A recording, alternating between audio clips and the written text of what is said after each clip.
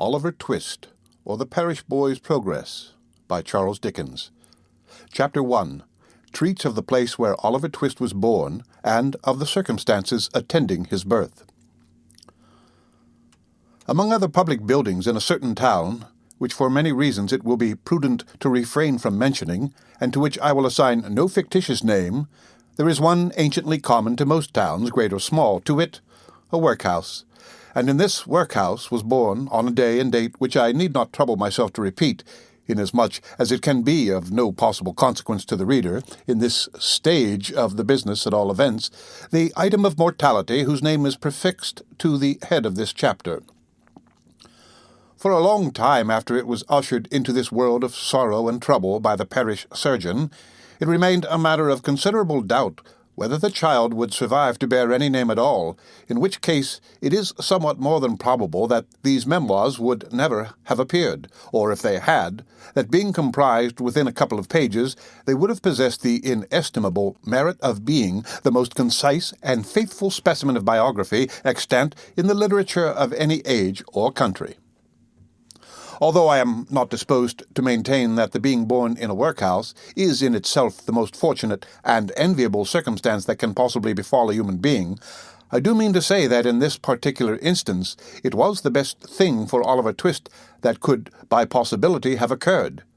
The fact is that there was considerable difficulty in inducing Oliver to take upon himself the office of respiration, a troublesome practice, but one which custom has rendered necessary to our easy existence, and for some time he lay gasping on a little flock mattress, rather unequally poised between this world and the next, the balance being decidedly in favor of the latter. Now, if, during this brief period, Oliver had been surrounded by careful grandmothers, anxious aunts, experienced nurses, and doctors of profound wisdom, he would most inevitably and indubitably have been killed in no time, there being nobody by, however, but a pauper old woman who was rendered rather misty by an unwonted allowance of beer, and a parish surgeon who did such matters by contract. Oliver and nature fought out the point between them. The result was that, after a few struggles, Oliver breathed, sneezed, and proceeded to advertise to the inmates of the workhouse the fact of a new burden having been imposed upon the parish by setting up as loud a cry as could reasonably have been expected from a male infant who had not been possessed of that very useful appendage, a voice, for a much longer space of time than 3 minutes and a quarter. As Oliver gave this first proof of the free and proper action of his lungs, the patchwork coverlet, which was carelessly flung over the iron bedstead, rustled, the pale face of a young woman was raised feebly from the pillow, and a faint voice imperfectly articulated the words, "Let me see the child, and die." The surgeon had been sitting with his face turned towards the fire, giving the palms of his hands a warm and a rub alternately. As the young woman spoke, he rose, and advancing to the bed's head, said with more kindness than might have been expected of him, "Oh, you must not talk about dying yet." "Lord bless her dear heart, no," interposed the nurse, hastily depositing in her pocket a green glass bottle, the contents of which she had been tasting in a corner with evident satisfaction. "Lord bless her dear heart, when she has lived as long as I have, sir, and had 13 children of her own, and all on 'em dead except 2, and them in the workhouse with me, she'll know better than to take on in that way, bless her dear heart. Think what it is to be a mother. There's a dear young lamb, do." Apparently, this consolatory perspective of a mother's prospects failed in producing its due effect. The patient shook her head and stretched out her hands towards the child. The surgeon deposited it in her arms. She imprinted her cold white lips passionately on its forehead, passed her hands over her face, gazed wildly round, shuddered, fell back, and died. They chafed her breast, hands, and temples, but the blood had stopped forever. They talked of hope and comfort. They had been strangers too long. "It's all over, Mrs. Thingummy," said the surgeon at last. "Ah, poor dear, so 'tis," said the nurse, picking up the cork of the green bottle, which had fallen out on the pillow as she stooped to take up the child. "Poor dear." "You needn't mind sending up to me if the child cries, nurse," said the surgeon, putting on his gloves with great deliberation. "It's very likely it will be troublesome. Give it a little gruel, if it is." He put on his hat, and pausing by the bedside on his way to the door, added, "She was a good-looking girl, too. Where did she come from?"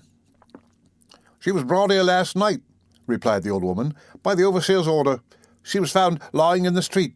She had walked some distance, for her shoes were worn to pieces, but where she came from or where she was going to, nobody knows." The surgeon leaned over the body and raised the left hand. "The old story," he said, shaking his head. "No wedding ring, I see. Ah. Good night." The medical gentleman walked away to dinner, and the nurse, having once more applied herself to the green bottle, sat down on a low chair before the fire and proceeded to dress the infant. What an excellent example of the power of dress young Oliver Twist was! Wrapped in the blanket which had hitherto formed his only covering, he might have been the child of a nobleman or a beggar. It would have been hard for the haughtiest stranger to have assigned him his proper station in society. But now that he was enveloped in the old calico robes, which had grown yellow in the same service, he was badged and ticketed, and fell into his place at once, a parish child, the orphan of a workhouse, the humble, half-starved drudge, to be cuffed and buffeted through the world, despised by all and pitied by none. Oliver cried lustily. If he could have known that he was an orphan, left to the tender mercies of church wardens and overseers, perhaps he would have cried the louder. The end of Chapter 1 of Oliver Twist. Read by Rick Kistner for Lit to Go on the web at fcit.usf.edu. Oliver Twist by Charles Dickens. Chapter 2. Treats of Oliver Twist's growth, education, and board. For the next 8 or 10 months, Oliver was the victim of a systematic course of treachery and deception. He was brought up by hand. The hungry and destitute situation of the infant orphan was duly reported by the workhouse authorities to the parish authorities. The parish authorities inquired with dignity of the workhouse authorities whether there was no female then domiciled in the house who was in a situation to impart to Oliver Twist the consolation and nourishment of which he stood in need. The workhouse authorities replied with humility that there was not. Upon this, the parish authorities magnanimously and humanely resolved that Oliver should be farmed, or, in other words, that he should be dispatched to a branch workhouse some 3 miles off, where 20 or 30 other juvenile offenders against the poor laws rolled about the floor all day without the inconvenience of too much food or too much clothing, under the parental superintendence of an elderly female, who received the culprits at and for the consideration of 7 halfpenny per small head per week. 7 halfpenny's worth per week is a good round diet for a child. A great deal may be got for 7 halfpenny, quite enough to overload its stomach and make it uncomfortable. The elderly female was a woman of wisdom and experience. She knew what was good for children, and she had a very accurate perception of what was good for herself. So she appropriated the greater part of the weekly stipend to her own use, and consigned the rising parochial generation to even a shorter allowance than was originally provided for them, thereby finding in the lowest depth a deeper still, and proving herself a very great experimental philosopher. Everybody knows the story of another experimental philosopher who had a great theory about a horse being able to live without eating, and who demonstrated it so well that he had got his own horse down to a straw a day, and would unquestionably have rendered him a very spirited and rampacious animal on nothing at all if he had not died 24 hours before he was to have had his first comfortable bait of air. Unfortunately for the experimental philosophy of the female to whose protecting care Oliver Twist was delivered over, a similar result usually attended the operation of her system, for at the very moment when the child had contrived to exist upon the smallest possible portion of the weakest possible food, it did perversely happen in 8.5 cases out of 10, either that it sickened from want and cold, or fell into the fire from neglect, or got half smothered by accident, in any one of which cases the miserable little being was usually summoned into another world, and there gathered to the fathers it had never known in this.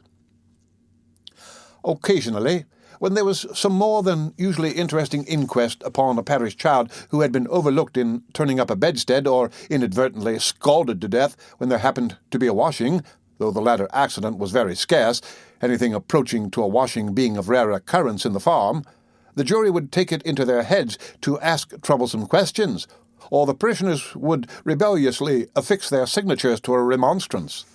But these impertinences were speedily checked by the evidence of the surgeon and the testimony of the beadle, the former of whom had always opened the body and found nothing inside, which was very probable indeed, and the latter of whom invariably swore whatever the parish wanted, which was very self-devotional.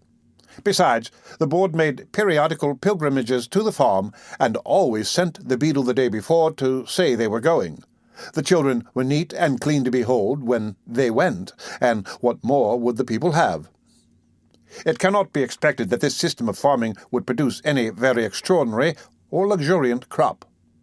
Oliver Twist's 9th birthday found him a pale, thin child, somewhat diminutive in stature and decidedly small in circumference, but nature or inheritance had implanted a good sturdy spirit in Oliver's breast. It had had plenty of room to expand, thanks to the spare diet of the establishment, and perhaps to this circumstance may be attributed his having any 9th birthday at all. Be this as it may, however, it was his 9th birthday, and he was keeping it in the coal cellar with a select party of 2 other young gentlemen, who, after participating with him in a sound thrashing, had been locked up for atrociously presuming to be hungry, when Mrs. Mann, the good lady of the house, was unexpectedly startled by the apparition of Mr. Bumble, the beadle, striving to undo the wicket of the garden gate. "Goodness gracious, is that you, Mr. Bumble, sir?" said Mrs. Mann, thrusting her head out of the window in well-affected ecstasies of joy. "Susan, take Oliver and them 2 brats upstairs and wash 'em directly." "My heart alive! Mr. Bumble, how glad I am to see you, surely." Now Mr. Bumble was a fat man and a choleric, so instead of responding to this open-hearted salutation in a kindred spirit, he gave the little wicket a tremendous shake and then bestowed upon it a kick which could have emanated from no leg but a beadle's. "Law, only think," said Mrs. Mann, running out, for the 3 boys had been removed by this time. "Only think of that I should have forgotten that the gate was bolted on the inside on account of them dear children. Walk in, sir. Walk in, pray, Mr. Bumble, do, sir." Although this invitation was accompanied with a curtsy that might have softened the heart of a church warden, it by no means mollified the beadle. "Do you think this respectful or proper conduct, Mrs. Mann?" inquired Mr. Bumble, grasping his cane, "to keep the parish officers a-waiting at your garden gate when they come here upon parochial business with parochial orphans? Are you aware, Mrs. Mann, that you are, as I may say, a parochial delegate and a stipendiary?" "I'm sure, Mr. Bumble, that I was only a-telling 1 or 2 of the dear children as is so fond of you that it was you a-coming," replied Mrs. Mann with great humility. Mr. Bumble had a great idea of his oratorical powers and his importance. He had displayed the one and vindicated the other. He relaxed. "Well, Mrs. Mann," he replied in a calmer tone, "it may be as you say, it may be. Lead the way in, Mrs. Mann, for I come on business and have something to say." Mrs. Mann ushered the beadle into a small parlour with a brick floor, placed a seat for him, and officiously deposited his cocked hat and cane on the table before him. Mr. Bumble wiped from his forehead the perspiration which his walk had engendered, glanced complacently at the cocked hat, and smiled. Yes, he smiled. Beadles are but men, and Mr. Bumble smiled. "Now don't you be offended at what I'm going to say," observed Mrs. Mann, with captivating sweetness. "You've had a long walk, you know, or I wouldn't mention it. Now, will you take a little drop of something, Mr. Bumble?" "Not a drop, not a drop," said Mr. Bumble, waving his right hand in a dignified but placid manner. "I think you will," said Mrs. Mann, who had noticed the tone of the refusal and the gesture that had accompanied it. "Just a little drop, with a little cold water and a lump of sugar." Mr. Bumble coughed. "Now, just a little drop," said Mrs. Mann persuasively. "What is it?" inquired the beadle. "Why, it's what I'm obliged to keep a little of in the house to put into the blessed infant's daffy when they ain't well, Mr. Bumble," replied Mrs. Mann, as she opened a corner cupboard and took down a bottle and a glass. "It's gin. I'll not deceive you, Mr. B. It's gin." "Do you give the children daffy, Mrs. Mann?" inquired Bumble, following with his eyes the interesting process of mixing. "Ah, bless 'em, that I do, dear, as it is," replied the nurse. I couldn't see him suffer before my very eyes, you know, sir." "No," said Mr. Bumble approvingly. "No, you could not. You are a humane woman, Mrs. Mann." Here she set down the glass. "I should take early opportunity of mentioning it to the board, Mrs. Mann." He drew it towards him. "You feel as a mother, Mrs. Mann." He stirred the gin and water. I drink your health with cheerfulness, Mrs. Mann," and he swallowed half of it. "And now about that business," said the beadle, taking out a leathern pocket-book. "The child that was half-baptized, Oliver Twist, is 9-year-old today." "Bless him," interposed Mrs. Mann, inflaming her left eye with the corner of her apron. "And notwithstanding our offered reward of £10, which was afterwards increased to £20, notwithstanding the most superlative and, I may say, supernatural exertions on the part of this parish," said Bumble, "we have never been able to discover who is his father, or what was his mother's settlement, name, or condition." Mrs. Mann raised her hands in astonishment, but added after a moment's reflection, "How comes he to have any name at all, then?" The beadle drew himself up with great pride and said, "I invented it." "You, Mr. Bumble?" "I, Mrs. Mann. We name our foundlings in alphabetical order. The last was S. Swubble, I named him. This was a T. Twist, I named him. The next one comes will be Unwin, and the next Wilkins. I have got names ready-made to the end of the alphabet, and all the way through it again when we come to Z." "Why, you're quite a literary character, sir," said Mrs. Mann. Well, said the beadle, evidently gratified with the compliment. Perhaps I may be, Mrs. Mann."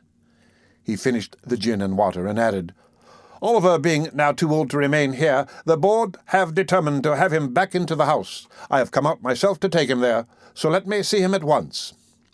"I'll fetch him directly," said Mrs. Mann, leaving the room for that purpose.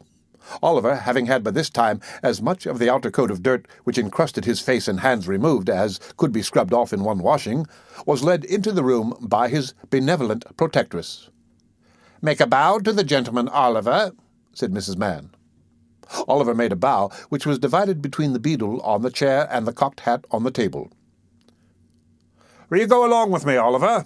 said Mr. Bumble in a majestic voice. Oliver was about to say that he would go along with anybody with great readiness when, glancing upward, he caught sight of Mrs. Mann, who had got behind the beadle's chair and was shaking her fist at him with a furious countenance. He took the hint at once, for the fist had been too often impressed upon his body not to be deeply impressed upon his recollection. "Will she go with me?" inquired poor Oliver. "No, she can't," replied Mr. Bumble, "but she'll come and see you sometimes." This was no very great consolation to the child. Young as he was, however, he had sense enough to make a feint of feeling great regret at going away. It was no very difficult matter for the boy to call tears into his eyes. Hunger and recent ill-usage are great assistants if you want to cry, and Oliver cried very naturally indeed. Mrs. Mann gave him 1,000 embraces, and what Oliver wanted a great deal more, a piece of bread and butter, lest he should seem too hungry when he got to the workhouse. With the slice of bread in his hand and the little brown cloth parish cap on his head, Oliver was then led away by Mr. Bumble from the wretched home where one kind word or look had never lighted the gloom of his infant years. And yet he burst into an agony of childish grief as the cottage gate closed after him. Wretched as were the little companions in misery he was leaving behind, they were the only friends he had ever known, and a sense of his loneliness in the great wide world sank into the child's heart for the first time. Mr. Bumble walked on with long strides. Little Oliver, firmly grasping his gold-laced cuff, trotted beside him, inquiring at the end of every quarter of a mile whether they were nearly there. To these interrogations Mr. Bumble returned very brief and snappish replies, for the temporary blandness which gin and water awakens in some bosoms had by this time evaporated, and he was once again a beadle. Oliver had not been within the walls of the workhouse a quarter of an hour, and had scarcely completed the demolition of a second slice of bread, when Mr. Bumble, who had handed him over to the care of an old woman, returned, and telling him it was a board night, informed him that the board had said he was to appear before it. Not having a very clearly defined notion of what a live board was, Oliver was rather astounded by this intelligence, and was not quite certain whether he ought to laugh or cry. He had no time to think about the matter, however, for Mr. Bumble gave him a tap on the head with his cane to wake him up, and another on the back to make him lively, and bidding him to follow, conducted him into a large whitewashed room where 8 or 10 fat gentlemen were sitting around a table. At the top of the table, seated in an armchair rather higher than the rest, was a particularly fat gentleman with a very round red face. "Bow to the board," said Bumble. Oliver brushed away 2 or 3 tears that were lingering in his eyes, and, seeing no board but the table, fortunately bowed to that. "What's your name, boy?" said the gentleman in the high chair. Oliver was frightened at the sight of so many gentlemen, which made him tremble, and the beadle gave him another tap behind, which made him cry. These 2 causes made him answer in a very low and hesitating voice, whereupon a gentleman in a white waistcoat said he was a fool, which was a capital way of raising his spirits and putting him quite at his ease. "Boy," said the gentleman in the high chair, "listen to me. You know you're an orphan, I suppose?" "What's that, sir?" inquired poor Oliver. "The boy is a fool. I thought he was," said the gentleman in the white waistcoat. "Hush," said the gentleman who had spoken first. "You know you've got no father or mother, and that you were brought up by the parish, don't you?" "Yes, sir," replied Oliver, weeping bitterly. "What are you crying for?" inquired the gentleman in the white waistcoat. And, to be sure, it was very extraordinary. What could the boy be crying for? "I hope you say your prayers every night," said another gentleman in a gruff voice, "and pray for the people who feed you and take care of you, like a Christian." "Yes, sir," stammered the boy. The gentleman who spoke last was unconsciously right. It would have been very like a Christian, and a marvellously good Christian too, if Oliver had prayed for the people who fed and took care of him, but he hadn't, because nobody had taught him. "Well, you have come here to be educated and taught a useful trade," said the red-faced gentleman in the high chair. "So you'll begin to pick oakum tomorrow morning at 6 o'clock, added the surly one in the white waistcoat. For the combination of both these blessings, in the simple one process of picking oakum, Oliver bowed low by the direction of the beadle, and was then hurried away to a large ward, where, on a rough hard bed, he sobbed himself to sleep. What a novel illustration of the tender laws of England! They let the paupers go to sleep. Poor Oliver! He little thought, as he lay sleeping in a happy unconsciousness of all around him, that the board had that very day arrived at a decision which would exercise the most material influence over all his future fortunes. But they had, and this was it. The members of this board were very sage, deep, philosophical men, and when they came to turn their attention to the workhouse, they found out at once what ordinary folks would never have discovered. The poor people liked it. It was a regular place of public entertainment for the poorer classes, a tavern where there was nothing to pay, a public breakfast, dinner, tea, and supper all the year round, a brick-and-mortar Elysium where it was all play and no work.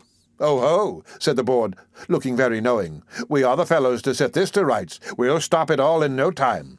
So they established the rule that all poor people should have the alternative, for they would compel nobody, not they, of being starved by a gradual process in the house, or by a quick one out of it. With this view, they contracted with the waterworks to lay on an unlimited supply of water, and with a corn factor to supply periodically small quantities of oatmeal, and issued 3 meals of thin gruel a day, with an onion twice a week, and half a roll of Sundays. They made a great many other wise and humane regulations, having reference to the ladies, which it is not necessary to repeat. Kindly undertook to divorce poor married people in consequence of the great expense of a suit in Doctors' Commons, and, instead of compelling a man to support his family as they had theretofore done, took his family away from him, and made him a bachelor. There is no saying how many applicants for relief under these last 2 heads might have started up in all classes of society if it had not been coupled with the workhouse. But the board were long-headed men, and had provided for this difficulty. The relief was inseparable from the workhouse and the gruel, and that frightened people. For the first 6 months after Oliver Twist was removed, the system was in full operation. It was rather expensive at first, in consequence of the increase in the undertaker's bill and the necessity of taking in the clothes of all the paupers which fluttered loosely on their wasted, shrunken forms after a week or two's gruel. But the number of workhouse inmates got thin as well as the paupers, and the board were in ecstasies. The room in which the boys were fed was a large stone hall with a copper at one end, out of which the master, dressed in an apron for the purpose, and assisted by one or two women, ladled the gruel at meal times.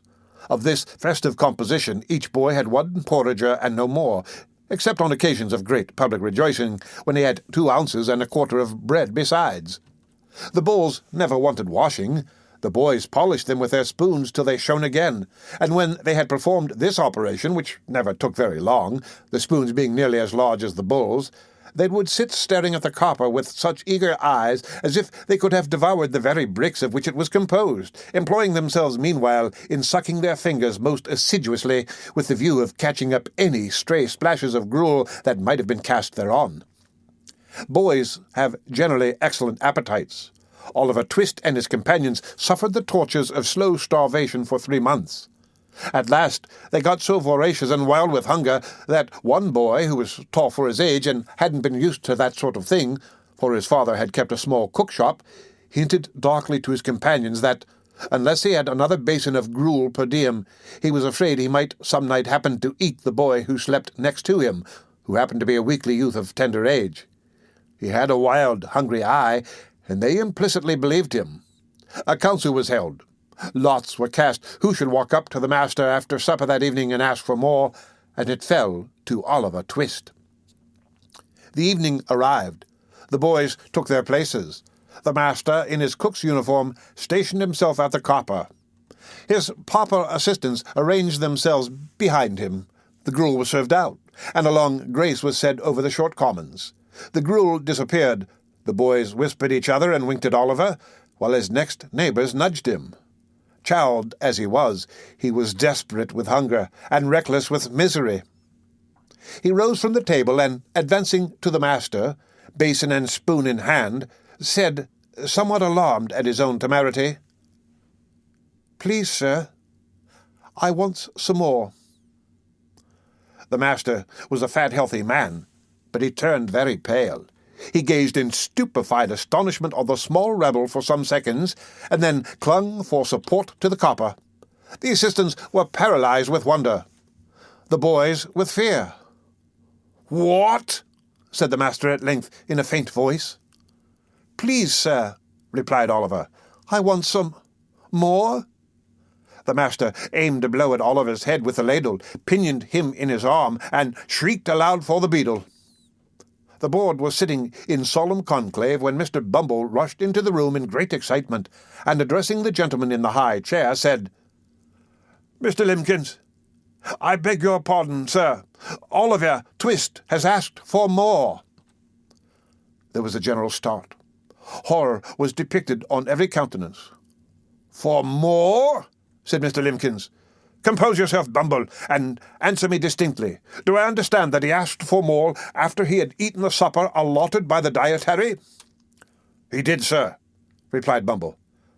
"That boy will be hung," said the gentleman in the white waistcoat. "I know that boy will be hung." Nobody controverted the prophetic gentleman's opinion. An animated discussion took place. Oliver was ordered into instant confinement, and a bill was next morning pasted on the outside of the gate, offering a reward of £5 to anybody who would take Oliver Twist off the hands of the parish. In other words, £5 and Oliver Twist were offered to any man or woman who wanted an apprentice to any trade, business, or calling. "I never was more convinced of anything in my life," said the gentleman in the white waistcoat as he knocked at the gate and read the bill next morning. "I never was more convinced of anything in my life than I am that boy will come to be hung." As I propose to show in the sequel whether the white waistcoated gentleman was right or not, I should perhaps mar the interest of this narrative, supposing it to possess any at all, if I ventured to hint just yet whether the life of Oliver Twist had this violent termination or no. The end of Chapter 2 of Oliver Twist. Read by Rick Kishner for Lit to Go on the web at fcit.usf.edu. Oliver Twist by Charles Dickens. Chapter 3 relates how Oliver Twist was very near getting a place which would not have been a sinecure. For a week after the commission of the impious and profane offence of asking for more, Oliver remained a close prisoner in the dark and solitary room to which he had been consigned by the wisdom and mercy of the board. It appears, at first sight not unreasonable, to suppose that, if he had entertained a becoming feeling of respect for the prediction of the gentleman in the white waistcoat, he would have established that sage individual's prophetic character once and forever by tying one end of his pocket handkerchief to a hook in the wall and attaching himself to the other. To the performance of this feat, however, there was one obstacle, namely that pocket handkerchiefs, being decided articles of luxury, had been, for all future times and ages, removed from the noses of paupers by the express order of the board, in council assembled, solemnly given and pronounced under their hands and seals. There was a still greater obstacle in Oliver's youth and childishness. He only cried bitterly all day, and when the long, dismal night came on, spread his little hands before his eyes to shut out the darkness, and, crouching in the corner, tried to sleep, ever and anon waking with a start and tremble, and drawing himself closer and closer to the wall, as if to feel even its cold, hard surface were a protection in the gloom and loneliness which surrounded him. Let it not be supposed by the enemies of the system that, during the period of his solitary incarceration, Oliver was denied the benefit of exercise, the pleasure of society, or the advantages of religious consolation. As for exercise, it was nice cold weather, and he was allowed to perform his ablutions every morning under the pump in a stone yard in the presence of Mr. Bumble, who prevented his catching cold and caused a tingling sensation to pervade his frame by repeated applications of the cane.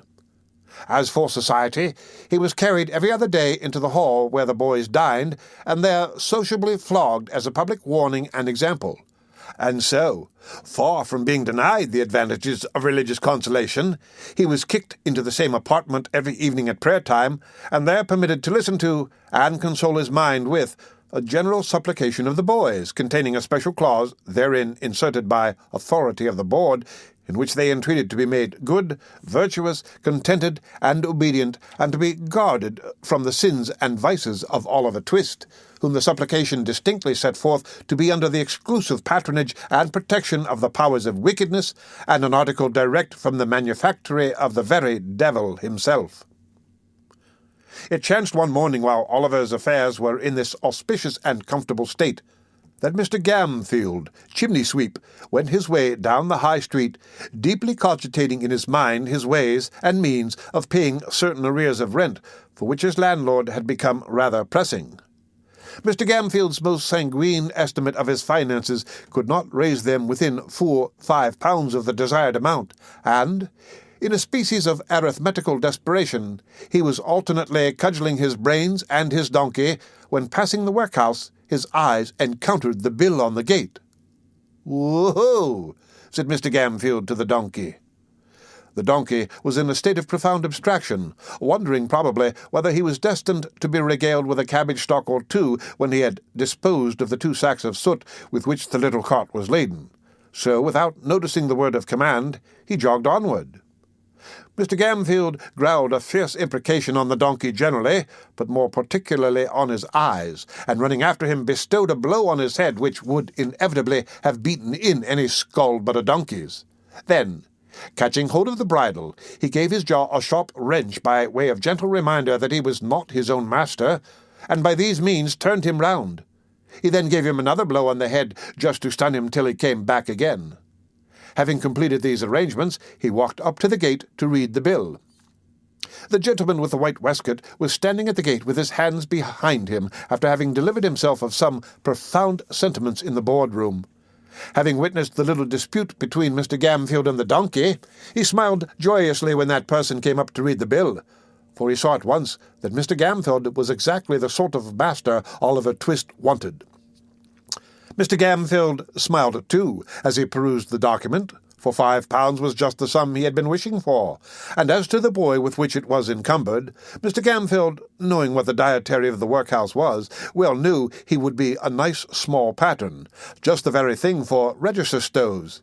So he spelt the bill through again, from beginning to end, and then, touching his fur cap in token of humility, accosted the gentleman in the white waistcoat. "This here boy, Walter Parrish, wants to prentice," said Mr. Gamfield. "Aye, my man," said the gentleman in the white waistcoat, with a condescending smile.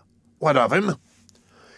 "If the parish would like him to learn a right pleasant trade in a good spectable chimbley-sweeping business," said Mr. Gamfield, "I want a prentice, and I am ready to take him."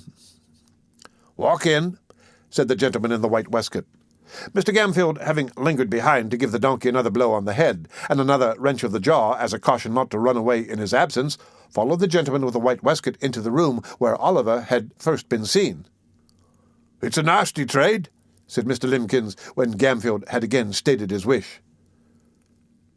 "Young boys have been smothered in chimneys before now," said another gentleman. "That's a cause they dampen the straw afore they lit in the chimney to make 'em come down again," said Mr. Gamfield. "That's all smoke and no blaze, whereas smoke ain't no use at all in making a boy come down, for it only sends him to sleep, and that's what he likes.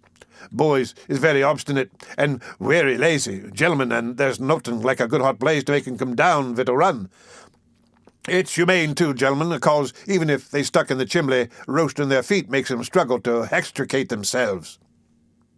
The gentleman in the white waistcoat appeared very much amused by this explanation, but his mirth was speedily checked by a look from Mr. Limkins. The board then proceeded to converse among themselves for a few minutes, but in so low a tone that the words "saving of expenditure," "looked well in the accounts," "have a printed report published," were alone audible. These only chanced to be heard, indeed, on account of their being very frequently repeated with great emphasis. At length the whispering ceased, and the members of the board having resumed their seats and their solemnity, Mr. Limkins said, "We have considered your proposition, and we don't approve of it." "Not at all," said the gentleman in the white waistcoat. "Decidedly not," added the other members. As Mr. Gamfield did happen to labour under the slight imputation of having bruised 3 or 4 boys to death already, it occurred to him that the board had perhaps, in some unaccountable freak, taken it into their heads that this extraneous circumstance ought to influence their proceedings. It was very unlike their general mode of doing business, if they had, but still, as he had no particular wish to revive the rumour, he twisted his cap in his hands and walked slowly from the table. "So you won't let me have him, gentlemen?" said Mr. Gamfield, pausing near the door. "No," replied Mr. Limkins. "At least, as it's a nasty business, we think you ought to take something less than the premium we offered." Mr. Gamfield's countenance brightened, as with a quick step he returned to the table and said, "What'll you give, gentlemen? Come, don't be too hard on a poor man. What'll you give?" "I should say £3.10 was plenty," said Mr. Limkins. "10 shillings too much," said the gentleman in the white waistcoat. "Come," said Gamfield, "say £4, gentlemen. Say £4, and you've got rid of him for good and all. There." "£3.10, repeated Mr. Limkins firmly. "Come. I'll split the difference, gentlemen," urged Gamfield. £3.15. "Not a farthing more," was the firm reply of Mr. Limkins. "You're desperate hard upon me, gentlemen," said Gamfield, wavering. "Pooh! Pooh, nonsense," said the gentleman in the white waistcoat. "He'd be cheap with nothing at all as a premium. Take him, you silly fellow. He's just the boy for you. He wants the stick now and then. It'll do him good, and his board needn't come very expensive, for he hasn't been overfed since he was born. Ho-ho!" Mr. Gamfield gave an arch look at the faces round the table, and, observing a smile on all of them, gradually broke into a smile himself. The bargain was made. Mr. Bumble was at once instructed that Oliver Twist and his indentures were to be conveyed before the magistrate for signature and approval that very afternoon.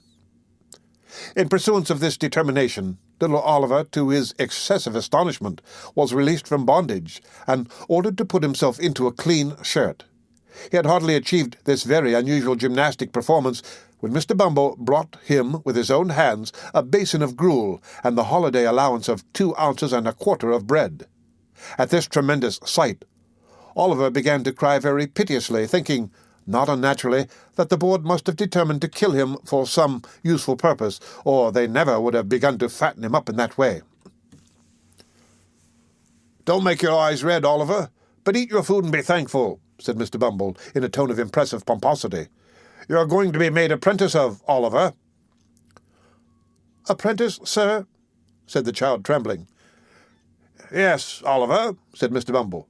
The kind and blessed gentlemen, which is so many parents to you, Oliver, when you have none of your own, are going to prentice you, and to set you up in life, and make a man of you, although the expense to the parish is £3.10.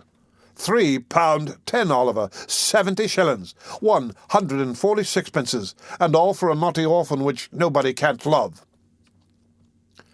As Mr. Bumble paused to take breath after delivering this address in an awful voice, the tears rolled down the poor child's face, and he sobbed bitterly. "Come," said Mr. Bumble somewhat less pompously, for it was gratifying to his feelings to observe the effect his eloquence had produced. "Come, Oliver. Wipe your eyes with the cuffs of your jacket, and don't cry into your gruel. That's a very foolish action, Oliver." It certainly was, for there was quite enough water in it already. On the way to the magistrate, Mr. Bumble instructed Oliver that all he would have to do would be to look very happy and say, when the gentleman asked him if he wanted to be apprenticed, that he should like it very much indeed, both of which injunctions Oliver promised to obey, the rather as Mr. Bumble threw in a gentle hint that if he failed in either particular, there was no telling what would be done to him. When they arrived at the office, he was shut up in a little room by himself, and admonished by Mr. Bumble to stay there until he came back to fetch him. There the boy remained, with a palpitating heart, for half an hour, at the expiration of which time Mr. Bumble thrust in his head, unadorned, with the cocked hat, and said aloud, "Now, Oliver, my dear, come to the gentleman." As Mr. Bumble said this, he put on a grim and threatening look, and added in a low voice, "Mind what I told you, you young rascal." Oliver stared innocently in Mr. Bumble's face at this somewhat contradictory style of address, but that gentleman prevented his offering any remark thereupon by leading him at once into an adjoining room, the door of which was open. It was a large room with a great window. Behind a desk sat two old gentlemen with powdered heads, one of whom was reading the newspaper, while the other was perusing, with the aid of a pair of tortoise-shell spectacles, a small piece of parchment which lay before him. Mr. Limkins was standing in front of the desk on one side, and Mr. Gamfield with a partially washed face on the other, while two or three bluff-looking men in top boots were lounging about. The old gentleman with the spectacles gradually dozed off over the little bit of parchment, and there was a short pause after Oliver had been stationed by Mr. Bumble in front of the desk. "This is the boy, your worship," said Mr. Bumble. The old gentleman who was reading the newspaper raised his head for a moment, and pulled the other old gentleman by the sleeve, whereupon the last-mentioned old gentleman woke up. "Oh, is this the boy?" said the old gentleman.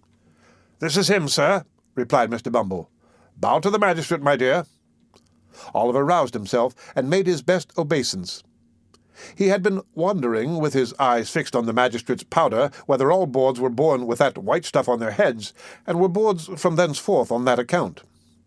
"Well," said the old gentleman, "I suppose he's fond of chimney-sweeping."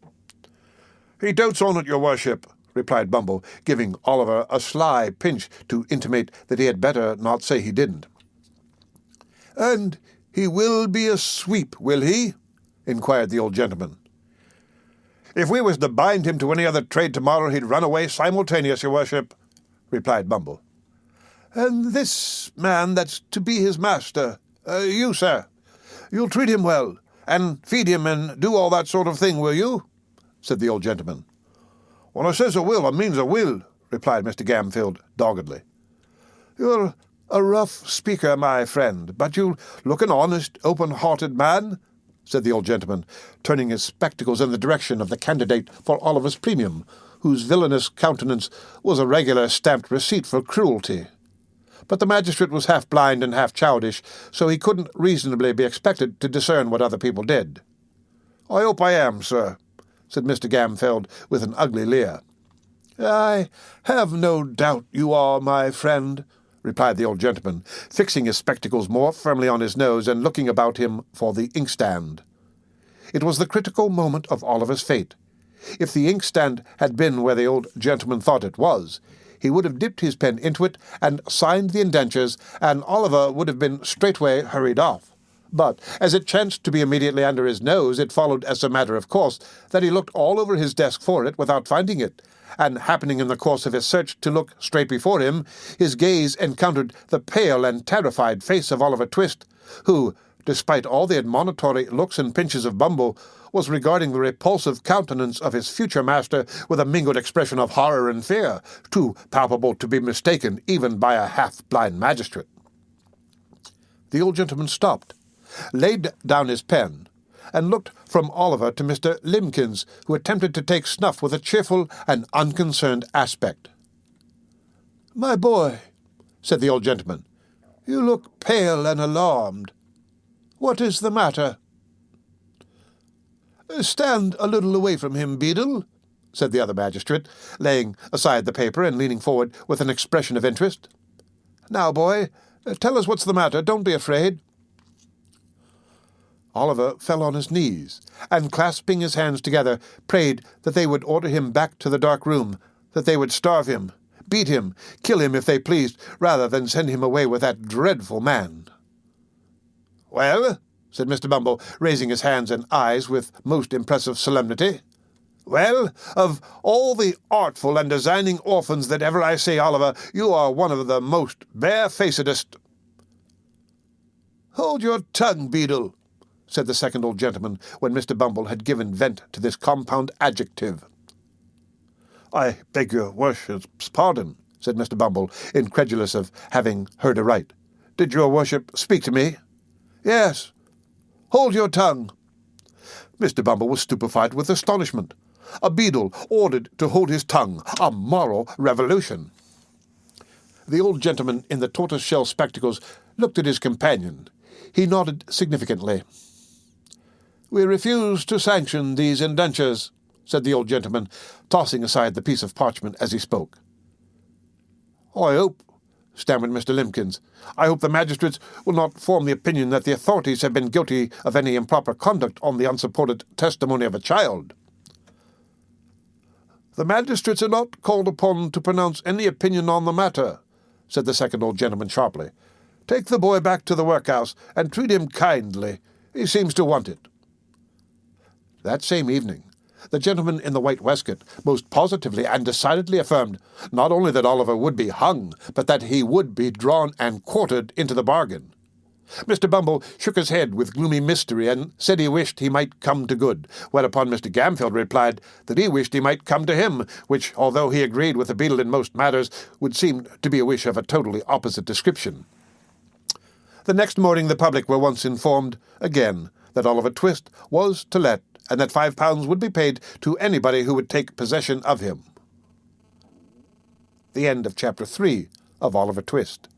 Read by Rick Kishner for Lit to go on the web at fcit.usf.edu. Oliver Twist by Charles Dickens. Chapter 4. Oliver, being offered another place, makes his first entry into public life. In great families, when an advantageous place cannot be obtained, either in possession, reversion, remainder, or expectancy, for the young man who is growing up, it is a very general custom to send him to sea. The board, in imitation of so wise and salutary an example, took counsel together on the expediency of shipping off Oliver Twist in some small trading vessel bound to a good unhealthy port.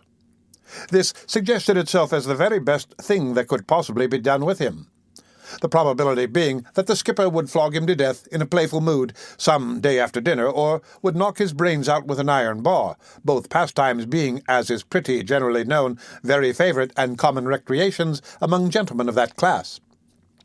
The more the case presented itself to the board, in this point of view, the more manifold the advantages of the step appeared.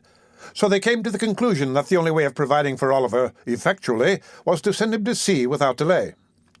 Mr. Bumble had been dispatched to make various preliminary inquiries, with the view of finding out some captain or other who wanted a cabin boy without any friends, and was returning to the workhouse to communicate the result of his mission, when he encountered at the gate no less a person than Mr. Sowerberry, the parochial undertaker.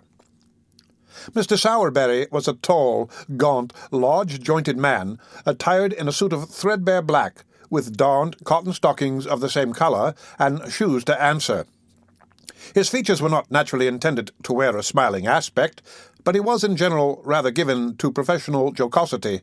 His step was elastic, and his face betokened inward pleasantry as he advanced to Mr. Bumble and shook him cordially by the hand. "I have taken the measure of the 2 women that died last night, Mr. Bumble," said the undertaker. "You'll make your fortune, Mr. Sowerberry," said the beadle, as he thrust his thumb and forefinger into the proffered snuff-box of the undertaker, which was an ingenious little model of a patent coffin. "I say you'll make your fortune, Mr. Sowerberry," repeated Mr. Bumble, tapping the undertaker on the shoulder in a friendly manner with his cane. "Think so?" said the undertaker, in a tone which half admitted and half disputed the probability of the event. "The prices allowed by the board are very small, Mr. Bumble." "So are the coffins," replied the beadle, with precisely as near an approach to a laugh as a great official ought to indulge in. Mr. Sowerberry was much tickled at this, as of course he ought to be, and laughed a long time without cessation. Well, Mr. Bumble," he said at length, "there's no denying that, since the new system of feeding has come in, the coffins are something narrower and more shallow than they used to be. But we must have some profit, Mr. Bumble. Well-seasoned timber is an expensive article, sir, and all the iron handles come by canal from Birmingham." Well, said Mr. Bumble, "every trade has its drawbacks. A fair profit is, of course, allowable." Of course, replied the undertaker. "And if I don't get a profit upon this or that particular article, why, I make it up in the long run, you see. Yes. Just so," said Mr. Bumble. "Though I must say," continued the undertaker, resuming the current of observations which the beadle had interrupted, "though I must say, Mr. Bumble, that I have to contend against one very great disadvantage, which is that all the stout people go off the quickest. The people who have been better off and have paid rates for many years are the first to sink when they come into the house, and let me tell you, Mr. Bumble, that 3 or 4 inches over one's calculation makes a great hole in one's profits, especially when one has a family to provide for, sir." As Mr. Sowerberry said this, with the becoming indignation of an ill-used man, and as Mr. Bumble felt that it rather tended to convey a reflection on the honour of the parish, the latter gentleman thought it advisable to change the subject. Oliver Twist being uppermost in his mind, he made him his theme. "By the by," said Mr. Bumble, "you don't know anybody who wants a boy, do you? A parochial prentice who is at present a deadweight, a millstone, as I may say, round the parochial throat? Liberal terms, Mr. Sowerberry, liberal terms." As Mr. Bumble spoke, he raised his cane to the bill above him and gave 3 distinct raps upon the words £5, which were printed thereon in Roman capitals of gigantic size. "Good so," said the undertaker, taking Mr. Bumble by the gilt-edged lapel of his official coat. "That's just the very thing I wanted to speak to you about. You know, dear me, what a very elegant button this is, Mr. Bumble. I never noticed it before." "Yes, I think it is rather pretty," said the beadle, glancing proudly downwards at the large brass buttons which embellished his coat. "The die is the same as the parochial seal, the Good Samaritan, healing the sick and bruised man. The board presented it to me on New Year's morning, Mr. Sowerberry. I put it on, I remember, for the first time, to attend the inquest on that reduced tradesman who died in a doorway at midnight." "I recollect," said the undertaker. "The jury brought it in. Died from exposure to the cold and want of the common necessaries of life, didn't they?" Mr. Bumble nodded. "And they made it a special verdict, I think," said the undertaker, "by adding some words to the effect that if the relieving officer had—" "Tush! Foolery!" interposed the beadle. "If the board attended to all the nonsense that ignorant jurymen talk, they'd have enough to do." "Very true," said the undertaker. "They would indeed." "Juries," said Mr. Bumble, grasping his cane tightly as was his wont when working into a passion. "Juries is ineducated, vulgar, grovelling wenches." "So they are," said the undertaker. "They ain't no more philosophy nor political economy about 'em than that," said the beadle, snapping his fingers contemptuously. "No more they have," acquiesced the undertaker. "I despise 'em," said the beadle, growing very red in the face. "So do I," rejoined the undertaker. "And I only wish we'd a jury of the independent sort in the house for a week or 2, said the beadle. "The rules and regulations of the board would soon bring their spirit down for him." "Let him alone for that," replied the undertaker. So saying, he smiled approvingly to calm the rising wrath of the indignant parish officer. Mr. Bumble lifted off his cocked hat, took a handkerchief from the inside of the crown, wiped from his forehead the perspiration which his rage had engendered, fixed the cocked hat on again, and, turning to the undertaker, said in a calmer voice, "Well, what about the boy?" "Oh," replied the undertaker, "why, you know, Mr. Bumble, I pay a good deal towards the poor's rates." "Hum," said Mr. Bumble. "Well?" "Well," replied the undertaker, "I was thinking that if I pay so much towards them, I've a right to get as much out of them as I can, Mr. Bumble, and so I think I'll take the boy myself." Mr. Bumble grasped the undertaker by the arm and led him into the building. Mr. Sowerberry was closeted with the board for 5 minutes, and it was arranged that Oliver should go to him that evening upon liking, a phrase which means, in the case of a parish apprentice, that if the master find upon a short trial that he can get enough work out of a boy without putting too much food into him, he shall have him for a term of 2 years to do what he likes with. When little Oliver was taken before the gentleman that evening, and informed that he was to go that night as a general house-lad to a coffin-maker's, and that if he ever complained of his situation, or ever came back to the parish again, he would be sent to sea, there to be drowned, or knocked on the head, as the case might be, he evinced so little emotion that they by common consent pronounced him a hardened young rascal, and ordered Mr. Bumble to remove him forthwith. Now, although it was very natural that the board, of all the people in the world, should feel in a great state of virtuous astonishment and horror at the smallest tokens of want of feeling on the part of anybody, they were rather out in this particular instance. The simple fact was that Oliver, instead of possessing too little feeling, possessed rather too much, and was in a fair way of being reduced for life to a state of brutal stupidity and sullenness by the ill usage he had received. He heard the news of his destination in perfect silence, and, having had his luggage put into his hand, which was not very difficult to carry, inasmuch as it was all comprised within the limits of a brown paper parcel about 1/2 foot square by 3 inches deep, he pulled his cap over his eyes, and once more, attaching himself to Mr. Bumble's coat cuff, was led away by that dignitary to a new scene of suffering. For some time Mr. Bumble drew Oliver along without notice or remark, for the beadle carried his head very erect, as a beadle always should, and, it being a windy day, little Oliver was completely enshrouded by the skirts of Mr. Bumble's coat as they blew open, and disclosed to great advantage his flapped waistcoat and drab plush knee breeches. As they drew near to their destination, however, Mr. Bumble thought it expedient to look down and see that the boy was in good order for inspection by his new master, which he accordingly did with a fit and becoming air of gracious patronage.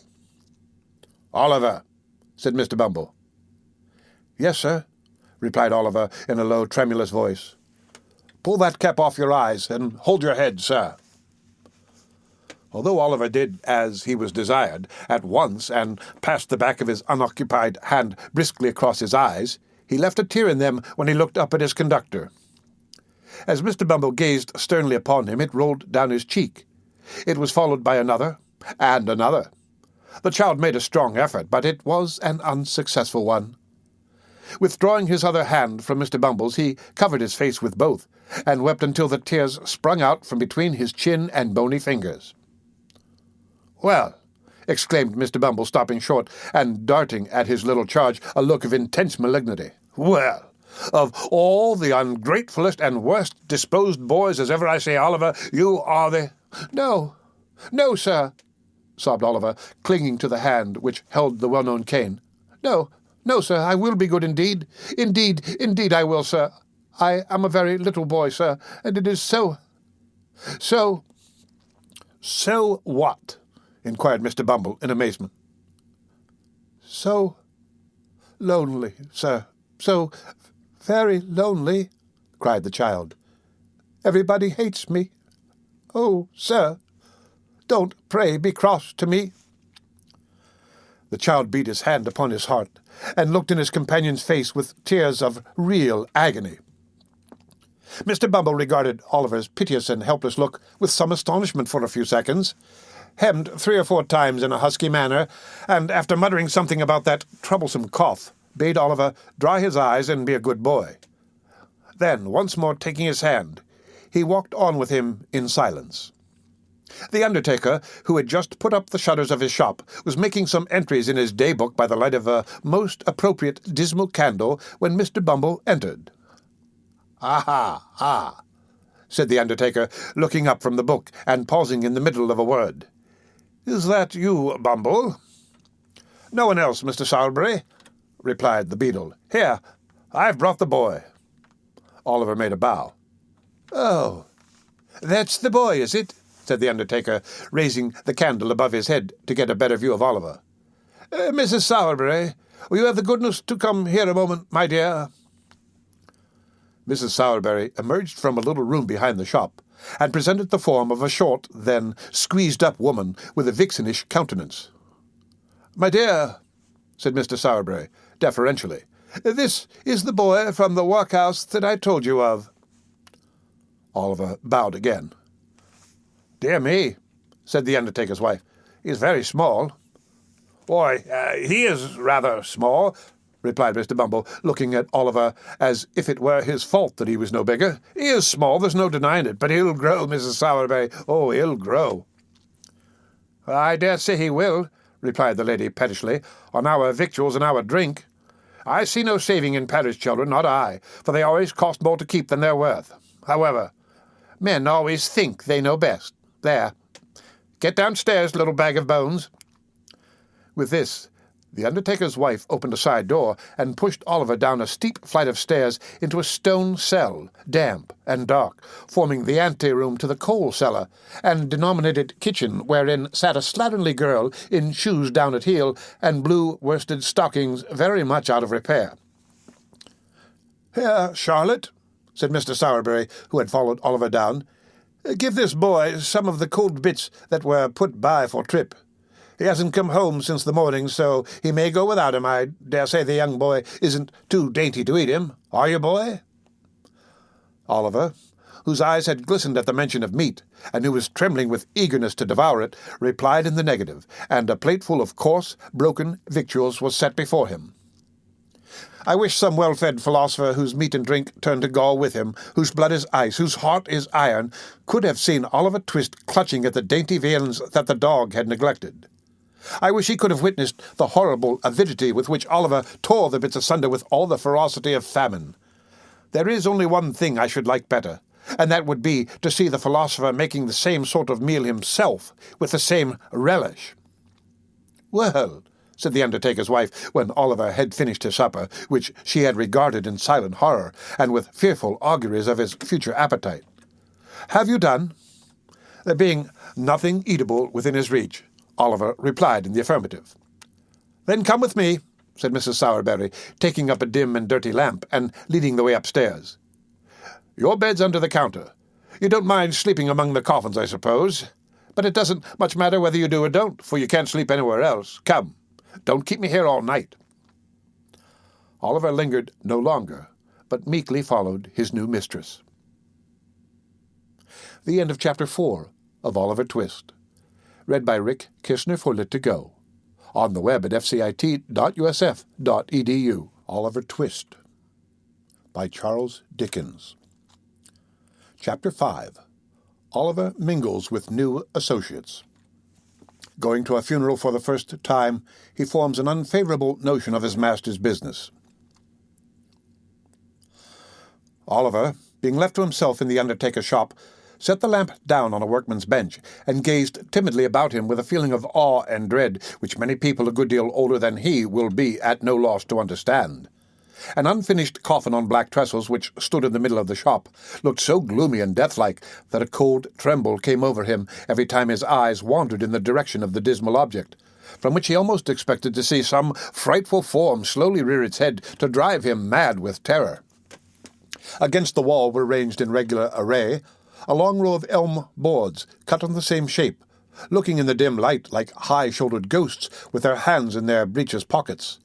Coffin plates, Elm chips, bright-headed nails, and shreds of black cloth lay scattered on the floor, and the wall behind the counter was ornamented with a lively representation of two mutes in very stiff neckcloths on duty at a large private door, with a hearse drawn by 4 black steeds approaching in the distance. The shop was close and hot. The atmosphere seemed tainted with the smell of coffins. The recess beneath the counter in which his flock mattress was thrust looked like a grave. Nor were these the only dismal feelings which depressed Oliver. He was alone in a strange place, and we all know how chilled and desolate the best of us will sometimes feel in such a situation. The boy had no friends to care for, or to care for him. The regret of no recent separation was fresh in his mind. The absence of no loved and well-remembered face sank heavily into his heart. But his heart was heavy, notwithstanding, and he wished, as he crept into his narrow bed, that were his coffin, and that he could be lain in a calm and lasting sleep in the churchyard ground, with the tall grass waving gently above his head, and the sound of the old deep bell to soothe him in his sleep. Oliver was awakened in the morning by a loud kicking at the outside of the shop door, which, before he could huddle on his clothes, was repeated in an angry and impetuous manner about 25 times. When he began to undo the chain, the legs desisted, and a voice began. "Open the door, will you?" cried the voice which belonged to the legs which had kicked at the door. "I will directly, sir," replied Oliver, undoing the chain and turning the key. "I suppose you're the new boy, ain't you?" said the voice through the keyhole. "Yes, sir," replied Oliver. "How old are you?" inquired the voice. 10, sir," replied Oliver. "Then I'll whop you when I get in," said the voice. "You just see if I don't. That's all, my workhouse brat." And having made this obliging promise, the voice began to whistle.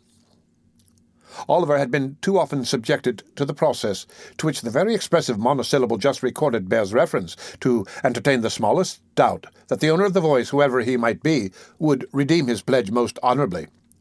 He drew back the bolts with a trembling hand and opened the door. For a second or two Oliver glanced up the street, and down the street, and over the way, impressed with the belief that the unknown who had addressed him through the keyhole had walked a few paces off to warm himself. For nobody did he see but a big charity boy sitting on a post in front of the house, eating a slice of bread and butter, which he cut into wedges the size of his mouth with a clasp knife, and then consumed with great dexterity. "I beg your pardon, sir," said Oliver at length, seeing that no other visitor made his appearance. "Did you knock?" "I kicked," replied the charity boy. "Did you want a coffin, sir?" inquired Oliver innocently. At this the charity boy looked monstrous fierce, and said that Oliver would want one before long if he cut jokes with his superiors in that way. "You don't know who I am, I suppose, workus?" said the charity boy in continuation, descending from the top of the post meanwhile with edifying gravity. "No, sir," replied Oliver. "I'm Mr. Noah Claypool," said the charity boy, "and you're under me. Take down the shutters, you idle young ruffian." With this Mr. Claypool administered a kick to Oliver, and entered the shop with a dignified air which did him great credit. It is difficult for a large-headed, small-eyed youth of lumbering make and heavy countenance to look dignified under any circumstances, but it is more especially so when superadded to these personal attractions are a red nose and yellow smalls. Oliver, having taken down the shutters and broken a pane of glass in his effort to stagger away beneath the weight of the first one to a small court at the side of the house in which they were kept during the day, was graciously assisted by Noah, who, having consoled him with the assurance that he'd catch it, condescended to help him. Mr. Sowerberry came down soon after. Shortly afterwards Mrs. Sowerberry appeared. Oliver, having caught it in fulfilment of Noah's prediction, followed that young gentleman down the stairs to breakfast. "Come near the fire, Noah," said Charlotte. "I saved a nice little bit of bacon for you from Master's breakfast. Oliver, shut that door at Mr. Noah's back, and take them bits that I've put out on the cover of the bread pan. There's your tea. Take it away to that box and drink it there, and make haste, for they'll want you to mind the shop. Do you hear?" "Do you hear us, workus?" said Noah Claypool. "Lor, Noah," said Charlotte, "what a rum creature you are. Why don't you let the boy alone?" "Let him alone?" said Noah. "Why, everybody lets him alone enough, for the matter of that. Neither his father nor his mother will ever interfere with him. All his relations let him have his own way pretty well, eh, Charlotte?" "Oh, you queer soul," said Charlotte, bursting into a hearty laugh, in which she was joined by Noah, after which they both looked scornfully at poor Oliver Twist, as they sat shivering on the box in the coldest corner of the room, and ate the stale pieces which had been specially reserved for him. Noah was a charity boy, but not a workhouse orphan. No chance child was he, for he could trace his genealogy all the way back to his parents, who lived hard by, his mother being a washerwoman, and his father a drunken soldier discharged with a wooden leg and a diurnal pension of twopence halfpenny and an unstateable fraction. The shop boys in the neighbourhood had long been in the habit of branding Noah in the public streets with the ignominious epithets of leathers, charity, and the like, and Noah had borne them without reply.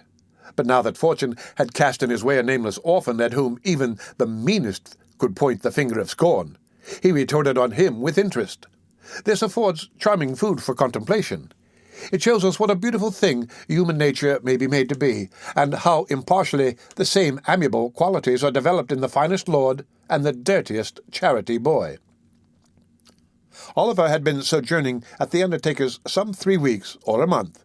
Mr. and Mrs. Sowerberry, the shop being shut up, were taking their supper in the little back parlour, when Mr. Sowerberry, after several deferential glances at his wife, said, "My dear." He was going to say more, but Mrs. Sowerberry, looking up with a peculiarly unpropitious aspect, he stopped short.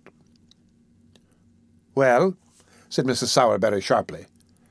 "Nothing, my dear, nothing," said Mr. Sowerberry. "Oh, you brute," said Mrs. Sowerberry. "Not at all, my dear," said Mr. Sowerberry humbly. "I thought you didn't want to hear, my dear. I was only going to say—" "Oh, don't tell me what you were going to say," interposed Mrs. Sowerberry. "I am nobody. Don't consult me, pray. I don't want to intrude upon your secrets." As Mrs. Sowerberry said this, she gave an hysterical laugh which threatened violent consequences. "But, my dear," said Sowerberry, "I want to ask your advice." "No, don't ask mine," replied Mrs. Sowerberry in an affecting manner. "Ask somebody else's." Here there was another hysterical laugh, which frightened Mr. Sowerberry very much. This is a very common and much-approved matrimonial course of treatment, which often is very effective.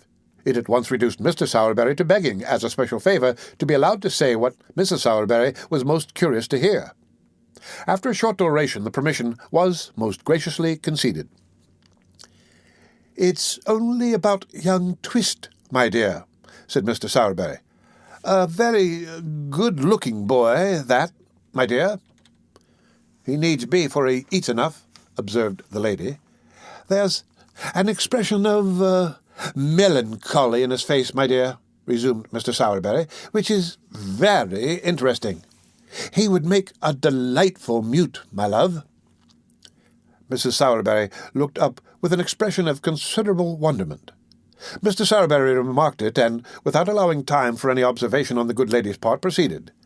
"Oh, I don't mean a regular mute to attend grown-up people, my dear, but only for children's practice.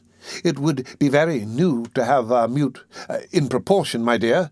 You may depend upon it. It would have a superb effect." Mrs. Sowerberry, who had a good deal of taste in the undertaking way, was much struck by the novelty of this idea, but, as it would have been compromising her dignity to have said so under existing circumstances, she merely inquired with much sharpness why such an obvious suggestion had not presented itself to her husband's mind before. Mr. Sowerberry rightly construed this as an acquiescence in his proposition. It was speedily determined, therefore, that Oliver should at once be initiated into the mysteries of the trade, and, with this view, that he should accompany his master on the very next occasion of his services being required. The occasion was not long in coming. Half an hour after breakfast next morning, Mr. Bumble entered the shop, and, supporting his cane against the counter, drew forth his large leathern pocket-book, from which he selected a small scrap of paper, which he handed over to Sowerberry. "Ah," said the undertaker, glancing over it with a lively countenance. "An order for a coffin, eh?" "For a coffin first, and a parochial funeral afterwards," replied Mr. Bumble, fastening the strap of the leathern pocket-book, which, like himself, was very corpulent. "Baton," said the undertaker, looking from the scrap of paper to Mr. Bumble. "I never heard the name before." Bumble shook his head as he replied, "Obstinate people, Mr. Sowerberry. Very obstinate. Proud, too, I'm afraid, sir." "Proud, eh?" exclaimed Mr. Sowerberry with a sneer. "Oh, come, that's too much." "Oh, it's sickening," replied the beadle. "Antimonial, Mr. Sowerberry." "So it is," acquiesced the undertaker. "We only heard of the family the night before last," said the beadle, "and we shouldn't have known anything about them, only a woman who lodges in the same house made an application to the parochial committee for them to send the parochial surgeon to see a woman as was very bad. He had gone out to dinner, but his prentice, which is a very clever lad, sent him some medicine in a blacking bottle offhand." "Ah, there's promptness," said the undertaker. "Promptness indeed," replied the beadle. "But what's the consequence? What's the ungrateful behaviour of these rebels, sir? Why, the husband sends back word that the medicine won't suit his wife's complaint, and so she shan't take it. Says she shan't take it, sir.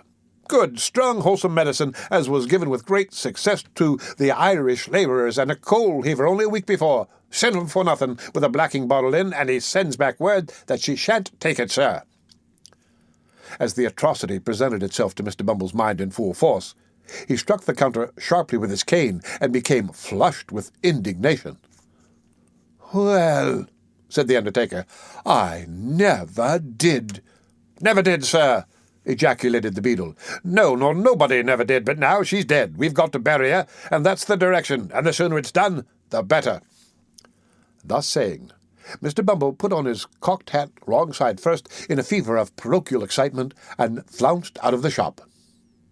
"Why, he was so angry, Oliver, that he forgot even to ask after you," said Mr. Sowerberry, looking after the beadle as he strode down the street. "Yes, sir," replied Oliver, who had carefully kept himself out of sight during the interview, and who was shaking from head to foot at the mere recollection of the sound of Mr. Bumble's voice. He needn't have taken the trouble to shrink from Mr. Bumble's glance, however, for that functionary, on whom the prediction of the gentleman in the white waistcoat had made a very strong impression, thought that now the undertaker had got Oliver upon trial, the subject was better avoided, until such time as he should be firmly bound for 7 years, and all danger of his being returned upon the hands of the parish should be thus effectually and legally overcome.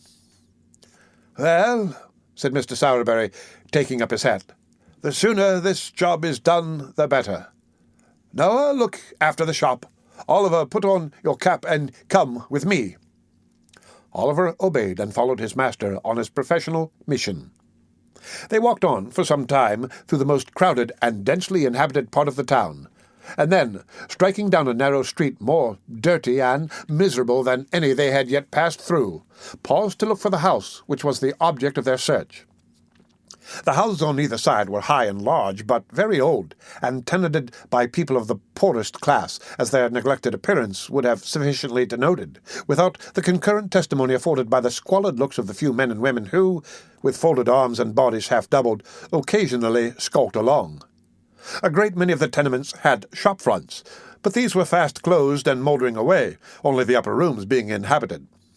Some houses, which had become insecure from age and decay, were prevented from falling into the street by huge beams of wood reared against the walls, and firmly planted in the road. But even these crazy dens seemed to have been selected as the nightly haunts of some houseless wretches, for many of the rough boards which supplied the place of door and window were wrenched from their positions to afford an aperture wide enough for the passage of a human body. The kennel was stagnant and filthy. The very rats, which here and there lay putrefying in its rottenness, were hideous with famine. There was neither knocker nor bell-handle at the open door where Oliver and his master stopped. So, groping his way cautiously through the dark passage, and bidding Oliver keep close to him and not be afraid, the undertaker mounted to the top of the first flight of stairs. Stumbling against a door on the landing, he rapped at it with his knuckles. It was opened by a young girl of 13 or 14. The undertaker at once saw enough of what the room contained to know it was the apartment to which he had been directed. He stepped in. Oliver followed him. There was no fire in the room, but a man was crouching mechanically over the empty stove. An old woman, too, had drawn a low stool to the cold hearth, and was sitting beside him. There were some ragged children in another corner, and in a small recess opposite the door there lay upon the ground something covered with an old blanket. Oliver shuddered as he cast his eyes toward the place, and crept involuntarily closer to his master, for though it was covered up, the boy felt that it was a corpse. The man's face was thin and very pale, his hair and beard were grisly, his eyes were bloodshot. The old woman's face was wrinkled, her 2 remaining teeth protruded over her upper lip, and her eyes were bright and piercing. Oliver was afraid to look at either her or the man. They seemed so like the rats he had seen outside. "Nobody shall go near her," said the man, starting fiercely up as the undertaker approached the recess. "Keep back! Damn you, keep back, if you've a life to lose." "Nonsense, my good man," said the undertaker, who was pretty well used to misery in all its shapes. "Nonsense." "I tell you," said the man, clenching his hands and stamping furiously on the floor. "I tell you, I won't have her put into the ground. She couldn't rest there. The worms would worry her, not eat her. She's so worn away." The undertaker offered no reply to this, producing a tape from his pocket, knelt down for a moment by the side of the body. "Ah," said the man, bursting into tears and sinking on his knees at the feet of the dead woman. "Kneel down. Kneel down, kneel round her, every one of you, and mark my words. I say she was starved to death. I never knew how bad she was till the fever came upon her, and then her bones were starting through the skin. There was neither fire nor candle. She died in the dark, in the dark. She couldn't even see her children's faces, though we heard her gasping out their names. I begged for her in the streets, and they sent me to prison. When I came back she was dying, and all the blood in my heart is dried up, for they starved her to death. I swear it before the God that saw it, they starved her." He twined his hands in his hair, and with a loud scream rolled grovelling upon the floor, his eyes fixed, and the foam covering his lips. The terrified children cried bitterly, but the old woman, who had hitherto remained as quiet as if she had been wholly deaf to all that passed, menaced them into silence. Having unloosed the cravat of the man, who still remained extended on the ground, she tottered towards the undertaker. "She was my daughter," said the old woman, nodding her head in the direction of the corpse, and speaking with an idiotic leer more ghastly than even the presence of death in such a place. Lord, well, it is strange that I, who gave birth to her, and was a woman then, should be alive and merry now, and she lying there, so cold and stiff. Oh, Lord, oh, to think of it, it's as good as a play, as good as a play." As the wretched creature mumbled and chuckled in her hideous merriment, the undertaker turned to go away. "Stop, said the old woman in a loud whisper. "Will she be married tomorrow or next day or tonight? I laid her out, and I must walk, you know. Send me a large cloak, a good warm one, for it is bitter cold. We should have cake and wine, too, before we go. Oh, never mind. Send some bread, only a loaf of bread and a cup of water." "Shall we have some bread, dear?" she said eagerly, catching at the undertaker's coat as he once more moved towards the door. Yes, said the undertaker, "of course. Anything you like." He disengaged himself from the old woman's grasp, and drawing Oliver after him, hurried away. The next day, the family, having been meanwhile relieved with a half-quartern loaf and a piece of cheese left with them by Mr. Bumble himself, Oliver and his master returned to the miserable abode where Mr. Bumble had already arrived, accompanied by 4 men from the workhouse, who were to act as bearers. An old black cloak had been thrown over the rags of the old woman and the man, and the bare coffin, having been screwed down, was hoisted on the shoulders of the bearers and carried into the street. "Now you must put your best leg foremost, old lady," whispered Sowerberry in the old woman's ears. "We are rather late, and it won't do to keep the clergyman waiting. Move on, my men, as quick as you like." Thus directed, The bearers trotted on under their light burden, and the two mourners kept as near them as they could. Mr. Bumble and Sowerberry walked at a good smart pace in front, and Oliver, whose legs were not so long as his master's, ran by the side. There was not so great a necessity for hurrying as Mr. Sowerberry had anticipated, however, for when they reached the obscure corner of the churchyard in which the nettles grew, and where the parish graves were made, the clergyman had not arrived, and the clerk, who was sitting by the vestry-room fire, seemed to think it by no means improbable that it might be an hour or so before he came.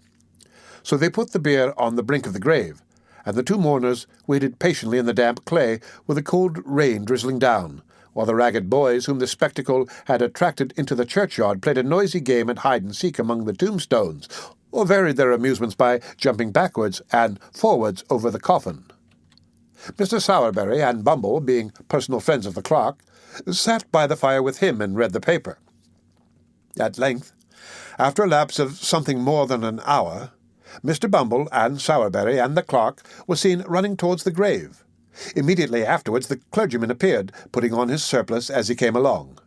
Mr. Bumble then thrashed a boy or two to keep up appearances, and the reverend gentleman, having read as much of the burial service as could be compressed into 4 minutes, gave his surplice to the clerk and walked away again. "Now, Bill," said Sowerberry to the gravedigger, "fill up." It was no very difficult task, for the grave was so full that the uppermost coffin was within a few feet of the surface. The gravedigger shovelled in the earth, stamped it loosely down with his feet, shouldered his spade, and walked off, followed by the boys, who murmured very loud complaints at the fun being over so soon. "Come, my good fellow," said Bumble, tapping the man on the back. "They want to shut up the yard." The man, who had never once moved since he had taken his station by the graveside, started, raised his head, stared at the person who had addressed him, walked forward for a few paces, and fell down in a swoon. The crazy old woman was too much occupied in bewailing the loss of her cloak, which the undertaker had taken off, to pay him any attention.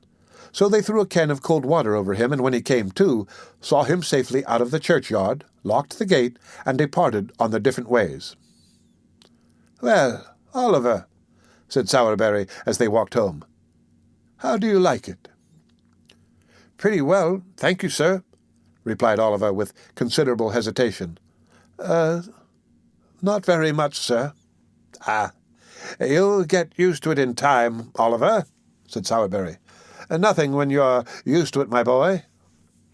Oliver wondered in his own mind whether it had taken a very long time to get Mr. Sowerberry used to it, but he thought it better not to ask the question, and walked back to the shop, thinking over all he had seen and heard. The end of Chapter 5 of Oliver Twist. Read by Rick Kishner for Lit2Go on the web at fcit.usf.edu. Oliver Twist by Charles Dickens. Chapter 6.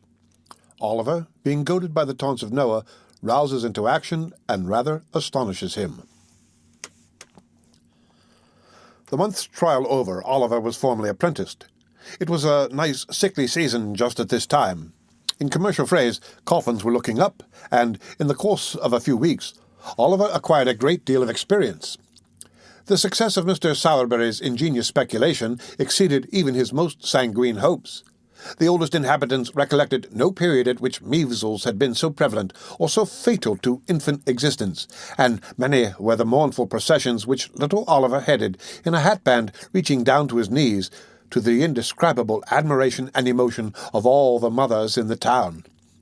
As Oliver accompanied his master in most of his adult expeditions too, in order that he might acquire that equanimity of demeanour and full command of nerve which was essential to a finished undertaker, he had many opportunities of observing the beautiful resignation and fortitude with which some strong-minded people bear their trials and losses. For instance, when Mr. Sowerberry had an order for the burial of some rich old lady or gentleman who was surrounded by a great number of nephews and nieces who had been perfectly inconsolable during the previous illness, and whose grief had been wholly irrepressible even on the most public occasions, they would be as happy among themselves as need be, quite cheerful and contented, conversing together with as much freedom and gaiety as if nothing whatever had happened to disturb them. Husbands, too, bore the loss of their wives with the most heroic calmness. Wives again put on weeds for their husbands, as if, so far from grieving in the garb of sorrow, they had made up their minds to render it as becoming and attractive as possible. It was observable, too, that ladies and gentlemen who were in passions of anguish during the ceremony of interment recovered almost as soon as they reached home, and became quite composed before the tea-drinking was over. All this was very pleasant and improving to see, and Oliver beheld it with great admiration. That Oliver Twist was moved to resignation by the example of these good people I cannot, although I am his biographer, undertake to affirm with any degree of confidence. But I can most distinctly say that for many months he continued meekly to submit to the domination and ill treatment of Noah Claypole, who used him far worse than before, now that his jealousy was roused by seeing the new boy promoted to the black stick and hat band, while he, the old one, remained stationary in the muffin cap and leathers. Charlotte treated him ill because Noah did, and Mrs. Sowerberry was his decided enemy because Mr. Sowerberry was disposed to be his friend. So, between these three on one side, and a glut of funerals on the other, Oliver was not altogether as comfortable as the hungry pig was when he was shut up, by mistake, in the grain department of a brewery. And now I come to a very important passage in Oliver's history, for I have to record an act, slight and unimportant perhaps in appearance, but which indirectly produced a material change in all his future prospects and proceedings. One day, Oliver and Noah had descended into the kitchen at the usual dinner hour to banquet upon a small joint of mutton, 1.5 pounds of the worst end of the neck, when Charlotte, being called out of the way, there ensued a brief interval of time which Noah Claypole, being hungry and vicious, considered he could not possibly devote to a worthier person than aggravating and tantalizing young Oliver Twist. Intent upon this innocent amusement, Noah put his feet on the tablecloth and pulled Oliver's hair and twitched his ears and expressed his opinion that he was a sneak, and furthermore announced his intention of coming to see him hanged whenever that desirable event should take place, and entered upon various topics of petty annoyance like a malicious and ill-conditioned charity boy as he was. But making Oliver cry, Noah attempted to be more facetious still, and in his attempt did what many sometimes do to this day when they want to be funny. He got rather personal. "Workus," said Noah, "how's your mother?" "She's dead," replied Oliver. "Don't you say anything about her to me." Oliver's colour rose as he said this. He breathed quickly, and there was a curious working of the mouth and nostrils, which Mr. Claypole thought must be the immediate precursor of a violent fit of crying. Under this impression he returned to the charge. "What'll she die of, Workus?" said Noah. "Of a broken heart, some of our old nurses told me," replied Oliver, more as if he were talking to himself than answering Noah. "I think I know what it must be to die of that." "Tol-de-roll-de-loll-de-loll, right, Larry, Workus, ha-ha," said Noah, as a tear rolled down Oliver's cheek. "What set you a-snivelling now?" "Not you," replied Oliver sharply. "There, that's enough. Don't say anything more to me about her. You'd better not." "Better not?" exclaimed Noah. "Well, better not. Workhouse, don't be impudent. Your mother, too. She was a nice un, she was. Oh, law." And here Noah nodded his head expressively, and curled up as much of his small red nose as muscular action could collect together for the occasion. "You know, Workus," continued Noah, emboldened by Oliver's silence, and speaking in a jeering tone of affected pity, of all tones the most annoying, "you know, Workus, it can't be helped now, and of course you couldn't help it then, and I am very sorry for it, and I'm sure we all are and pity you very much. But you must know, Workus, your mother was a regular right-down bad un." "What did you say?" inquired Oliver, looking up very quickly. "A regular right-down bad un, Workus," replied Noah coolly, "and it's a great deal better, Workus, that she died when she did, or else she'd have been hard-labouring in Bridewell or transported or hung, which is more likely than either, isn't it?" Crimson with fury, Oliver started up, overthrew the chair and table, seized Noah by the throat, shook him in the violence of his rage till his teeth chattered in his head, and, collecting his whole force into one heavy blow, felled him to the ground. A minute ago the boy had looked the quiet child, mild, dejected creature that harsh treatment had made him. But his spirit was roused at last. The cruel insult to his dead mother had set his blood on fire. His breast heaved, his attitude was erect, his eye bright and vivid. The whole person changed as he stood glaring over the cowardly tormentor who now lay crouching at his feet and defied him with an energy he had never known before. "He'll murder me," blubbered Noah. "Charlotte, missus, here's the new boy a-murdering of me. Help, help! All of us gone mad. Charlotte!"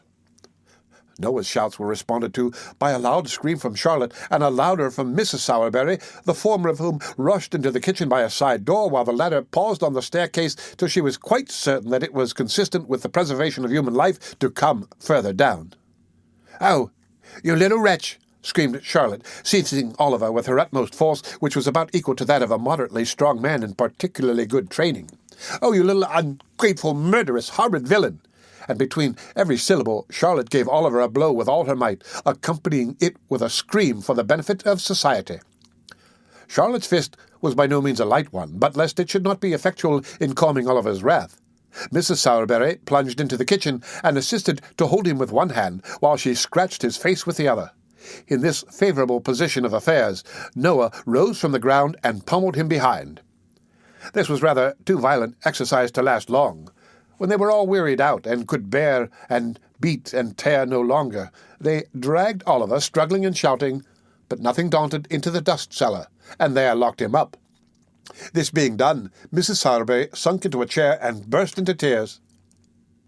"Bless her! She's going off," said Charlotte. "A glass of water, Noah dear, make haste." "Oh, Charlotte," said Mrs. Sowerberry, speaking as well as she could through a deficiency of breath and a sufficiency of cold water, which Noah had poured over her head and shoulders. "Oh, Charlotte, what a mercy we have not all been murdered in our beds."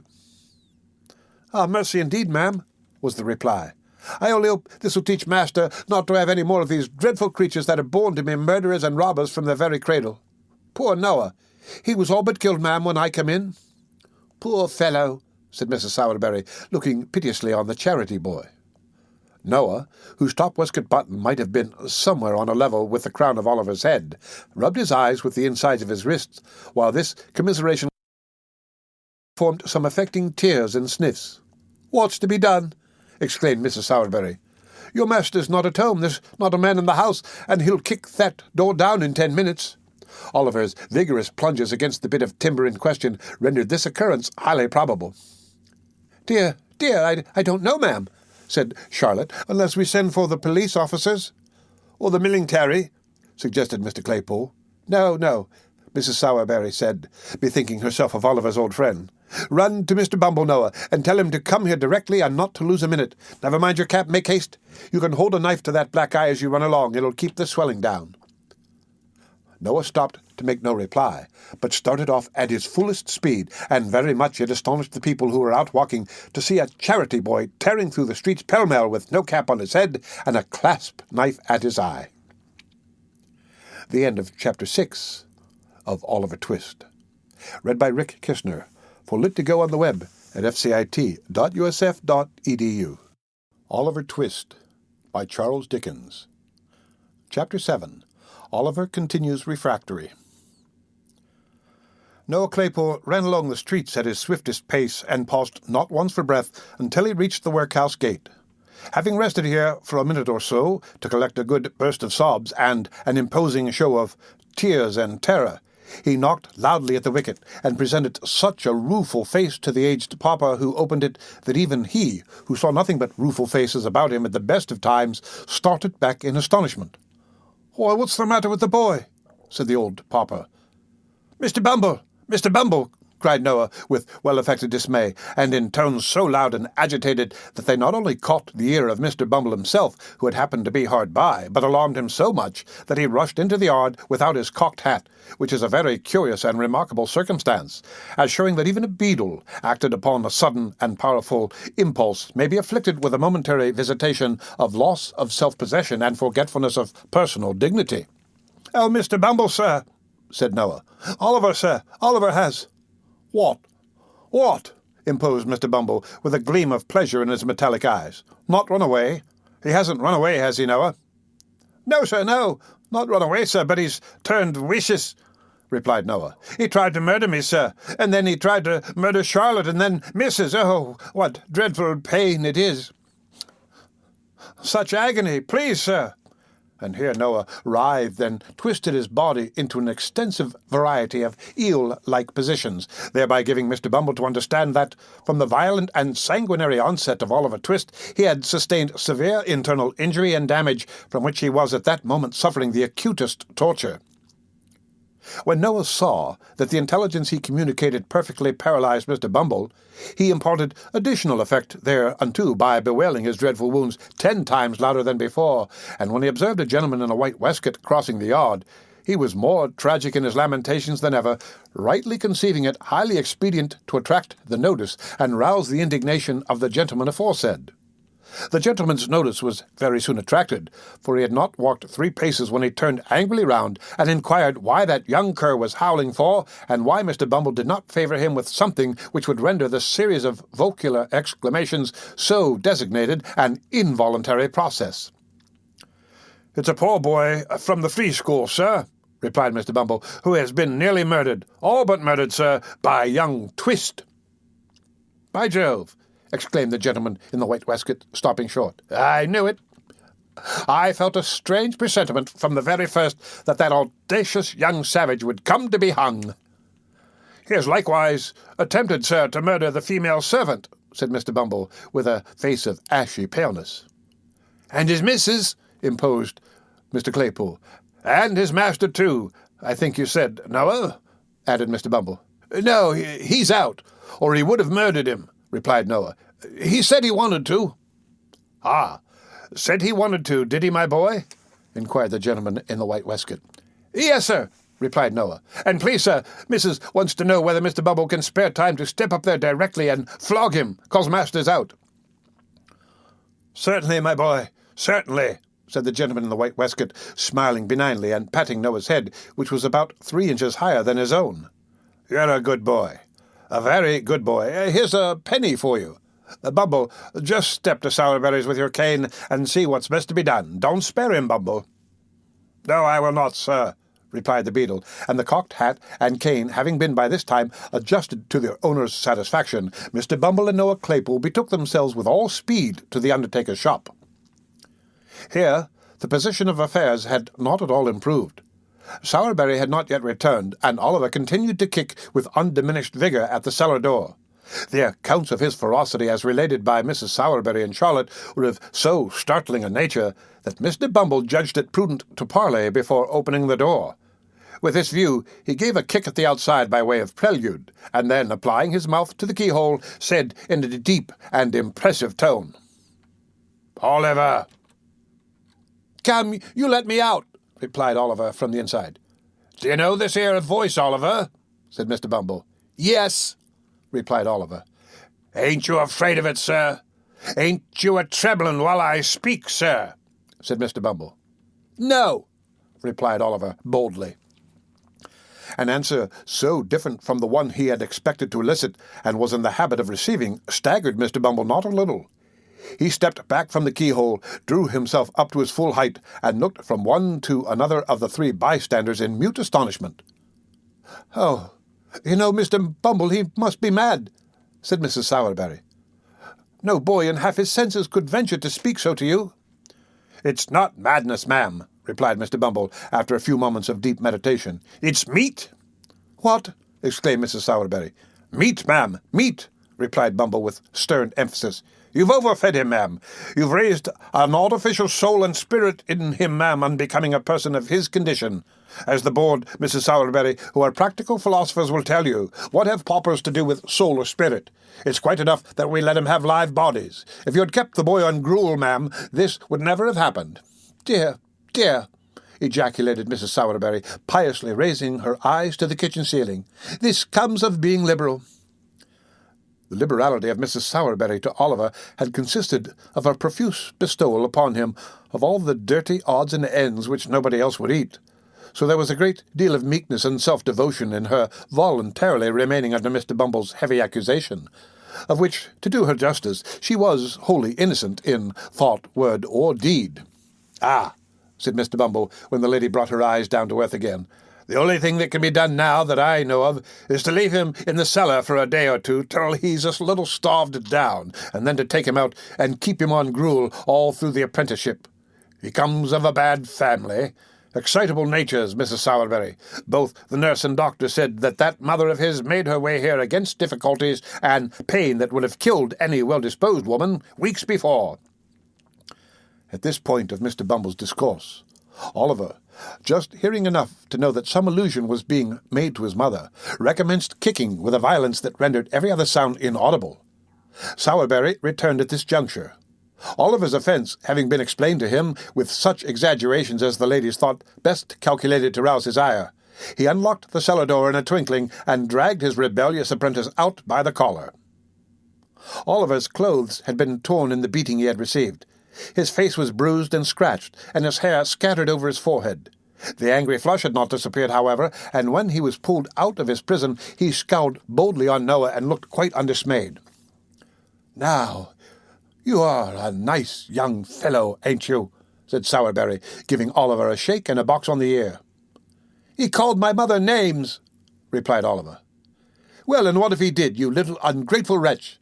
said Mrs. Sowerberry. "She deserved what he said and worse." "She didn't," said Oliver. "She did," said Mrs. Sowerberry. "It's a lie," said Oliver.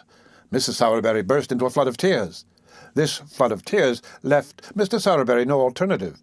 If he had hesitated for one instant to punish Oliver most severely, it must be quite clear to every experienced reader that he would have been, according to all precedents in disputes of matrimony established, a brute, an unnatural husband, an insulting creature, a base imitation of a man, and various other agreeable characters too numerous for recital within the limits of this chapter. To do him justice, he was, as far as his power went, it was not very extensive, kindly disposed towards the boy. Perhaps because it was his interest to be so, perhaps because his wife disliked him.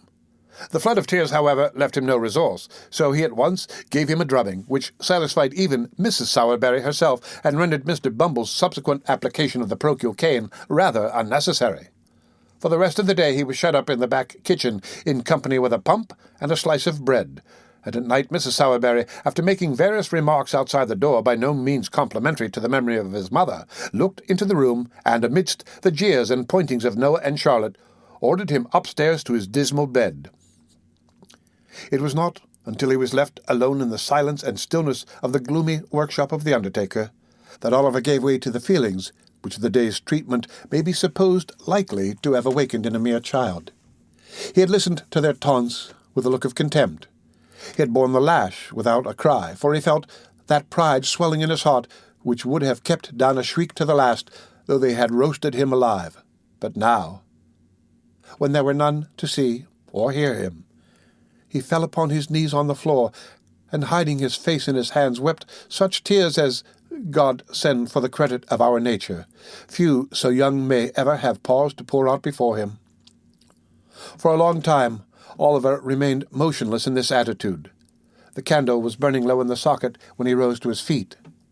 Having gazed cautiously round him and listened intently, he gently undid the fastenings of the door and looked abroad. It was a cold, dark night. The stars seemed to the boy's eyes farther from the earth than he had ever seen them before. There was no wind, and the sombre shadows thrown by the trees upon the ground looked sepulchral and deathlike from being so still. He softly reclosed the door. Having availed himself of the expiring light of the candle to tie up in a handkerchief the few articles of wearing apparel he had, sat himself down upon a bench to wait for morning. With the first ray of light that struggled through the crevices in the shutters, Oliver arose and again unbarred the door. One timid look around, one moment's pause of hesitation, he had closed it behind him and was in the open street. He looked to the right and to the left, uncertain whither to fly. He remembered to have seen the wagons as they went out toiling up the hill. He took the same route, and arriving at a footpath across the fields which he knew, after some distance, led out again into the road, struck into it, and walked quickly on. Along this same footpath, Oliver well remembered he had trotted beside Mr. Bumble when he first carried him to the workhouse from the farm. His way lay directly in front of the cottage. His heart beat quickly when he bethought himself of this, and he half resolved to turn back. He had come a long way, though, and should lose a great deal of time by doing so. Besides, it was so early that there was very little fear of his being seen, so he walked on. He reached the house. There was no appearance of its inmates stirring at that early hour. Oliver stopped and peeped into the garden. A child was weeding one of the little beds. As he stopped, he raised his pale face and disclosed the features of one of his former companions. Oliver felt glad to see him before he went, for though younger than himself, he had been his little friend and playmate. They had been beaten and starved and shut up together many and many a time. "Hush, Dick," said Oliver, as the boy ran to the gate and thrust his thin arm between the rails to greet him. "Is anyone up?" "Nobody but me," replied the child. "You mustn't say you saw me, Dick," said Oliver. "I am running away. They beat and ill-use me, Dick, and I'm going to seek my fortune some long way off. I don't know where." "How pale you are." "I heard the doctor tell them I was dying," replied the child with a faint smile. "I am very glad to see you, dear, but don't stop. Don't stop." Yes, I will, to say good-bye to you," replied Oliver. "I shall see you again, Dick. I know I shall. You will be well and happy." "I hope so," replied the child, "after I am dead, but not before. I know the doctor must be right, Oliver, because I dream so much of heaven and angels and kind faces that I never see when I am awake." "Kiss me," said the child, climbing up the low gate and flinging his little arms around Oliver's neck. "Good-bye, dear. God bless you." The blessing was from a young child's lips, but it was the first that Oliver had ever heard invoked upon his head, and through the struggles and sufferings and troubles and changes of his afterlife, he never once forgot it. The end of Chapter 7 of Oliver Twist. Read by Rick Kishner for Lit2Go on the web at fcit.usf.edu. Oliver Twist by Charles Dickens. Chapter 8. Oliver walks to London. He encounters on the road a strange sort of young gentleman. Oliver reached the stile at which the bypath terminated, and once more gained the high road. It was 8 o'clock now. Though he was nearly 5 miles away from the town, he ran, and hid behind the hedges by turns till noon, fearing that he might be pursued and overtaken. Then he sat down to rest by the side of the milestone, and began to think, for the first time, where he had better go and try to live. The stone by which he was seated on bore in large characters an intimation that it was just 70 miles from that spot to London. The name awakened a new train of ideas in the boy's mind. London, that great place. Nobody, not even Mr. Bumble, could ever find him there. He had often heard the old men in the workhouse, too, say that no lad of spirit need want in London, and that there were ways of living in that vast city which those who had been bred up in country parts had no idea of. It was the very place for a homeless boy who must die in the streets unless someone helped him. As these things passed through his thoughts, he jumped upon his feet and again walked forward. He had diminished the distance between himself and London by 4 miles more before he recollected how much he must undergo ere he could hope to reach his place of destination. As this consideration forced itself upon him, he slackened his pace a little and meditated upon his means of getting there. He had a crust of bread, a coarse shirt, and 2 pairs of stockings in his bundle. He had a penny, too, a gift of sourberries after some funeral in which he had acquitted himself more than ordinarily well in his pocket. A clean shirt, thought Oliver, is a very comfortable thing, and so are 2 pairs of darned stockings, and so is a penny. But they are small helps to a 65 miles walk in winter-time. But Oliver's thoughts, like those of most other people, although they were extremely ready and active to point out his difficulties, were wholly at a loss to suggest any feasible mode of surmounting them. So after a good deal of thinking to no particular purpose, he changed his little bundle over to the other shoulder and trudged on. Oliver walked 20 miles that day, and all that time tasted nothing but the crust of dry bread and a few draughts of water which he begged at the cottage doors by the roadside. When the night came, he turned into a meadow, and, creeping close under a hayrick, determined to lie there till morning. He felt frightened at first, for the wind moaned dismally over the empty fields, and he was cold and hungry and more alone than he had ever felt before. Being very tired with his walk, however, he soon fell asleep and forgot his troubles. He felt cold and stiff when he got up next morning, and so hungry that he was obliged to exchange the penny for a small loaf in the very first village through which he passed. He had walked no more than 12 miles when night closed in again. His feet were sore, and his legs so weak that they trembled beneath him. Another night, passed in the bleak damp air, made him worse. When he set forward on his journey next morning, he could hardly crawl along. He waited at the bottom of a steep hill till a stagecoach came up, and then begged of the outside passengers, but there were very few who took any notice of him, and even those told him to wait till they got to the top of the hill, and then let them see how far he could run for a halfpenny. Poor Oliver tried to keep up with the coach a little way, but was unable to do it by reason of his fatigue and sore feet. When the outsiders saw this, they put their halfpence back into their pockets again, declaring that he was an idle young dog and didn't deserve anything, and the coach rattled away and left only a cloud of dust behind. In some villages, large painted boards were fixed up, warning all persons who begged within the district that they would be sent to jail. This frightened Oliver very much, and made him glad to get out of those villages with all possible expedition. In others, he would stand about the inn-yards and look mournfully at everyone who passed, a proceeding which generally terminated in the landlady's ordering one of the post-boys who were lounging about to drive that strange boy out of the place, for she was sure he had come to steal something. If he begged at a farmer's house, 10 to 1, but they threatened to set the dog on him, and when he showed his nose in a shop, they talked about the beadle, which brought Oliver's heart into his mouth, very often the only thing he had there for many hours together. In fact, if it had not been for a good-hearted turnpike man and a benevolent old lady, Oliver's troubles would have been shortened by the very same process which had put an end to his mother's. In other words, he would most assuredly have fallen dead upon the king's highway. But the turnpike man gave him a meal of bread and cheese, and the old lady, who had a shipwrecked grandson wandering barefoot in some distant part of the earth, took pity upon the poor orphan and gave him what little she could afford, and more, with such kind and gentle words, and such tears of sympathy and compassion, that they sank deeper into Oliver's soul than all the sufferings he had ever undergone.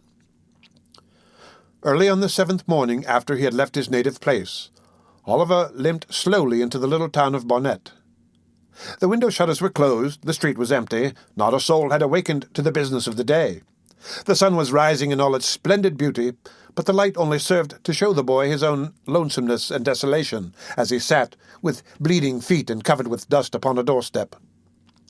By degrees the shutters were opened, the window blinds were drawn up, and people began passing to and fro.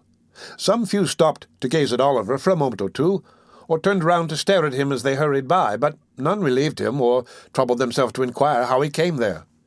He had no heart to beg, and there he sat. He had been crouching on the step for some time, wondering at the great number of public houses. Every other house in ℌ𝔞𝔫𝔞 was a tavern, large or small, gazing listlessly at the coaches as they passed through, and thinking how strange it seemed that they could do with ease in a few hours what it had taken him a whole week of courage and determination beyond his years to accomplish. When he was roused by observing that a boy, who had passed him carelessly some minutes before, had returned, and was now surveying him most earnestly from the opposite side of the way. He took little heed of this at first, but the boy remained in the same attitude of close observation so long that Oliver raised his head and returned his steady look.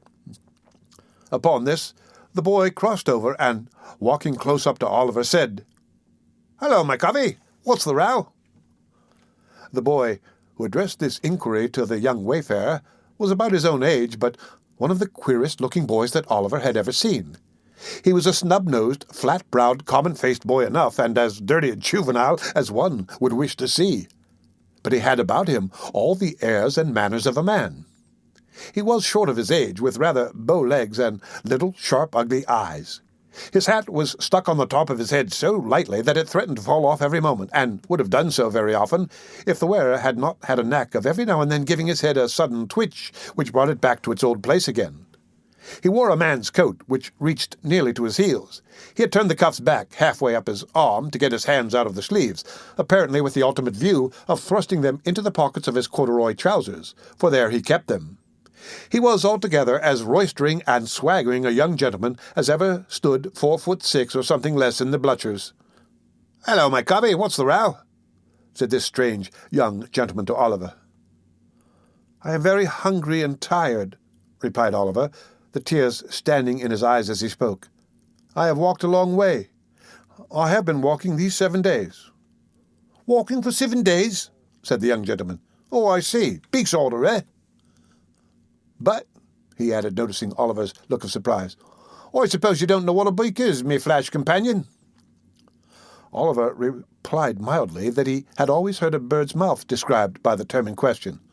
"My eyes, how green!" exclaimed the young gentleman. "Why, a beak's a magistrate, and when you walk by a beak's order, it's not straightforward, but always a-going up and never a-coming down again. Was you never on the mill?" "What mill?" inquired Oliver. "What mill? Why, the mill. The mill takes up so little room that it'll work inside a stone jug and always goes better when the wind's low with people than when it's high, 'cause they can't get workmen. But come," said the young gentleman, "you want grub, and you shall have it. I'm at a low water mark myself, only one bob and a magpie, but as far as it goes, I'll fork out and stump. Up with you on your pins. There now, Morris." Assisting Oliver to rise, the young gentleman took him to an adjacent chandler's shop, where he purchased a sufficiency of ready-dressed ham and a half-quartern loaf, or, as he himself expressed it, a 4-penny bran, the ham being kept clean and preserved from dust by the ingenious expedient of making a hole in the loaf by pulling out a portion of the crumb and stuffing it therein. Taking the bread under his arm, the young gentleman turned into a small public-house and led the way to a tap-room in the rear of the premises. Here a pot of beer was brought in by direction of the mysterious youth, and Oliver, falling to at his new friend's bidding, made a long and hearty meal, during the progress of which the strange boy eyed him from time to time with great attention. "Going to London?" said the strange boy, when Oliver had at length concluded. "Yes." "Got any lodgings?" "No." "Money?" "No." The strange boy whistled, and put his arms into his pockets as far as the big coat sleeves would let them go. "Do you live in London?" inquired Oliver. "Yes, I do. When I'm at home," replied the boy. "I suppose you want some place to sleep in tonight, don't you?" "I do indeed," answered Oliver. "I've not slept under a roof since I left the country." "Don't fret your eyelids on that score," said the young gentleman. "I've got to be in London tonight, and I know a respectable old gentleman as lives there what'll give you lodgings for nothing and never ask for the change. That is, if any gentleman he knows introduces you. And don't he know me? Oh, no, not in the least, by no means, certainly not." The young gentleman smiled, as if to intimate that the latter fragments of discourse were playfully ironical, and finished the beer as he did so. This unexpected offer of shelter was too tempting to be resisted, especially as it was immediately followed up by the assurance that the old gentleman referred to would doubtless provide Oliver with a comfortable place without loss of time. This led to a more friendly and confidential dialogue, from which Oliver discovered that his friend's name was Jack Dawkins, and that he was a peculiar pet and protégé of the elderly gentleman before mentioned. Mr. Dawkins' appearance did not say a vast deal in favour of the comforts which his patron's interest obtained for those whom he took under his protection, but, as he had a rather flighty and dissolute mode of conversing, and furthermore avowed that among his intimate friends he was better known by the sobriquet of the Artful Dodger, Oliver concluded that, being of a dissipated and careless turn, the moral precepts of his benefactor had hitherto been thrown away upon him. Under this impression, he secretly resolved to cultivate the good opinion of the old gentleman as quickly as possible, and, if he found the Dodger incorrigible, as he more than half suspected he should, to decline the honour of his further acquaintance. As John Dawkins objected to their entering London before nightfall, it was nearly 11 o'clock when they reached the turnpike at Islington. They crossed from the Angel into St. John's Road, struck down the small street which terminates at Sadler Wells Theatre, through Exmouth Street and Coppice Row, down the little court by the side of the workhouse, across the classic ground which once bore the name of Hockley in the Hole, thence into Little Saffron Hill, and so into Saffron Hill the Great, along which the Dodger scudded at a rapid pace, directing Oliver to follow closely at his heels. Although Oliver had enough to occupy his attention in keeping sight of his leader, he could not help bestowing a few hasty glances on either side of the way as he passed along. A dirtier or more wretched place he had never seen. The street was very narrow and muddy, and the air was impregnated with filthy odours. There were a good many small shops, but the only stock in trade appeared to be heaps of children, who even at that time of night were crawling in and out at the doors or screaming from the inside. The sole places that seemed to prosper amid the general blight of the place were the public houses, and in them the lowest orders of Irish were wrangling with might and main. Covered ways and yards which here and there diverged from the main street disclosed little knots of houses, where drunken men and women were positively wallowing in filth. And from several of the doorways great, ill-looking fellows were cautiously emerging, bound to all appearance on no very well-disposed or harmless errands. Oliver was just considering whether he hadn't better run away when they reached the bottom of the hill. His conductor, catching him by the arm, pushed open the door of a house near Field Lane, and drawing him into the passage, closed it behind them. "Now then," cried a voice from below in reply to a whistle from the Dodger. "Plummy and slam," was the reply. This seemed to be some watchword or signal that was all right, for the light of a feeble candle gleamed on the wall at the remote end of the passage, and a man's face peeped out from where a balustrade of the old kitchen staircase had been broken away. "There's two on you," said the man, thrusting the candle farther out, and shielding his eyes with his hand. "Who's the t'other one?" "A new pal," replied Jack Dawkins, pulling Oliver forward. "Where did he come from?" "Greenland. Is Fagin upstairs?" "Yes." "He's assorting the wipes. Up with you." The candle was drawn back and the face disappeared. Oliver, groping his way with one hand, and having the other firmly grasped by his companion, ascended with much difficulty the dark and broken stairs which his conductor mounted with an ease and expedition that showed he was well acquainted with them. He threw open the door of a back room, and drew Oliver in after him. The walls and ceiling of the room were perfectly black with age and dirt. There was a deal table before the fire, upon which were a candle stuck in a ginger beer bottle, 2 or 3 pewter pots, a loaf and butter, and a plate.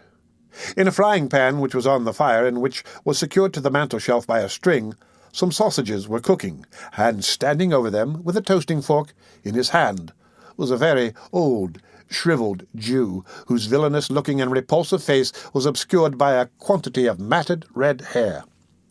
He was dressed in a greasy flannel gown with his throat bare, and seemed to be dividing his attention between the frying-pan and the clothes-horse, over which a great number of silk handkerchiefs were hanging. Several rough beds made of old sacks were huddled side by side on the floor. Seated round the table were 4 or 5 boys, none older than the Dodger, smoking long clay pipes and drinking spirits with the air of middle-aged men. These all crowded about their associate as he whispered a few words to the Jew, and then turned round and grinned at Oliver. So did the Jew himself, toasting fork in hand. "This is him, Fagin," said Jack Dawkins. "My friend Oliver Twist." The Jew grinned, and making a low obeisance to Oliver, took him by the hand, and hoped he should have the honour of his intimate acquaintance. Upon this, the young gentleman with the pipes came round him, and shook both his hands very hard, especially the one in which he held his little bundle. One young gentleman was very anxious to hang up his cap for him, and another was so obliging as to put his hands in his pockets, in order that, as he was very tired, he might not have the trouble of emptying them himself when he went to bed. These civilities would probably extended much farther but for a liberal exercise of the Jew's toasting fork on the heads and shoulders of the affectionate youths who offered them. "We are very glad to see you, Oliver." "Very," said the Jew. "Dodger, take off the sausages and draw a tub near the fire for Oliver." "Ah, you're a-staring at the pocket handkerchiefs, my dear? There are a good many of them, ain't there?" "We've just looked 'em out, ready for the wash. That's all, Oliver, that's all." The latter part of this speech was hailed by a boisterous shout from all the hopeful pupils of the merry old gentleman, in the midst of which they went to supper.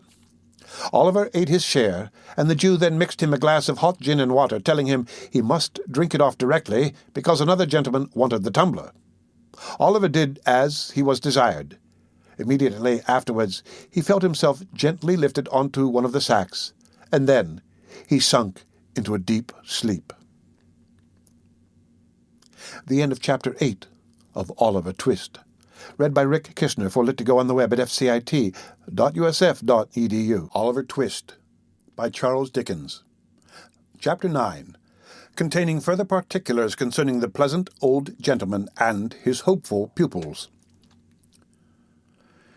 It was late next morning when Oliver awoke from a sound, long sleep.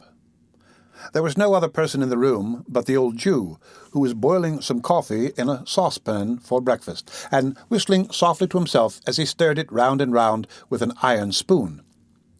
He would stop every now and then to listen when there was the least noise below, and when he had satisfied himself he would go on whistling and stirring again as before.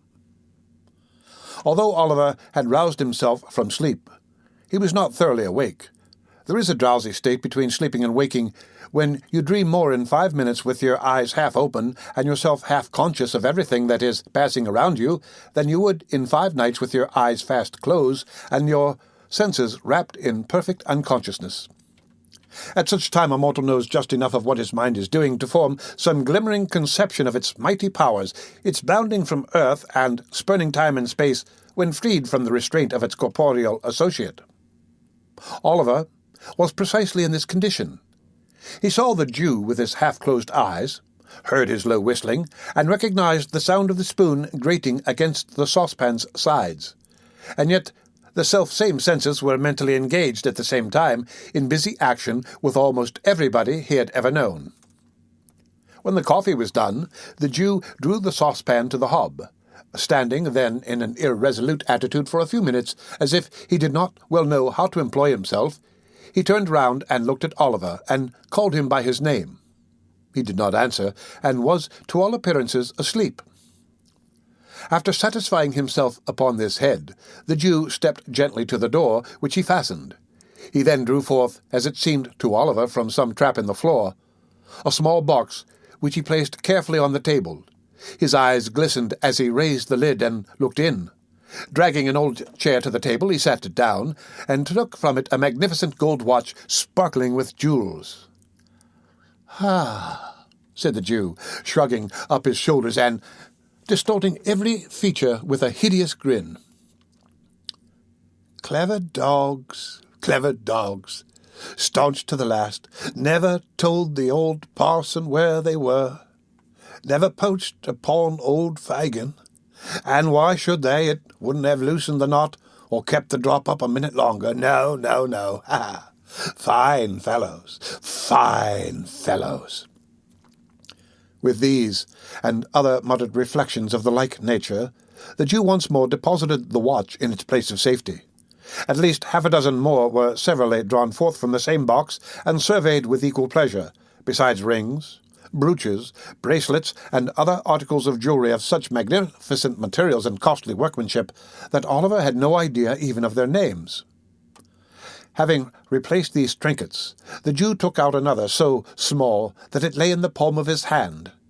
There seemed to be some very minute inscription on it, for the Jew laid it flat upon the table and, shading it with his hand, pored over it long and earnestly.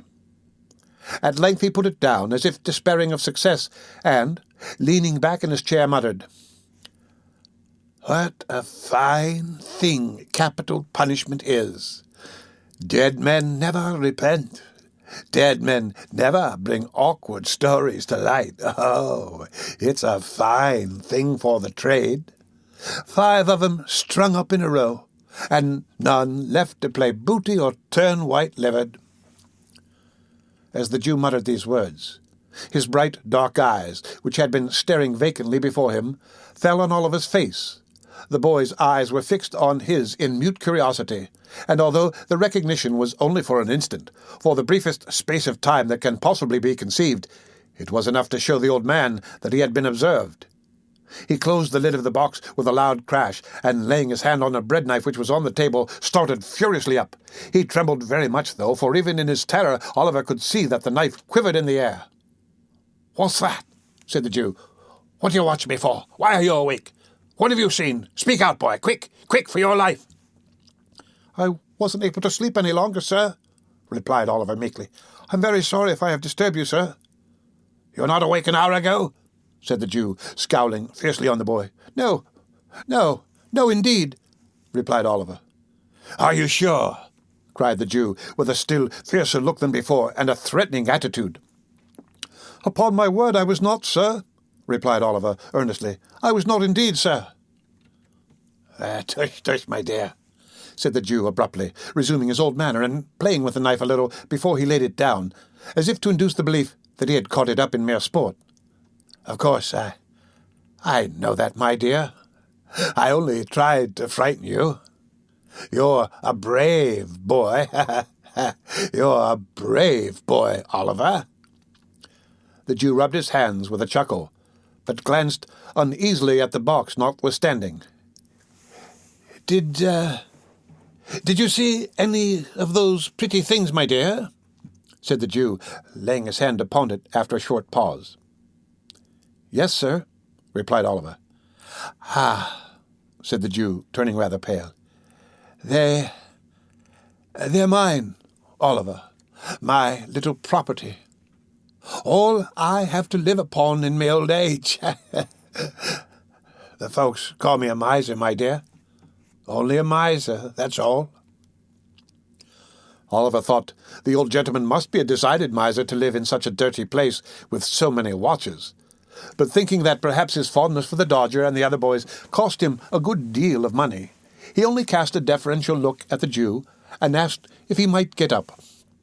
"Certainly, my dear, certainly," replied the old gentleman. "Stay, there's a pitcher of water in the corner by the door. Bring it here, and I'll give you a basin to wash in, my dear." Oliver got up, walked across the room, and stopped for an instant to raise the pitcher. When he turned his head, the box was gone. He had scarcely washed himself and made everything tidy by emptying the basin out of the window, agreeably to the Jew's directions, when the Dodger returned, accompanied by a very sprightly young friend, whom Oliver had seen smoking on the previous night, and who was now formally introduced to him as Charlie Bates. The four sat down to breakfast on the coffee and some hot rolls and ham, which the Dodger had brought home in the crown of his hat. "Well," said the Jew, glancing slyly at Oliver and addressing himself to the Dodger, "I hope you've been at work this morning, my dears." "Odd," replied the Dodger. "As nails," added Charlie Bates. "Good boys, good boys," said the Jew. "What have you got, Dodger?" "Couple of pocket-books," replied that young gentleman. "Lined?" inquired the Jew with eagerness. "Pretty well," replied the Dodger, producing two pocket-books, one green and the other red.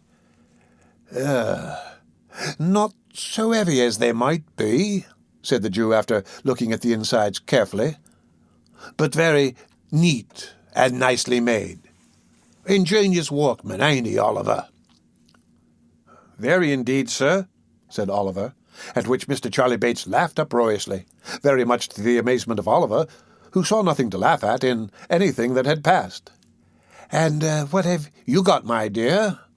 said Fagin to Charlie Bates.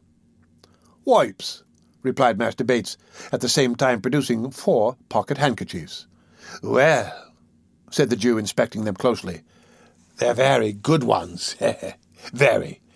You haven't marked them well, though, Charlie, so the marks shall be picked out with a needle, and we'll teach Oliver how to do it. Shall us, Oliver, huh?" "If you please, sir," said Oliver. "You'd like to be able to make pocket handkerchiefs as easy as Charlie Bates, wouldn't you, my dear?" said the Jew. "Very much indeed, if you'll teach me, sir," replied Oliver.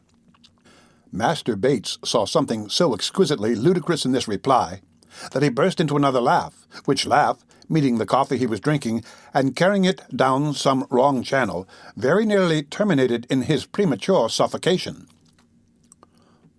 "He is so jolly green," said Charlie when he recovered, as an apology to the company for his unpolite behaviour. The Dodger said nothing, but he smoothed Oliver's hair over his eyes and said he'd know better by and by, upon which the old gentleman, observing Oliver's colour mounting, changed the subject by asking whether there had been much of a crowd at the execution that morning. This made him wonder more and more, for it was plain from the replies of the two boys that they had both been there, and Oliver naturally wondered how they could possibly have found time to be so very industrious. When the breakfast was cleared away, the merry old gentleman and the two boys played at a very curious and uncommon game, which was performed in this way.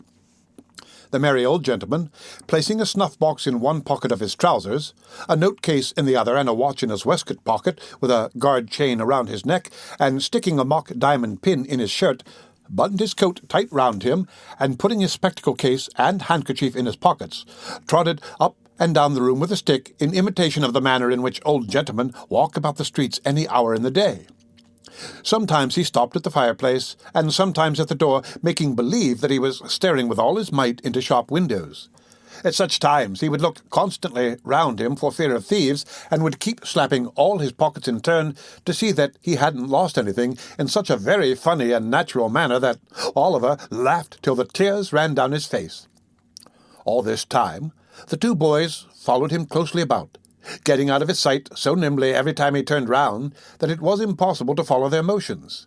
At last the dodger trod upon his toes or ran upon his boot accidentally, while Charlie Bates stumbled up against him behind, and in that one moment they took from him with the most extraordinary rapidity snuff-box, note-case, watch-guard, chain, shirt-pin, pocket-handkerchief, even the spectacle-case.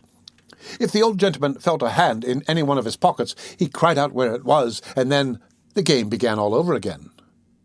When this game had been played a great many times, a couple of young ladies called to see the young gentleman, one of whom was named Bet, and the other Nancy. They wore a good deal of hair, not very neatly turned up behind, and were rather untidy about the shoes and stockings. They were not exactly pretty, perhaps, but they had a great deal of colour in their faces, and looked quite stout and hearty. Being remarkably free and agreeable in their manners, Oliver thought them very nice girls indeed, and there is no doubt they were. The visitors stopped a long time. Spirits were produced, in consequence of one of the young ladies complaining of a coldness in her inside, and the conversation took a very convivial and improving turn. At length, Charlie Bates expressed his opinion that it was time to pad the hoof. This, it occurred to Oliver, must be French for going out, for directly afterwards the Dodger and Charlie and the two young ladies went away together, having been kindly furnished by the amiable old Jew with money to spend. "There, my dear," said Fagin, "that's a pleasant life, isn't it? They have gone out for the day." "Have they done work, sir?" inquired Oliver. "Yes," said the Jew. "That is, unless they should unexpectedly come across any when they are out, and they won't neglect it. If they do, my dear, depend upon it. Make him your models, my dear. Make him your models," tapping the fire shovel on the hearth to add force to his words. "Do everything they bid you, and take their advice in all matters. Especially the Dodger's, my dear. He'll be a great man himself, and will make you one, too, if you take pattern by him.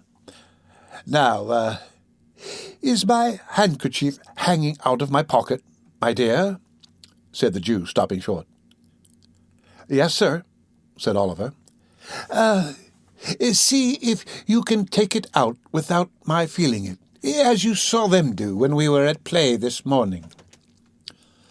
Oliver held up the bottom of the pocket with one hand, as he had seen the Dodger hold it, and drew the handkerchief lightly out of it with the other. "Is it gone?" cried the Jew. "Here it is, sir," said Oliver, showing it in his hand. "You're a clever boy, my dear," said the playful old gentleman, patting Oliver on the head approvingly. "I never saw a sharper lad. Here's a shilling for you. If you go on in this way, you'll be the greatest man of all time. And now, come here, and I'll show you how to take the marks out of the handkerchiefs." Oliver wondered what picking the old gentleman's pocket in play had to do with his chances of being a great man. But thinking that the Jew, being so much a senior, must know best, he followed him quietly to the table, and was soon deeply involved in his new study. The end of Chapter 9 of Oliver Twist, read by Rick Kishner for Lit to Go on the web at fcit.usf.edu. Oliver Twist by Charles Dickens. Chapter 10. Oliver becomes better acquainted with the characters of his new associates, and purchases experience at a high price, being a short but very important chapter in this history. For many days Oliver remained in the Jew's room, picking the marks out of the pocket handkerchief, of which a great number were brought home, and sometimes taking part in the game already described, which the two boys and the Jew played regularly every morning. At length he began to languish for fresh air, and took many occasions of earnestly entreating the old gentleman to allow him to go out to work with his two companions. Oliver was rendered the more anxious to be actively employed by what he had seen of the stern morality of the old gentleman's character. Whenever the Dodger, or Charlie Bates, came home at night empty-handed, he would expatiate with great vehemence on the misery of idle and lazy habits, and would enforce upon them the necessity of an active life, by sending them supperless to bed. On one occasion, indeed, he even went so far as to knock them both down a flight of stairs, but this was carrying out his virtuous precepts to an unusual extent. At length one morning Oliver obtained the permission he had so eagerly sought. There had been no handkerchiefs to work upon for 2 or 3 days, and the dinners had been rather meagre. Perhaps these were reasons for the old gentleman's giving his assent, but whether they were or no, he told Oliver he might go, and placed him under the joint guardianship of Charlie Bates and his friend, the Dodger. The 3 boys sallied out, the Dodger with his coat sleeves tucked up and his hat cocked as usual, Master Bates sauntering along with his hands in his pockets, and Oliver between them, wondering where they were going and what branch of manufacture he would be instructed in first. The pace at which they went was such a very lazy, ill-looking saunter that Oliver soon began to think his companions were going to deceive the old gentleman by not going to work at all. The Dodger had a vicious propensity, too, of pulling the caps from the heads of small boys and tossing them down areas, while Charlie Bates exhibited some very loose notions concerning the rights of property, by pilfering divers apples and onions from the stalls at the kennel sides, and thrusting them into pockets which were so surprisingly capacious that they seemed to undermine his whole suit of clothes in every direction. These things looked so bad that Oliver was on the point of declaring his intention of seeking his way back in the best way he could, when his thoughts were suddenly directed into another channel by a very mysterious change of behaviour on the part of the Dodger. They were just emerging from a narrow court not far from the open square in Clerkenwell, which is yet called, by some strange perversion of terms, the Green, when the Dodger made a sudden stop, and laying his finger on his lip, drew his companions back again with the greatest caution and circumspection. "What's the matter?" demanded Oliver. "Hush," replied the Dodger. "Do you see that old cove at the bookstall?" "The old gentleman over the way?" said Oliver. "Yes, I see him." "He'll do," said the Dodger. "A prime plant," observed Master Charlie Bates. Oliver looked from one to the other with the greatest surprise, but he was not permitted to make any inquiries, for the 2 boys walked stealthily across the road and slunk close behind the old gentleman towards whom his attention had been directed.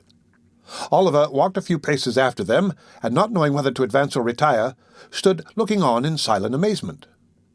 The old gentleman was a very respectable-looking personage, with a powdered head and gold spectacles.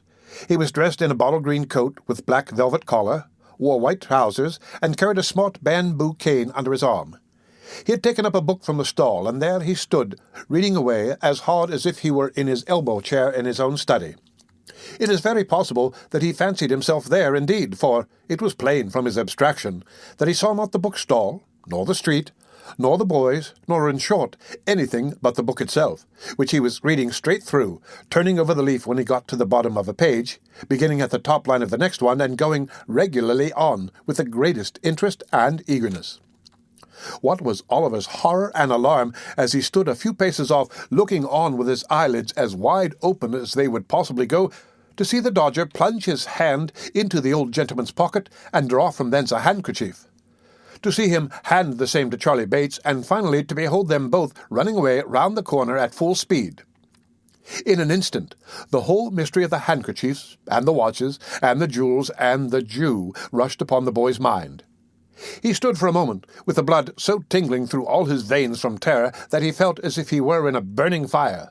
Then, confused and frightened, he took to his heels, and, not knowing what he did, made off as fast as he could lay his feet to the ground.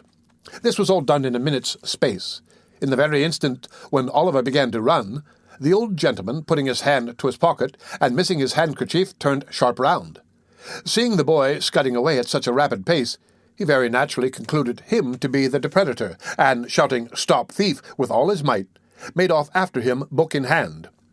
But the old gentleman was not the only person who raised the hue and cry.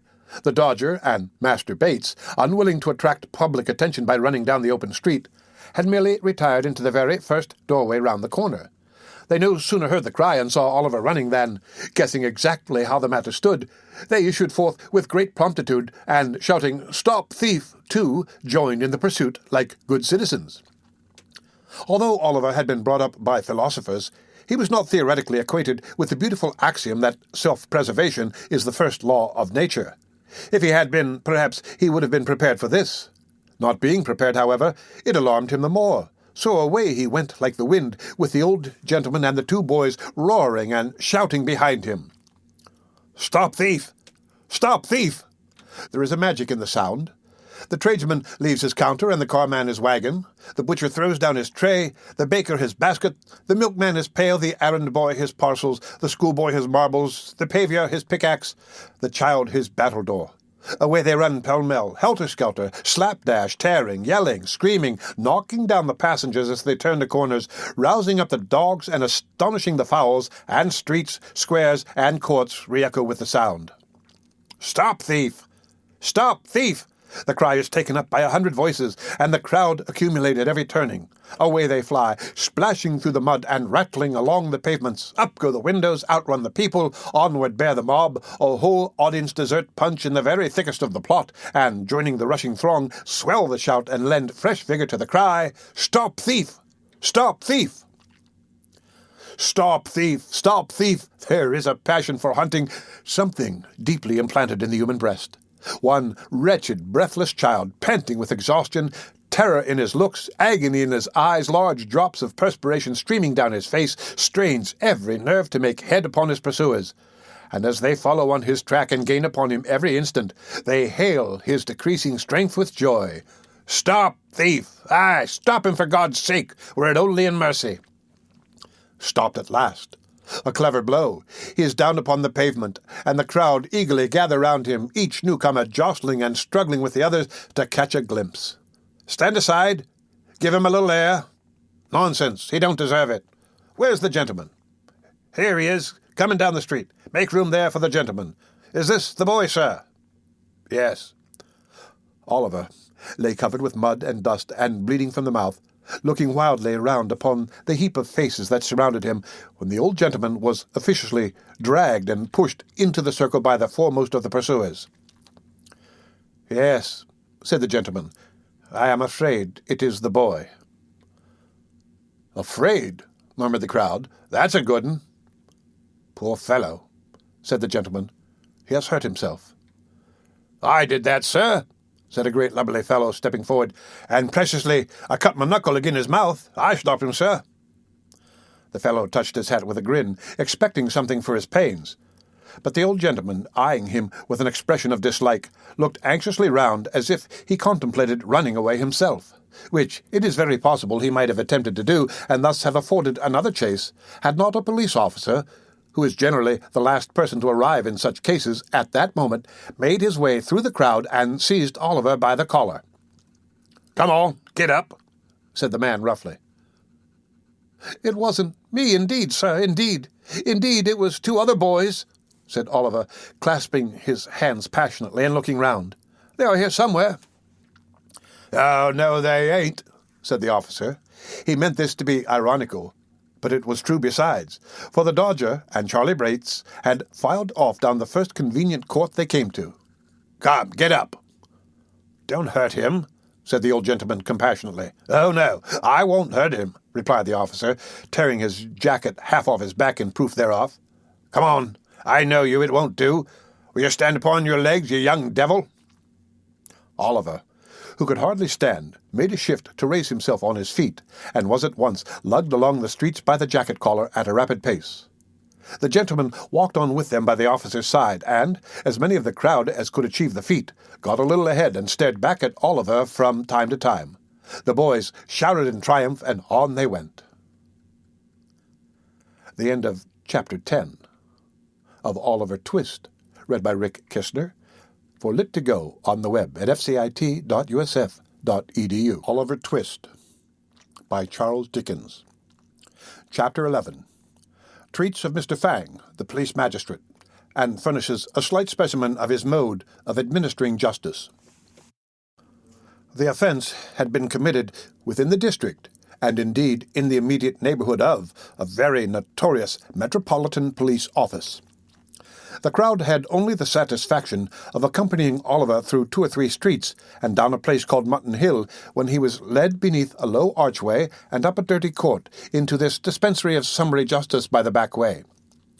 It was a small paved yard into which they turned, and here they encountered a stout man with a bunch of whiskers on his face and a bunch of keys in his hand. "What's the matter now, Ashley?" "A young fogle hunter," replied the man who had Oliver in charge. "Are you the party that's been robbed, sir?" inquired the man with the keys. "Yes, I am," replied the old gentleman. "But I am not sure that this boy actually took the handkerchief. I would rather not press the case." "Must go before the magistrate now, sir," replied the man. "His worship will be disengaged in half a minute. Now, young gallows." This was an invitation for Oliver to enter through a door which he unlocked as he spoke, and which led into a stone cell. Here he was searched, and nothing being found upon him, locked up. This cell was in shape and size something like an area cellar, only not so light. It was most intolerably dirty, for it was Monday morning, and it had been tenanted by 6 drunken people who had been locked up elsewhere since Saturday night. But this is little. In our station houses, men and women are every night confined on the most trivial charges. The word is worth noting, in dungeons, compared with which those in Newgate, occupied by the most atrocious felons, tried, found guilty, and under sentence of death, are palaces. Let anyone who doubts this compare the two.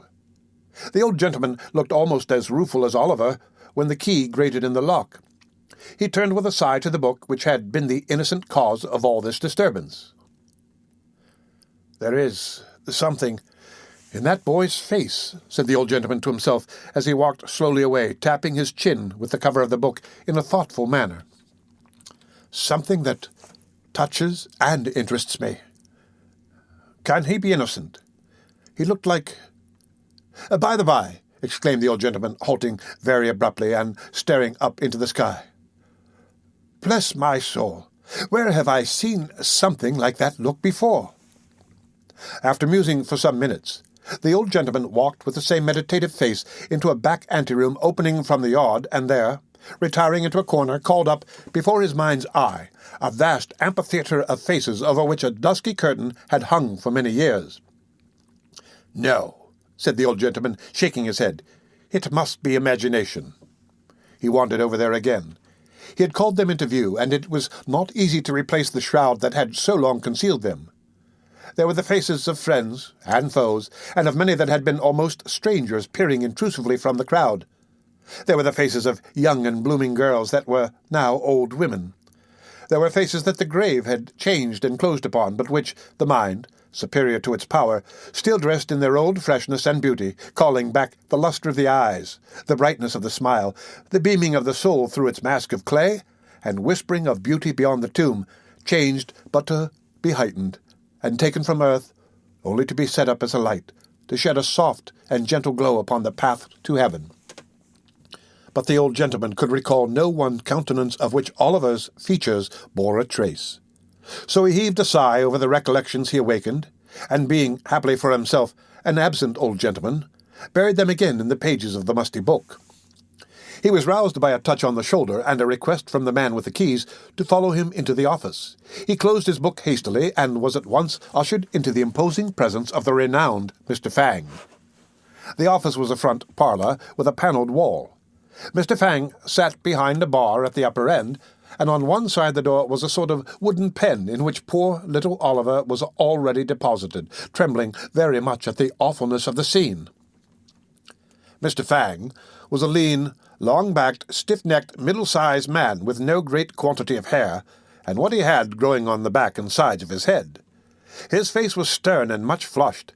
If he were really not in the habit of drinking rather more than was exactly good for him, he might have brought action against his countenance for libel and have recovered heavy damages. The old gentleman bowed respectfully, and advancing to the magistrate's desk, said, suiting the action to the word, "That is my name and address, sir." He then withdrew a pace or two, and with another polite and gentlemanly inclination of the head, waited to be questioned.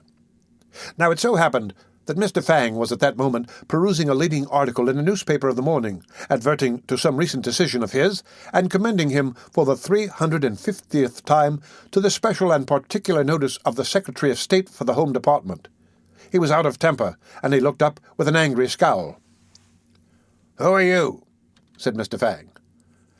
The old gentleman pointed with some surprise to his card. "Officer," said Mr. Fang, tossing the card contemptuously away with the newspaper. "Who is this fellow?"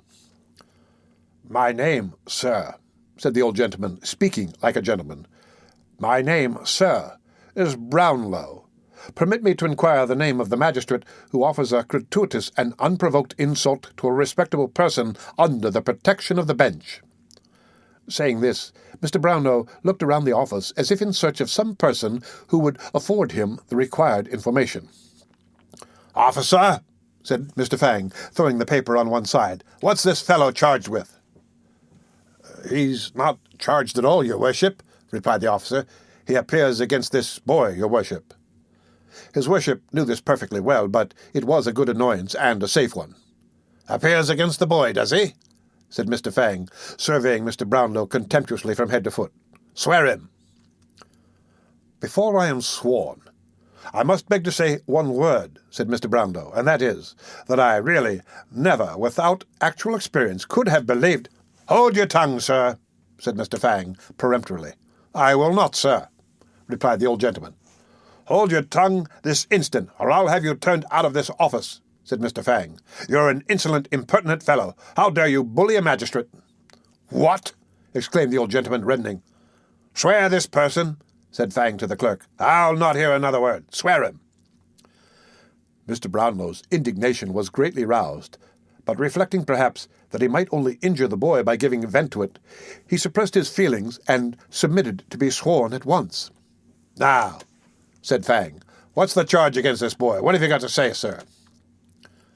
"I was standing at a bookstall," Mr. Brownlow began. "Hold your tongue, sir," said Mr. Fang. "Policeman! Where's the policeman? Here. Swear this policeman. Now, policeman, what is this?"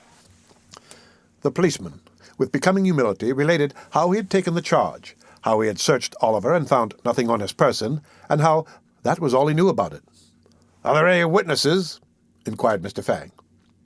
"None, your worship," replied the policeman. Mr. Fang sat silent for some minutes, and then, turning round to the prosecutor, said in a towering passion, "Do you mean to state what your complaint against this boy is, man, or do you not? You have been sworn.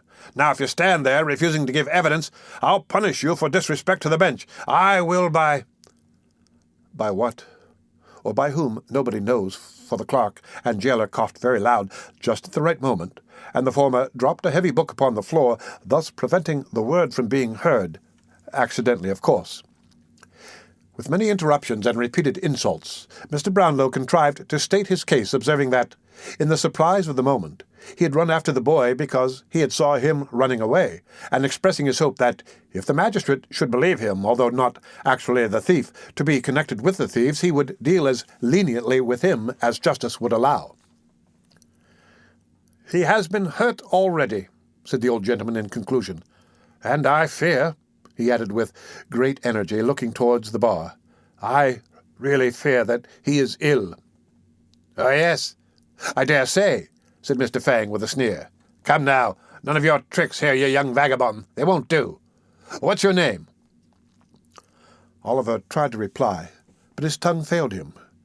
He was deadly pale, and the whole place seemed turning round and round.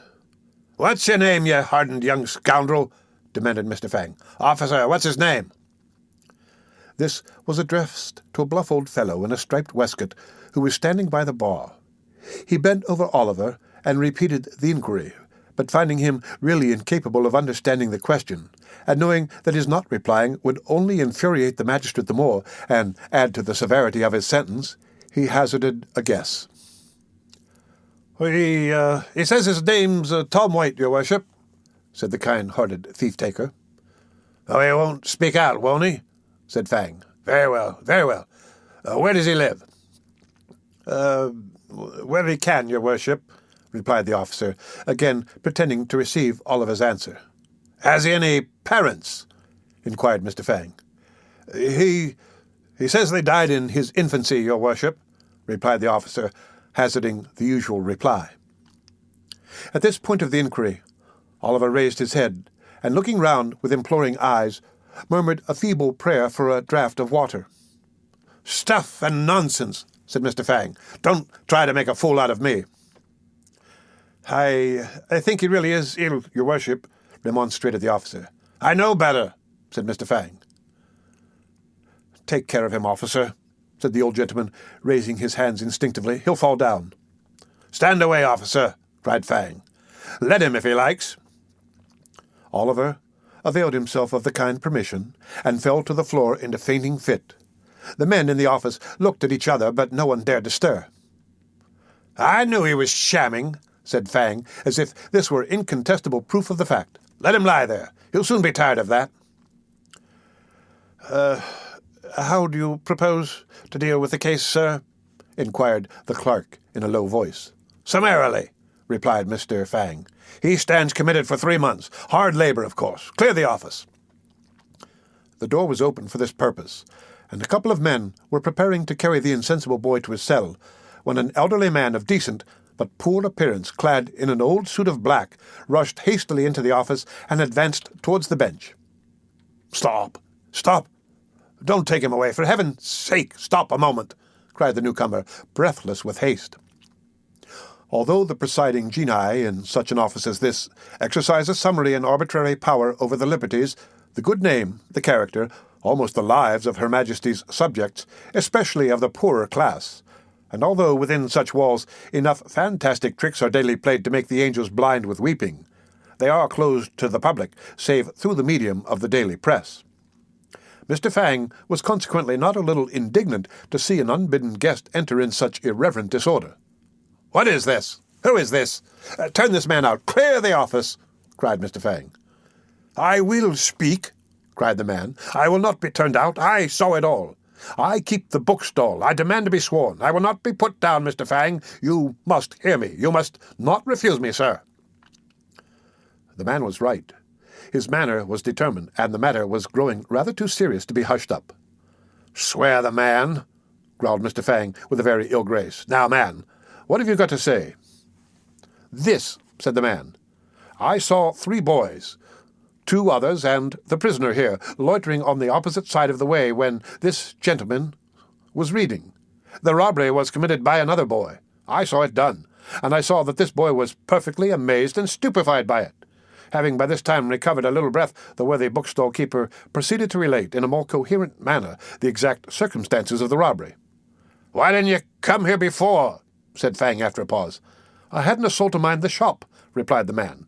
"Everybody who could have helped me had joined in the pursuit. I could get nobody till 5 minutes ago, and I've run here all the way." "The prosecutor was reading, was he?" inquired Fang after another pause. "Yes," replied the man. "The very book he has in his hand." "Oh, that book, eh?" said Fang. "Is it paid for?" No, it is not," replied the man with a smile. "Oh, dear me, I forgot all about it," exclaimed the absent old gentleman innocently. "A nice person to prefer a charge against a poor boy," said Fang with comical effort to look humane. "I consider, sir, that you have obtained possession of that book under very suspicious and disreputable circumstances, and you may think yourself very fortunate that the owner of the property declines to prosecute. Let this be a lesson to you, my man, or the law will overtake you yet. The boy is discharged. Clear the office." "Damn me," cried the old gentleman, bursting out with rage he had kept down so long. "Damn me, I'll—" "Clear the office," said the magistrate. "Officers, do you hear me? Clear the office." The mandate was obeyed, and the indignant Mr. Brownlow was conveyed out, with the book in one hand and the bamboo cane in the other. In a perfect frenzy of rage and defiance, he reached the yard, and his passion vanished in a moment. Little Oliver Twist lay on his back on the pavement, with his shirt unbuttoned, and his temples bathed with water, his face a deadly white, and a cold tremble convulsing his whole frame. Poor boy. Poor boy, said Mr. Brownlow, bending over him. Call a coach, somebody. Pray, directly. A coach was obtained, and Oliver, having been carefully laid on the seat, the old gentleman got in and sat himself on the other. "May I accompany you?" said the bookstall keeper, looking in. "Bless me, yes, my dear sir," said Mr. Brownlow quickly. "I forgot you, dear, dear. I have this unhappy book still. Jump in, poor fellow, there's no time to lose." The bookstall keeper got into the coach, and away they drove. The end of Chapter 11 of Oliver Twist. Read by Rick Kishner for Lit to Go on the web at fcit.usf.edu. Oliver Twist by Charles Dickens. Chapter 12, in which Oliver is taken better care of than he ever was before, and in which the narrative reverts to the merry old gentleman and his youthful friends. The coach rattled away over nearly the same ground as that which Oliver had traversed when he first entered London in company with the Dodger, and turning a different way when it reached the Angel at Islington, stopped at length before a neat house in a quiet, shady street near Pentonville. Here a bed was prepared, without loss of time, in which Mr. Brownlow saw his young charge carefully and comfortably deposited, and here he was tended with a kindness and solicitude that knew no bounds. But for many days Oliver remained insensible to all the goodness of his new friends. The sun rose and sank again, and many times after that, and still the boy lay stretched on his uneasy bed, dwindling away beneath the dry and wasting heat of fever. The worm does not work more surely on the dead body than does this slow-creeping fire upon the living frame. Weak and thin and pallid, he awoke at last from what seemed to have been a long and troubled dream. Feebly raising himself in the bed, with his head resting on his trembling arm, he looked anxiously around. "What room is this? Where have I been brought to?" said Oliver. "This is not the place I went to sleep in." He uttered these words in a feeble voice, being very faint and weak, but they were overheard at once. The curtain at the bed's head was hastily drawn back, and a motherly old lady, very neatly and precisely dressed, rose as she undrew it from an armchair close by, in which she had been sitting at needlework. "Hush, my dear," said the old lady softly. "You must be very quiet, or you will be ill again, and you have been very bad as bad could be, pretty nigh. Lie down again, there's a dear." With those words, the old lady very gently placed Oliver's head upon the pillow, and smoothing back his hair from his forehead, looked so kindly and loving in his face that he could not help placing his little withered hand in hers, and drawing it round his neck. "Save us," said the old lady, with tears in her eyes. "What a grateful little dear it is. Pretty creature. What would his mother feel if she had sat by him as I have and could see him now?" "Perhaps she does see me," whispered Oliver, folding his hands together. "Perhaps she has sat by me. I almost feel as if she had." "That was the fever, my dear," said the old lady mildly. "I suppose it was," replied Oliver, "because heaven is a long way off, and they are too happy there to come down to the bedside of a poor boy. But if she knew I was ill, she must have pitied me even there, for she was very ill herself before she died. She can't know anything about me, though," added Oliver after a moment's silence. "If she had seen me hurt, it would have made her sorrowful, and her face has always looked sweet and happy when I have dreamed of her." The old lady made no reply to this, but wiping her eyes first, and her spectacles, which lay on the counterpane, afterwards, as if they were part and parcel of those features, brought some cool stuff for Oliver to drink, and then, patting him on the cheek, told him he must lie very quiet, or he would be ill again. So Oliver kept very still, partly because he was anxious to obey the kind old lady in all things, and partly, to tell the truth, because he was completely exhausted with what he had already said. He soon fell into a gentle doze, from which he was awakened by the light of a candle, which, being brought near the bed, showed him a gentleman with a very large and loud-ticking gold watch in his hand, who felt his pulse and said he was a great deal better. "You are a great deal better, are you not, my dear?" said the gentleman. "Yes. Thank you, sir," replied Oliver. "Yes, I know you are," said the gentleman. "You're hungry, too, ain't you?" "No, sir," answered Oliver. "Ahem," said the gentleman. "No, I know you're not. "He's not hungry, Mrs. Bedwin," said the gentleman, looking very wise. The old lady made a respectful inclination of the head, which seemed to say that she thought the doctor was a very clever man. The doctor appeared much of the same opinion himself. "You feel sleepy, don't you, my dear?" said the doctor. "No, sir," replied Oliver. No, said the doctor with a very shrewd and satisfied look. "You're not sleepy, nor thirsty, are you?" "Yes, sir, rather thirsty," answered Oliver. "Just as I expected, Mrs. Bedwin," said the doctor. "It's very natural that he should be thirsty. You may give him a little tea, ma'am, and some dry toast without any butter. Don't keep him too warm, ma'am, but be careful that you don't let him be too cold. Will you have the goodness?" The old lady dropped a curtsy. The doctor, after tasting the cool stuff and expressing a qualified approval of it, hurried away, his boots creaking in a very important and wealthy manner as he went downstairs. Oliver dozed off again soon after this. When he awoke, it was nearly 12 o'clock. The old lady tenderly bade him good night shortly afterwards, and left him in charge of a fat old woman who had just come, bringing with her in a little bundle a small prayer-book and a large nightcap.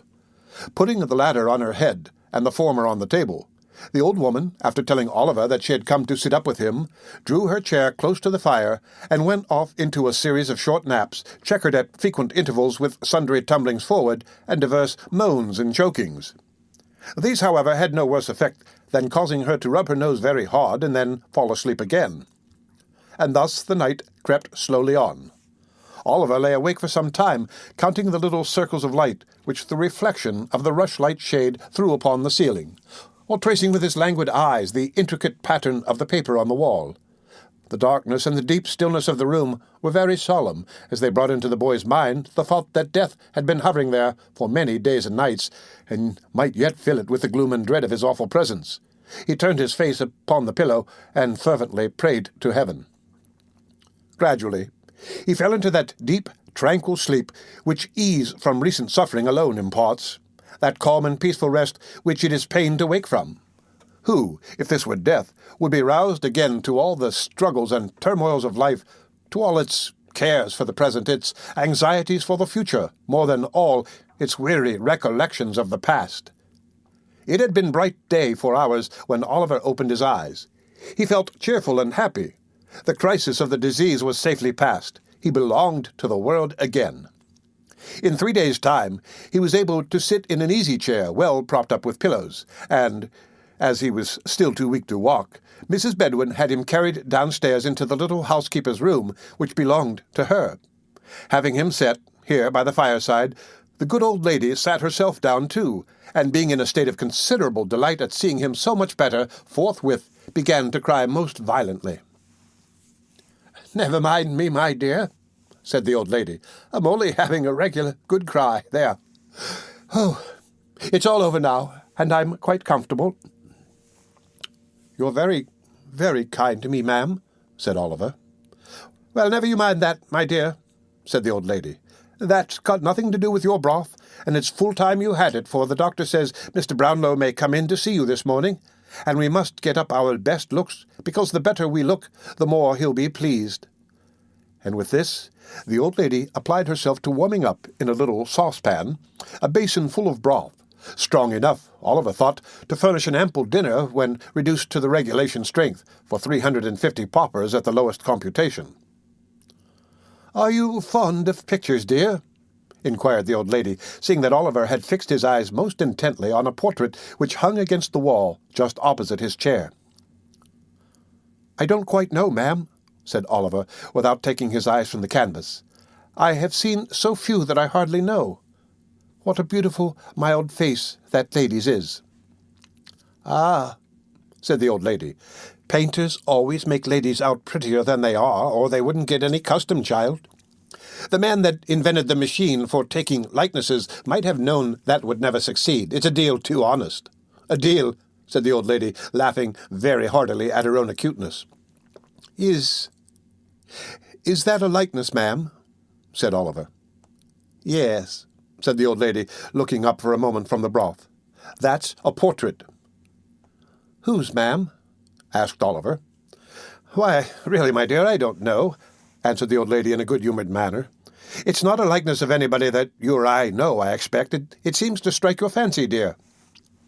"It is so pretty," replied Oliver. "Why, sure you're not afraid of it?" said the old lady, observing in great surprise the look of awe with which the child regarded the painting. "Oh, no, no," returned Oliver quickly. "But the eyes look so sorrowful, and where I sit they seem fixed upon me. It makes my heart beat," added Oliver in a low voice, "as if it was alive and wanted to speak to me but couldn't." "Lord save us!" exclaimed the old lady, starting. "Don't talk in that way, child. You're weak and nervous after your illness. Let me wheel your chair round to the other side, and then you won't see it." "There," said the old lady, suiting the action to the word. "You don't see it now, at all events." Oliver did see it in his mind's eye, as distinctly as if he had not altered his position. But he thought it better not to worry the kind old lady, so he smiled gently when she looked at him. And Mrs. Bedouin, satisfied that he felt more comfortable, salted and broke bits of toasted bread into the broth, with all the bustle befitting so solemn a preparation.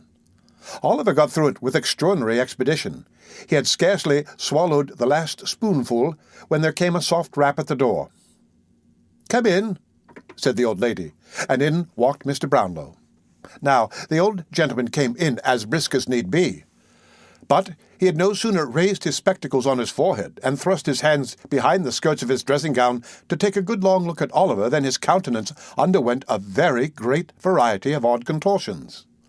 Oliver looked very worn and shadowy from sickness, and made an ineffectual attempt to stand up out of respect to his benefactor, which terminated in his sinking back into the chair again.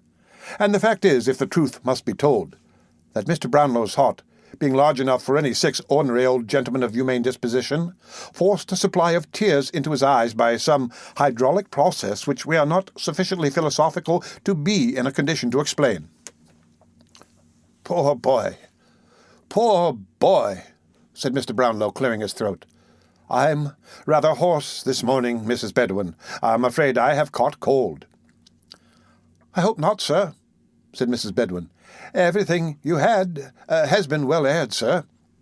"I don't know, Bedouin, I don't know," said Mr. Brownlow.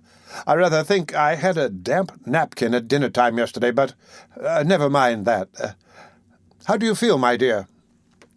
"Very happy, sir," replied Oliver, "and very grateful indeed, sir, for your goodness to me." "Good-bye," said Mr. Brownlow stoutly. "Have you given him any nourishment, Bedouin? Any slops, eh?" "He has just had a basin of beautiful strong broth, sir," replied Mrs. Bedouin, drawing herself up slightly and laying strong emphasis on the last word, to intimate that between slops and broth well compounded there existed no affinity or connection whatsoever. "Ah," said Mr. Brownlow, with a slight shudder. "A couple of glasses of port wine would have done him a great deal more good, wouldn't they, Tom White, eh?" "My name is Oliver, sir," replied the little invalid, with a look of great astonishment. "Oliver?" said Mr. Brownlow. "Oliver what? Oliver White, eh?" "No, sir. Twist. Oliver Twist." "Queer name," said the old gentleman. "What made you tell the magistrate your name was White?" "I never told him so, sir," returned Oliver in amazement. This sounded so like a falsehood that the old gentleman looked somewhat sternly in Oliver's face. It was impossible to doubt him. There was truth in every one of its thin and sharpened lineaments. "Some mistake," said Mr. Brownlow. But although his motive for looking steadily at Oliver no longer existed, the old idea of the resemblance between his features and some familiar face came upon him so strongly that he could not withdraw his gaze. "I hope you're not angry with me, sir," said Oliver, raising his eyes beseechingly. "No, no," replied the old gentleman. "Why, what's this? Bedouin? Look there." As he spoke, he pointed hastily to the picture over Oliver's head, and then to the boy's face. There was its living copy. The eyes, the head, the mouth, every feature was the same. The expression was, for the instant, so precisely alike that the minutest line seemed copied with startling accuracy. Oliver knew not the cause of this sudden exclamation, for, not being strong enough to bear the start it gave him, he fainted away. A weakness on his part, which affords the narrative an opportunity of relieving the reader from suspense in behalf of the two young pupils of the merry old gentleman, and of recording that when the Dodger and his accomplished friend Mr. Bates joined in the hue and cry which was raised at Oliver's heels, in consequence of their executing an illegal conveyance of Mr. Brownlow's personal property, as has already been described, they were actuated by a very laudable and becoming regard for themselves, and forasmuch as the freedom of the subject and the liberty of the individual are among the first and proudest boasts of a true-hearted Englishman, so I need hardly beg the reader to observe that this action should tend to exalt them in the opinion of all public and patriotic men in almost as great a degree as this strong proof of their anxiety for their own preservation and safety goes to corroborate and confirm the little code of laws which certain profound and sound-judging philosophers have laid down as the mainsprings of all nature's deeds and actions, the said philosophers very wisely reducing the good lady's proceedings to matters of maxim and theory, and, by a very neat and pretty compliment to her exalted wisdom and understanding, putting entirely out of sight any considerations of heart or generous impulse and feeling. For these are matters totally beneath a female who is acknowledged by universal admission to be far above the numerous little foibles and weaknesses of her sex. If I wanted any further proof of the strictly philosophical nature of the conduct of these young gentlemen in their very delicate predicament, I should at once find it in the fact, also recorded in a foregoing part of this narrative, of their quitting the pursuit when the general attention was fixed upon Oliver, and making immediately for their home by the shortest possible cut. Although I do not mean to assert that it is usually the practice of renowned and learned sages to shorten the road to any great conclusion, their course indeed being rather to lengthen the distance by various circumlocutions and discursive staggerings, like unto those in which drunken men under the pressure of a too mighty flow of ideas are prone to indulge. Still, I do mean to say, and do say distinctly, that it is the invariable practice of many mighty philosophers, in carrying out their theories, to evince great wisdom and foresight in providing against every possible contingency which can be supposed at all likely to affect themselves. Thus, to do a great right, you may do a little wrong, and you may take any means which the end to be attained will justify. The amount of the right or the amount of the wrong, or indeed the distinction between the two, being left entirely to the philosopher concerned, to be settled and determined by his clear, comprehensive, and impartial view of his own particular case. It was not until the two boys had scoured with great rapidity through a most intricate maze of narrow streets and courts that they ventured to halt beneath a low and dark archway. Having remained silent here just long enough to recover breath to speak, Master Bates uttered an exclamation of amusement and delight, and bursting into an uncontrollable fit of laughter, flung himself upon a doorstep and rolled thereon in a transport of mirth. "What's the matter?" inquired the Dodger. "Oh!" roared Charlie Bates. "Hold your noise," remonstrated the Dodger, looking cautiously round. "Do you want to be grabbed, stupid?" "I can't help it," said Charlie. "I can't help it. To see him spreading away at that pace and cutting round the corners and knocking up agin the posts and starting on again as if he was made of iron as well as them, and me with a wipe in me pocket singing out after him. Oh, my eye!" The vivid imagination of Master Bates presented the scene before him in two strong colours. As he arrived at this apostrophe, he again rolled upon the doorstep and laughed louder than before. "What'll Fagin say?" inquired the Dodger, taking advantage of the next interval of breathlessness on the part of his friend to propound the question. "What?" repeated Charlie Bates. "Oh, what?" said the Dodger. "Why, what should he say?" inquired Charlie, stopping rather suddenly in his merriment, for the Dodger's manner was impressive. "What should he say?" Mr. Dawkins whistled for a couple of minutes, then taking off his hat, scratched his head and nodded thrice. "What do you mean?" said Charlie. "Terulurulu, gammon and spinach, the froggy wooden and high cockalorum," said the Dodger, with a slight sneer on his intellectual countenance. This was explanatory, but not satisfactory. Master Bates felt it so, and again said, "What do you mean?" The Dodger made no reply, but putting his hat on again, and gathering the skirts of his long-tailed coat under his arm, thrust his tongue into his cheek, slapped the bridge of his nose some half-dozen times in a familiar but expressive manner, and turning on his heel slunk down the court. Master Bates followed with a thoughtful countenance. The noise of footsteps on the creaking stairs a few minutes after the occurrence of this conversation roused the merry old gentleman as he sat over the fire with a saveloy and a small loaf in his hand, a pocket-knife in his right, and a pewter pot on the trivet.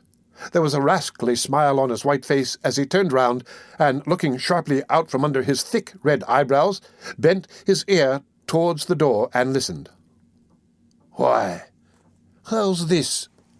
muttered the Jew, changing countenance. "Only 2 of 'em? Where's the 3rd? They can't have gotten into trouble. Hark!" The footsteps approached nearer. They reached the landing. The door was slowly opened, and the Dodger and Charlie Bates entered, closing it behind them. The end of Chapter 12 of Oliver Twist. Read by Rick Kistner, for Lit to go on the web at fcit.usf.edu. Oliver Twist, by Charles Dickens. Chapter 13. Some new acquaintances are introduced to the intelligent reader, connected with whom various pleasant matters are related appertaining to this history. "Where's Oliver?" said the Jew, rising with a menacing look. "Where's the boy?" The young thieves eyed their preceptor as if they were alarmed at his violence, and looked uneasily at each other. But they made no reply. "What's become of the boy?" said the Jew, seizing the Dodger tightly by the collar and threatening him with horrid imprecations. "Speak out, or I'll throttle you." Mr. Fagin looked so very much in earnest that Charlie Bates, who deemed it prudent in all cases to be on the safe side, and who conceived it by no means improbable that it might be his turn to be throttled second, dropped upon his knees and raised a loud, well-sustained and continuous roar, something between a mad bull and a speaking trumpet. "Will you speak?" thundered the Jew, shaking the Dodger so much that his keeping in the big coat at all seemed perfectly miraculous.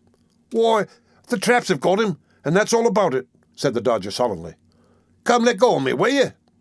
And swinging himself at one jerk, cleaned out of the big coat which he left in the Jew's hands, the Dodger snatching up the toasting fork and made a pass at the merry old gentleman's waistcoat, which, if it had taken effect, would have let a little more merriment out than could have been easily replaced. The Jew stepped back in this emergency with more agility than could have been anticipated in a man of his apparent decrepitude, and seizing up the pot, prepared to hurl it at his assailant's head. But Charlie Bates, at this moment, calling his attention by a perfectly terrific howl, he suddenly altered its destination and flung it full at that young gentleman. "Why, what the blazes is in the wind now?" growled a deep voice. "Who pitched that here at me? It's well it's the beer and not the pot as hit me, or I'd have settled somebody. I might have known as nobody but an infernal, rich, plundering, thundering old Jew could afford to throw away any drink but water, and not that unless he's done the river company every quarter. What's it all about, Fagin? Damn me if my neck handkercher ain't lined with beer. Come in, you sneaking varmint. What are you stepping outside for, as if you was ashamed of your master? Come in." The man who growled out these words was a stoutly built fellow of about 35 in a black velveteen coat, very soiled drab breeches, lace-up half boots, and grey cotton stockings, which enclosed a bulky pair of legs with large swelling calves, the kind of legs which in such costume always look in an unfinished and incomplete state without a set of feathers to garnish them. He had a brown hat on his head, and a dirty Belcher handkerchief around his neck, with the long frayed ends of which he smeared the beer from his face as he spoke. He disclosed, when he had done so, a broad, heavy countenance with a beard of 3 days' growth, and 2 scowling eyes, one of which displayed various party-coloured symptoms of having been recently damaged by a blow. "Come in, do you hear?" growled this engaging ruffian. A white, shaggy dog, with his face scratched and torn in 20 different places, skulked into the room. "Why didn't you come in afore?" said the man. "You're getting too proud to own me afore company, are you? Lie down." This command was accompanied with a kick which sent the animal to the other end of the room. He appeared well used to it, however, for he coiled himself up in a corner very quietly, without uttering a sound, and winking his very ill-looking eyes 20 times in a minute, appeared to occupy himself in taking a survey of the apartment. "What are you up to? Ill-treating the boys, you covetous, avaricious, insatiable old fence," said the man, seating himself deliberately. "I wonder they don't murder you. I would if I was them. If I'd been your apprentice, I'd have done it long ago, and no, I couldn't have sold you afterwards, for you're fit for nothing but keeping as a curiosity of ugliness in a glass bottle, and I suppose they don't blow glass bottles large enough." "Hush, hush, Mr. Sikes," said the Jew, trembling. "Don't speak so loud." "None of your misterin'," replied the ruffian. "You always mean mischief when you come that. You know my name. Out with it. I shan't disgrace it when the time comes." Well then, Bill Sikes," said the Jew, with abject humility. "You seem out of humour, Bill." "Perhaps I am," replied Sikes. "I should think you was rather out of sorts too, unless you mean as little harm when you throw pewter pots about as you do, when you're blabbing." "Are you mad?" said the Jew, catching the man by the sleeve and pointing towards the boys. Mr. Sikes contented himself with tying an imaginary knot under his left ear and jerking his head over on the right shoulder, a piece of dumb show which the Jew appeared to understand perfectly.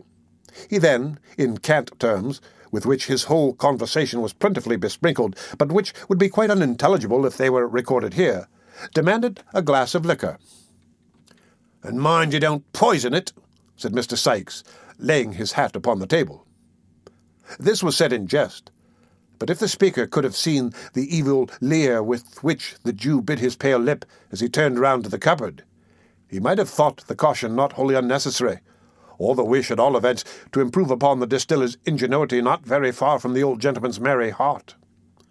After swallowing 2 or 3 glasses of spirits, Mr. Sikes condescended to take some notice of the young gentleman, which gracious act led to a conversation in which the cause and manner of Oliver's capture were circumstantially detailed, with such alterations and improvements on the truth as to the Dodger appeared most advisable under the circumstances. "I'm afraid," said the Jew, "that he may say something which will get us into trouble." "That's very likely," returned Sikes with a malicious grin. "You're blowed upon, Fagin." "And I'm afraid, you see," added the Jew, speaking as if he had not noticed the interruption, and regarding the other closely as he did so, "I'm afraid that, if the game was up with us, it might be up with a good many more, and that it would come out rather worse for you than it would for me, my dear." The man started, and turned round upon the Jew, but the old gentleman's shoulders were shrugged up to his ears, and his eyes were vacantly staring on the opposite wall. There was a long pause. Every member of the respectable coterie appeared plunged in his own reflections, not excepting the dog, who by a certain malicious licking of his lips seemed to be meditating an attack upon the legs of the first gentleman or lady he might encounter in the streets when he went out. "Somebody must find out what's been done at the office," said Mr. Sikes, in a much lower tone than he had taken since he came in. The Jew nodded assent. "If he hasn't peached and is committed, there's no fear till he comes out again," said Mr. Sikes. "And then he must be taken care of on. You must get hold of him somehow." Again the Jew nodded. The prudence of this line of action indeed was obvious, but, unfortunately, there was one very strong objection to its being adopted. This was that the Dodger and Charlie Bates, and Fagin, and Mr. William Sikes happened one and all to entertain a violent and deeply rooted antipathy to going near a police office on any ground or pretext whatever. How long they might have sat and looked at each other in a state of uncertainty not the most pleasant of its kind, it is difficult to guess. It is not necessary to make any guesses on the subject, however, for the sudden entrance of the 2 young ladies whom Oliver had seen on a former occasion caused the conversation to flow afresh. "The very thing," said the Jew. "Bet we'll go. Won't you, my dear?" "Where's?" inquired the young lady. "Only just up to the office, my dear," said the Jew coaxingly.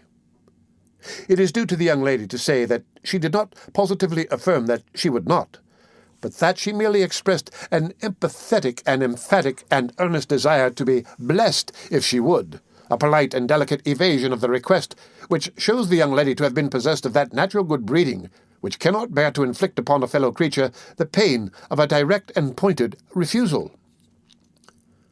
The Jew's countenance fell. He turned from this young lady, who was gaily, not to say gorgeously attired in a red gown, green boots, and yellow curl-papers, to the other female. "Nancy, my dear," said the Jew in a soothing manner, "what do you say?" "That it won't do, so it's no use of trying it on, Fagin," replied Nancy. "What do you mean by that?" said Mr. Sikes, looking up in a surly manner. "What I say, Bill," replied the lady collectively. "Why, you're just the very person for it," reasoned Mr. Sikes. "Nobody about here knows anything of you." "And as I don't want 'em to neither," replied Nancy in the same composed manner, "it's rather more no than yes with me, Bill." "She'll go, Fagin," said Sikes. "No, she won't, Fagin," said Nancy. "Yes, she will, Fagin," said Sikes. And Mr. Sikes was right.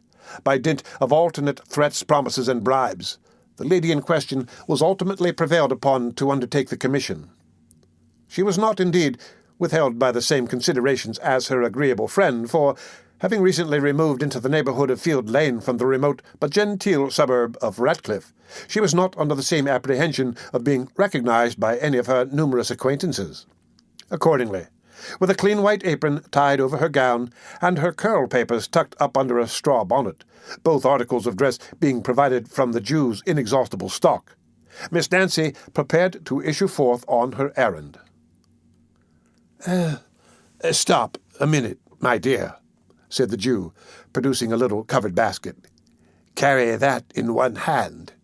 It looks more respectable, my dear." "Give her a door key to carry into other one, Fagin," said Sikes. "It looks real, and Genevieve-like." "Yes, yes, my dear, so it does," said the Jew, hanging a large street-door key on the forefinger of the young lady's right hand. There, very good. Very good indeed, my dear," said the Jew, rubbing his hands.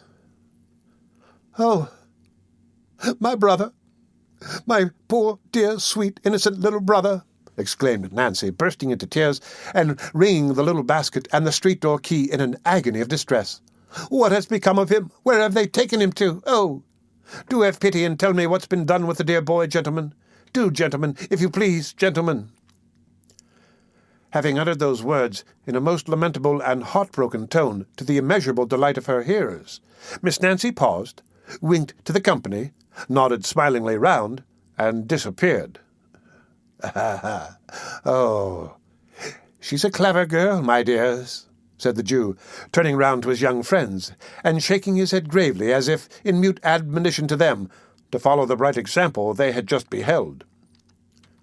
"She's a honour to her sex," said Mr. Sikes, filling his glass and smiting the table with his enormous fist. "Here's her health, and wishing they was all like her." While these and many other encomiums were being passed on the accomplished Nancy, that young lady made the best of her way to the police office, whither, notwithstanding a little natural timidity consequent upon walking through the streets alone and unprotected, she arrived in perfect safety shortly afterwards. Entering by the back way, she tapped softly with the key at one of the cell doors and listened. There was no sound within, so she coughed and listened again.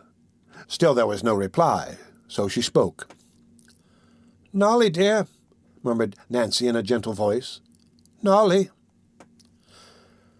There was nobody inside but a miserable, shoeless criminal who had been taken up for playing the flute, and who, the offence against society having been clearly proved, had been very properly committed by Mr. Fang to the House of Correction for 1 month, with the appropriate and amusing remark that since he had so much breath to spare, it would be more wholesomely expended on the treadmill than in a musical instrument. He made no answer, being occupied mentally bewailing the loss of the flute, which had been confiscated for the use of the county.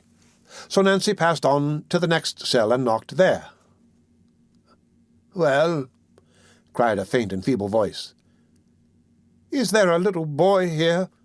inquired Nancy, with a preliminary sob. "No," replied the voice. "God forbid." This was a vagrant of 65 who was going to prison for not playing the flute, or in other words, for begging in the streets and doing nothing for his livelihood. In the next cell was another man who was going to the same prison for hawking tin saucepans without license, thereby doing something for his living in defiance of the stamp office. But as neither of these criminals answered to the name of Oliver, or knew anything about him, Nancy made straight up to the bluff officer in the striped waistcoat, and, with the most piteous wailings and lamentations, rendered more piteous by a prompt and efficient use of the street-door key and the little basket, demanded her own dear brother. "I haven't got him, my dear," said the old man. "Where is he?" screamed Nancy in a distracted manner. "Why, the gentleman's got him," replied the officer. "What gentleman? Oh, gracious heavens, what gentleman?"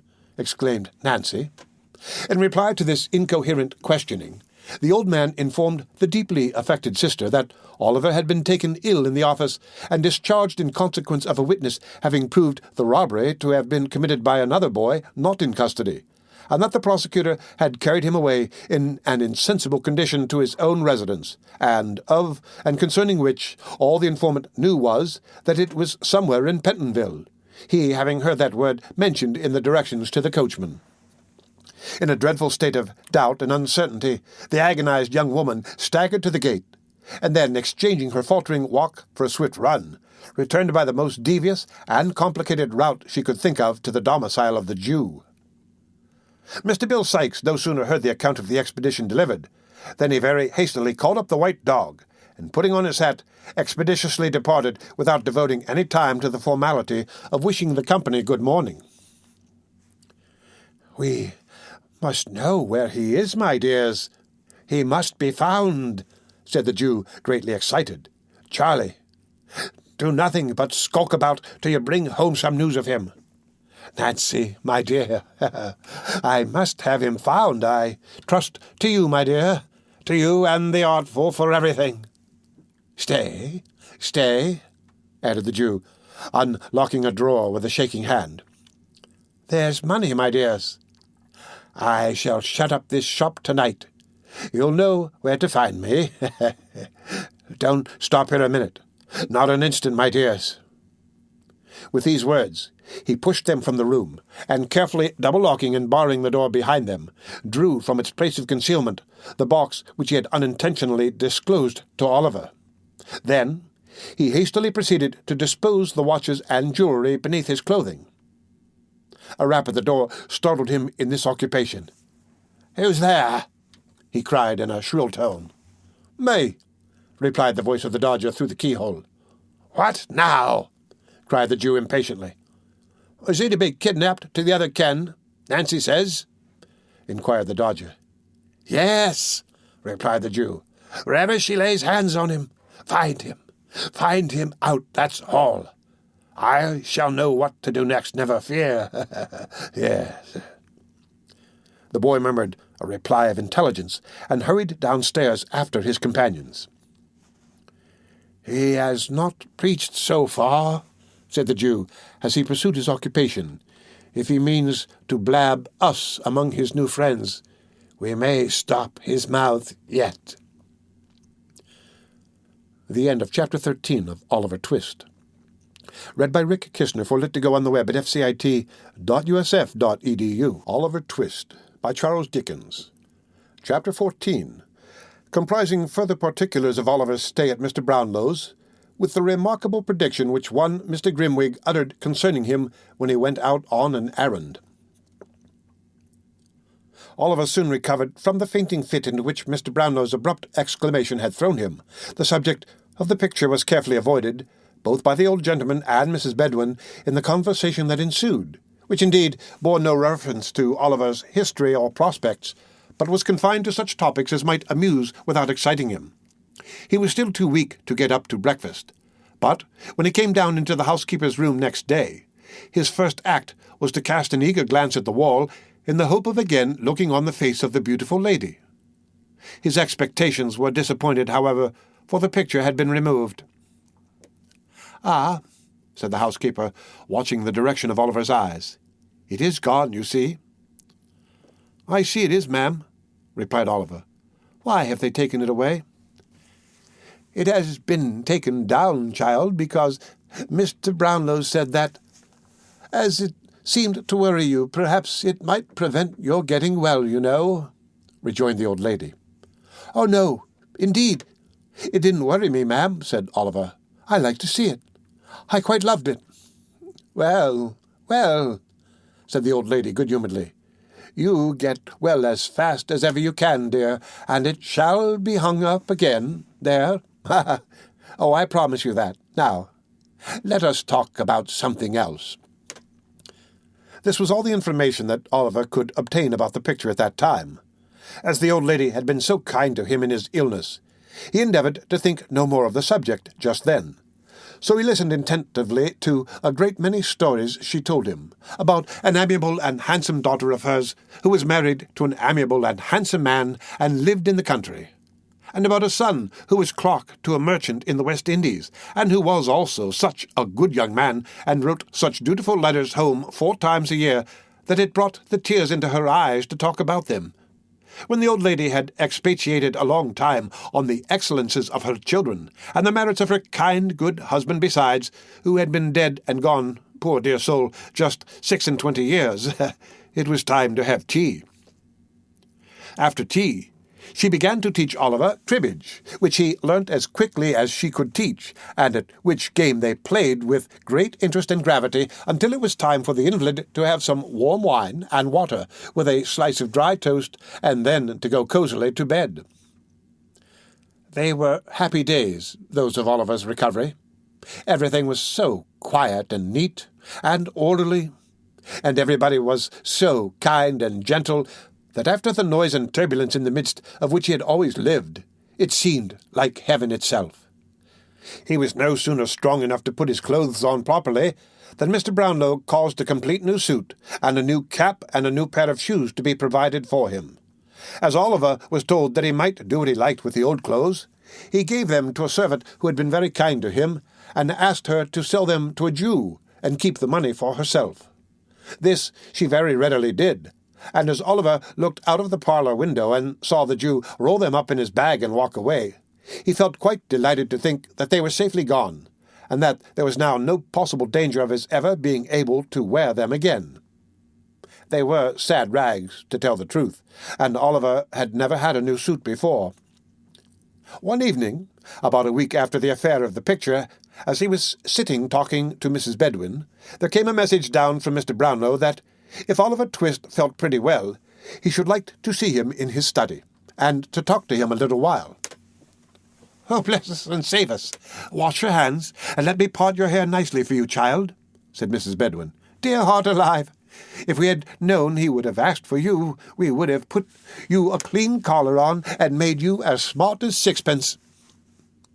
Oliver did as the old lady bade him, and although she lamented grievously, meanwhile, that there was not enough time to crimp the little frill that bordered his shirt-collar, he looked so delicate and handsome, despite that important personal advantage, that she went so far as to say, looking at him with great complacency from head to foot, that she really didn't think it would have been possible on the longest notice to have made much difference in him for the better. Thus encouraged, Oliver tapped at the study door. On Mr. Brownlow calling him to come in, he found himself in a little back room quite full of books, with a window looking into some pleasant little gardens. There was a table drawn up before the window at which Mr. Brownlow was seated, reading. When he saw Oliver, he pushed the book away from him and told him to come near the table and sit down. Oliver complied, marvelling whether people could be found to read such a great number of books that seemed to be written to make the world wiser, which is still a marvel to more experienced people than Oliver Twist every day of their lives. "There are a good many books, are there not, my boy?" said Mr. Brownlow, observing the curiosity with which Oliver surveyed the shelves that reached from the floor to the ceiling. "A great number, sir," replied Oliver. "I never saw so many." "You shall read them, if you behave well," said the old gentleman kindly, and you will like that better than looking at the outsides. That is, some cases, because there are books of which the backs and covers are by far the best parts." "I suppose they are those heavy ones, sir," said Oliver, pointing to some large quartos with a good deal of gilding about the binding. "Not always those," said the old gentleman, patting Oliver on the head and smiling as he did so. "There are other equally heavy ones, though of a much smaller size. How should you like to grow up a clever man and write books, eh?" "I think I would rather read them, sir," replied Oliver. "What? Wouldn't you like to be a book writer?" said the old gentleman. Oliver considered a little while, and at last said he should think it would be a much better thing to be a bookseller, upon which the old gentleman laughed heartily and declared he had said a very good thing, which Oliver felt glad to have done, though he by no means knew what it was. "Well, well," said the old gentleman, composing his features, "don't be afraid. We won't make an author of you, while there's an honest trade to be learnt or brick-making to turn to." "Thank you, sir," said Oliver. At the earnest manner of his reply, the old gentleman laughed again, and said something about a curious instinct, which Oliver, not understanding, paid no very great attention to. "Now," said Mr. Brownlow, speaking, if possible, in a kinder, but at the same time in a much more serious manner than Oliver had ever known him assume yet, "I want you to pay great attention, my boy, to what I am going to say. I shall talk to you without any reserve, because I am sure you are well able to understand me, as many older persons would be." "Oh, don't tell me you are going to send me away, sir, pray," exclaimed Oliver, alarmed at the serious tone of the old gentleman's commencement. "Don't turn me out of doors to wander in the streets again. Let me stay here and be a servant. Don't send me back to the wretched place I came from. Have mercy upon a poor boy, sir." "My dear child," said the old gentleman, moved by the warmth of Oliver's sudden appeal, "you need not be afraid of my deserting you unless you give me a cause." "I never will, sir," interposed Oliver. "I hope not," rejoined the old gentleman. "I do not think you ever will. I have been deceived before in the objects whom I have endeavoured to benefit, but I feel strongly disposed to trust you. Nevertheless, and I am more interested in your behalf than I can well account for even to myself, the persons on whom I have bestowed my dearest love lie deep in their graves, but, although the happiness and delight of my life lie buried there too, I have not made a coffin of my heart and sealed it up forever on my best affections. Deep affliction has but strengthened and refined them." As the old gentleman said this in a low voice, more to himself than to his companion, and as he remained silent for a short time afterwards, Oliver sat quite still. "Well, well," said the old gentleman at length in a more cheerful tone, "I only say this because you have a young heart, and knowing that I have suffered great pain and sorrow, you will be more careful, perhaps, not to wound me again. You say you are an orphan without a friend in the world. All the inquiries I have been able to make confirm the statement.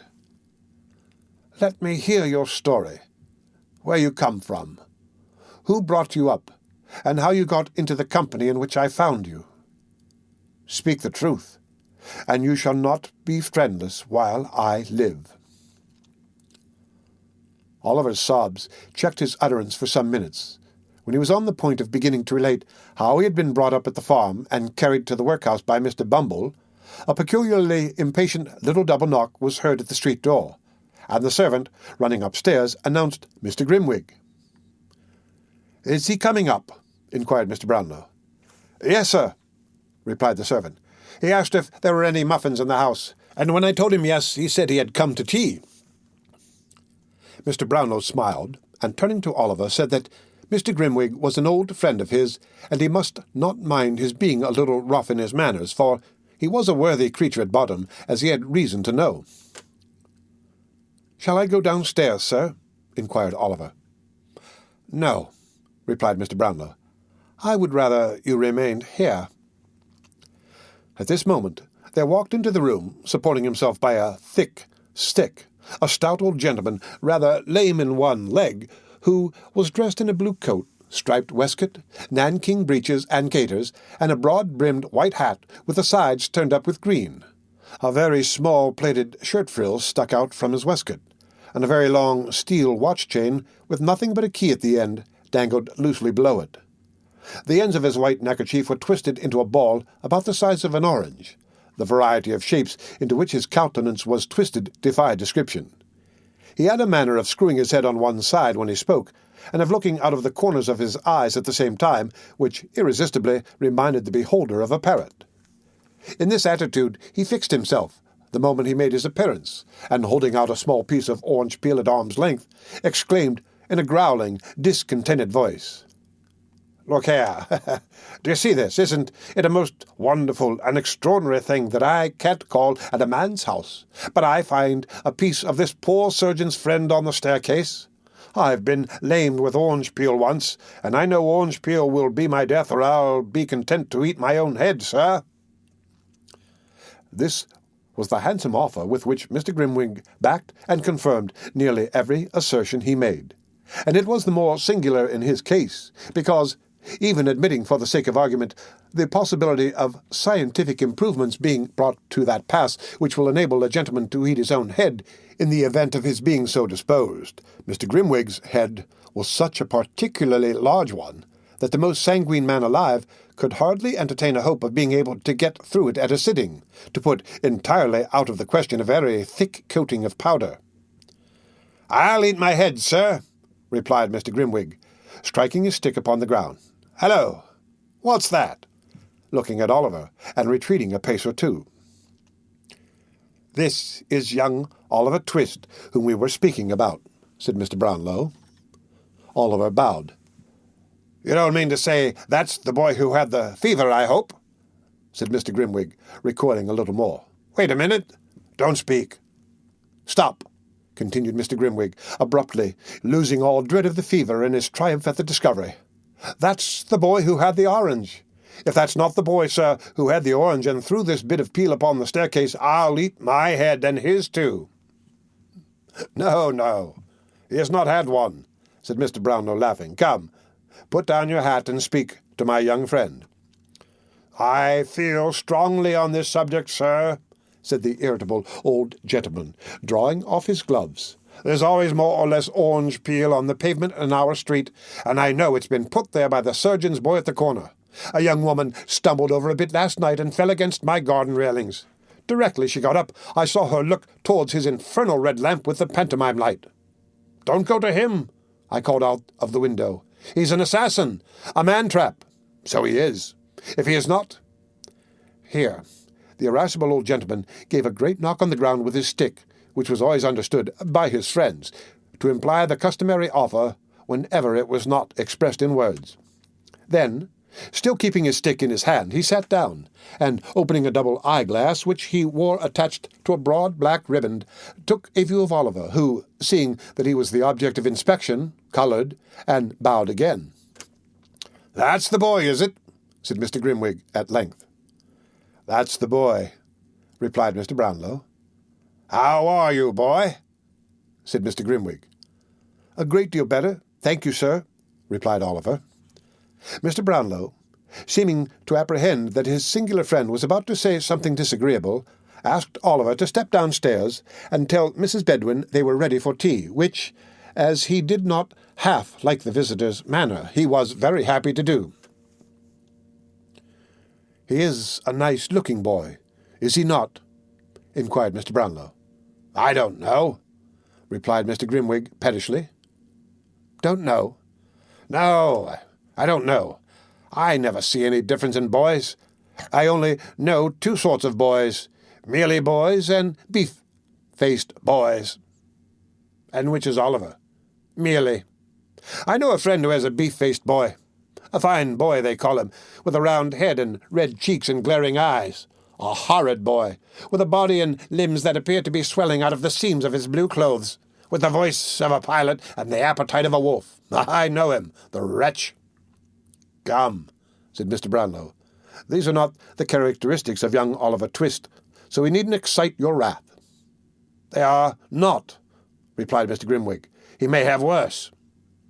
Here Mr. Brownlow coughed impatiently, which appeared to afford Mr. Grimwig the most exquisite delight. "He may have worse, I say," repeated Mr. Grimwig. "Where does he come from? Who is he? What is he? He has had a fever." "What of that? Fevers are not peculiar to good people, are they? Bad people have fevers sometimes, haven't they, huh? I know a man who was hung in Jamaica for murdering his master. He had a fever 6 times. He wasn't recommended to mercy on that account. Pugh, nonsense." Now the fact was that in the inmost recesses of his own heart, Mr. Grimwig was strongly disposed to admit that Oliver's appearance and manner were unusually prepossessing. But he had a strong appetite for contradiction, sharpened on this occasion by the finding of the orange peel, and inwardly determining that no man should dictate to him whether a boy was well-looking or not, he had resolved from the first to oppose his friend.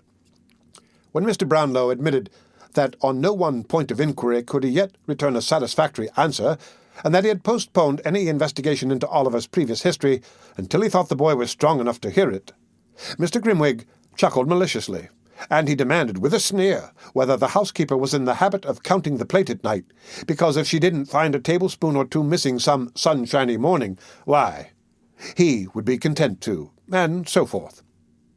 All this Mr. Brownlow, although himself somewhat of an impetuous gentleman, knowing his friend's peculiarities, bore with great good humour. As Mr. Grimwig at tea was graciously pleased to express his entire approval of the muffins, matters went on very smoothly, and Oliver, who made one of the party, began to feel more at his ease than he had yet done in the fierce old gentleman's presence. "And when are you going to hear a full, true, and particular account of the life and adventures of Oliver Twist?" asked Grimwig of Mr. Brownlow at the conclusion of the meal, looking sideways at Oliver as he resumed his subject. "Tomorrow morning," replied Mr. Brownlow. "I would rather he was alone with me at the time. Come up to me tomorrow morning at 10 o'clock, my dear." "Yes, sir," replied Oliver. He answered with some hesitation, because he was confused by Mr. Grimwig's looking so hard at him. "I'll tell you what," whispered that gentleman to Mr. Brownlow. "He won't come up to you tomorrow morning. I saw him hesitate. He is deceiving you, my good friend." "I'll swear he is not," replied Mr. Brownlow warmly. "If he is not," said Mr. Grimwig, "I'll—" and down went the stick. "I'll answer for that boy's truth with my life," said Mr. Brownlow, knocking the table. "And I for his falsehood with my head," rejoined Mr. Grimwig, knocking the table also. "We shall see," said Mr. Brownlow, checking his rising anger. "We will," replied Mr. Grimwig, with a provoking smile. "We will." As fate would have it, Mrs. Bedwin chanced to bring in, at this moment, a small parcel of books which Mr. Brownlow had that morning purchased of the identical bookstall keeper who has already figured in this history. Having laid them on the table, she prepared to leave the room. "Stop the boy, Mrs. Bedwin," said Mr. Brownlow. "There is something to go back." "He has gone, sir," replied Mrs. Bedwin. "Call after him," said Mr. Brownlow. "It's particular. He is a poor man, and they are not paid for. There are some books to be taken back, too." The street door was opened. Oliver ran one way, and the girl ran another, and Mrs. Bedwin stood on the step and screamed for the boy, but there was no boy in sight. Oliver and the girl returned in a breathless state to report that there were no tidings of him. "Dear me, I am very sorry for that," exclaimed Mr. Brownlow. "I particularly wish those books to be returned tonight." "Send Oliver with them," said Mr. Grimwig, with an ironical smile. "He will be sure to deliver them safely, you know." "Yes, do let me take them, if you please, sir," said Oliver. "I'll run all the way, sir." The old gentleman was just going to say that Oliver should not go out on any account, when a most malicious cough from Mr. Grimwig determined him that he should, and that by his prompt discharge of the commission he should prove to him the injustice of his suspicions, on this head at least, at once. "You shall go, my dear," said the old gentleman. "The books are on a chair by my table. Fetch them down." Oliver, delighted to be of use, brought down the books under his arm in a great bustle, and waited, cap in hand, to hear what message he was to take. "You ought to say," said Mr. Brownlow, glancing steadily at Grimwig, "you ought to say that you have brought those books back, and that you have come to pay the £4.10 I owe him. This is a £5 note, so you will have to bring me back 10 shillings change." "I won't be 10 minutes, sir," said Oliver eagerly, having buttoned up the banknote in his jacket pocket and placed the books carefully under his arm. He made a respectful bow and left the room. Mrs. Bedwin followed him to the street door, giving him many directions about the nearest way, and the name of the bookseller, and the name of the street, all of which Oliver said he clearly understood. Having superadded many injunctions to be sure and not take cold, the old lady at length permitted him to depart. "Bless his sweet face," said the old lady, looking after him. "I can't bear somehow to let him go out of my sight." At this moment Oliver looked gaily round, and nodded before he turned the corner. The old lady smilingly returned his salutation, and closing the door, went back to her own room. "Let me see. He'll be back in 20 minutes at the longest," said Mr. Brownlow, pulling out his watch and placing it on the table. "It will be dark by that time." Oh, you really expect him to come back, do you?" inquired Mr. Grimwig. "Don't you?" asked Mr. Brownlow, smiling. The spirit of contradiction was strong in Mr. Grimwig's breast at the moment, and it was rendered stronger by his friend's confident smile. "No," he said, smiting the table with his fist. "I do not. The boy has a new suit of clothes on his back, a set of valuable books under his arm, and a £5 note in his pocket. He'll join his old friends, the thieves, and laugh at you. If ever that boy returns to this house, I'll eat my head." With these words, he drew his chair closer to the table, and there the two friends sat in silent expectation, with the watch between them. It is worthy of remark, as illustrating the importance we attach to our own judgments, and the pride with which we put forth our most rash and hasty conclusions, that although Mr. Grimwig was not by any means a bad-hearted man, and though he would have been unfeignedly sorry to see his respected friend duped and deceived, he really did most earnestly and strongly hope at that moment that Oliver Twist might not come back. It grew so dark that the figures on the dial-plate were scarcely discernible, but there the two old gentlemen continued to sit in silence, with the watch between them. The end of Chapter 14 of Oliver Twist. Read by Rick Kishner for Lit2Go on the web at fcit.usf.edu. Oliver Twist by Charles Dickens. Chapter 15. Showing how very fond of Oliver Twist the merry old Jew and Miss Nancy were. In the obscure parlour of a low public house, in the filthiest part of Little Saffron Hill, a dark and gloomy den where a flaring gaslight burned all day in the winter-time, and where no ray of sun ever shone in the summer, there sat, brooding over a little pewter measure and a small glass strongly impregnated with the smell of liquor, a man in a velveteen coat, drab shorts, half-boots and stockings, whom, even by that dim light, no experienced agent of the police would have hesitated to recognize as Mr. William Sikes. At his feet sat a white-coated, red-eyed dog, who occupied himself alternately in winking at his master with both eyes at the same time, and in licking a large, fresh cut on one side of his mouth, which appeared to be the result of some recent conflict. "Keep quiet, you varmint, keep quiet," said Mr. Sikes, suddenly breaking the silence. Whether his meditations were so intense as to be disturbed by the dog's winking, or whether his feelings were so wrought upon by his reflections that they required all the relief derivable from kicking an unoffending animal to allay them, is matter for argument and consideration. Whatever was the cause, the effect was a kick and a curse bestowed upon the dog simultaneously. Dogs are not generally apt to revenge injuries inflicted upon them by their masters, but Mr. Sikes' dog, having faults of temper in common with his own, perhaps at this moment, under a powerful sense of injury, made no more ado, but at once fixed his teeth in one of the half-boots. Having given in a hearty shake, he retired, growling, under a form, just escaping the pewter measure which Mr. Sikes levelled at his head. "You would you?" said Sikes, seizing the poker in one hand, and deliberately opening with the other a large clasp knife which he drew from his pocket. "Come here, you born devil, come here. Do you hear?" The dog no doubt heard, because Mr. Sikes spoke in the very harshest key of a very harsh voice. But appearing to entertain some unaccountable objection to having his throat cut, he remained where he was, and growled more fiercely than before, at the same time grasping the end of the poker between his teeth and biting at it like a wild beast. This resistance only infuriated Mr. Sikes the more, who, dropping on his knees, began to assail the animal most furiously. The dog jumped from right to left and from left to right, snapping, growling, and barking.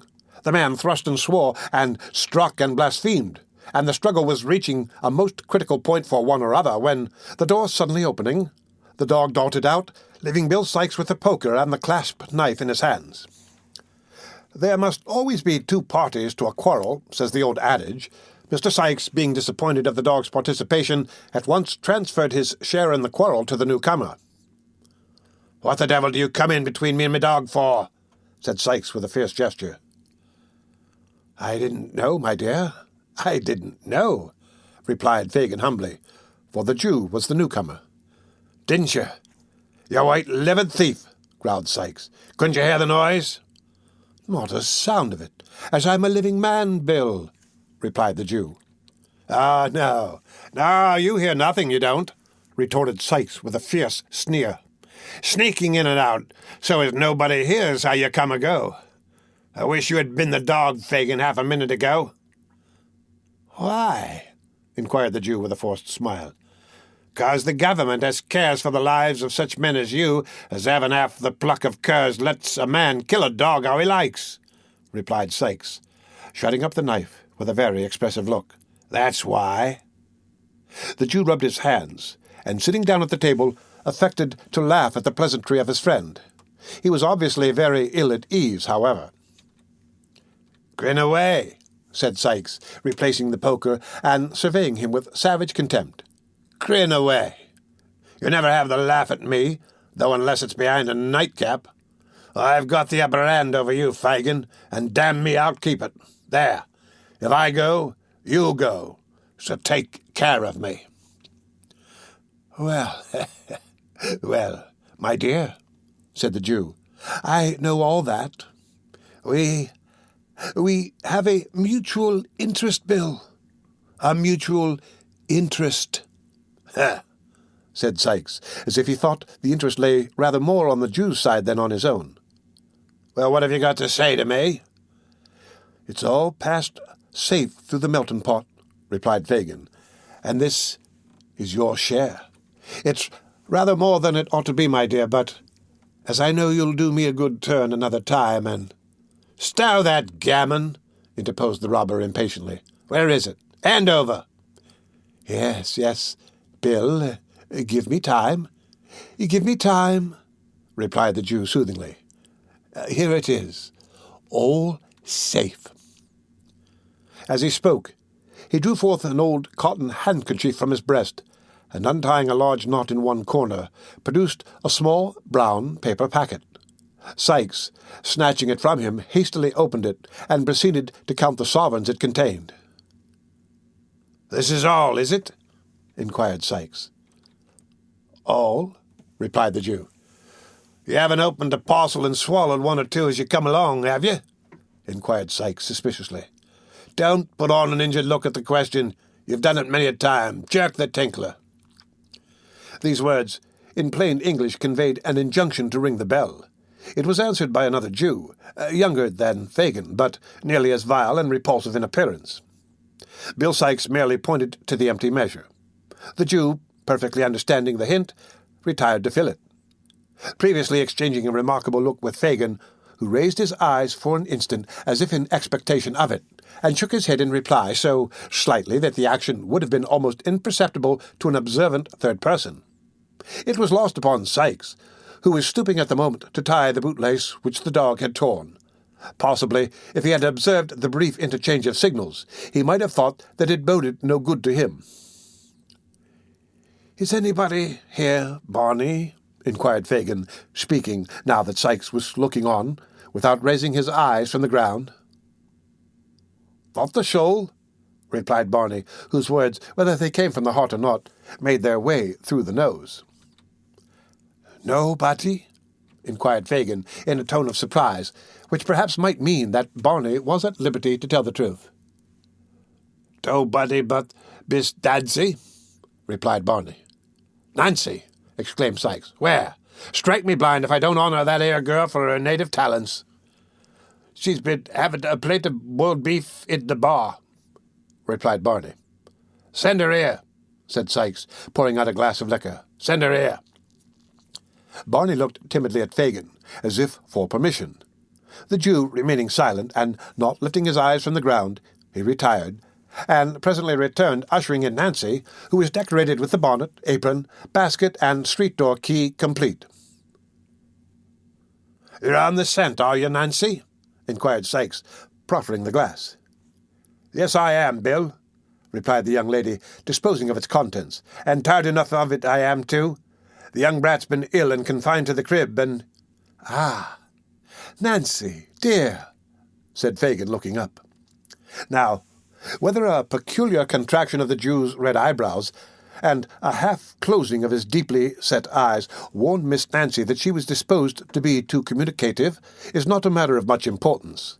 The fact is all we need care for here, and the fact is that she suddenly checked herself, and with several gracious smiles upon Mr. Sikes, turned the conversation to other matters. In about 10 minutes' time, Mr. Fagin was seized with a fit of coughing, upon which Nancy pulled her shawl over her shoulders and declared it was time to go. Mr. Sikes, finding that he was walking a short part of her way himself, expressed his intention of accompanying her. They went away together, followed at a little distance by the dog, who slunk out of a backyard as soon as his master was out of sight. The Jew thrust his head out of the room door when Sikes had left it, looked after him as he walked up the dark passage, shook his clenched fist, muttered a deep curse, and then, with a horrible grin, reseated himself at the table, where he was soon deeply absorbed in the interesting pages of the hue and cry. Meanwhile, Oliver Twist, little dreaming that he was within so very short a distance of the merry old gentleman, was on his way to the bookstall. When he got into Clerkenwell, he accidentally turned down a by-street which was not exactly in his way, but, not discovering his mistake until he had got halfway down it, and knowing it must lead in the right direction, he did not think it worth while to turn back, and so marched on as quickly as he could with the books under his arm. He was walking along, thinking how happy and contented he ought to feel, and how much he would give for only one look at poor little Dick, who, starved and beaten, might be weeping bitterly at that very moment, when he was startled by a young woman screaming out very loud, "Oh, my dear brother!" And he had hardly looked up to see what the matter was, when he was stopped by having a pair of arms thrown tight round his neck. "Don't!" cried Oliver, struggling. "Let go of me! Who is it? What are you stopping me for?" The only reply to this was a great number of loud lamentations from the young woman who had embraced him, and who had a little basket and street-door key in her hand. "Oh, my gracious!" said the young woman. "I have found him! Oh, Oliver!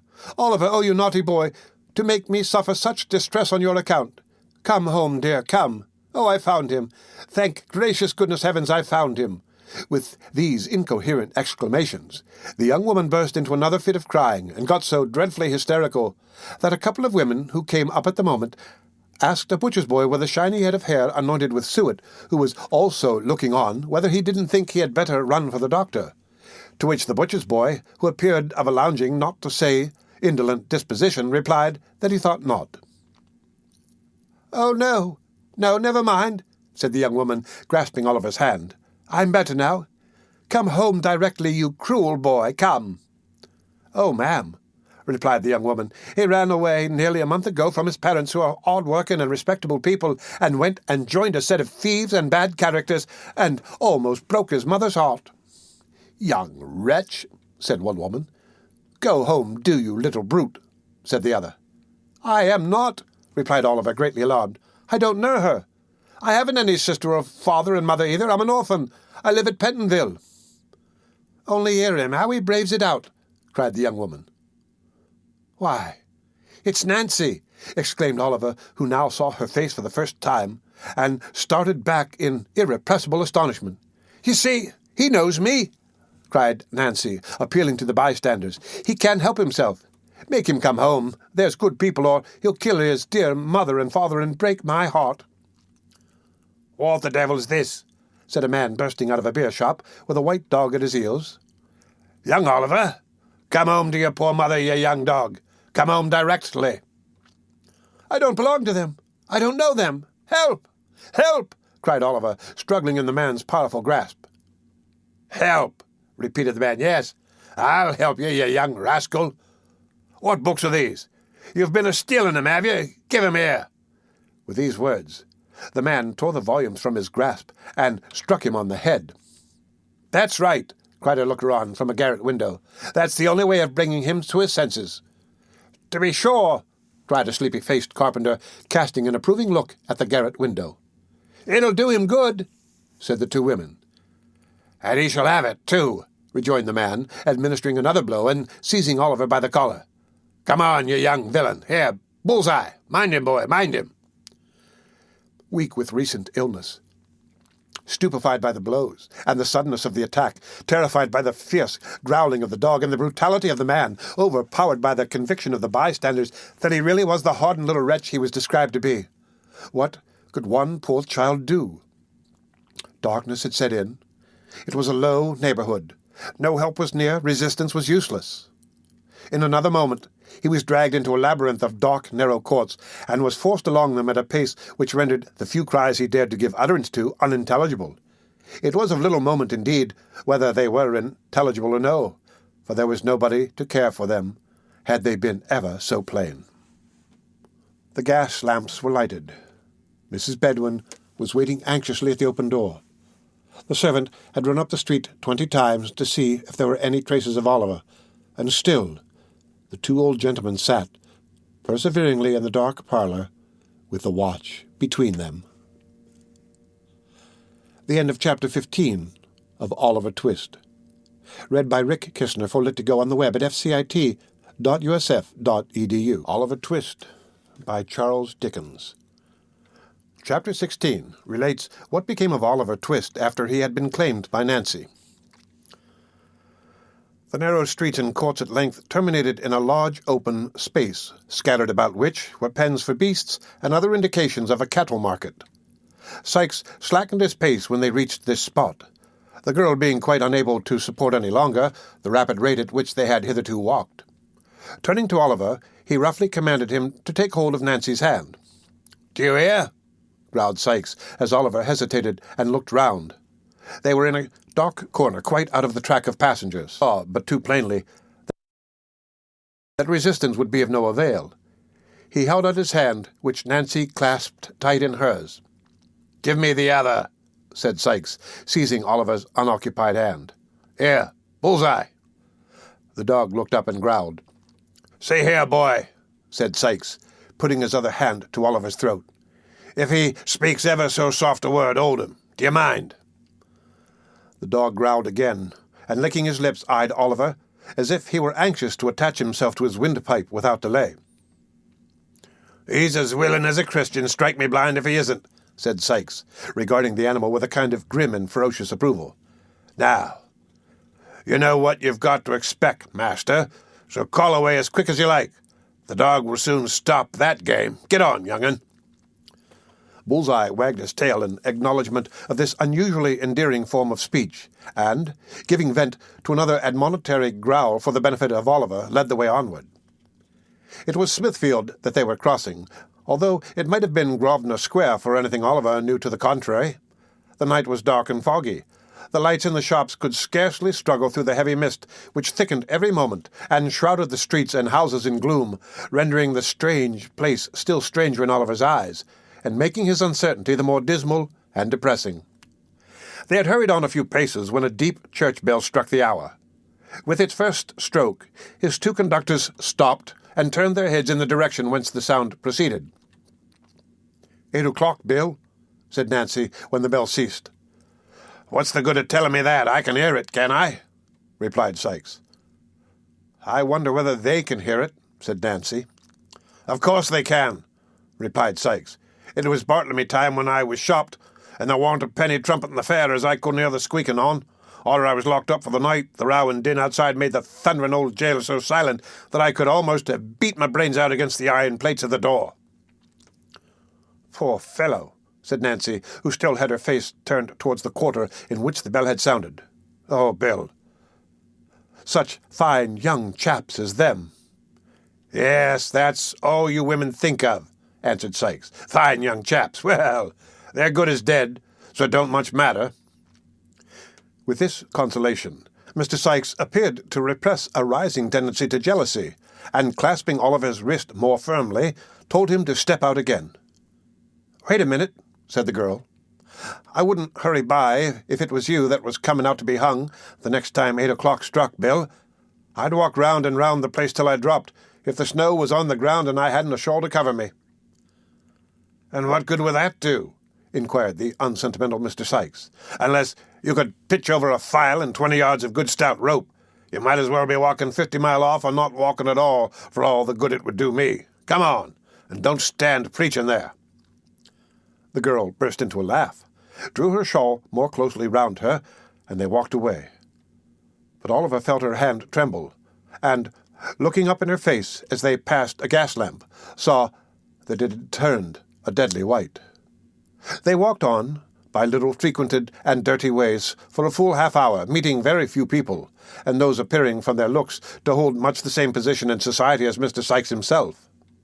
At length they turned into a very filthy, narrow street, nearly full of old clothes shops, the dog running forward as if conscious that there was no further occasion for his keeping on guard, stopped before a door of a shop that was closed and apparently untenanted.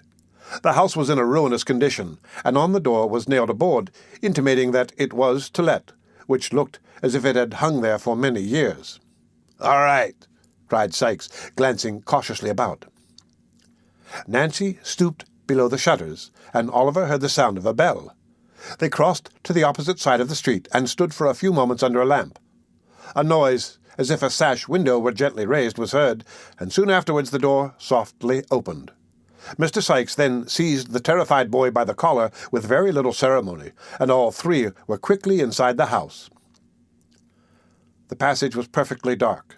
They waited while the person who had let them in chained and barred the door. "Anybody here?"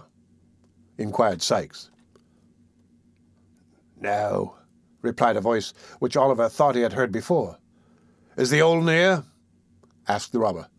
"Yes," replied the voice, "and precious down in the mouth he has been. Won't he be glad to see you? Oh, no." The style of this reply, as well as the voice which delivered it, seemed familiar to Oliver's ears, but it was impossible to distinguish even the form of the speaker in the darkness. "Let's have a glim," said Sikes, "or we shall go breaking our necks or treading on the dog. Look after your legs if you do." "Stand still a moment, and I'll get you one," replied the voice. The receding footsteps of the speaker were heard, and in another minute the form of Mr. John Dawkins, otherwise the Artful Dodger, appeared. He bore in his right hand a tallow candle stuck in the end of a cleft stick. The young gentleman did not stop to bestow any other mark of recognition upon Oliver than a humorous grin, but turning away beckoned the visitors to follow him down a flight of stairs.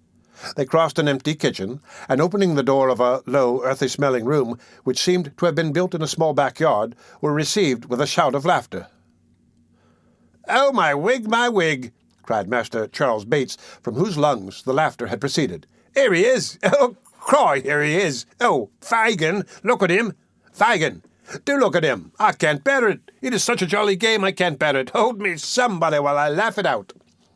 With this irrepressible ebullition of mirth, Master Bates laid himself flat on the floor and kicked convulsively for 5 minutes in an ecstasy of facetious joy.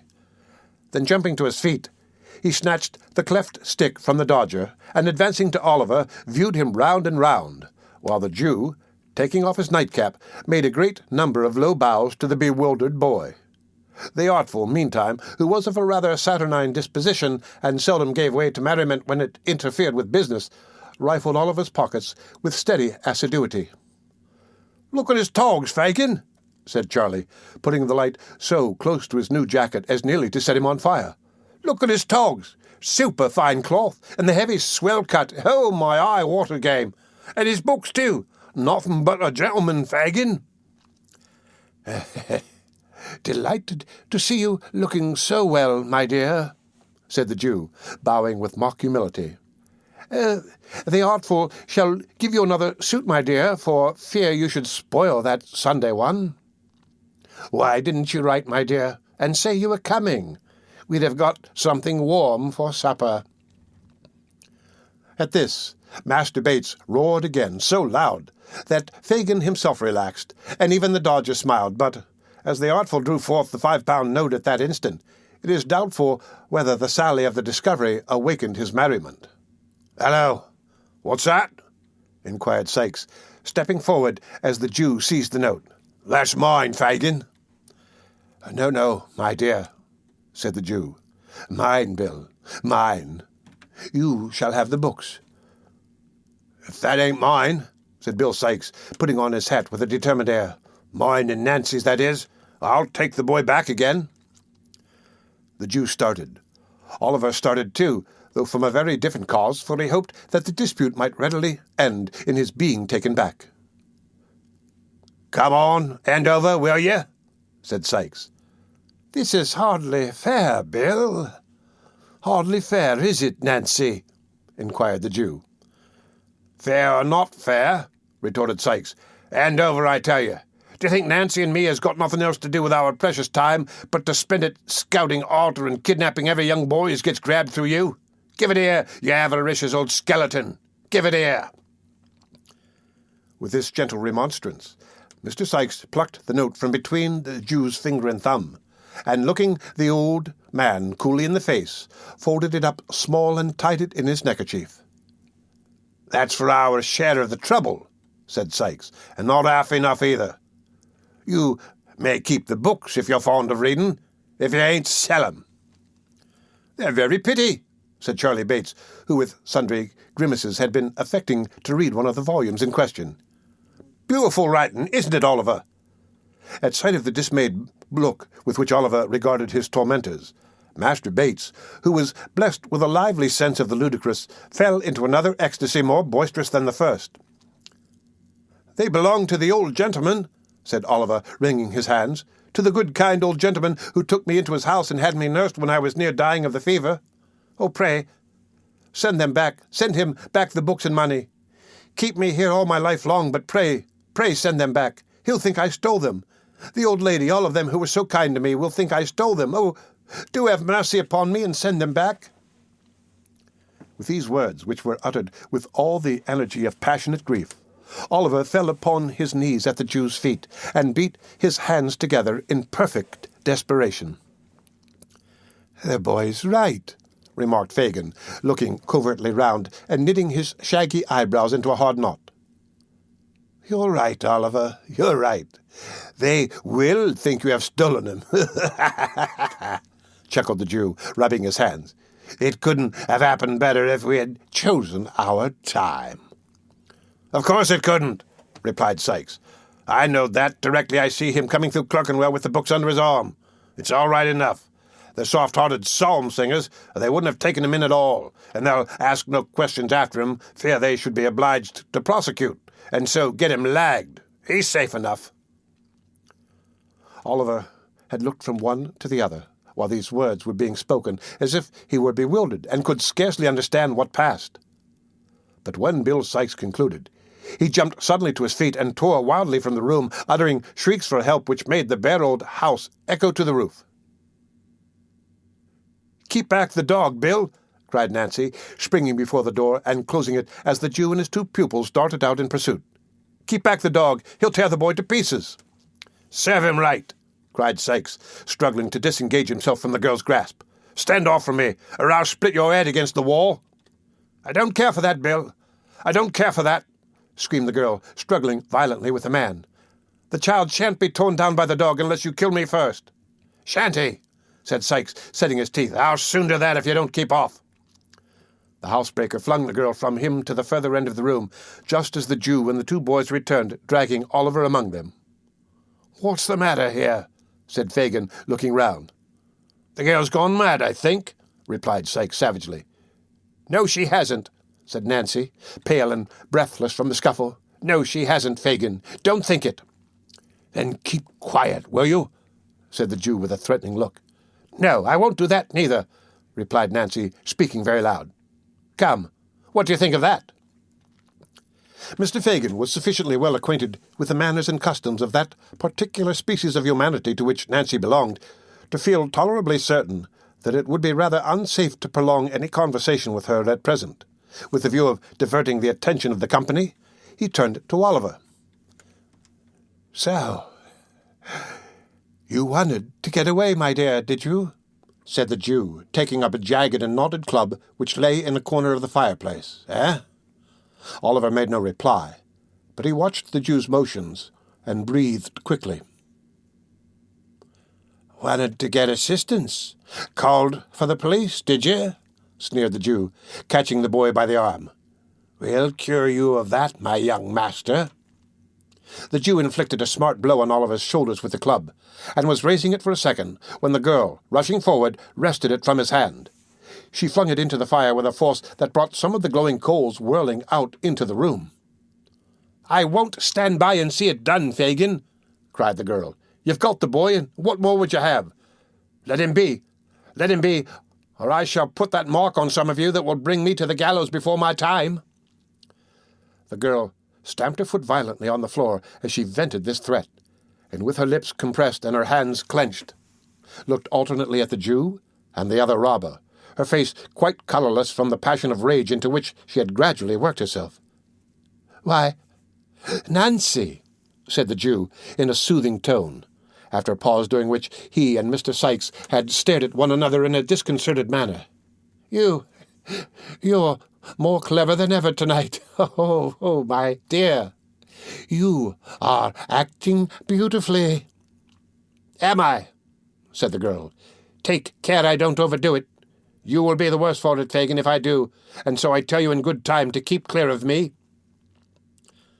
There is something about a roused woman, especially if she add to all her other strong passions the fierce impulses of recklessness and despair which few men like to provoke.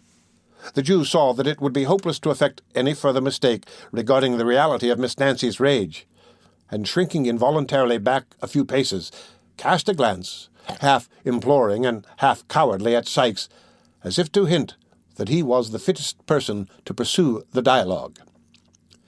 Mr. Sikes, thus mutely appealed to, and possibly feeling his personal pride and influence interested in the immediate reduction of Miss Nancy to reason, gave utterance to about a couple of score of curses and threats, the rapid production of which reflected great credit on the fertility of his invention. As they produced no visible effect on the object against whom they were discharged, however, he resorted to more tangible arguments. "What do you mean by this?" said Sikes, backing the inquiry with a very common implication concerning the most beautiful of human features, which, if it were heard above, only once out of every 50,000 times that it is uttered below, would render blindness as common a disorder as measles. "What do you mean by it? Burn my body! Do you know who you are, and what you are?" "Oh, yes, I know all about it," replied the girl, laughing hysterically, and shaking her head from side to side with a poor assumption of indifference. "Well, then, keep quiet," rejoined Sikes, with a growl like that he was accustomed to use when addressing his dog, "or I'll quiet you for a good long time to come." The girl laughed again, even less composedly than before, and darting a hasty look at Sikes, turned her face aside and bit her lip till the blood came. "You're a nice 'un," added Sikes, as he surveyed her with a contemptuous air, "to take up the humane and genteel side. A pretty subject for the child, as you call him, to make a friend of." "God Almighty help me, I am," cried the girl passionately, "and I wish I had been struck dead in the street, or had changed places with them we passed so near to tonight, before I had lent a hand in bringing him here. He's a thief, a liar, a devil, all that's bad from this night forth. Isn't that enough for the old wretch without blows?" Come, Sikes," said the Jew, appealing to him in a remonstratory tone, and motioning towards the boys, who were eagerly attentive to all that passed. "We must have civil words. Civil words, Bill."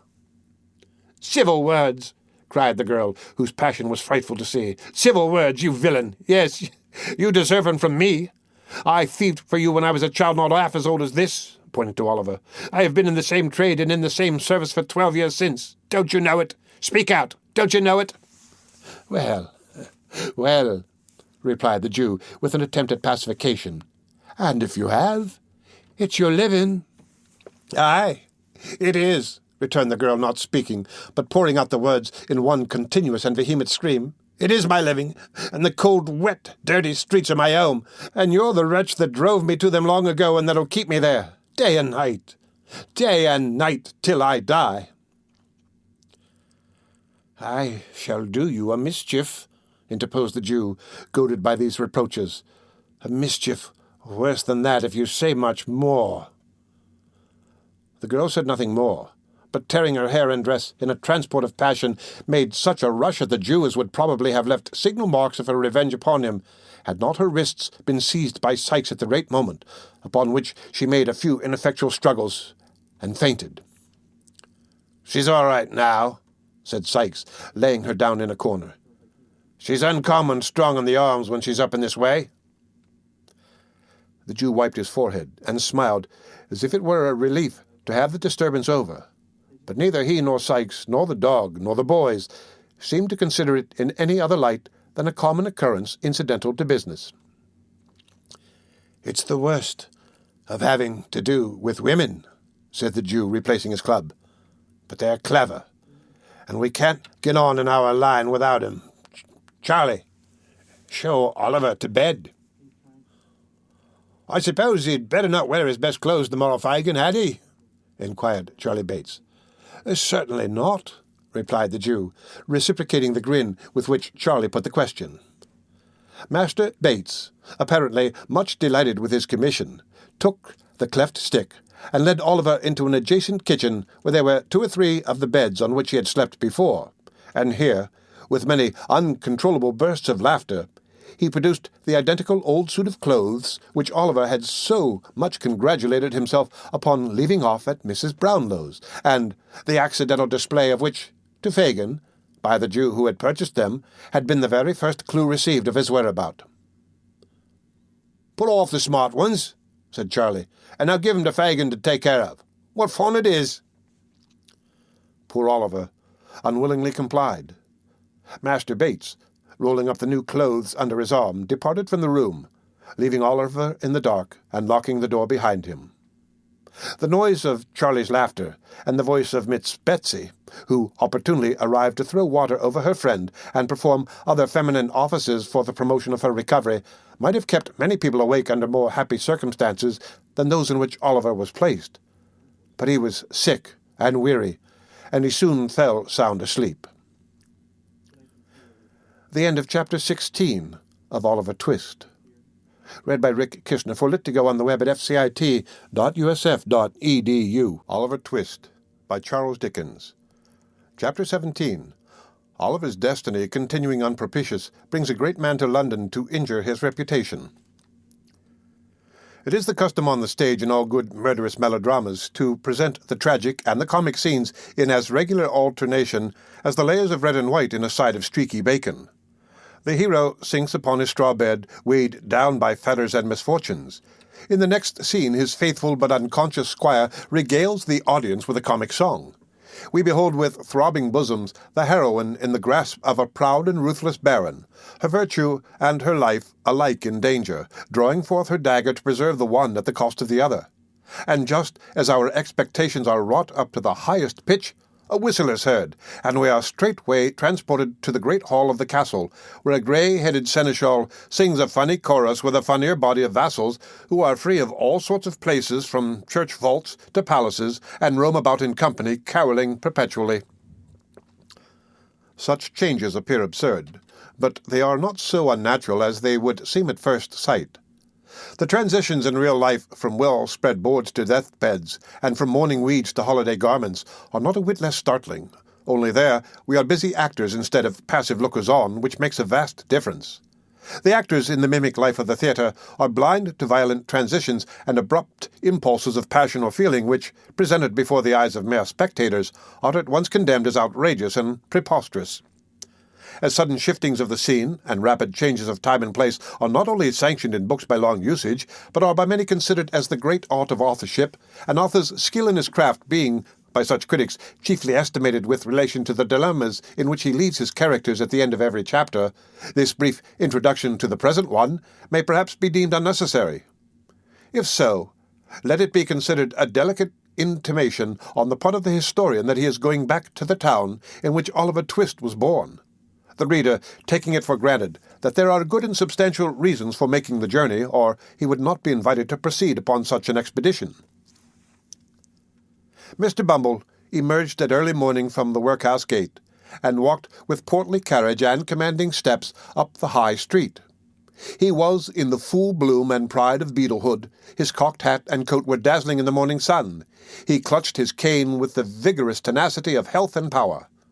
Mr. Bumble always carried his head high, but this morning it was higher than usual. There was an abstraction in his eye, an elevation in his air, which might have warned an observant stranger that thoughts were passing in the beetle's mind too great for utterance. Mr. Bumble stopped not to converse with the small shopkeepers and others who spoke to him deferentially as he passed along. He merely returned their salutations with a wave of his hand, and relaxed not in his dignified pace until he reached the farm where Mrs. Mann tended the infant paupers with parochial care. "Drat that beetle," said Mrs. Mann, hearing the well-known shaking at the garden gate. "If it isn't him at this time in the morning. Lock! Mr. Bumble, only think of its being you. Well, dear me, it is a pleasure, this is. Come into the parlour, sir, please." The first sentence was addressed to Susan, and the exclamations of delight were uttered to Mr. Bumble as the good lady unlocked the garden gate and showed him with great attention and respect into the house.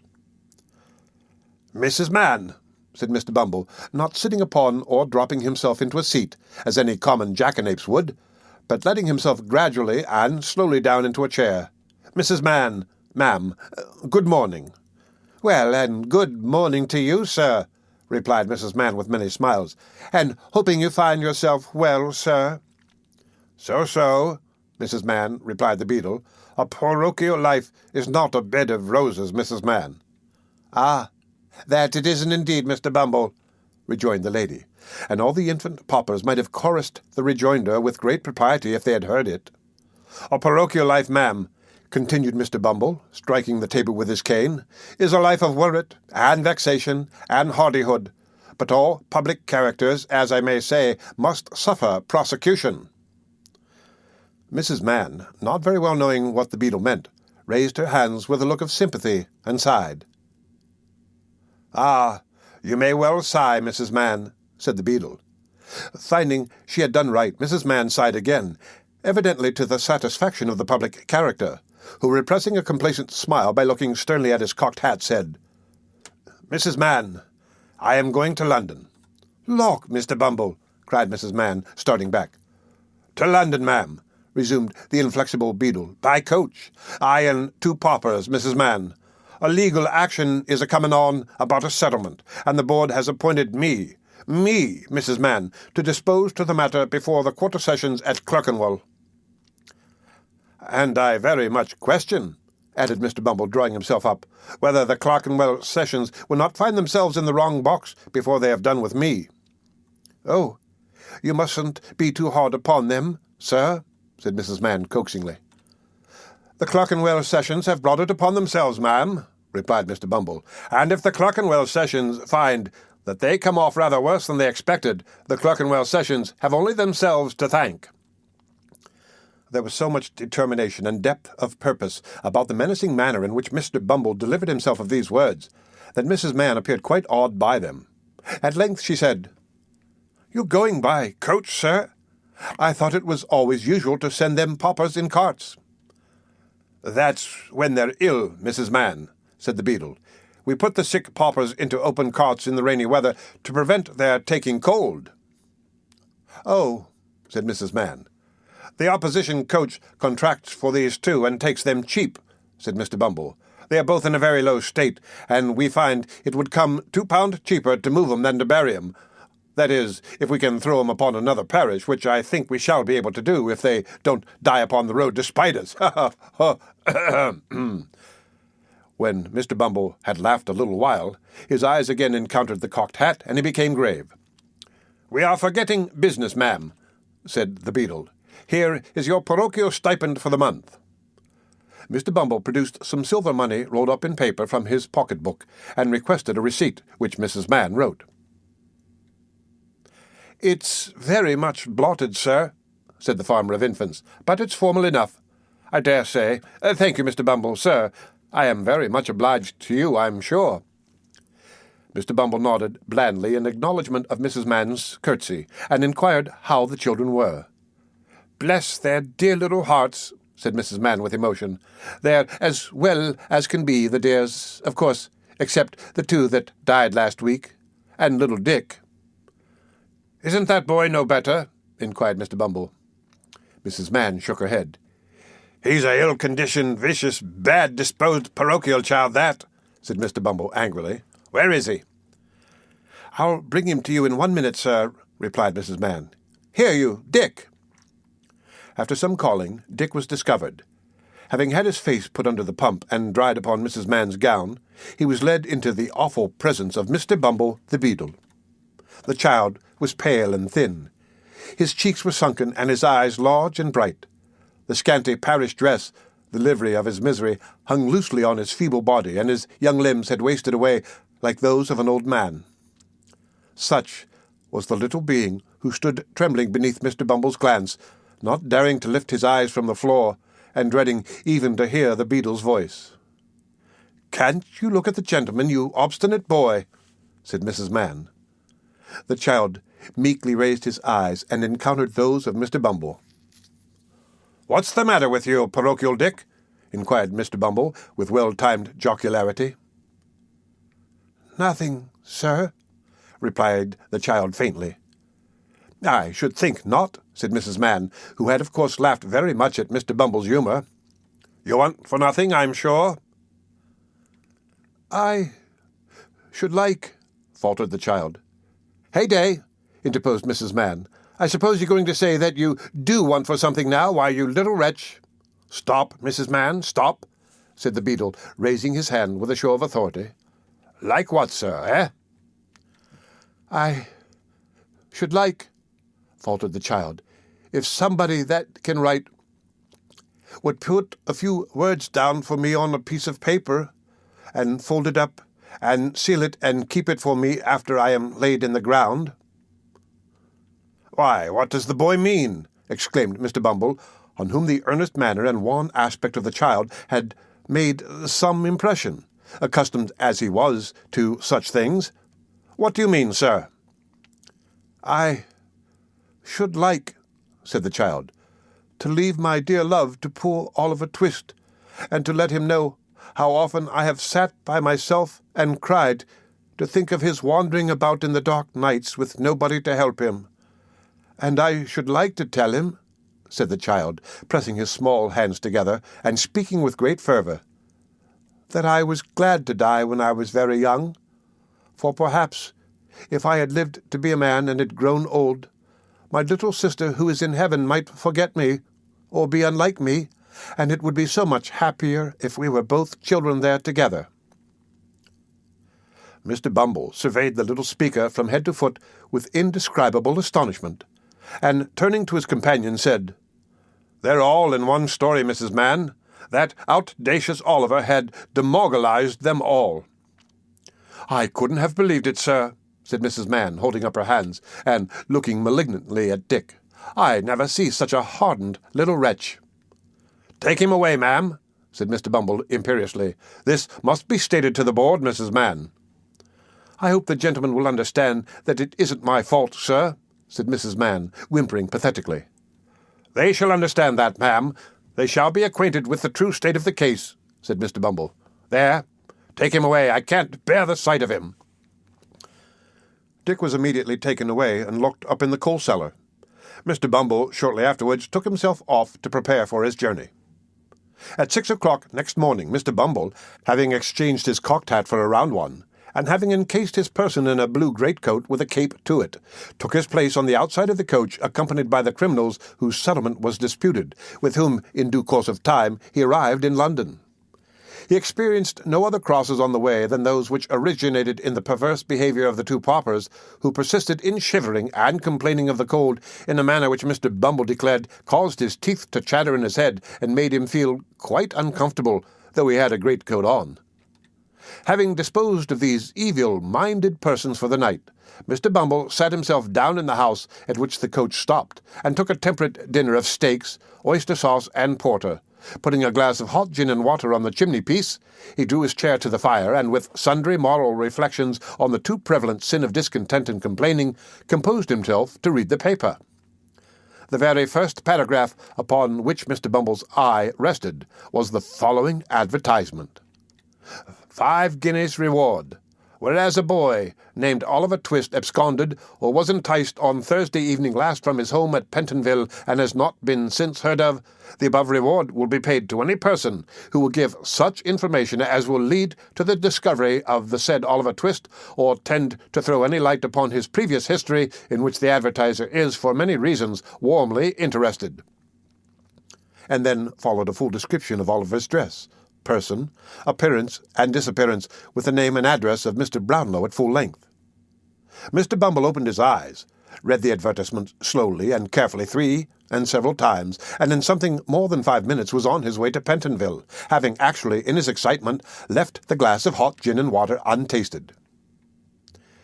"Is Mr. Brownlow at home?" inquired Mr. Bumble of the girl who opened the door. To this inquiry, the girl returned the not uncommon but rather evasive reply of, "I don't know. Where do you come from?"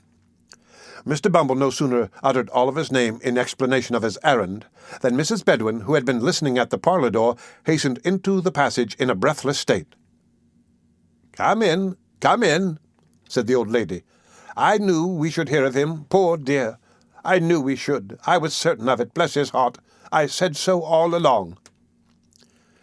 Having heard this, the worthy old lady hurried back into the parlour again, and, seating herself on a sofa, burst into tears. The girl, who was not quite so susceptible, had run upstairs meanwhile, and now returned with a request that Mr. Bumble would follow her immediately, which he did. He was shown into the little black study where sat Mr. Brownlow and his friend Mr. Grimwig, with decanters and glasses before them. The latter gentleman at once burst into the exclamation, "A beadle! A parish beadle, or I'll eat my head." "Pray don't interrupt just now," said Mr. Brownlow. "Take a seat, will you?" Mr. Bumble sat himself down, quite confounded by the oddity of Mr. Grimwig's manner. Mr. Brownlow moved the lamp so as to obtain an uninterrupted view of the beadle's countenance, and said with a little impatience, "Now, sir, you come in consequence of having seen the advertisement?" "Yes, sir," said Mr. Bumble. "And you are a beadle, are you not?" inquired Mr. Grimwig. "I am a parochial beadle, gentlemen," rejoined Mr. Bumble proudly. "Of course," observed Mr. Grimwig aside to his friend. "I knew he was. A beadle all over." Mr. Brownlow gently shook his head to impose silence on his friend, and resumed. "Do you know where this poor boy is now?" "No more than nobody," replied Mr. Bumble. "Well, what do you know of him?" inquired the old gentleman. "Speak out, my friend. If you have anything to say, what do you know of him?" "You don't happen to know any good of him, do you?" said Mr. Grimwig caustically, after an attentive perusal of Mr. Bumble's features. Mr. Bumble, catching at the inquiry very quickly, shook his head with portentous solemnity. "You see," said Mr. Grimwig, looking triumphantly at Mr. Brownlow. Mr. Brownlow looked apprehensively at Mr. Beadle's pursed-up countenance, and requested him to communicate what he knew regarding Oliver in as few words as possible. Mr. Bumble put down his hat, unbuttoned his coat, folded his arms, inclined his head in a retrospective manner, and, after a few moments' reflection, commenced his story. It would be tedious if given in the beadle's words, occupying as it did some 20 minutes in the telling, but the sum and substance of it was that Oliver was a foundling, born of low and vicious parents, that he had from his birth displayed no better qualities than treachery, ingratitude, and malice, that he had terminated his brief career in the place of his birth by making a sanguinary and cowardly attack on an unoffending lad, and running away in the night time from his master's house. In proof of his really being the person he represented himself, Mr. Bumble laid upon the table the papers he had brought to town. Folding his arms again, he then awaited Mr. Brownlow's observations. I fear it is all too true," said the old gentleman, sorrowfully, after looking over the papers. "This is not much for your intelligence, but I would gladly have given you trouble the money if it had been favourable to the boy." It is not improbable that if Mr. Bumble had been possessed of this information at an earlier period of the interview, he might have imparted a very different colouring to his little history. It was too late to do it now, however, so he shook his head gravely, and, pocketing the 5 guineas, withdrew. Mr. Brownlow paced the room to and fro for some minutes, evidently so much disturbed by the beadle's tale that even Mr. Grimwig forbore to vex him further. At length he stopped, and rang the bell violently. "Mrs. Bedwin," said Mr. Brownlow, when the housekeeper appeared, "that boy Oliver is an impostor." "It can't be, sir." "It cannot be," said the old lady energetically. "I tell you he is," retorted the old gentleman. "What do you mean by can't be? We have just heard a full account of him from his birth, and he has been a thorough-paced little villain all his life." "I never will believe it, sir," replied the old lady firmly. "Never." "You old women never believe anything but quack doctors and lying storybooks," growled Mr. Grimwig. "I knew it all along. Why didn't you take my advice in the beginning? You would if he hadn't had a fever, I suppose. He was interesting, wasn't he? Interesting, pah!" And Mr. Grimwig poked the fire with a flourish. "He was a dear, grateful, gentle child, sir," retorted Mrs. Bedwin indignantly. "I know what children are, sir, and have done these 40 years, and people who can't say the same shouldn't say anything about them. That's my opinion." This was a hard hit at Mr. Grimwig, who was a bachelor. As it extorted nothing from that gentleman but a smile, the old lady tossed her head and smoothed down her apron preparatory to another speech, when she was stopped by Mr. Brownlow. "Silence!" said the old gentleman, feigning an anger he was far from feeling. "Never let me hear the boy's name again. I rang to tell you that. Never. Never on any pretence, mind. You may leave the room, Mrs. Bedwin. Remember, I am in earnest." There were sad hearts at Mr. Brownlow's that night. Oliver's heart sank within him when he thought of his good friends. It was well for him that he could not know what they had heard, or it might have broken out right. The end of Chapter 17 of Oliver Twist. Read by Rick Kishner for Lit2Go on the web at fcit.usf.edu. Oliver Twist by Charles Dickens. Chapter 18. How Oliver passed his time in the improving society of his reputable friends. About noon next day, when the Dodger and Master Bates had gone out to pursue their customary avocations, Mr. Fagin took the opportunity of reading Oliver a long lecture on the crying sin of ingratitude, of which he clearly demonstrated he had been guilty to no ordinary extent in wilfully absenting himself from the society of his anxious friends, and still more in endeavouring to escape from them after so much trouble and expense had been incurred in his recovery.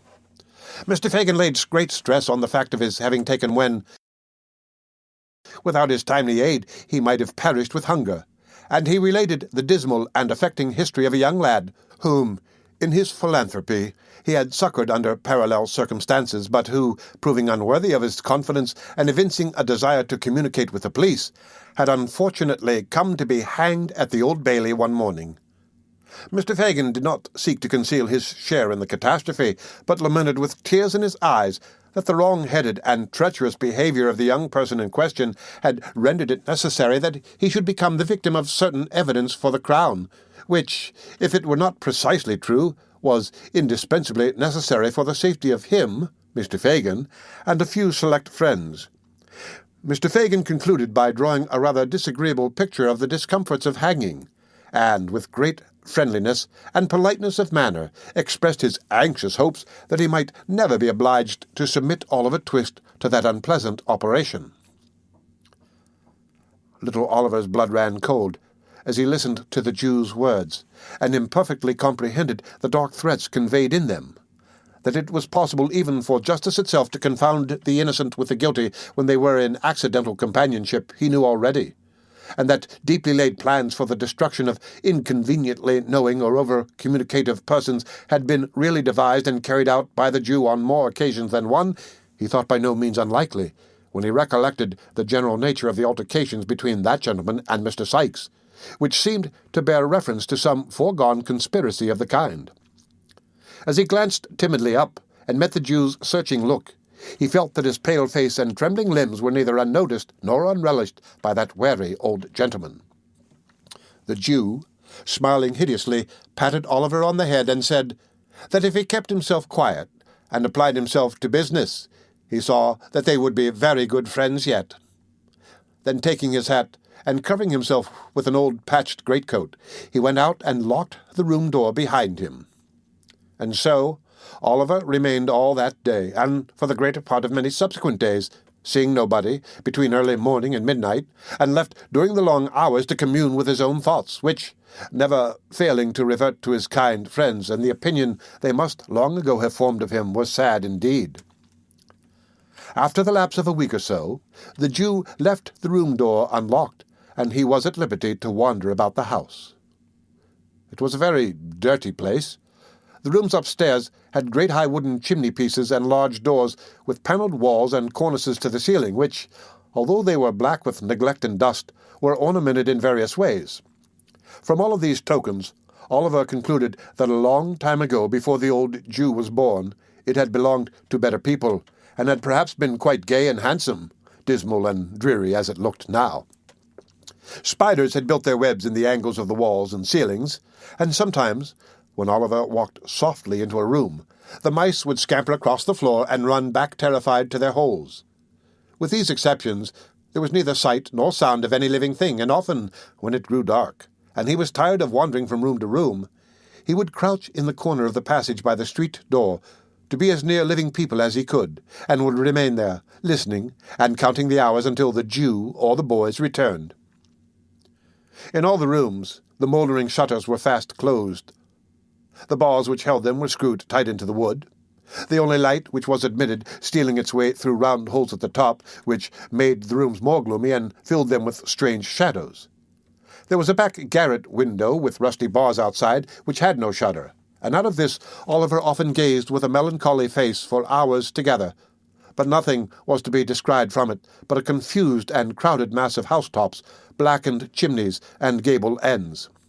Sometimes, indeed, a grisly head might be seen peering over the parapet wall of a distant house, but it was quickly withdrawn again, and as the window of Oliver's observatory was nailed down and dimmed with the rain and smoke of years, it was as much as he could do to make out the forms of the different objects beyond, without making any attempt to be seen or heard, which he had as much chance of being as if he had lived inside the ball of St. Paul's Cathedral. One afternoon, the Dodger and Master Bates being engaged out that evening, the first-named young gentleman took it into his head to evince some anxiety regarding the decoration of his person. To do him justice, this was by no means an habitual weakness with him, and with this end and aim he condescendingly commanded Oliver to assist him in his toilet straightway. Oliver was but too glad to make himself useful, too happy to have some faces, however bad to look upon, too desirous to conciliate those about him when he could honestly do so, to throw any objection in the way of this proposal. So he at once expressed his readiness, and kneeling on the floor while the Dodger sat upon the table so that he could take his foot in his laps, he applied himself to a process which Mr. Dawkins designated as japanning his trotter cases. The phrase, rendered into plain English, signifieth cleaning his boots. Whether it was the sense of freedom and independence which a rational animal may be supposed to feel when he sits on a table in an easy attitude, smoking a pipe, swinging one leg carelessly to and fro, and having his boots cleaned all the time without even the past trouble of having taken them off, or the prospective misery of putting them on to disturb his reflections, or whether it was the goodness of the tobacco that soothed the feelings of the Dodger, or the mildness of the beer that mollified his thoughts, he was evidently tinctured for the nonce with a spice of romance and enthusiasm, foreign to his general nature. He looked down on Oliver with a thoughtful countenance for a brief space, and then, raising his head, and heaving a gentle sigh, said, half in abstraction, and half to Master Bates, "What a pity it is he isn't a prig." "Oh," said Master Charlie Bates, "he don't know what's good for him." The Dodger sighed again, and resumed his pipe, as did Charley Bates. They both smoked for some seconds in silence. "I suppose you don't even know what a prick is," said the Dodger mournfully. "I think I know that," replied Oliver, looking up. "It's, You're one, are you not?" inquired Oliver, checking himself. "I am," replied the Dodger. "I'd scorn to be anything else." Mr. Dawkins gave his hat a ferocious cock after delivering this sentiment, and looked at Master Bates as if to denote that he would feel obliged by his saying anything to the contrary. "I am," repeated the Dodger. "So's Charlie. So's Fagin, so's Sykes, so's Nancy, so's Bet. So we all are down to the dog, and he's the downiest one of the lot." "And the least given to preaching," added Charley Bates.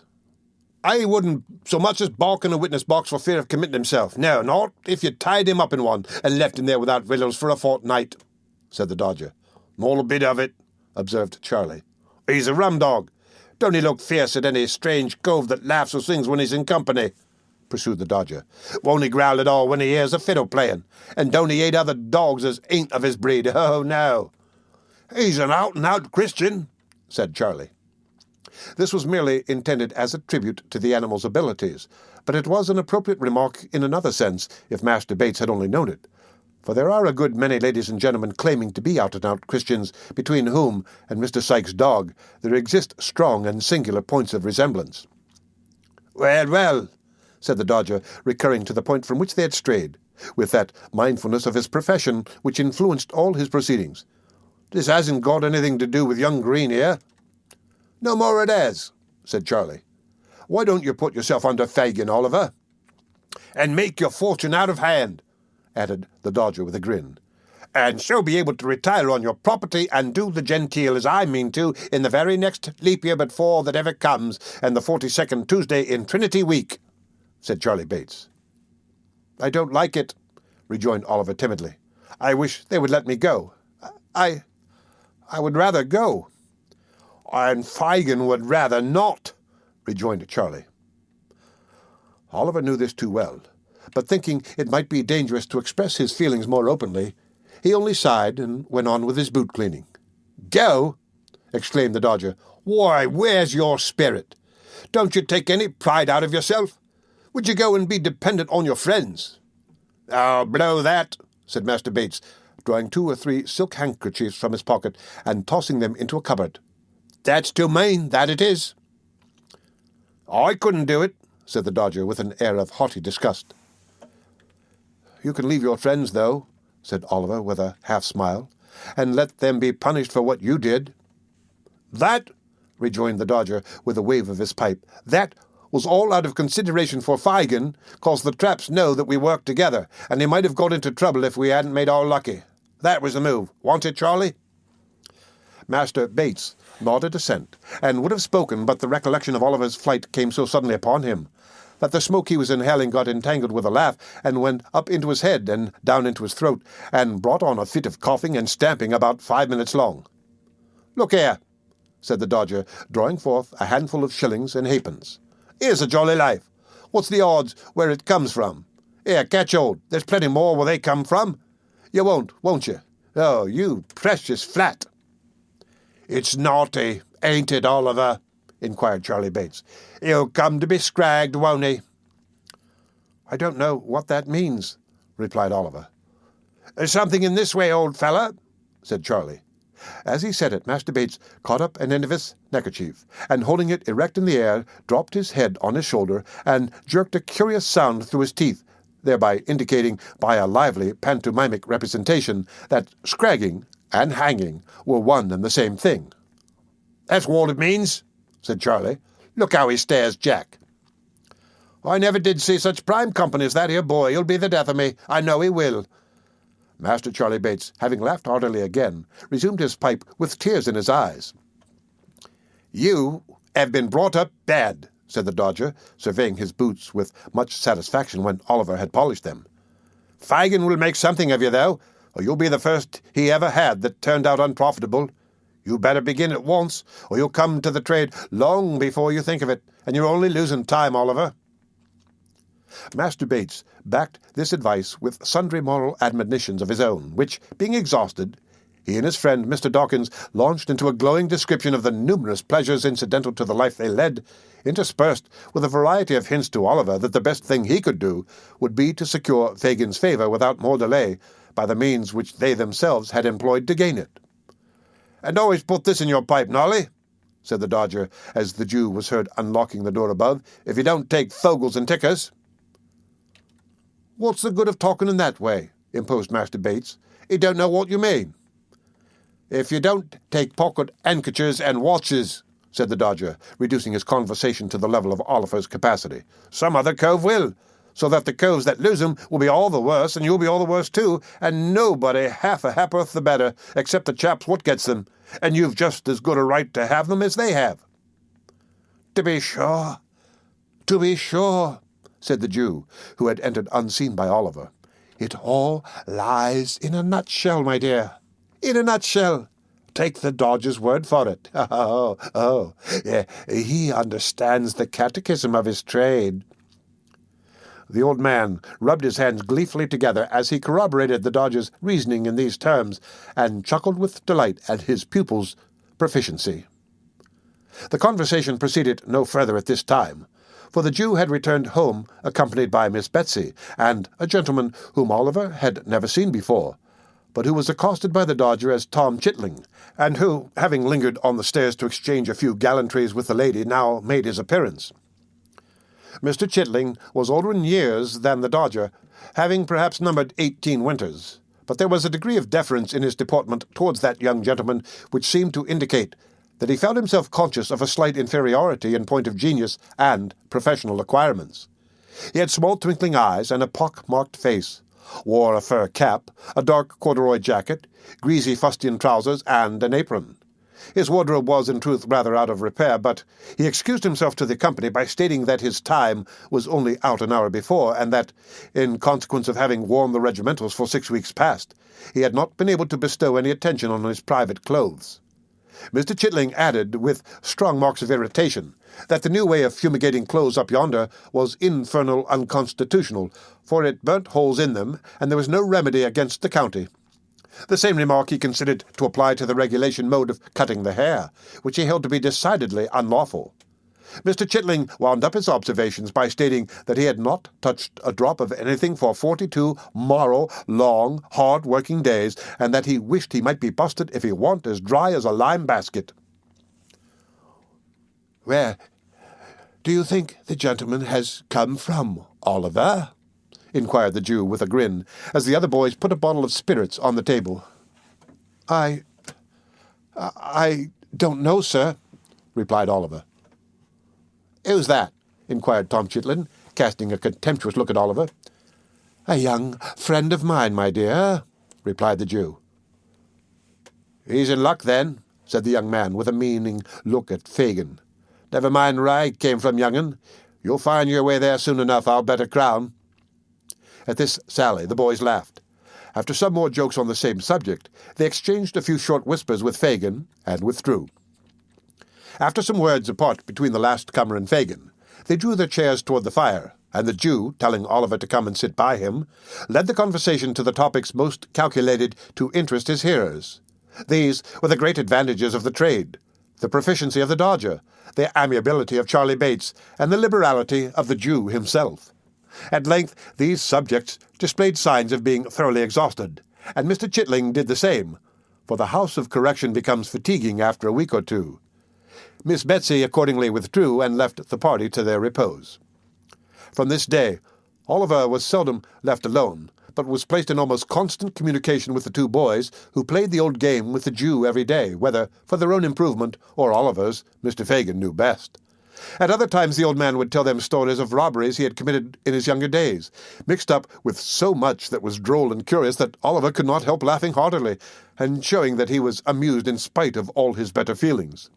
In short, the wily old Jew had the boy in his toils. Having prepared his mind by solitude and gloom to prefer any society to the companionship of his own sad thoughts in such a dreary place, he was now slowly instilling into his soul the poison which he hoped would blacken it, and change its hue for ever. The end of Chapter 18 of Oliver Twist. Read by Rick Kishner for Lit2Go on the web at fcit.usf.edu. Oliver Twist by Charles Dickens. Chapter 19, in which a notable plan is discussed and determined on. It was a chilled, damp, windy night when the Jew, buttoning his greatcoat tight around his shriveled body and pulling the collar up over his ears so as completely to obscure the lower part of his face, emerged from his den. He paused on the step as the door was locked and chained behind him, and having listened while the boys made all secure and until their retreating footsteps were no longer audible, slunk down the street as quickly as he could. The house to which Oliver had been conveyed was in the neighborhood of Whitechapel. The Jew stopped for an instant at the corner of the street, and, glancing suspiciously round, crossed the road and struck off in the direction of the Spitalfields. The mud lay thick upon the stones, and a black mist hung over the streets. The rain fell sluggishly down, and everything felt cold and clammy to the touch. It seemed just the night when it befitted such a being as the Jew to be abroad. As he glided stealthily along, creeping beneath the shelter of the walls and doorways, the hideous old man seemed like some loathsome reptile engendered in the slime and darkness through which he moved, crawling forth by night in search of some rich offal for a meal. He kept on his course through many winding and narrow ways until he reached Bethnal Green. Then, turning suddenly off to the left, he soon became involved in a maze of the mean and dirty streets which abound in that close and densely populated quarter. The Jew was evidently too familiar with the ground he traversed to be at all bewildered, either by the darkness of the night or the intricacies of the way. He hurried through several alleys and streets, and at length turned into one lighted only by a single lamp at the farther end. At the door of a house in this street, he knocked. Having exchanged a few muttered words with the person who opened it, he walked upstairs. A dog growled as he touched the handle of a room door, and a man's voice demanded who was there. "Only me, Bill." "Only me, my dear," said the Jew, looking in. "Bring in your body, then," said Sikes. "Lie down, you stupid brute. Don't you know the devil when he's got a greatcoat on?" Apparently, the dog had been somewhat deceived by Mr. Fagin's outer garment, for as the Jew unbuttoned it and threw it over the back of a chair, he retired to the corner from which he had arisen, wagging his tail as he went, to show that he was as well satisfied as it was in his nature to be. "Well?" said Sikes. "Well, my dear," replied the Jew. "Oh, Nancy." The latter recognition was uttered with just enough of embarrassment to imply a doubt of its reception, for Mr. Fagin and his young friend had not met since she had interfered in behalf of Oliver. All doubts upon the subject, if he had any, were speedily removed by the young lady's behaviour. She took her feet off the fender, pushed back her chair, and bade Fagin draw up his without saying more about it, for it was a cold night and no mistake. "It is cold, Nancy, dear," said the Jew, as he warmed his skinny hands over the fire. "It seems to go right through one," added the old man, touching his side. "It must be a piercer if it finds its way through your heart," said Mr. Sikes. "Give him something to drink, Nancy. Burn my body. Make haste. It's enough to turn a man ill to see his lean old carcass shivering in that way like a ugly ghost just rose from the grave." Nancy quickly brought a bottle from a cupboard, in which there were many, which, to judge from the diversity of their appearance, were filled with several kinds of liquids. Sikes, pouring out a glass of brandy, bade the Jew drink it off. "Quite enough. Quite, thank ye, Bill," replied the Jew, putting down the glass after just setting his lips to it. "What? You're afraid of our getting the better of you, are you?" inquired Sikes, fixing his eyes on the Jew. "Ah!" With a hoarse grunt of contempt, Mr. Sikes seized the glass and threw the remainder of its contents into the ashes as a preparatory ceremony to filling it again for himself, which he did at once. The Jew glanced round the room as his companion tossed down the second glassful, not in curiosity, for he had seen it often before, but in a restless and suspicious manner habitual to him. It was a meanly furnished apartment, with nothing but the contents of the closet to induce the belief that its occupier was anything but a working man, and with no more suspicious articles displayed to view than 2 or 3 heavy bludgeons which stood in a corner, and a life-preserver that hung over the chimney-piece. "There," said Sykes, smacking his lips. "Now, I'm ready." "For, business?" inquired the Jew. "For business," replied Sykes. "So say what you've got to say." "About the crib at Chertsey, Bill," said the Jew, drawing his chair forward and speaking in a very low voice. "It," inquired Sykes. "You know what I mean, my dear," said the Jew. "He knows what I mean, Nancy, don't he?" "No, he don't," sneered Mr. Sykes. "Or he won't, and that's the same thing. Speak out and call things by their right names. Don't sit there winking and blinking and talking to me in hints as if you weren't the very first that thought about the robbery. What do you mean?" "Hush, Bill, hush," said the Jew, who had in vain attempted to stop this burst of indignation. "Somebody will hear us, my dear. Somebody will hear us." "Let him hear," said Sykes. "I don't care." But as Mr. Sykes did care on reflection, he dropped his voice as he said the words and grew calmer. "There, there," said the Jew coaxingly. "It was only my caution, nothing more. Now, my dear, about that crib at Chertsey. When is it to be done, Bill? Huh? When is it to be done?"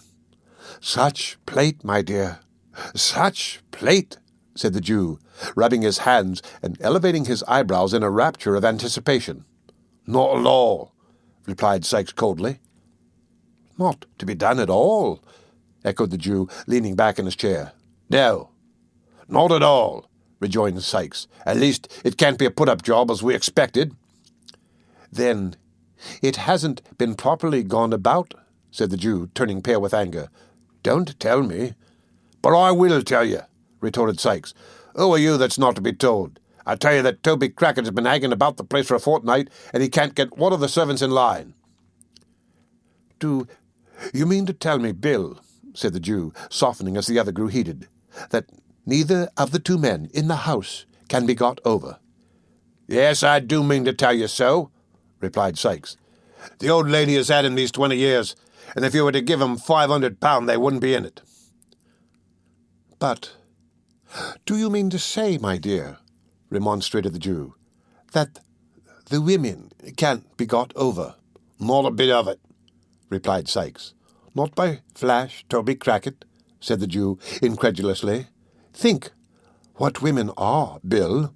"No, not even by Flash Toby Crackit," replied Sykes. "He says he's worn sham whiskers and a canary waistcoat the whole blessed time he's been loitering down there, and it's all of no use." "He should have tried moustaches and a pair of military trousers, my dear," said the Jew.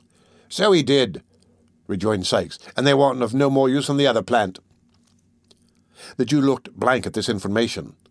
After ruminating for some minutes with his chin sunk on his breast, he raised his head and said with a deep sigh that if Flash Toby Crackit reported aright, he feared the game was up. "And yet," said the old man, dropping his hands on his knees, "it's a sad thing, my dear, to lose so much when we had set our hearts upon it." "So it is," said Mr. Sykes. "Worse luck." A long silence ensued, during which the Jew was plunged in deep thought, with his face wrinkled into an expression of villainy perfectly demoniacal. Sykes eyed him furtively from time to time. Nancy, apparently fearful of irritating the housebreaker, sat with her eyes fixed upon the fire as if she had been deaf to all that passed. "Fagin," said Sykes, abruptly breaking the stillness that prevailed, "is it worth 50 shiners extra if it's safely done from the outside?" "Yes," said the Jew, as suddenly rousing himself. "Is it a bargain?" inquired Sykes. "Yes, my dear, yes," rejoined the Jew, his eyes glistening and every muscle in his face working with the excitement that the inquiry had awakened. "Then," said Sykes, thrusting aside the Jew's hand with some disdain, "let it come off as soon as you like. Toby and me were over the garden wall the night afore last, sounding the panels of the doors and shutters. The crib's barred up at night like a jail, but there's one part we can crack safe and softly." "Which is that, Bill?" asked the Jew eagerly. "Why," whispered Sykes, "as you cross the lawn—" "Yes," said the Jew, bending his head forward, with his eyes almost starting out of it. "Ah!" cried Sikes, stopping short as the girl, scarcely moving her head, looked suddenly round, and pointed for an instant to the Jew's face. "Never mind which part it is. You can't do it without me, I know, but it's best to be on the safe side when one deals with you." "As you like, my dear, as you like," replied the Jew. "Is there no help wanted but yours and Toby's?"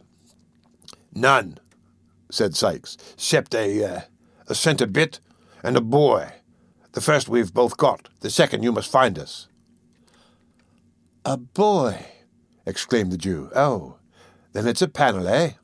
"Never mind what it is," replied Sikes. "I want a boy, and he mustn't be a big un. Lord," said Mr. Sikes reflectively, "if I'd only got that young boy of Ned, the chimney-sweeper's.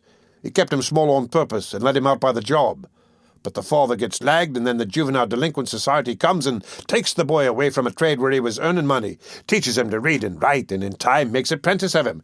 And so they go on," said Mr. Sikes, his wrath rising with the recollection of his wrongs. "So they go on, and if they'd got money enough, which it's a provident they haven't, we shouldn't have half a dozen boys left in the old trade in a year or two." "No more we should," acquiesced the Jew, who had been considering during the speech, and had only caught the last sentence. "Bill?" "What now?" inquired Sikes. The Jew nodded his head towards Nancy, who was still gazing at the fire, and intimated by a sign that he would have her told to leave the room. Sikes shrugged his shoulders impatiently, as if he thought the precaution unnecessary, but complied, nevertheless, by requesting Miss Nancy to fetch him a jug of beer. "You don't want any beer?" said Nancy, folding her arms and retaining her seat very composedly. "I tell you I do." "Nonsense," rejoined the girl coolly. "Go on, Fagin." "I know what he's going to say, Bill. He needn't mind me." The Jew still hesitated. Sikes looked from one to the other in some surprise. "Why, you don't mind the old girl, do you, Fagin?" he asked at length. "You've known her long enough to trust her, or the devil's in it. She ain't one to blab, are you, Nancy?" "I should think not," replied the young lady, drawing her chair up to the table and putting her elbows upon it.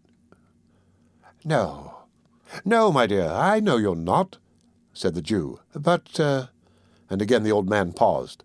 "But what?" inquired Sikes. "I didn't know whether she might perhaps be out of sorts, you know, my dear, as she was the other night," replied the Jew. At this confession Miss Nancy burst into a loud laugh, and, swallowing a glass of brandy, shook her head with an air of defiance, and burst into sundry exclamations of "Keep the game a-going, never say die," and the like. These seemed to have the effect of reassuring both gentlemen, for the Jew nodded his head with a satisfied air, and resumed his seat, as did Mr. Sikes likewise. "Now, Fagin," said Nancy with a laugh, "tell Bill at once about Oliver." "Oh, you're a clever one, my dear. The sharpest girl I ever saw," said the Jew, patting her on the neck. "It was about Oliver I was going to speak, sure enough. Oh, yes. "What about him?" demanded Sikes. "He's the boy for you, my dear," replied the Jew in a hoarse whisper, laying his finger on the side of his nose and grinning frightfully. "He!" exclaimed Sikes. "Have him, Bill," said Nancy. "I would if I was in your place. He mayn't be so much up as any of the others, but that's not what you want, if he's only to open a door for you. Depend upon it, he's a safe one, Bill." "I know he is," rejoined Fagin.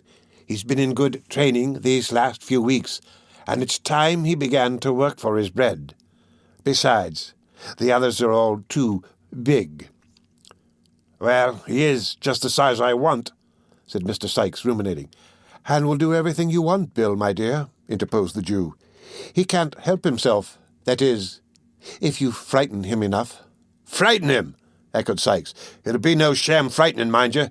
If there's anything queer about him when we once get into the work, in for a penny, in for a pound, you won't see him alive again, Fagin. Think of that before you send him." "Mark my words," said the robber, poising a crowbar which he had drawn from under the bedstead. "I've thought of it all," said the Jew with energy. I've had my eye upon him, my dears. Close. Once let him feel that he is one of us, Once fill his mind with the idea that he has been a thief, and he's ours. Ours for his life. Oh, it couldn't have come about better."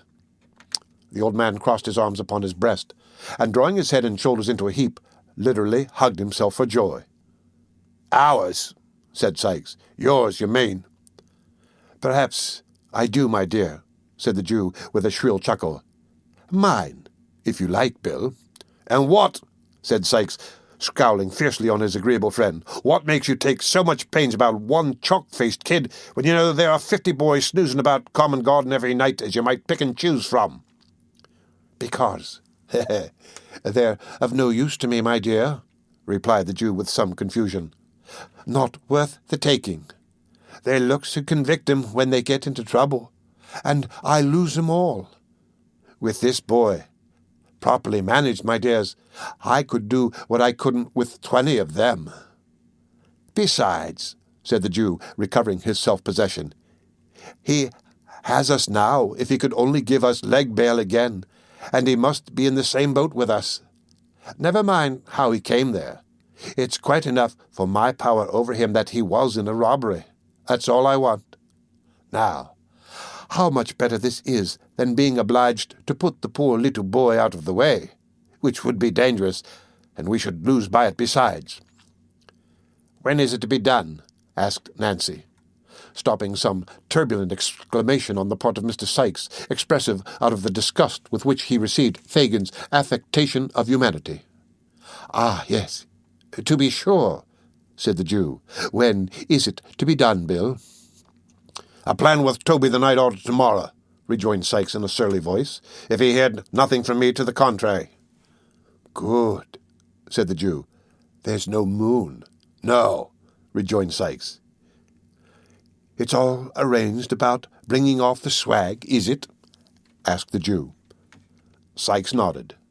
"And about—" "Oh, it's all planned," rejoined Sikes, interrupting him. "Never mind particulars. You'd better bring the boy here tomorrow night. I shall get off the stone an hour after the daybreak. Then you hold your tongue and keep the melting pot ready, and that's all you have to do." After some discussion in which all three took an active part, it was decided that Nancy should repair to the Jew's next evening when the night had set in, and bring Oliver away with her. Fagin craftily observing that, if he evinced any disinclination to the task, he would be more willing to accompany the girl who had so recently interfered in his behalf than anybody else.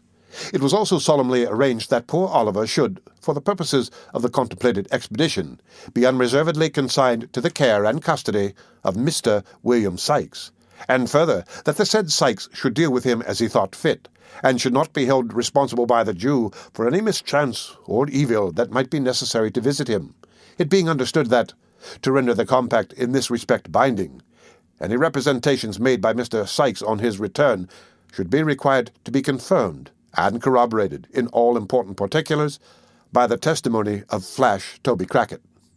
These preliminaries adjusted, Mr. Sikes proceeded to drink brandy at a furious rate, and to flourish the crowbar in an alarming manner, yelling forth, at the same time, most unmusical snatches of song mingled with wild execrations.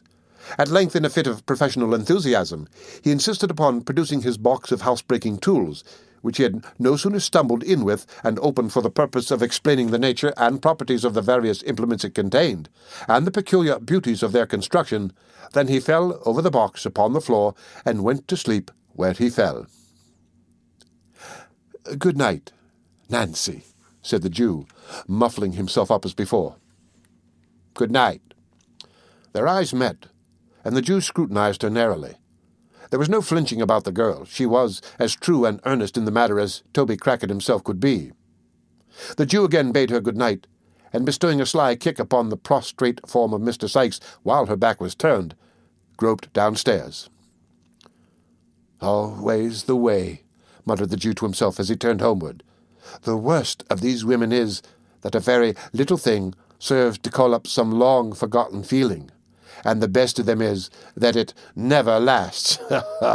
Oh, the man against the child for a bag of gold." Beguiling the time with these pleasant reflections, Mr. Fagin wended his way through mud and mire to his gloomy abode, where the Dodger was sitting up impatiently awaiting his return. "Is Oliver abed? I want to speak to him," was his first remark as they descended the stairs. "Hours ago," replied the Dodger, throwing open a door. "Here he is." The boy was lying fast asleep on a rude bed upon the floor, so pale with anxiety and sadness, and the closeness of his prison, that he looked like death.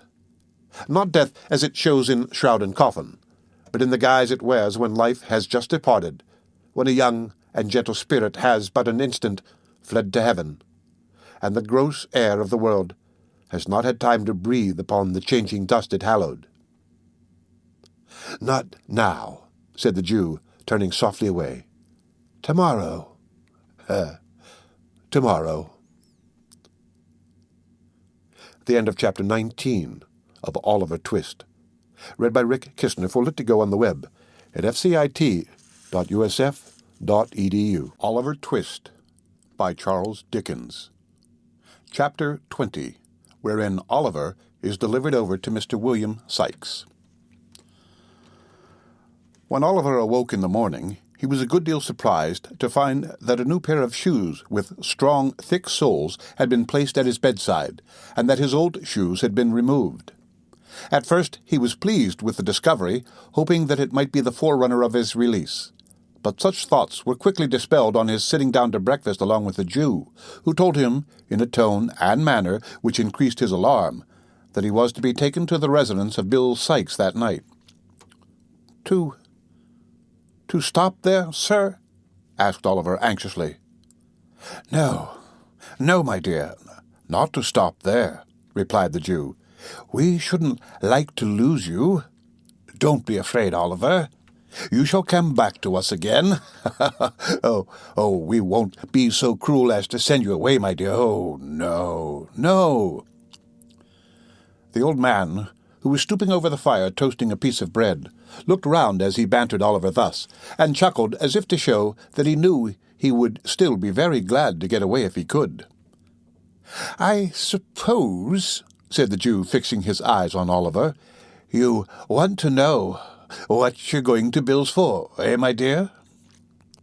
Oliver coloured involuntarily to find that the old thief had been reading his thoughts, but boldly said yes, he did want to know.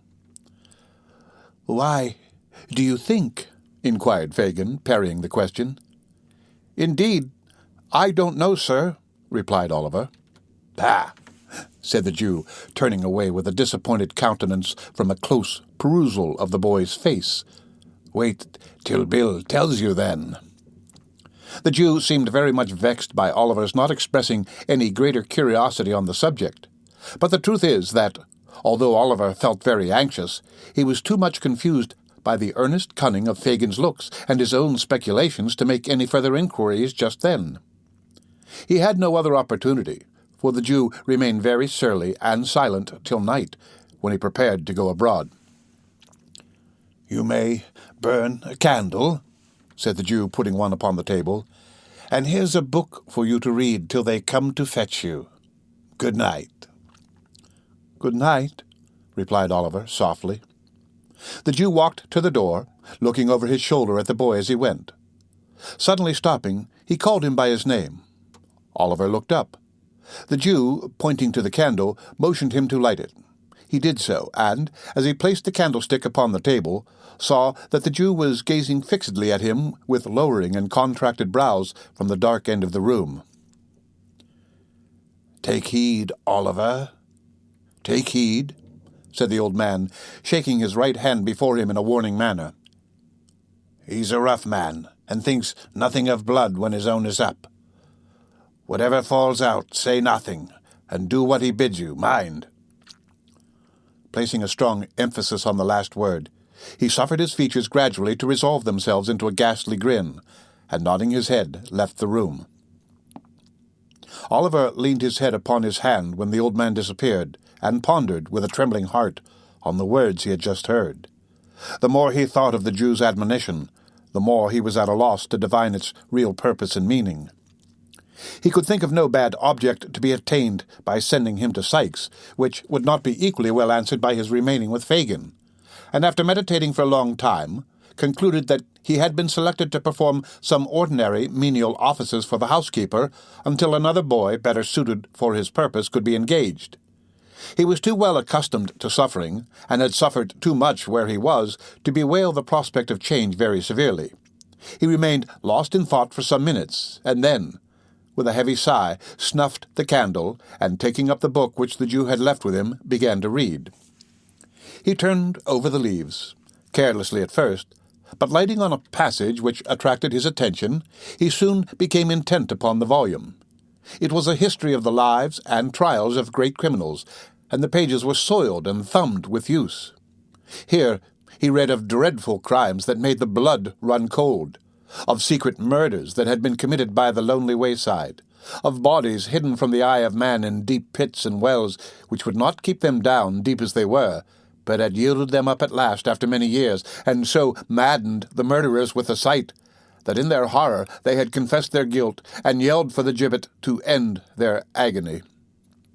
Here, too, he read of men who, lying in their beds at dead of night, had been tempted, so they said, and led on by their own bad thoughts to such dreadful bloodshed as it made the flesh creep and the limbs quail to think of. The terrible descriptions were so real and vivid that the sallow pages seemed to turn red with gore, and the words upon them to be sounded in his ears as if they were whispered in hollow murmurs by the spirits of the dead. In a paroxysm of fear, the boy closed the book and thrust it from him. Then, falling upon his knees, he prayed heaven to spare him from such deeds, and rather to will that he should die at once than be reserved for crimes so fearful and appalling.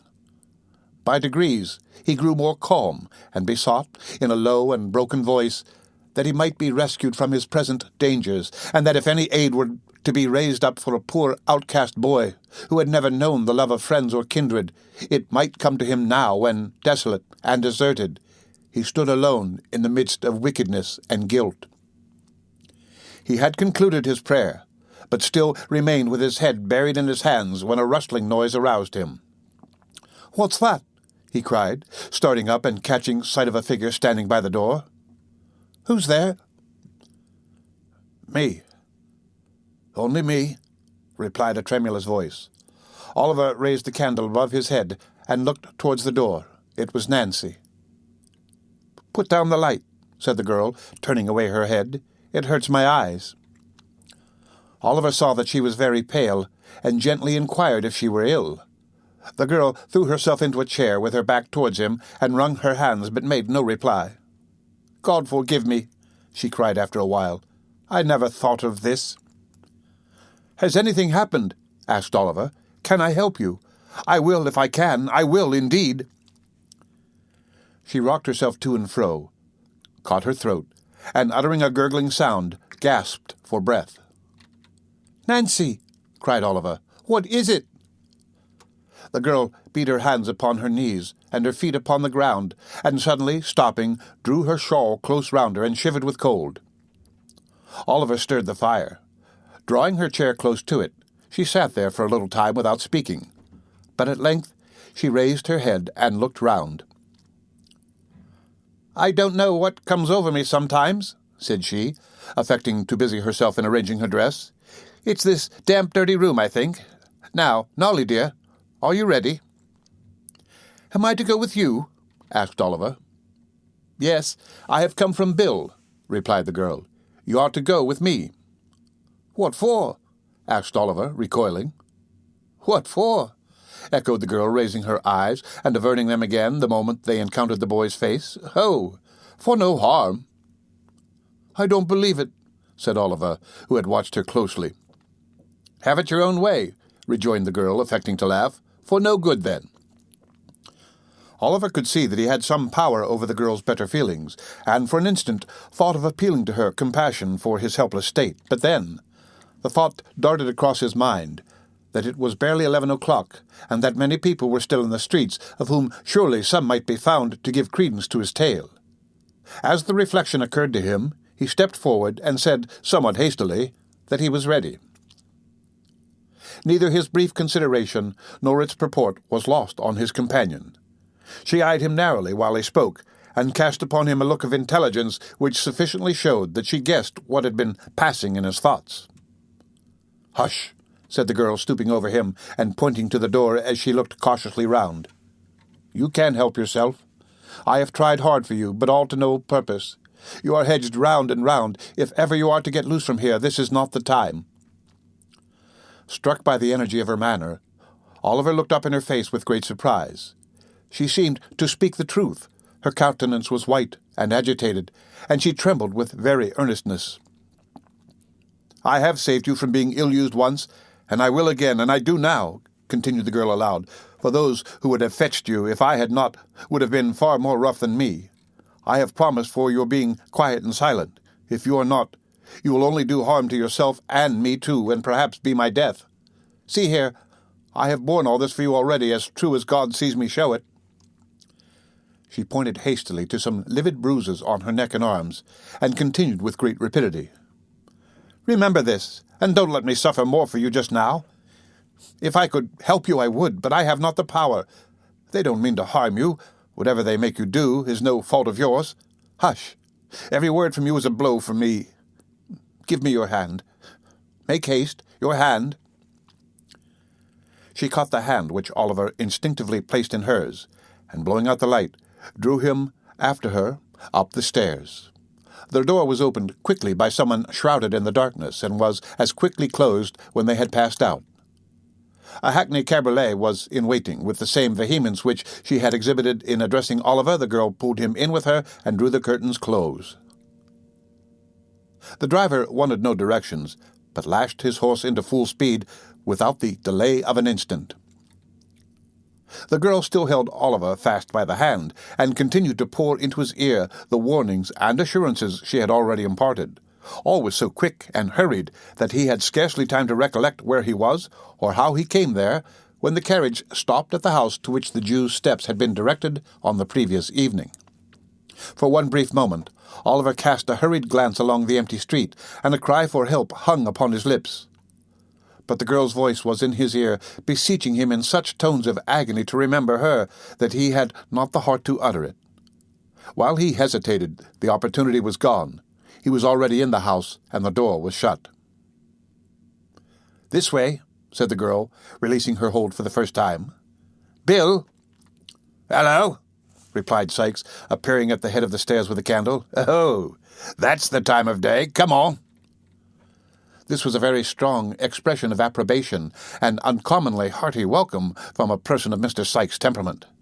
Nancy, appearing much gratified thereby, saluted him cordially. "Bullseye's gone home with Tom," observed Sikes as he lighted them up. "He'd have been in the way." "That's right," rejoined Nancy. "So, you've got the kid," said Sikes, when they had all reached the room, closing the door as he spoke. "Yes, here he is," replied Nancy. "Did he come quiet?" inquired Sikes. "Like a lamb," rejoined Nancy.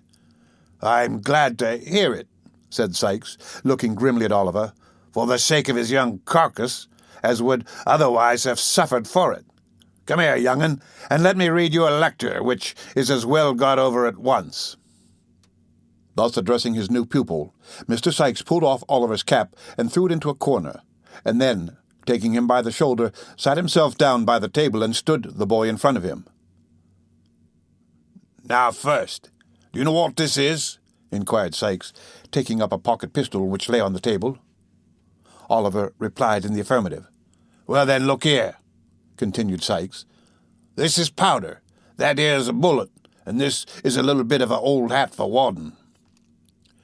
Oliver murmured his comprehension of the different bodies referred to, and Mr. Sikes proceeded to load the pistol with great nicety and deliberation.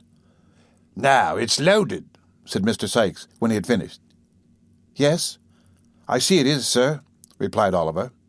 "Well," said the robber, grasping Oliver's wrist, and putting the barrel so close to his temple that they touched, at which moment the boy could not repress a start, "if you speak a word when you're out of doors with me, except when I speak to you, that loading will be in your head without notice. So if you do make up your mind to speak without leave, say your prayers first."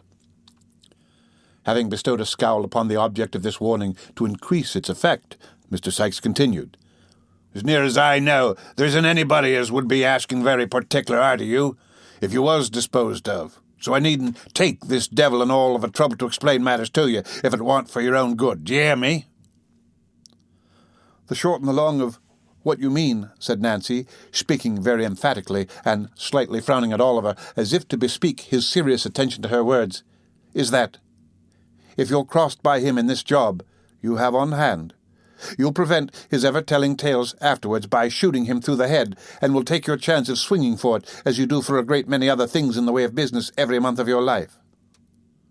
"That's it," observed Mr. Sikes approvingly. "Women can always put things in fewest words, except when it's blowing up, and then they lengthens it out. And now that he's thoroughly up to it, let's have some supper and get a snooze before starting." In pursuance of this request, Nancy quickly laid the cloth. Disappearing for a few minutes, she presently returned with a pot of porter and a dish of sheep's heads, which gave occasion to several pleasant witticisms on the part of Mr. Sikes, founded upon the singular coincidence of Jemmy's being a can name common to them, and also to an ingenious implement much used in his profession. Indeed, the worthy gentleman, stimulated perhaps by the immediate prospect of being on active service, was in great spirits and good humour, in proof whereof it may be here remarked that he humorously drank all the beer at a draught, and did not utter on a rough calculation more than 80 oaths during the whole progress of the meal. Supper being ended, it may be easily conceived that Oliver had no great appetite for it. Mr. Sikes disposed of a couple of glasses of spirits and water, and threw himself on the bed, ordering Nancy, with many implications in case of failure, to call him at 5 precisely. Oliver stretched himself in his clothes, by command of the same authority, on a mattress upon the floor, and the girl, mending the fire, sat before it, in readiness to rouse them at the appointed time. For a long time Oliver lay awake, thinking it not impossible that Nancy might seek that opportunity of whispering some further advice. But the girl sat brooding over the fire without moving, save now and then to trim the light. Weary with watching and anxiety, he at length fell asleep. When he awoke, the table was covered with tea-things, and Sikes was thrusting various articles into the pockets of his greatcoat, which hung over the back of a chair. Nancy was busily engaged in preparing breakfast. It was not yet daylight, for the candle was still burning, and it was quite dark outside. A sharp rain, too, was beating against the window-panes, and the sky looked black and cloudy. "Now then," growled Sikes, as Oliver started up. "5:30. Look sharp, or you'll get no breakfast, for it's late as it is." Oliver was not long in making his toilet. Having taken some breakfast, he replied to a surly inquiry from Sikes by saying that he was quite ready. Nancy, scarcely looking at the boy, threw him a handkerchief to tie round his throat. Sikes gave him a large, rough cape to button over his shoulders. Thus attired, he gave his hand to the robber, who, merely pausing to show him with a menacing gesture that he had that same pistol in a side pocket of his greatcoat, clasped it firmly in his, and exchanging a farewell with Nancy, led him away. Oliver turned for an instant when they reached the door in the hope of meeting a look from the girl. But she had resumed her old seat in front of the fire, and sat perfectly motionless before it. The end of Chapter 20 of Oliver Twist. Read by Rick Kishner for Let to Go on the web at fcit.usf.edu. Oliver Twist by Charles Dickens. Chapter 21. The Expedition. It was a cheerless morning when they got into the street, blowing and raining hard, and the clouds looked dull and stormy. The night had been very wet. Large pools of water had collected in the road, and the kennels were overflowing. There was a faint glimmering of the coming day in the sky, but it rather aggravated than relieved the gloom of the scene, the sombre light only serving to pale that which the street lamps afforded, without shedding any warmer or brighter tints upon the wet housetops and dreary streets. There appeared to be nobody stirring in that quarter of the town. The windows of the houses were all closely shut, and the streets through which they passed were noiseless and empty. By the time they had turned into the Bethnal Green Road, the day had fairly begun to break. Many of the lamps were already extinguished. A few country wagons were slowly toiling on towards London. Now and then a stage-coach, covered with mud, rattled briskly by, the driver bestowing as he passed an admonitory lash upon the heavy wagoner who, by keeping on the wrong side of the road, had endangered his arriving at the office a quarter of a minute after his time. The public houses, with gaslights burning inside, were already open. By degrees, Other shops began to be unclosed, and a few scattered people were met with. Then came straggling groups of labourers going to their work. Then men and women with fish baskets on their heads, donkey carts laden with vegetables, chaise carts filled with livestock or whole carcasses of meat, milk women with pails, an unbroken concourse of people trudging out with various supplies to the eastern suburbs of the town. As they approached the city, the noise and traffic gradually increased when they threaded the streets between Shoreditch and Smithfield. It had swelled into a roar of sound and bustle. It was as light as it was likely to be till night came on again, and the busy morning of half the London population had begun. Turning down Sun Street and Crown Street, and crossing Finsbury Square, Mr. Sikes struck by way of Chiswell Street into Barbican, thence into Long Lane, and so into Smithfield, from which latter place arose a tumult of discordant sounds that filled Oliver Twist with amazement. It was market morning. The ground was covered nearly ankle-deep with filth and mire, a thick stream perpetually rising from the reeking bodies of the cattle, and mingling with the fog which seemed to rest upon the chimney-tops hung heavily above. All the pens in the centre of the large area, and as many temporary pens as could be crowded into the vacant space, were filled with sheep, tied up to posts by the gutter-side where long lines of beasts and oxen 3 or 4 deep, countrymen, butchers, drovers, hawkers, boys, thieves, idlers, and vagabonds of every low grade were mingled together in a mass. The whistling of drovers, the barking dogs, the bellowing and plunging of the oxen, the bleating of sheep, the grunting and squeaking of pigs, the cries of hawkers, the shouts, oaths, and quarrelling on all sides, the ringing of bells and roar of voices that issued from every public-house, the crowding, pushing, driving, beating, whooping, and yelling, the hideous and discordant din that resounded from every corner of the market, and the unwashed, unshaven, squalid, and dirty figures constantly running to and fro and bursting in and out of the throng, rendered it a stunning and bewildering scene which quite confounded the senses. Mr. Sikes, dragging Oliver after him, elbowed his way through the thickest of the crowd, and bestowed very little attention on the numerous sights and sounds which so astonished the boy. He nodded twice or thrice to a passing friend, and, resisting as many invitations to take a morning dram, pressed steadily onward until they were clear of the turmoil and had made their way through Hosier Lane into Holborn. "Now, young un," said Sikes, looking up at the clock of St. Andrew's Church, "all upon 7. You must step out. Come, don't lag behind already, lazy legs." Mr. Sikes accompanied this speech with a jerk at his little companion's wrist. Oliver, quickening his pace into a kind of trot between a fast walk and a run, kept up with the rapid strides of the housebreaker as well as he could. They held their course at this rate until they had passed Hyde Park Corner and were on their way to Kensington, when Sikes relaxed his pace until an empty cart, which was at some little distance behind, came up. Seeing Hounslow written on it, he asked the driver with as much civility as he could assume if he would give them a lift as far as Isleworth. "Jump up," said the man. "Is that your boy?" "Yes, he's my boy," replied Sikes, looking hard at Oliver, and putting his hand abstractedly into the pocket where the pistol was. "Your father walks rather too quick for you, doesn't he, my man?" inquired the driver, seeing that Oliver was out of breath. "Not a bit of it," replied Sikes, interposing. "He's used to it." "Here, take hold of my hand, Ned. In with you." Thus addressing Oliver, he helped him into the cart, and the driver, pointing to a heap of sacks, told him to lie down there and rest himself. As they passed the different milestones, Oliver wondered more and more where his companion meant to take him. Kensington, Hammersmith, Chiswick, Kew Bridge, Brentford were all passed, and yet they went on as steadily as if they had only just begun their journey. At length they came to a public-house called the Coach and Horses, a little way beyond which another road appeared to run off, and here the cart stopped.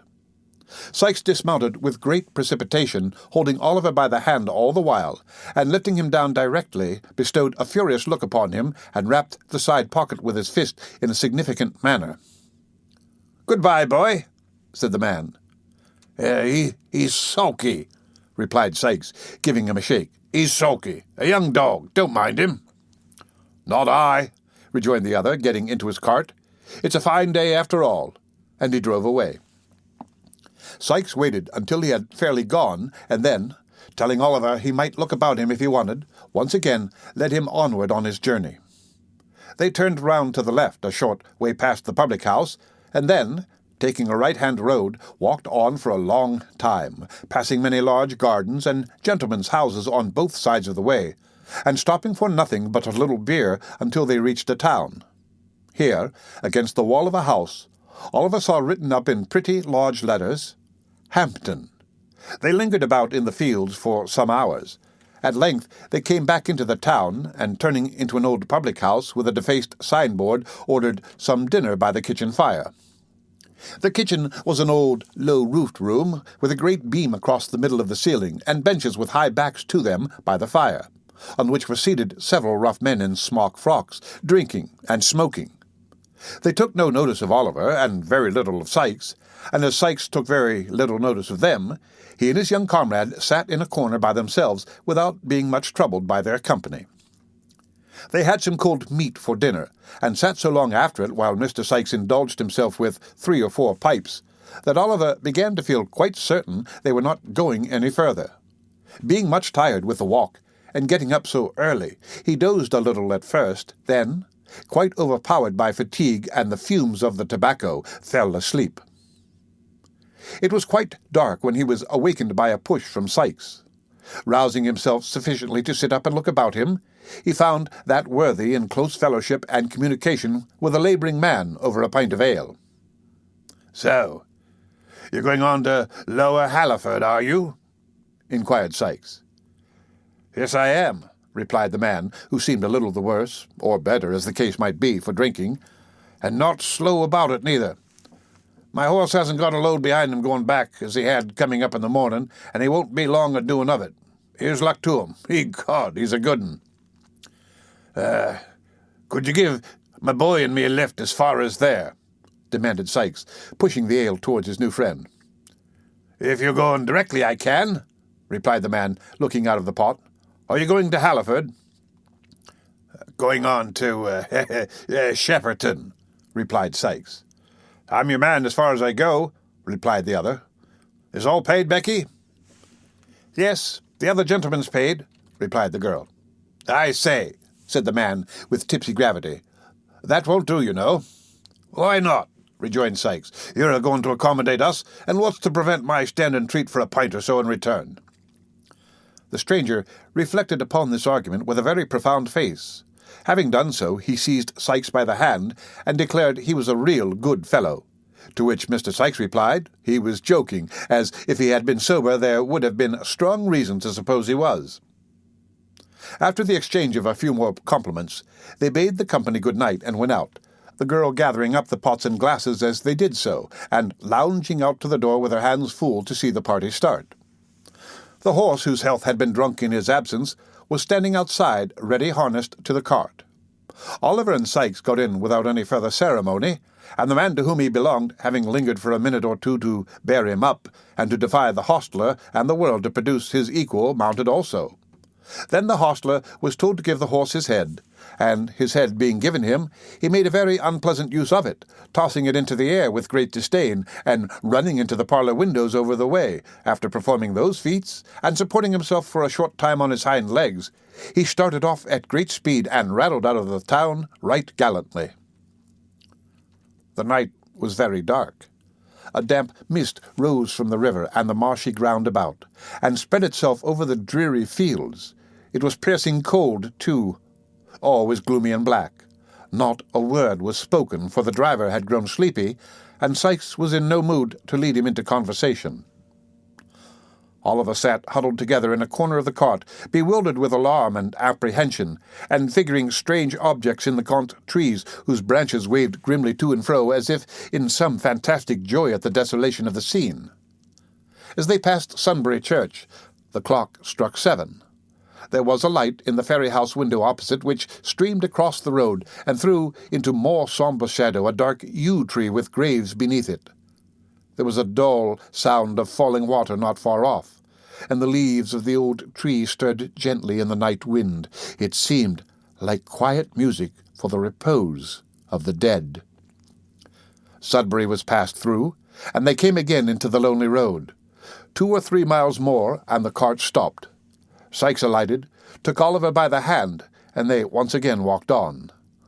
They turned into no house at Shepperton, as the weary boy had expected, but still kept walking on in mud and darkness, through gloomy lanes and over cold open wastes, until they came within sight of the lights of a town at no great distance. On looking intently forward, Oliver saw that the water was just below them, and that they were coming to the foot of a bridge. Sikes kept straight on until they were close upon the bridge, then suddenly turned down a bank upon the left.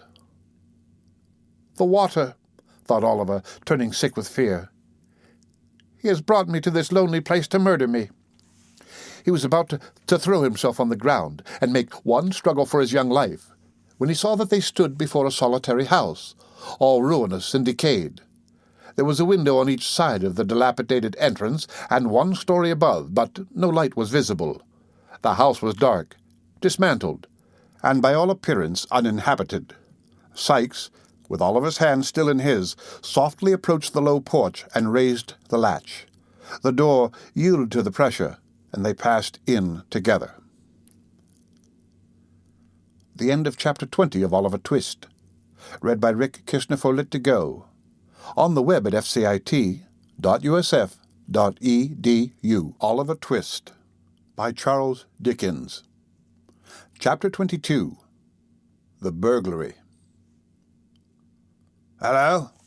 cried a loud, hoarse voice as soon as they set foot in the passage.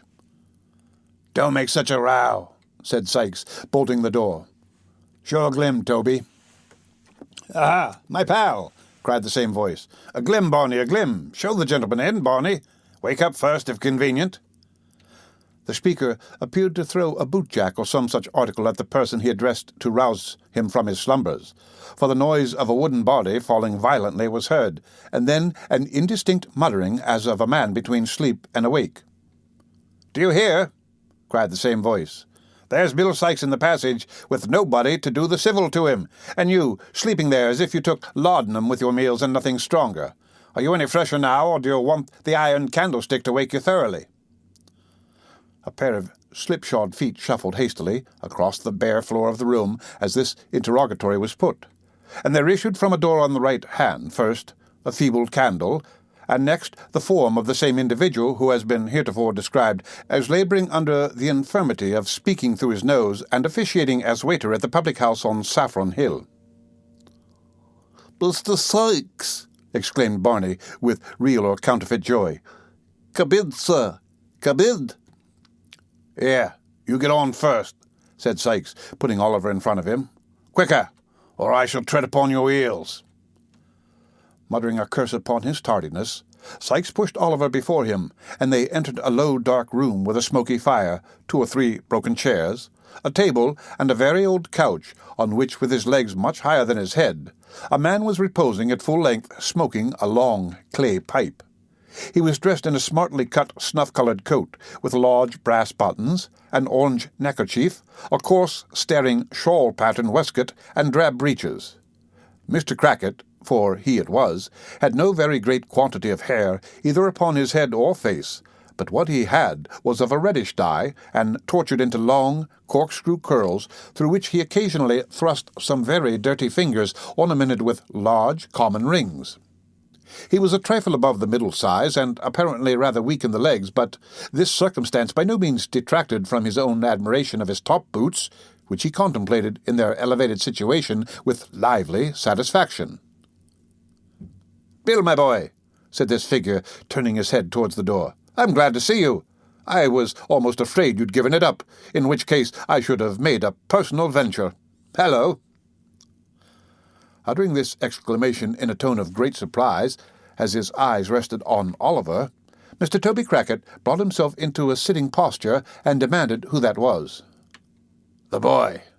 Only the boy," replied Sikes, drawing a chair towards the fire.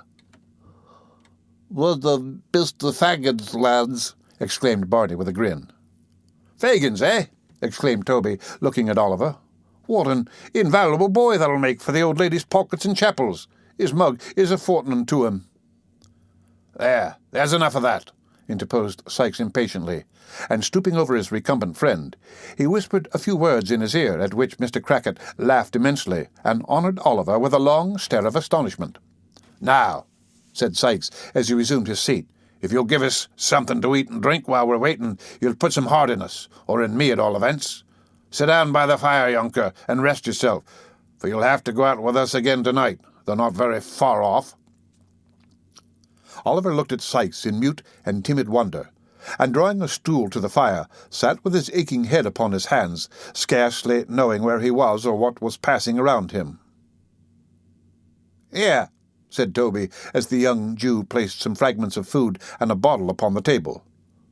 "Success to the crack!" He rose to honour the toast, and, carefully depositing his empty pipe in a corner, advanced to the table, filled a glass with spirits, and drank off its contents. Mr. Sikes did the same. "A drain for the boy," said Toby, half filling a wine-glass. "Down with it, innocents." "Indeed," said Oliver, looking piteously up into the man's face, "indeed, "Down with it?" echoed Toby. "Do you think I don't know what's good for you?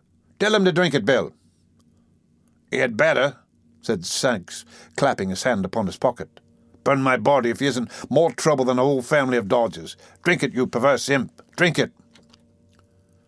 Frightened by the menacing gestures of the two men, Oliver hastily swallowed the contents of the glass, and immediately fell into a violent fit of coughing, which delighted Toby Crackit and Barney, and even drew a smile from the surly Mr. Sikes. This done, and Sikes having satisfied his appetite, Oliver could eat nothing but a small crust of bread which they made him swallow, the two men laid themselves down on chairs for a short nap. Oliver retained his stool by the fire. Barney, wrapped in a blanket, stretched himself on the floor, close outside the fender. They slept, or appeared to sleep, for some time, nobody stirring but Barney, who rose once or twice to throw coals on the fire. Oliver fell into a heavy doze, imagining himself straying along the gloomy lanes, or wandering about the dark churchyard, or retracing some one or other of the scenes of the past day, when he was roused by Toby Crackit, jumping up and declaring it was 1:30. In an instant the other two were on their legs, and all were actively engaged in busy preparation. Sikes and his companion enveloped their necks and chins in large dark shawls, and drew on their greatcoats. Barney, opening a cupboard, brought forth several articles which he hastily crammed into the pockets. "Bottles for me, Barney," said Toby Crackit. "Here they are," replied Barney, producing a pair of pistols. "You loaded them yourself?" "All right," replied Toby, stowing them away. "The persuaders?" "I've got 'em," replied Sikes. "Crape keys, centre bits, darkies, nothing forgotten?" inquired Toby, fastening a small crowbar to a loop inside the skirt of his coat. "All right," rejoined his companion. "Bring them bits of timber, Barney. That's the time of day." With these words, he took a thick stick from Barney's hands, who, having delivered another to Toby, busied himself in fastening on Oliver's cape. "Now then," said Sikes, holding out his hand. Oliver, who was completely stupefied by the unwonted exercise, and the air, and the drink which had been forced upon him, put his hand mechanically into that which Sikes extended for the purpose. "Take his other hand, Toby," said Sikes. "Look out, Barney." The man went to the door and returned to announce that all was quiet. The two robbers issued forth with Oliver between them. Barney, having made all fast, rolled himself up as before, and was soon asleep again. It was now intensely dark. The fog was much heavier than it had been in the early part of the night, and the atmosphere was so damp that, although no rain fell, Oliver's hair and eyebrows within a few minutes after leaving the house had become stiff with the half-frozen moisture that was floating about. They crossed the bridge and kept on towards the lights which he had seen before. They were at no great distance off, and, as they walked pretty briskly, they soon arrived at Chertsey. "Slap through the town," whispered Sikes. "There'll be nobody in the way tonight to see us." Toby acquiesced, and they hurried through the main street of the little town, which at that late hour was wholly deserted. A dim light shone at intervals from some bedroom window, and the hoarse barking of dogs occasionally broke the silence of the night. But there was nobody abroad. They had cleared the town as the church bell struck 2. Quickening their pace, they turned up a road upon the left hand. After walking about a quarter of a mile, they stopped before a detached house surrounded by a wall, to the top of which Toby Crackit, scarcely pausing to take breath, climbed in a twinkling. "The boy next," said Toby. "Hoist him up. I'll catch hold of him." Before Oliver had time to look around, Sikes had caught him under the arms, and in 3 or 4 seconds he and Toby were lying on the grass on the other side. Sikes followed directly, and they stole cautiously towards the house. And now, for the first time, Oliver, well nigh mad with grief and terror, saw that housebreaking and robbery, if not murder, were the objects of the expedition. He clasped his hands together and involuntarily uttered a subdued exclamation of horror. A mist came before his eyes. The cold sweat stood upon his ashy face. His limbs failed him, and he sank upon his knees. "Get up," murmured Sikes, trembling with rage and drawing the pistol from his pocket. "Get up, or I'll strew your brains upon the grass." "Oh, for God's sake, let me go," cried Oliver. "Let me run away and die in the fields. I will never come near London, never, never. Oh, pray have mercy on me, and do not make me steal. For the love of all the bright angels that rest in heaven, have mercy upon me." The man to whom this appeal was made swore a dreadful oath, and had cocked the pistol, when Toby, striking it from his grasp, placed his hand upon the boy's mouth, and dragged him to the house. "Hush!" cried the man. "It won't answer here. Say another word, and I'll do the business myself with a crack on the head. That makes no noise, and is quite as certain and more genteel. Here, Bill, wrench the shutter open. He's game enough now, I'll engage. I've seen older hands of his age took the same way for a minute or 2 on a cold night." Sikes, invoking terrific imprecations upon Fagin's head for sending Oliver on such an errand, plied the crowbar vigorously, but with little noise. After some delay and some assistance from Toby, the shutter to which he had referred swung open on its hinges. It was a little lattice window, about 5 feet and a half above the ground at the back of the house, which belonged to a scullery or small brewing place at the end of the passage. The aperture was so small that the inmates had probably not thought it worth while to defend it more securely, but it was large enough to admit a boy of Oliver's size nevertheless. A very brief exercise of Mr. Sikes' art sufficed to overcome the fastening of the lattice, and it soon stood wide open also. "Now listen, you young limb," whispered Sikes, drawing a dark lantern from his pocket and throwing the glare full on Oliver's face. "I'm a-going to put you through there. Take this light. Go softly up the steps straight afore you, and along the little hall to the street door. Unfasten it and let us in." "There's a bolt at the top you won't be able to reach," interposed Toby. "Stand upon one of the hall chairs. There are 3 there, Bill, with a jolly large blue unicorn and gold pitchfork on 'em, which is the old lady's arms."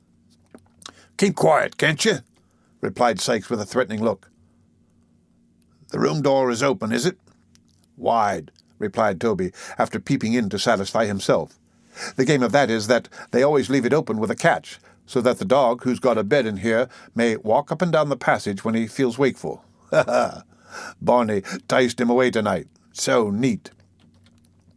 Although Mr. Crackit spoke in scarcely an audible whisper, and laughed without noise, Sikes imperiously commanded him to be silent and get to work.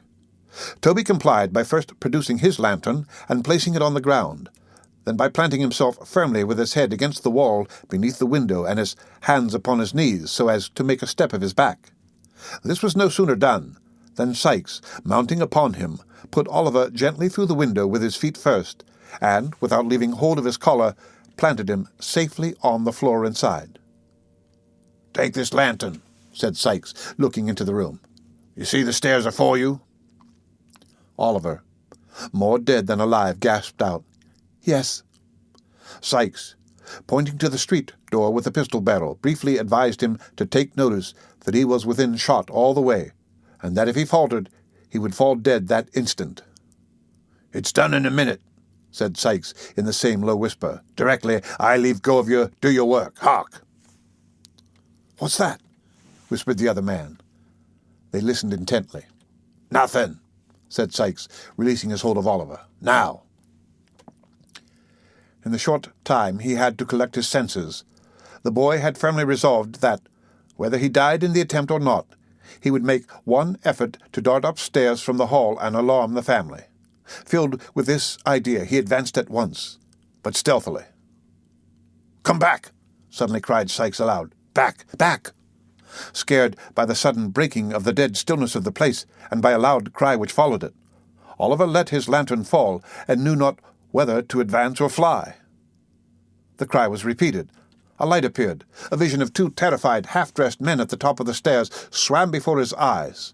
A flash, a loud noise, a smoke, a crash somewhere, but where he knew not, and he staggered back. Sikes had disappeared for an instant, but he was up again, and had him by the collar before the smoke had cleared away. He fired his own pistol after the men, who were already retreating, and dragged the boy up.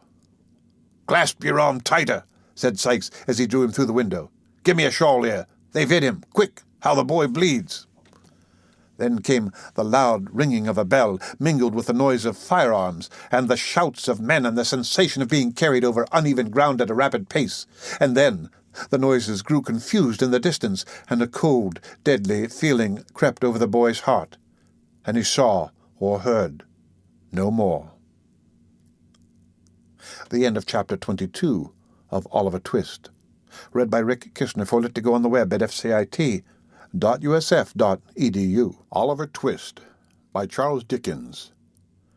Chapter 23, which contains the substance of a pleasant conversation between Mr. Bumble and a lady, and shows that even a beadle may be susceptible on some points.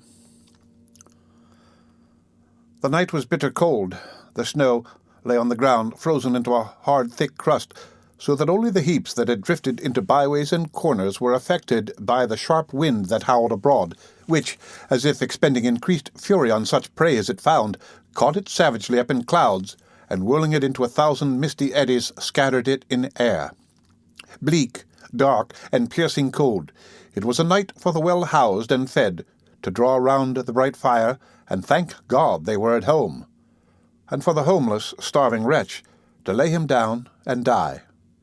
Many hunger-worn outcasts close their eyes in our bare streets at such times, who, let their crimes have been what they may, can hardly open them in a more bitter world.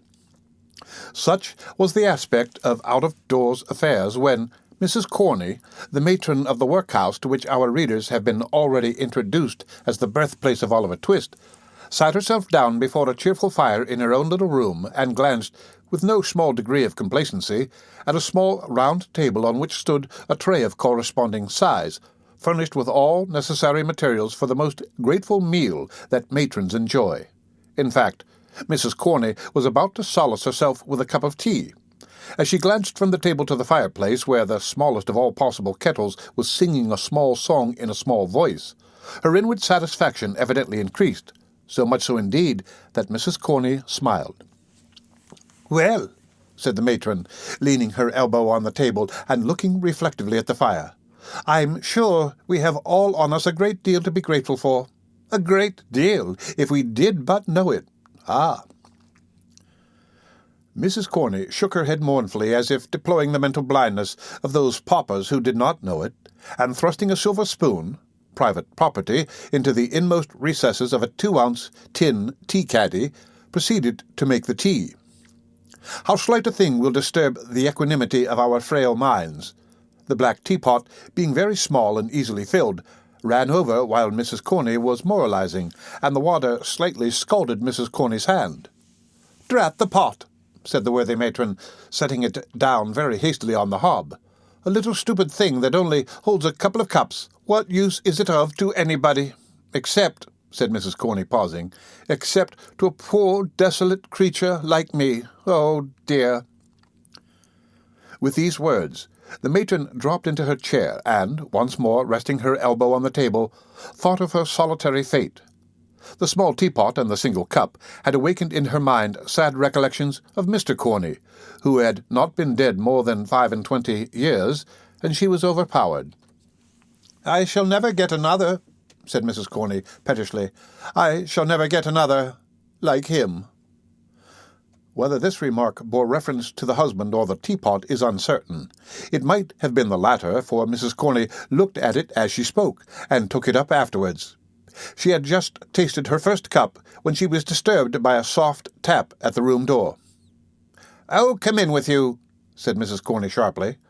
"Some of the old women dying, I suppose. They always die when I'm at meals. Don't stand there letting the cold air in. Don't. What's amiss now, eh?" "Nothing, ma'am, nothing," replied a man's voice. "Dear me!" exclaimed the matron in a much sweeter tone. "Is that Mr. Bumble?" "At your service, ma'am," said Mr. Bumble, who had been stopping outside to rub his shoes clean and to shake the snow off his coat, and who now made his appearance, bearing the cocked hat in one hand and a bundle in the other. "Shall I shut the door, ma'am?"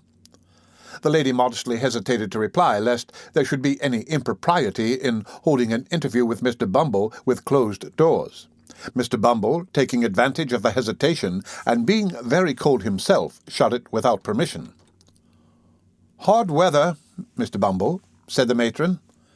"Hard indeed, ma'am," replied the beadle. "Ante-parochial weather this, ma'am.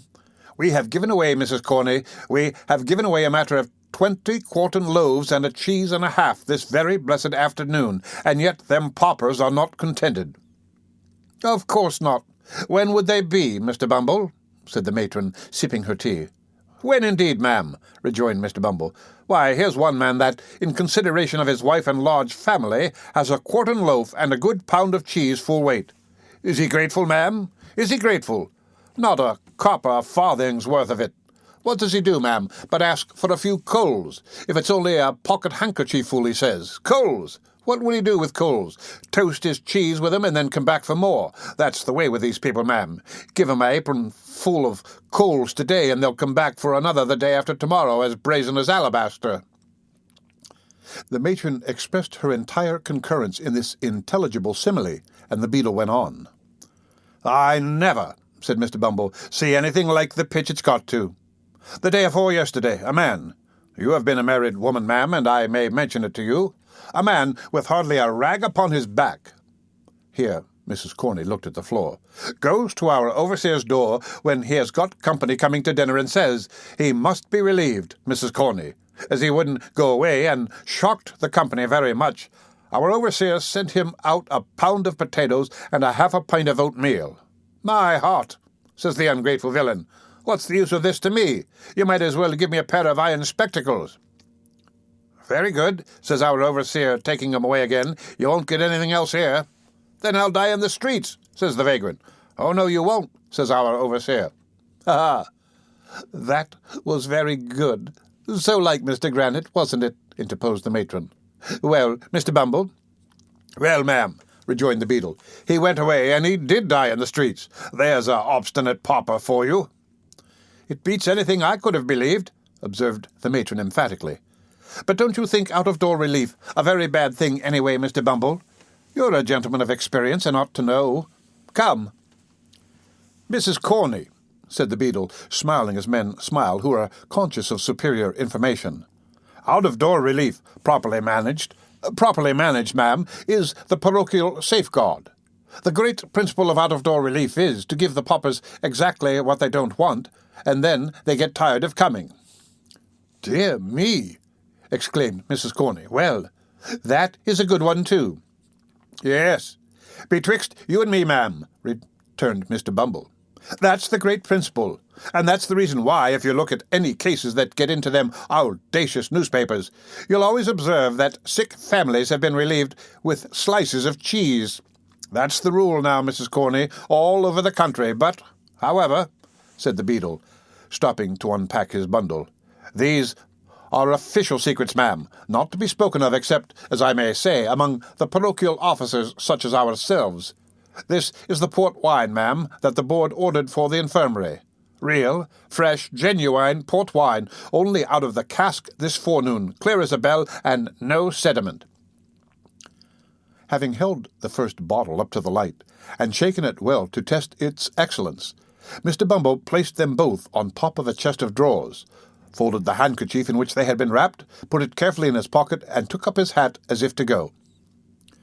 "You'll have a very cold walk, Mr. Bumble," said the matron.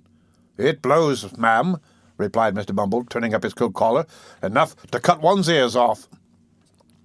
The matron looked from the little kettle to the beadle, who was moving towards the door, and as the beadle coughed preparatory to bidding her good night, bashfully inquired whether he wouldn't take a cup of tea. Mr. Bumble instantaneously turned back his collar again, laid his hat and stick upon a chair, and drew another chair up to the table. As he slowly seated himself, he looked at the lady. She fixed her eyes upon the little teapot. Mr. Bumble coughed again and slightly smiled. Mrs. Corney rose to get another cup and saucer from the closet. As she sat down, her eyes once again encountered those of the gallant beadle. She coloured and applied herself to the task of making his tea. Again Mr. Bumble coughed, louder this time than he had coughed yet. "Sweet, Mr. Bumble?" inquired the matron, taking up the sugar basin. "Very sweet indeed, ma'am," replied Mr. Bumble. He fixed his eyes on Mrs. Corney as he said this, and if ever a beadle looked tender, Mr. Bumble was that beadle at that moment. The tea was made and handed in silence. Mr. Bumble, having spread a handkerchief over his knees to prevent the crumbs from sullying the splendour of his shorts, began to eat and drink, varying these amusements occasionally by fetching a deep sigh, which, however, had no injurious effect upon his appetite, but, on the contrary, rather seemed to facilitate his operations in the tea and toast department. "You have a cat, ma'am, I see," said Mr. Bumble, glancing at one who, in the centre of her family, was basking before the fire. "And kittens, too, I declare." "I am so fond of them, Mr. Bumble, you can't think," replied the matron. "They're so happy, so frolicsome, and so cheerful that they are quite companions for me." "Very nice animals, ma'am," replied Mr. Bumble approvingly. "So very domestic." "Oh, yes," rejoined the matron with enthusiasm. "So fond of their home, too, that it's quite a pleasure, I'm sure." "Mrs. Corney, ma'am," said Mr. Bumble, slowly, and marking the time with his teaspoon.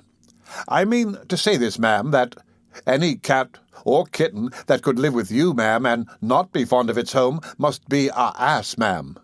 "Oh, Mr. Bumble," remonstrated Mrs. Corney. "It's of no use disguising facts, ma'am," said Mr. Bumble, slowly flourishing the teaspoon with a kind of amorous dignity which made him doubly impressive. "I would drown it myself." "With pleasure." "Then you're a cruel man," said the matron vivaciously, as she held out her hand for the beadle's cup, "and a very hard-hearted man besides." "Hard-hearted, ma'am?" said Mr. Bumble. "Hard?" Mr. Bumble resigned his cup without another word, squeezed Mrs. Corney's little finger as she took it, and inflicting 2 open-handed slaps upon his laced waistcoat, gave a mighty sigh and hitched his chair a very little morsel farther from the fire. It was a round table, and as Mrs. Corney and Mr. Bumble had been sitting opposite each other, with no great space between them, and fronting the fire, it will be seen that Mr. Bumble, in receding from the fire, and still keeping at the table, increased the distance between himself and Mrs. Corney, which proceeding some prudent readers will doubtless be disposed to admire, and to consider an act of great heroism on Mr. Bumble's part, he being in some sort tempted by time, place, and opportunity to give utterance to certain soft nothings which, however well they may become the lips of the light and thoughtless, do seem immeasurably beneath the dignity of judges of the land, members of Parliament, ministers of state, lord mayors, and other great public functionaries, but more particularly beneath the stateliness and gravity of a beadle, who, as is well known, should be the sternest and most inflexible among them all. Whatever were Mr. Bumble's intentions, however, and no doubt they were of the best, it unfortunately happened, as has been twice before remarked, that the table was a round one. Consequently, Mr. Bumble, moving his chair by little and little, soon began to diminish the distance between himself and the matron, and continuing to travel round the outer edge of the circle, brought his chair in time close to that in which the matron was seated. Indeed, the 2 chairs touched, and when they did so, Mr. Bumble stopped. Now, if the matron had moved her chair to the right, she would have been scorched by the fire, and if to the left, she must have fallen into Mr. Bumble's arms. So, being a discreet matron, and no doubt foreseeing these consequences at a glance, she remained where Mr. Bumble another cup of tea. "Odd-odded," Mrs. Corney, said Mr. Bumble, stirring his tea and looking up into the matron's face. "Are you odd-odded, Mrs. Corney?" "Dear me!" exclaimed the matron. "What a very curious question from a single man. What can you want to know for, Mr. Bumble?" The beadle drank his tea to the last drop, finished a piece of toast, whisked the crumbs off his knees, wiped his lips, and deliberately kissed the matron. "Mr. Bumble!" cried that discreet lady in a whisper, for the fright was so great that she had quite lost her voice. "Mr. Bumble, I shall scream!" Mr. Bumble made no reply, but in a slow and dignified manner put his arm round the matron's waist. As the lady had stated her intention of screaming, of course she would have screamed at this additional boldness, but that the exertion was rendered unnecessary by a hasty knocking at the door, which was no sooner heard than Mr. Bumble darted with much agility to the wine bottles and began dusting them with great violence, while the matron sharply demanded who was there.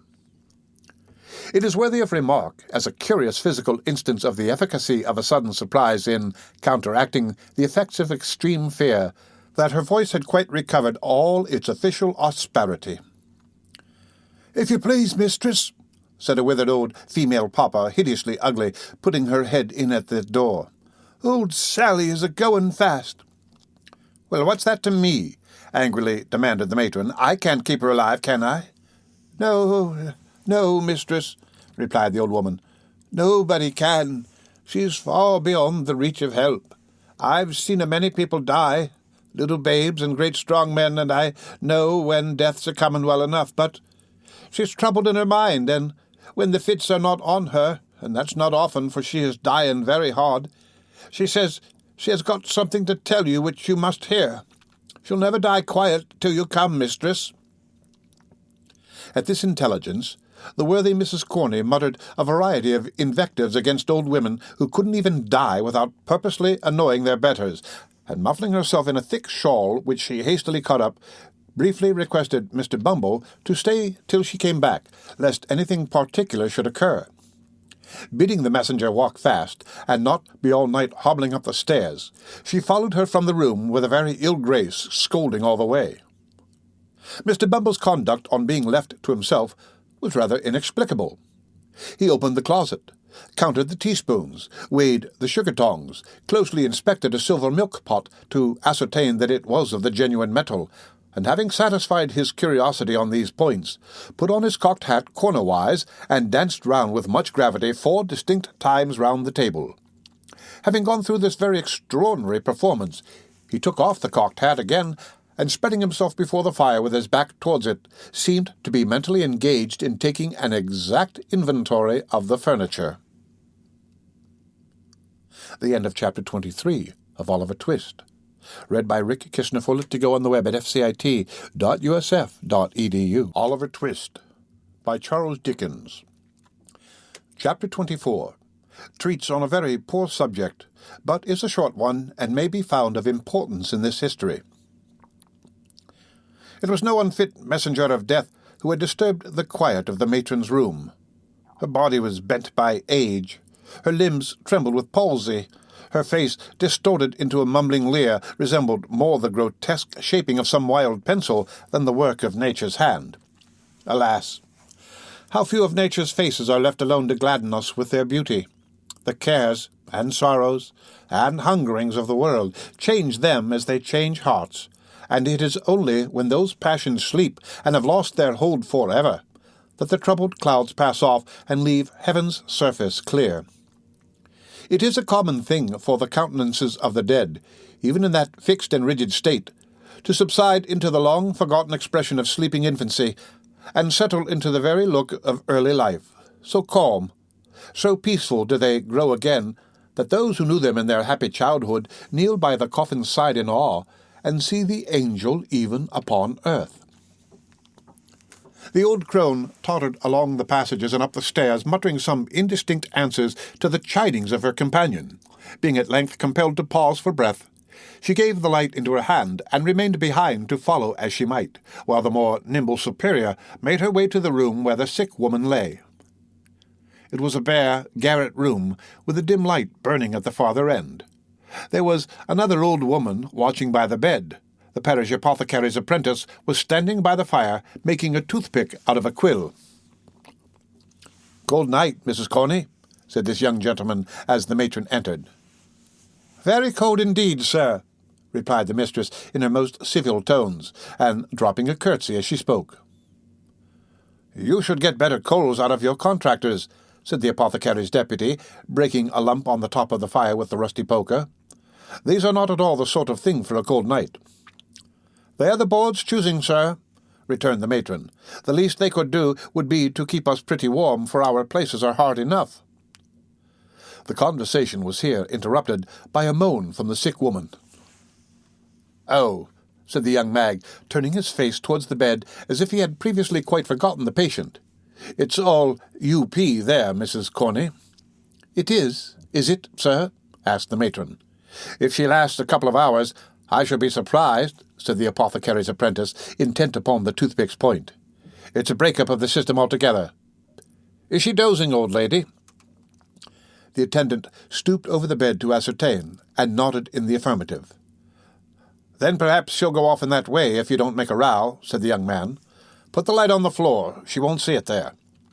The attendant did as she was told, shaking her head meanwhile to intimate that the woman would not die so easily. Having done so, she resumed her seat by the side of the other nurse, who had by this time returned.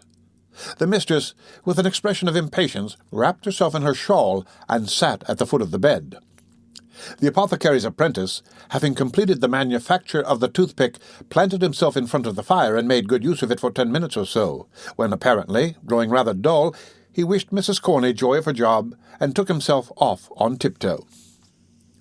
When they had sat in silence for some time, the two old women rose from the bed and, crouching over the fire, held out their withered hands to catch the heat. The flame threw a ghastly light on their shriveled faces, and made their ugliness appear terrible, as in this position they began to converse in a low voice. "Did she say any more, Annie dear, while I was gone?" inquired the messenger. "Not a word," replied the other. "She plucked and tore at her arms for a little while, but I held her hands, and she soon dropped off. She hasn't much strength in her, so I easily keep her quiet. I ain't so weak for an old woman, although I am on parish allowance. No. "Did she drink the hot wine the doctor said she was to have?" demanded the first. "I tried to get it down," rejoined the other, "but her teeth were tight set, and she clenched the mug so hard that it was as much as I could do to get it back again, so I drank it, and it did me good." Looking cautiously round to ascertain that they were not overheard, the two hags cowered nearer to the fire and chuckled heartily. "I mind the time," said the first speaker, "when she would have done the same and made rare fun of it afterwards." "Ay, that she would," rejoined the other. "She had a merry heart. A many beautiful corpses she laid out as nice and neat as waxwork. My old eyes have seen them, aye, and those old hands touched them too, for I have helped her scores of times." Stretching forth her trembling fingers as she spoke, the old creature shook them exultingly before her face, and fumbling in her pocket, brought out an old, time-discoloured tin snuff-box, from which she shook a few grains into the outstretched palm of her companion, and a few more into her own. While they were thus employed, the matron, who had been impatiently watching until the dying woman should awaken from her stupor, joined them by the fire, and sharply asked how long she was to wait. "Not long, missus," replied the second woman, looking up into her face. "We have none of us long to wait for death. Patience, he'll be here soon enough for us all." "Hold your tongue, you doting idiot," said the matron sternly. "You, Martha, tell me, has she been in this way before?" "Often," answered the first woman. "But will never be again," added the second one. "That is, she'll never wake again but once. And mind, mistress, that won't be for long." "Long or short," said the matron snappishly, "she won't find me here when she does wake. Take care, both of you, how you worry me again for nothing. It's no part of my duty to see all the old women in this house die, and I won't. That's more. Mind that, you impudent old harridans. If you make a fool of me again, I'll soon cure you, I warrant you." She was bouncing away when a cry from the two women who had turned towards the bed caused her to look round. The patient had raised herself upright and was stretching her arms towards them. "Who's that?" she cried in a hollow voice. "Hush, hush," said one of the women, stooping over her. "Lie down. Lie down." "I'll never lie down again alive," said the woman, struggling. "I will tell her. Come here, nearer. Let me whisper in your ear." She clutched the matron by the arm, and forcing her into a chair by the bedside, was about to speak, when looking round she caught sight of the two old women bending forward in the attitude of eager listeners. "Turn them away," said the woman drowsily. "Make haste! Make haste!" The two old crones, chiming in together, began pouring out many piteous lamentations that the poor dear was too far gone to know her best friends, and were uttering sundry protestations that they would never leave her, when the superior pushed them from the room, closed the door, and returned to the bedside. On being excluded, the old ladies changed their tone, and cried through the keyhole that old Sally was drunk, which indeed was not unlikely, since, in addition to a moderate dose of opium prescribed by the apothecary, she was labouring under the effects of a final taste of gin and water, which had been privily administered in the openness of their hearts by the worthy old ladies themselves. "Now, listen to me," said the dying woman aloud, as if making a great effort to revive one latent spark of energy. "In this very room, in this very bed, I once nursed a pretty young creature that was brought into the house with her feet cut and bruised with walking and all soiled with dust and blood. She gave birth to a boy and died. Oh, let me think. Oh, what was the year again?" "Never mind the year," said the impatient auditor. "What about her?" "Aye," murmured the sick woman, relapsing into her former drowsy state. "What about her? What about... Oh, I know!" she cried, jumping fiercely up, her face flushed and her eyes starting from her head. "I robbed her, so I did. She wasn't cold. I tell you she wasn't cold when I stole it." "Stole what, for God's sake?" cried the matron with a gesture as if she would call for help. "It," replied the woman, laying her hand over the other's mouth. "The only thing she had. She wanted clothes to keep her warm and food to eat, but she had kept it safe and had it in her bosom. It was gold, I tell you, rich gold that might have saved her life." "Gold?" echoed the matron, bending eagerly over the woman as she fell back. Go on, yes. What of it? Who was the mother? When was it?" "She charged me to keep it safe," replied the woman with a groan, "and trusted me as the only woman about her. I stole it in my heart when she first showed it me hanging round her neck. And the child's death perhaps is on me besides. They would have treated him better if they had known it all." "Known what?" asked the other. "Speak." "The boy grew so like his mother," said the woman, rambling on and not heeding the question, "that I could never forget it when I saw his face. Poor girl, she was so young, too. Such a gentle lamb. Wait, there's more to tell. I have not told you all, have I?" No, replied the matron, inclining her head to catch the words as they came more faintly from the dying woman. "Be quick, or it may be too late." "The mother," said the woman, making a more violent effort than before. "The mother, when the pains of death first came upon her, whispered in my ear that if her baby was born alive and thrived, the day might come when it would not feel so much disgraced to hear its poor young mother named.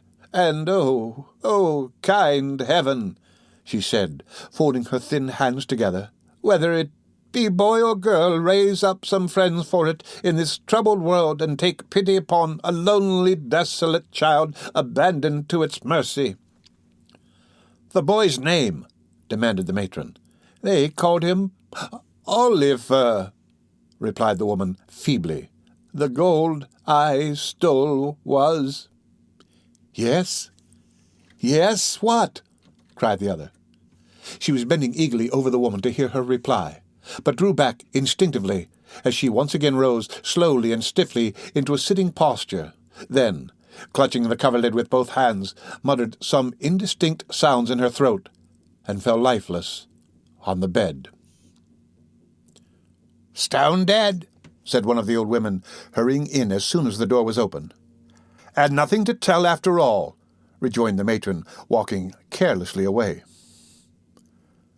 The two crones, to all appearance, too busily occupied in the preparations for their dreadful duties to make any reply, were left alone, hovering about the body. The end of Chapter 24 of Oliver Twist. Read by Rick Kishner for Lit2Go on the web at fcit.usf.edu. Oliver Twist by Charles Dickens. Chapter 25, wherein this history reverts to Mr. Fagin and company.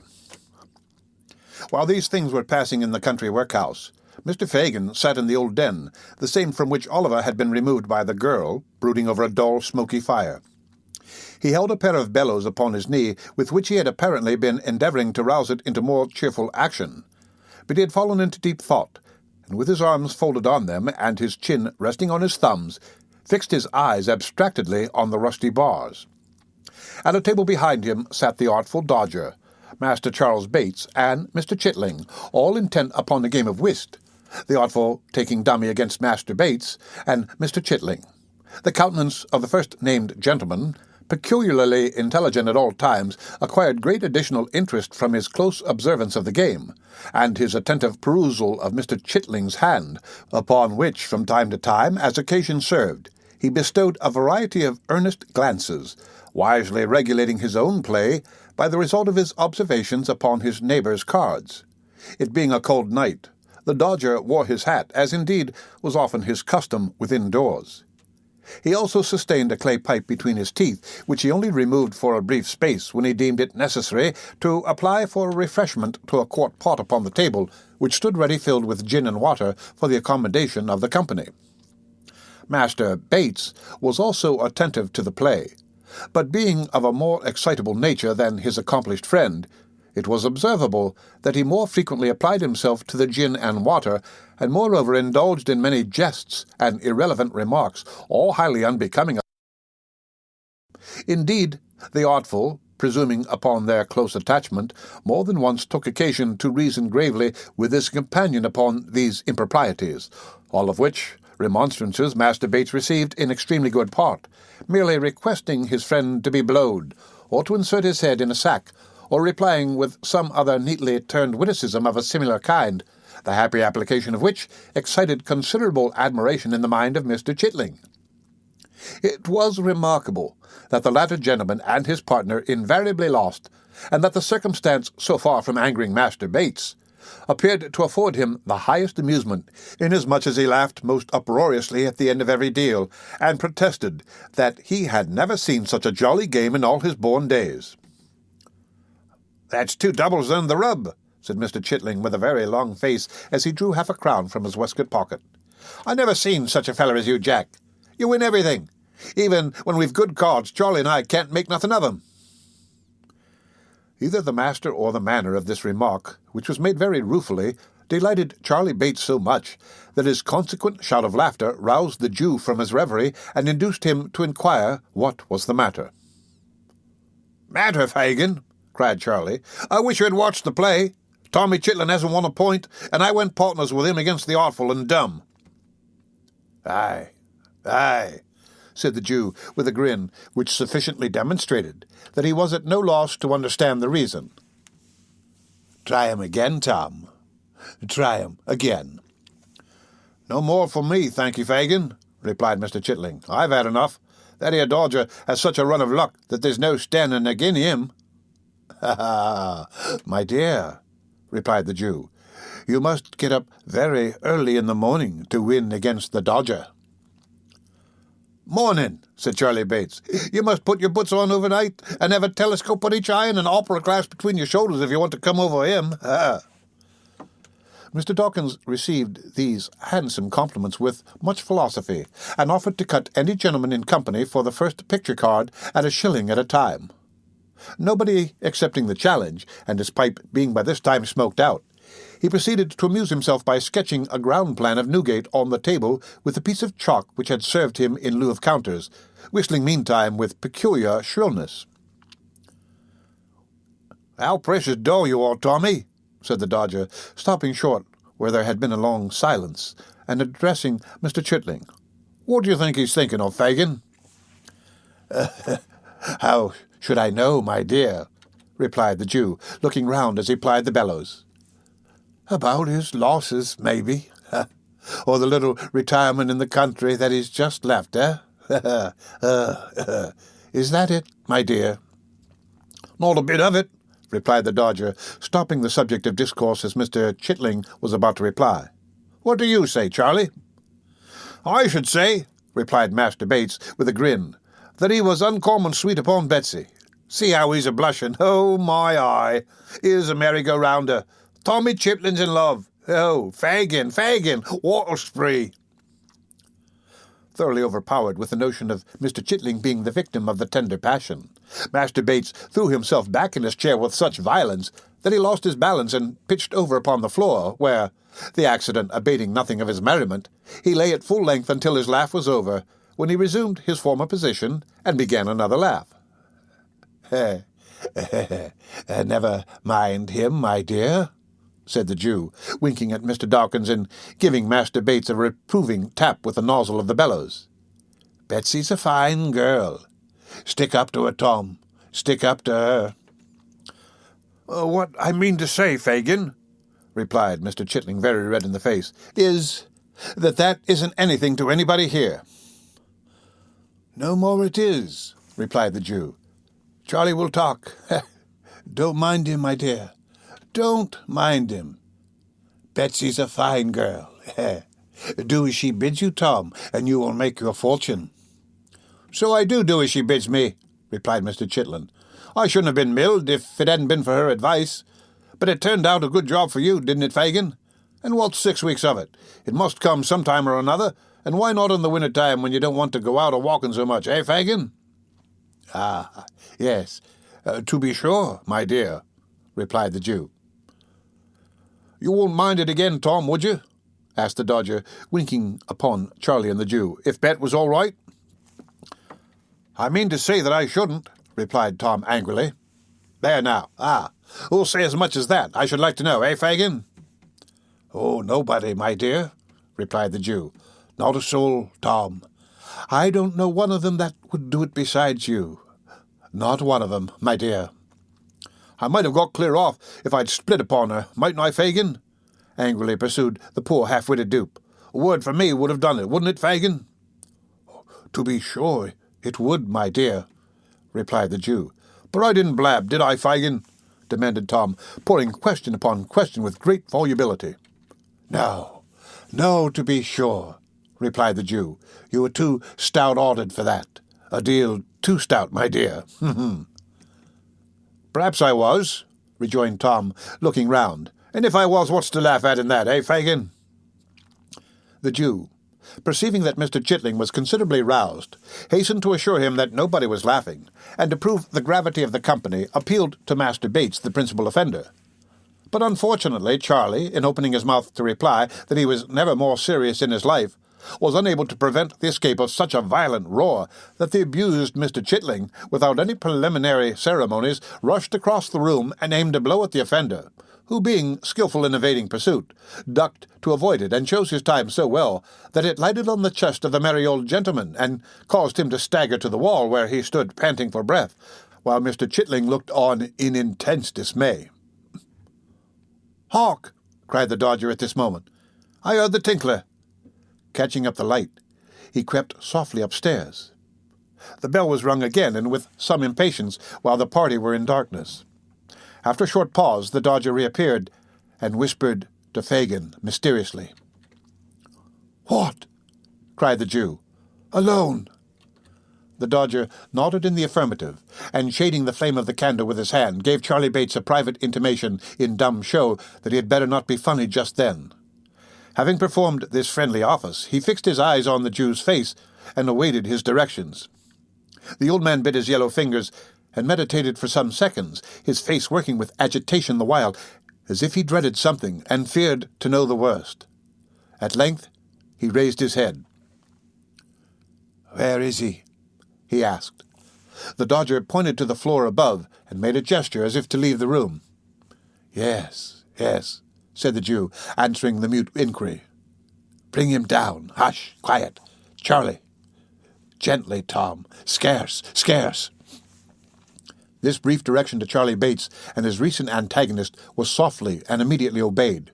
There was no sound of their whereabout when the Dodger descended the stairs, bearing the light in his hand, and followed by a man in a coarse smock frock, who, after casting a hurried glance around the room, pulled off a large wrapper which had concealed the lower portion of his face and disclosed, all haggard, unwashed, and unshorn, the features of Flash Toby Crackit.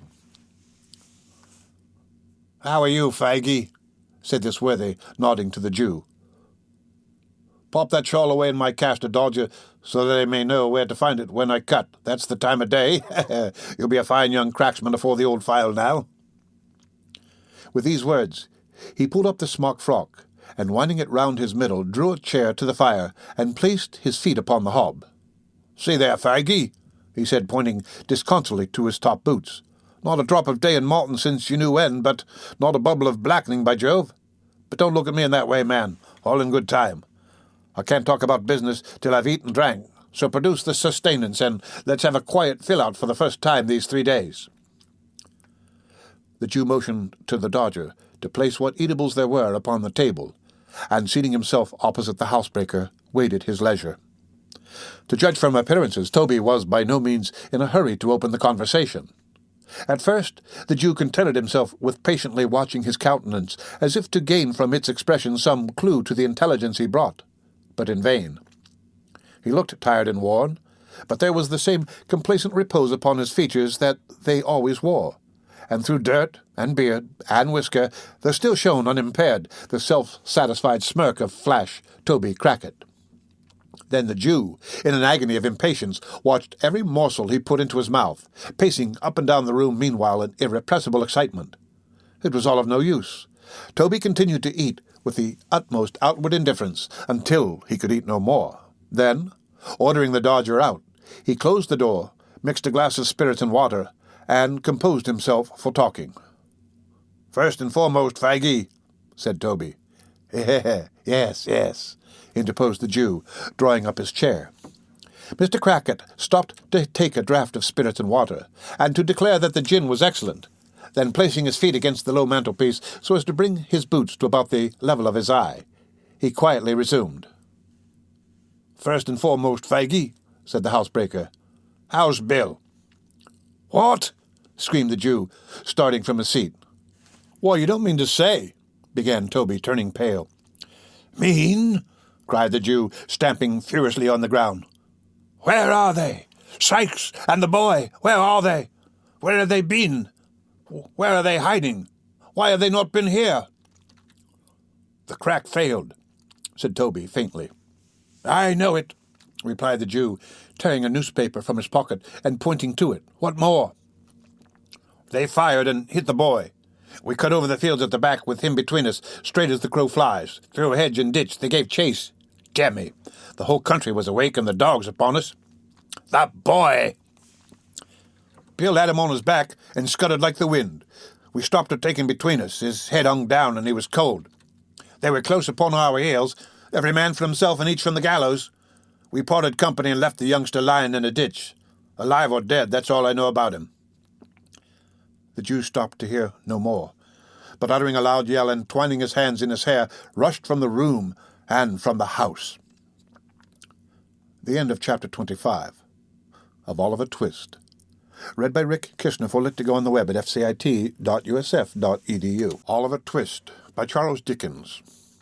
Chapter 26, in which a mysterious character appears upon the scene, and many things inseparable from this history are done and performed. The old man had gained the street corner before he began to recover the effect of Toby Crackit's intelligence. He had relaxed nothing of his unusual speed, but was still pressing onward in the same wild and disordered manner, when the sudden dashing past of a carriage, and a boisterous cry from the foot-passengers who saw his danger, drove him back upon the pavement. Avoiding as much as was possible all the main streets, and skulking only through the byways and alleys, he at length emerged on Snow Hill. Here he walked even faster than before, nor did he linger until he had again turned into a court, when, as if conscious that he was now in his proper element, he fell into his usual shuffling pace, and seemed to breathe more freely. Near to the spot on which Snow Hill and Holborn Hill meet, opens, upon the right hand as you come out of the city, a narrow and dismal alley leading to Saffron Hill. In its filthy shops are exposed for sale huge bunches of second-hand silk handkerchiefs of all sizes and patterns, for here reside the traders who purchase them from pickpockets. Hundreds of these handkerchiefs hang dangling from pegs outside the windows or flaunting from the doorposts, and the shelves within are piled with them. Confined as the limits of Field Lane are, it has its barber, its coffee shop, its beer shop, and its fried fish warehouse. It is a commercial colony of itself, the emporium of petty larceny, visited at early morning and settling in of dusk by silent merchants who traffic in dark back parlours, and who go as strangely as they come. Here the clothesman, the shoe vamper, and the rag merchant display their goods as signboards to the petty thief. Here stores of old iron and bones, and heaps of mildewy fragments of woolen stuff and linen rust and rot in the grimy cellars. It was into this place that the Jew turned. He was well known to the sallow denizens of the lane, for such of them as were on the lookout to buy or sell nodded familiarly as he passed along. He replied to their salutations in the same way, but bestowed no closer recognition until he reached the further end of the alley, when he stopped to address a salesman of small stature, who had squeezed as much of his person into a child's chair as the chair would hold, and was smoking a pipe at his warehouse door. "Why, the sight of you, Mr. Fagin, would cure the hoptalmy," said this respectable trader, in acknowledgment of the Jew's inquiry after his health. "The neighbourhood was a little too hot, lively," said Fagin, elevating his eyebrows and crossing his hands upon his shoulders. "Well, I've heard that complaint of it once or twice before," replied the trader. "But it soon cools down again, don't you find it so?" Fagin nodded in the affirmative. Pointing in the direction of Saffron Hill, he inquired whether anyone was up yonder tonight. "At the Cripples?" inquired the man. The Jew nodded. "Let me see," pursued the merchant, reflecting. "Yes, there's some half-dozen of 'em gone in that I knows. I don't think your friend's there." "Sikes is not, I suppose?" inquired the Jew, with a disappointed countenance. "Non istuentis, as the lawyers say," replied the little man, shaking his head and looking amazingly sly. "Have you got anything in my line tonight?" "No, nothing tonight," said the Jew, turning away. "Are you going up to the Cripples, Fagin?" cried the little man, calling after him. "Stop, I don't mind if I have a drop there with you."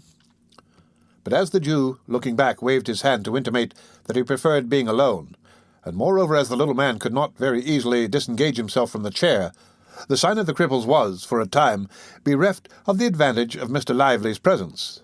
By the time he had got upon his legs, the Jew had disappeared. So Mr. Lively, after ineffectually standing on tiptoe in the hope of catching sight of him, again forced himself into the little chair, and exchanging a shake of the head with a lady in the opposite shop, in which doubt and mistrust were plainly mingled, resumed his pipe with a grave demeanour. The Three Cripples, or rather the Cripples, which was the sign by which the establishment was familiarly known to its patrons, was the public house in which Mr. Sikes and his dog have already figured. Merely making a sign to a man at the bar, Fagin walked straight upstairs, and opening the door of a room, and softly insinuating himself into the chamber, looked anxiously about, shading his eyes with his hand as if in search of some particular person. The room was illuminated by 2 gas-lights, the glare of which was prevented by the barred shutters and closely drawn curtains of faded red from being visible outside. The ceiling was blackened to prevent its colour from being injured by the flaring of the lamps, and the place was so full of dense tobacco smoke that at first it was scarcely possible to discern anything more. By degrees, however, as some of it cleared away through the open door, an assemblage of heads, as confused as the noises that greeted the ear, might be made out, and as the eye grew more accustomed to the scene, the spectator gradually became aware of the presence of a numerous company, male and female, crowded round a long table, at the upper end of which sat a chairman with a hammer of office in his hand, while a professional gentleman with a bluish nose and his face tied up for the benefit of a toothache presided at a jingling piano in a remote corner. As Fagin stepped softly in, the professional gentleman, running over the keys by way of prelude, occasioned a general cry of order for a song, which, having subsided, a young lady proceeded to entertain the company with a ballad in 4 verses, between each of which the accompanist played the melody all through as loud as he could. When this was over, the chairman gave a sentiment, after which the professional gentleman on the chairman's right and left volunteered a duet and sang it with great applause.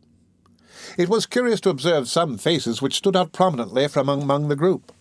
There was the chairman himself, the landlord of the house, a coarse, rough, heavy-built fellow, who, while the songs were proceeding, rolled his eyes hither and thither, and, seeming to give himself up to joviality, had an eye for everything that was done, and an ear for everything that was said, and sharp ones too.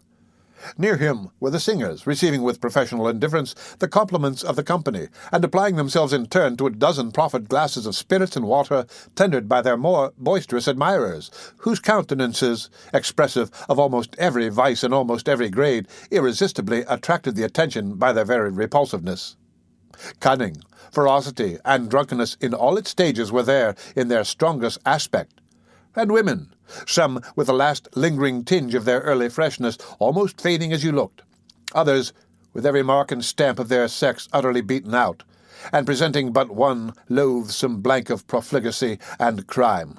Some mere girls, others but young women, and none past the prime of life, formed the darkest and saddest portion of this dreary picture. Fagin, troubled by no grave emotions, looked eagerly from face to face while these proceedings were in progress, but apparently without meeting that of which he was in search. Succeeding at length in catching the eye of the man who occupied the chair, he beckoned to him slightly and left the room as quietly as he had entered it. "What can I do for you, Mr. Fagin?" inquired the man, as he followed him out to the landing. "Won't you join us? They'll be delighted, every one of them." The Jew shook his head impatiently and said in a whisper, "Is, he here?" "No," replied the man. "And no news of, Barney?" inquired Fagin. "None," replied the landlord of the Cripples, for it was he. "He won't stir till it's all safe. Depend on it. They're on the scent down there, and that if he moved he'd blow upon the thing at once. He's all right enough, Barney is, else I should have heard of him. I'll pound it that Barney's managing properly. Let him alone for that." "Will, he be here tonight?" asked the Jew, laying the same emphasis on the pronoun as before. "Monks, do you mean?" inquired the landlord, hesitating. "Hush," said the Jew. "Yes." "Certain," replied the man, drawing a gold watch from his fob. "I expected him here before now. If you wait 10 minutes, he'll be—" No, said the Jew hastily, as though, however desirous he might be to see the person in question, he was nevertheless relieved by his absence. "Tell him I came here to see him, and that he must come to me tonight. No, say tomorrow. As he is not here, tomorrow will be time enough." "Good," said the man. "Nothing more?" "Not a word now," said the Jew, descending the stairs.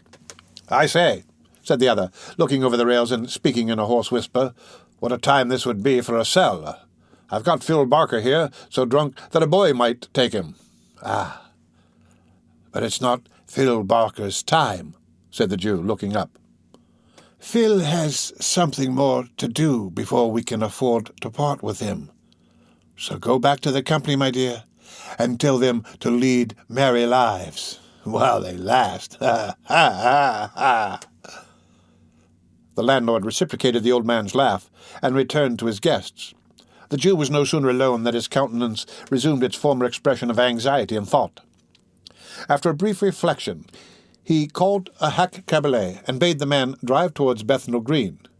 He dismissed him within some quarter of a mile of Mr. Sykes' residence, and performed the short remainder of the distance on foot. "Now," muttered the Jew as he knocked at the door, "if there is any deep play here, I shall have it out of you, my girl, cunning as you are." She was in her room, the woman said. Fagin crept softly upstairs and entered it without any previous ceremony. The girl was alone, lying with her head upon the table and her hair straggling over it. "She has been drinking," thought the Jew, coolly. "Or perhaps she's only miserable." The old man turned to close the door as he made this reflection.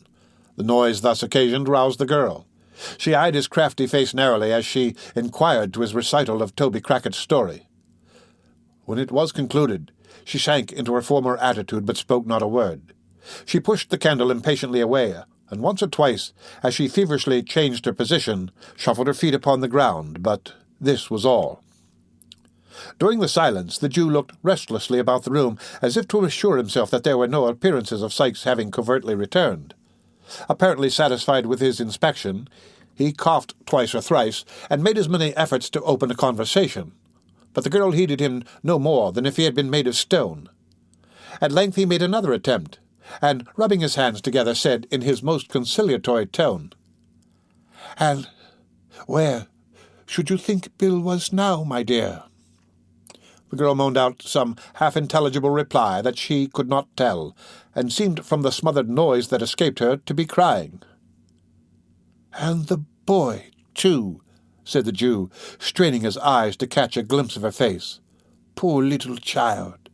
Left in a ditch, Nance. Only think." "The child," said the girl, suddenly looking up, "is better where he is than among us, and if no harm comes to Bill from it, I hope he lies dead in the ditch, and that his young bones may rot there." "What?" cried the Jew in amazement. I do," returned the girl, meeting his gaze. "I should be glad to have him away from my eyes and to know that the worst is over. I can't bear to have him about me. The sight of him turns me against myself, and all of you." "Oh, pooh," said the Jew scornfully. "You're drunk." "Am I?" cried the girl bitterly. "It's no fault of yours if I am not. You'd never have me anything else if you had your will, except now. The humour doesn't suit you, does it?" "No," rejoined the Jew furiously. "It does not." "Change it, then," responded the girl with a laugh. "Change it!" exclaimed the Jew, exasperated beyond all bounds by his companion's unexpected obstinacy and the vexation of the night. "I will change it.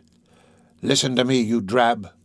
Listen to me, who with 6 words can strangle Sikes as surely as if I had his bull's throat between my fingers now. If he comes back and leaves the boy behind him, if he gets off free and dead or alive, fails to restore him to me, murder him yourself if you would have him escape Jack Ketch.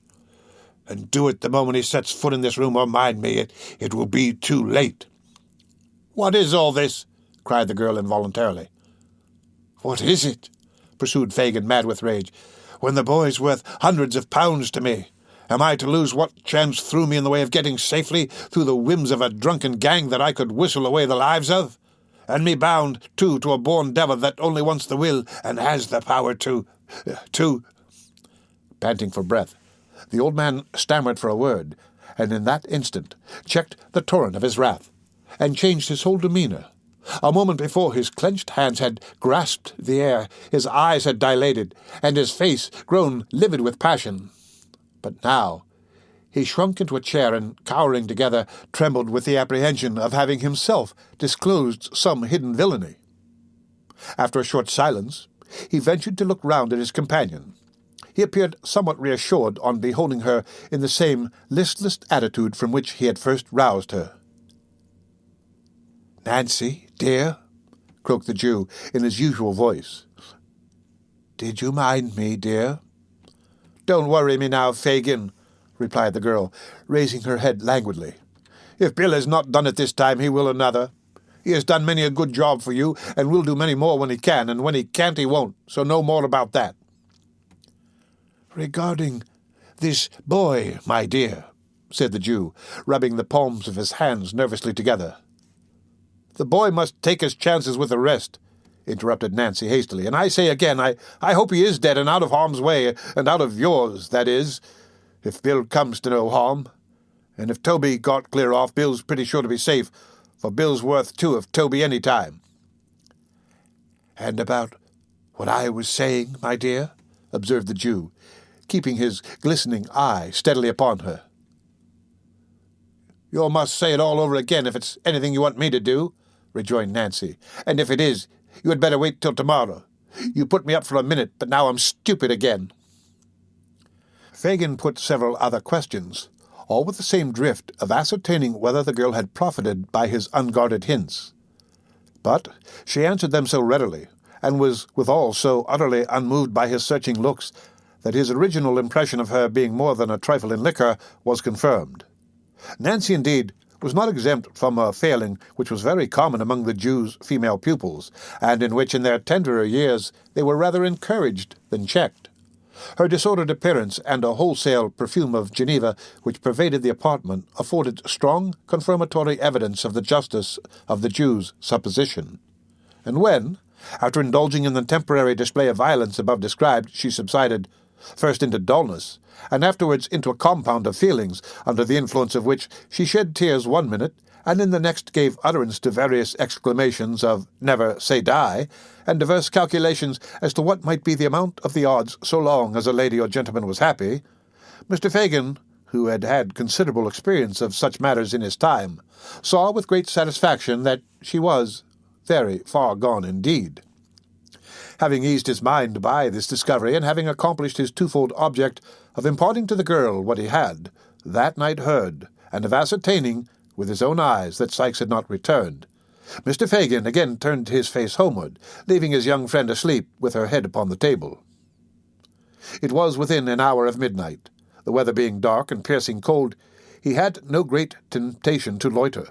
The sharp wind that scoured the streets seemed to have cleared them of passengers as of dust and mud, for few people were abroad, and they were to all appearances hastening fast home. It blew from the right quarter for the Jew, however, and straight before it he went, trembling and shivering as every fresh gust drove him rudely on his way. He had reached the corner of his own street, and was already fumbling in his pocket for the door-key, when a dark figure emerged from a projecting entrance which lay in deep shadow, and, crossing the road, glided up to him unperceived. "Fagin," whispered a voice close to his ear. "Ah," said the Jew, turning quickly round. "Is that—" "Yes," interrupted the stranger. "I have been lingering here these 2 hours. Where the devil have you been?" "On your business, my dear," replied the Jew, glancing uneasily at his companion, and slackening his pace as he spoke. "On your business. All night." "Oh, of course," said the stranger with a sneer. "Well, and what's come of it?" "Nothing good," said the Jew.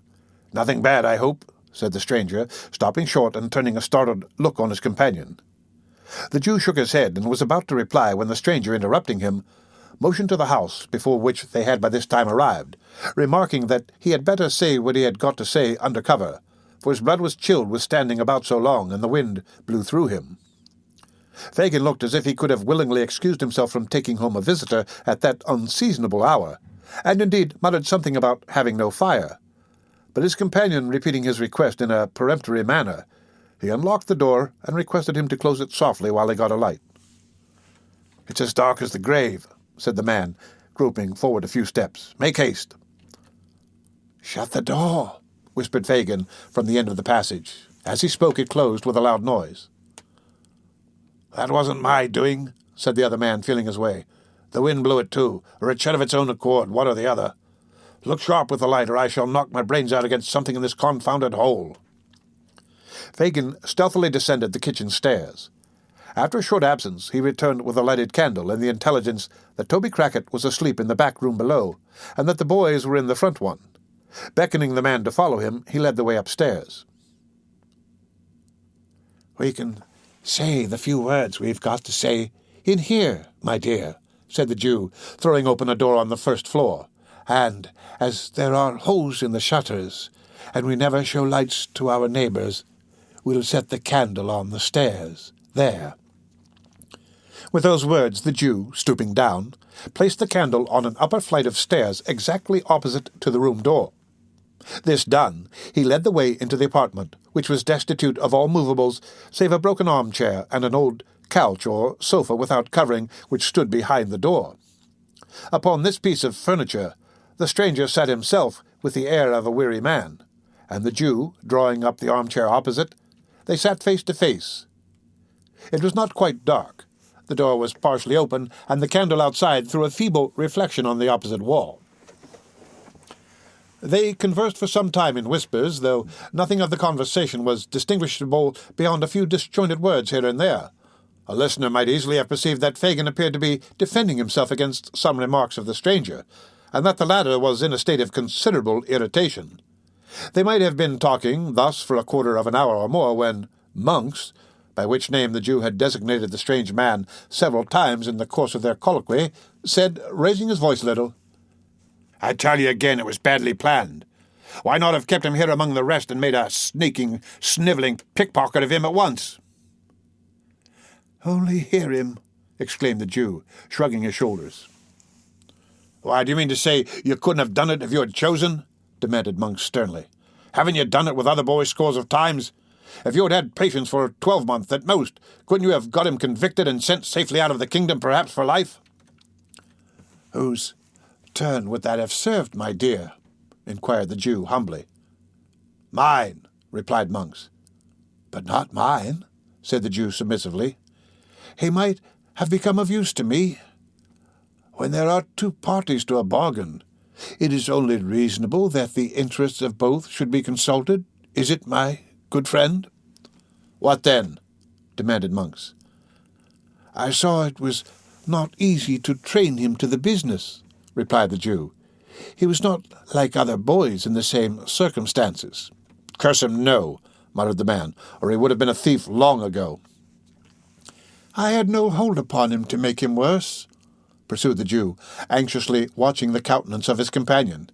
"His hand was not in. Ha! I had nothing to frighten him with, which we always must have in the beginning, or we labour in vain. What could I do? Send him out with the Dodger and Charlie? We had enough of that at first, my dear. I trembled for us all." "That was not my doing," observed Monks. "No, no, my dear," renewed the Jew, "and I don't quarrel with it now, because if it had never happened, you might never have clapped eyes on the boy to notice him, and so led to the discovery that it was him you were looking for. Well, I got him back for you by means of the girl, and then she begins to favour him." "Throttle the girl," said Monks impatiently. "Why, we can afford to do that just now, my dear," replied the Jew, smiling. "And besides, that sort of thing is not in our way, or one of these days I might be glad to have it done. I know what these girls are, Monks, well. As soon as the boy begins to harden, she'll care no more for him than for a block of wood. You want him made a thief. If he is alive, I can make him one from this time. And if, said the Jew, drawing nearer to the other, it's not likely, mind, but if the worst comes to the worst, and he is dead—" "It's no fault of mine if he is," interposed the other man with a look of terror, and clasping the Jew's arm with trembling hands. "Mind that, Fagin. I had no hand in it. Anything but his death, I told you from the first. I won't shed blood. It's always found out and haunts a man besides. If they shot him dead, I was not the cause. Do you hear me? Fire this infernal den. What's that?" "What?" cried the Jew, grasping the coward round the body with both arms as he sprung to his feet. "Where?" "Yonder," replied the man, glaring at the opposite wall. "The shadow. I saw the shadow of a woman in a cloak and bonnet passing along the wainscot like a breath." The Jew released his hold, and they rushed tumultuously from the room. The candle, wasted by the draught, was standing where it had been placed. It showed them only the empty staircase and their own white faces. They listened intently. A profound silence reigned throughout the house. "It's your fancy," said the Jew, taking up the light and turning to his companion. "I'll swear I saw it," replied Monks, trembling. "It was bending forward when I saw it first, and when I spoke it darted away." The Jew glanced contemptuously at the pale face of his associate, and telling him he could follow if he pleased, ascended the stairs. They looked into all the rooms. They were cold, bare, and empty. They descended into the passage, and thence into the cellars below. The green damp hung upon the low walls. The tracks of the snail and slug glistened in the light of the candle, but all was still as death. "What do you think now?" said the Jew, when they had regained the passage. "Besides ourselves, there's not a creature in the house except Toby and the boys, and they're safe enough. See here."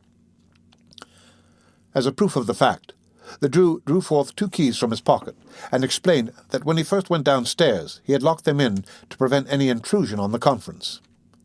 The accumulated testimony effectually staggered Mr. Monks. His protestations had gradually become less and less vehement as they proceeded in their search without making any discovery. And now he gave vent to several very grim laughs, and confessed it could only have been his excited imagination. He declined any renewal of the conversation, however, for that night, suddenly remembering that it was past 1 o'clock. And so the amiable couple parted. The end of Chapter 26 of Oliver Twist, read by Rick Kishner for Lit2Go on the web at fcit.usf.edu. Oliver Twist by Charles Dickens. Chapter 27 atones for the unpoliteness of a former chapter, which deserted a lady most unceremoniously. As it would be by no means seeming in a humble author to keep so mighty a personage as a beadle waiting with his back to the fire and the skirts of his coat gathered up under his arms until such time as it might suit his pleasure to relieve him, and as it would still less become his station or its gallantry to involve in the same neglect a lady on whom that beadle had looked with an eye of tenderness and affection, and in whose ear he had whispered sweet words, which, coming from such a quarter, might well thrill the bosom of maid or matron of whatsoever degree. The historian whose pen traces these words, trusting that he knows his place, and that he entertains a becoming reverence for those upon earth to whom high and important authority is delegated, hastens to pay them that respect which their position demands, and to treat them with all that duteous ceremony which their exalted rank, and by consequence great virtues, imperatively claim at his hands. Toward this end, indeed, he had proposed to introduce in this place a dissertation touching the divine right of beadles, and elucidative of the position that a beadle can do no wrong, which could not fail to have been both pleasurable and profitable to the right-minded reader, but which he is unfortunately compelled by want of time and space to postpone to some more convenient and fitting opportunity, on the arrival of which he will be prepared to show that a beadle, properly constituted, that is to say, a parochial beadle attached to a parochial workhouse, and attending in his official capacity the parochial church, is, in right and virtue of his office, possessed of all the excellences and best qualities of humanity, and that to none of those excellences can mere company's beadles, or court of law beadles, or even chapel of ease beadles, save the last, and they in a very lowly and inferior degree, lay the remotest sustainable claim. Mr. Bumble had recounted the teaspoons, reweighed the sugar tongs, made a closer inspection of the milk-pot, and ascertained to a nicety the exact condition of the furniture, down to the very horsehair seats of the chairs, and had repeated each process full 6 times before he began to think that it was time for Mrs. Corney to return. Thinking begets thinking. As there were no sounds of Mrs. Corney's approach, it occurred to Mr. Bumble that it would be an innocent and virtuous way of spending the time if he were further to allay his curiosity by a cursory glance at the interior of Mrs. Corney's chest of drawers.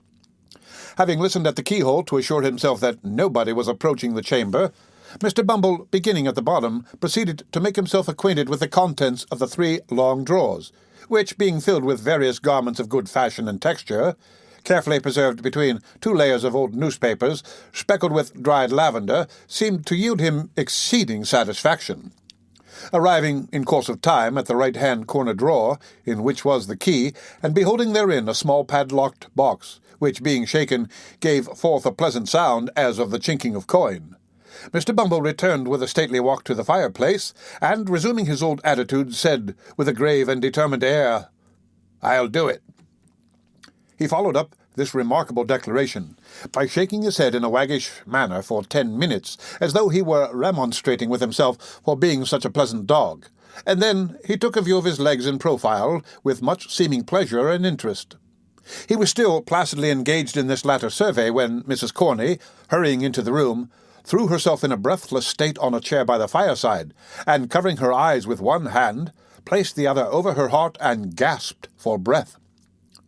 "Mrs. Corney," said Mr. Bumble, stooping over the matron, "what is this, ma'am? Has anything happened, ma'am? Pray answer me. I am on...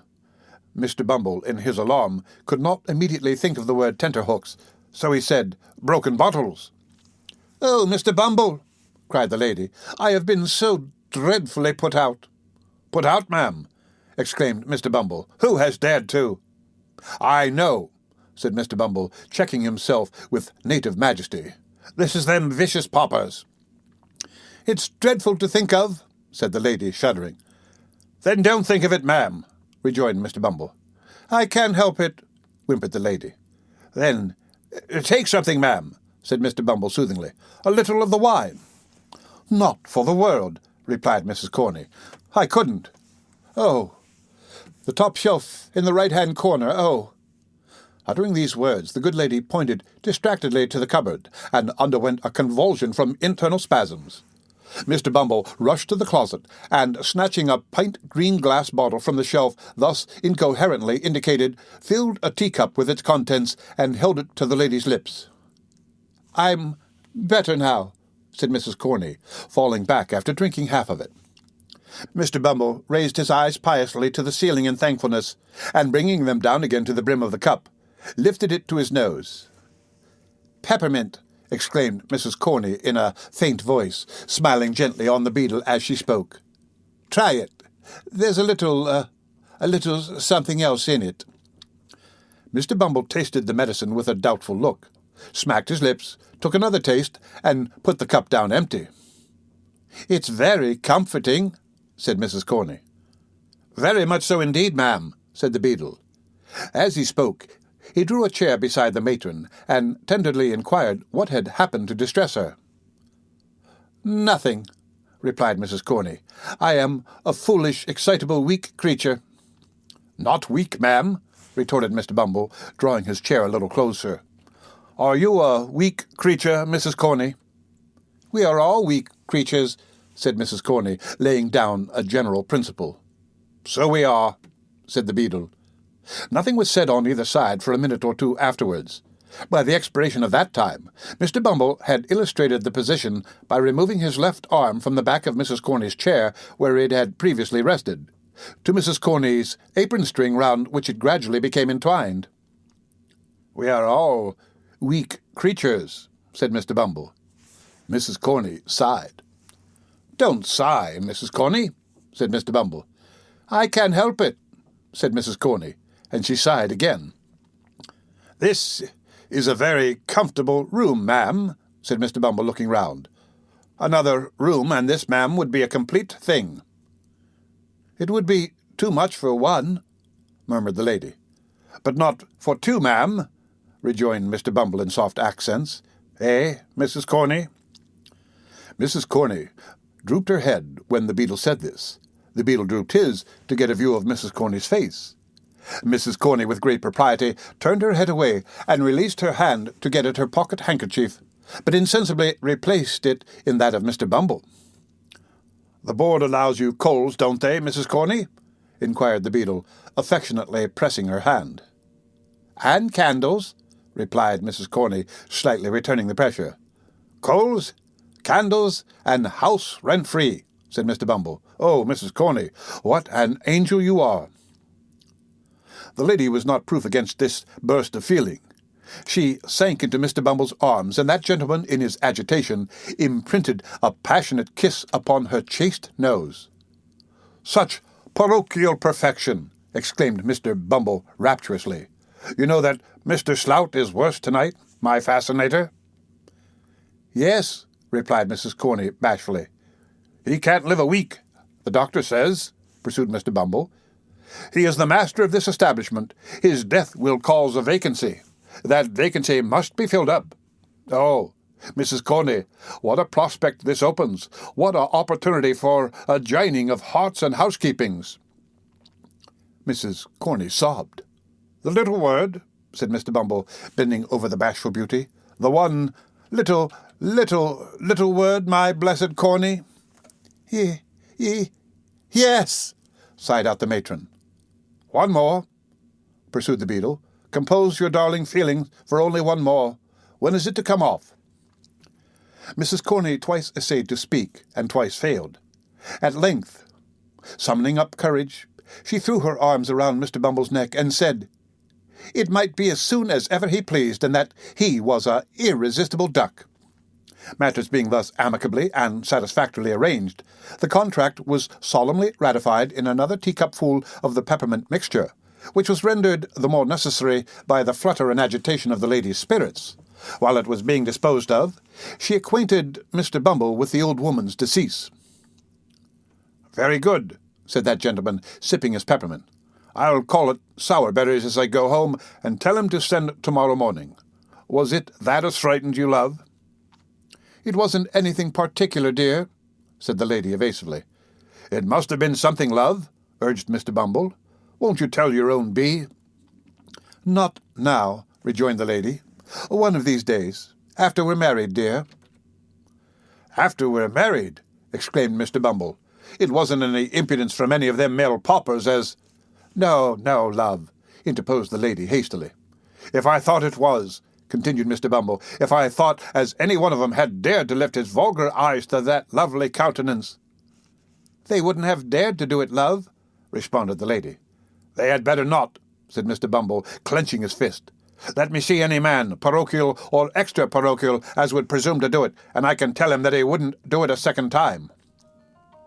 Unembellished by any violence of gesticulation, this might have seemed no very high compliment to the lady's charms, but as Mr. Bumble accompanied the threat with many warlike gestures, she was much touched with this proof of his devotion, and protested with great admiration that he was indeed a dove.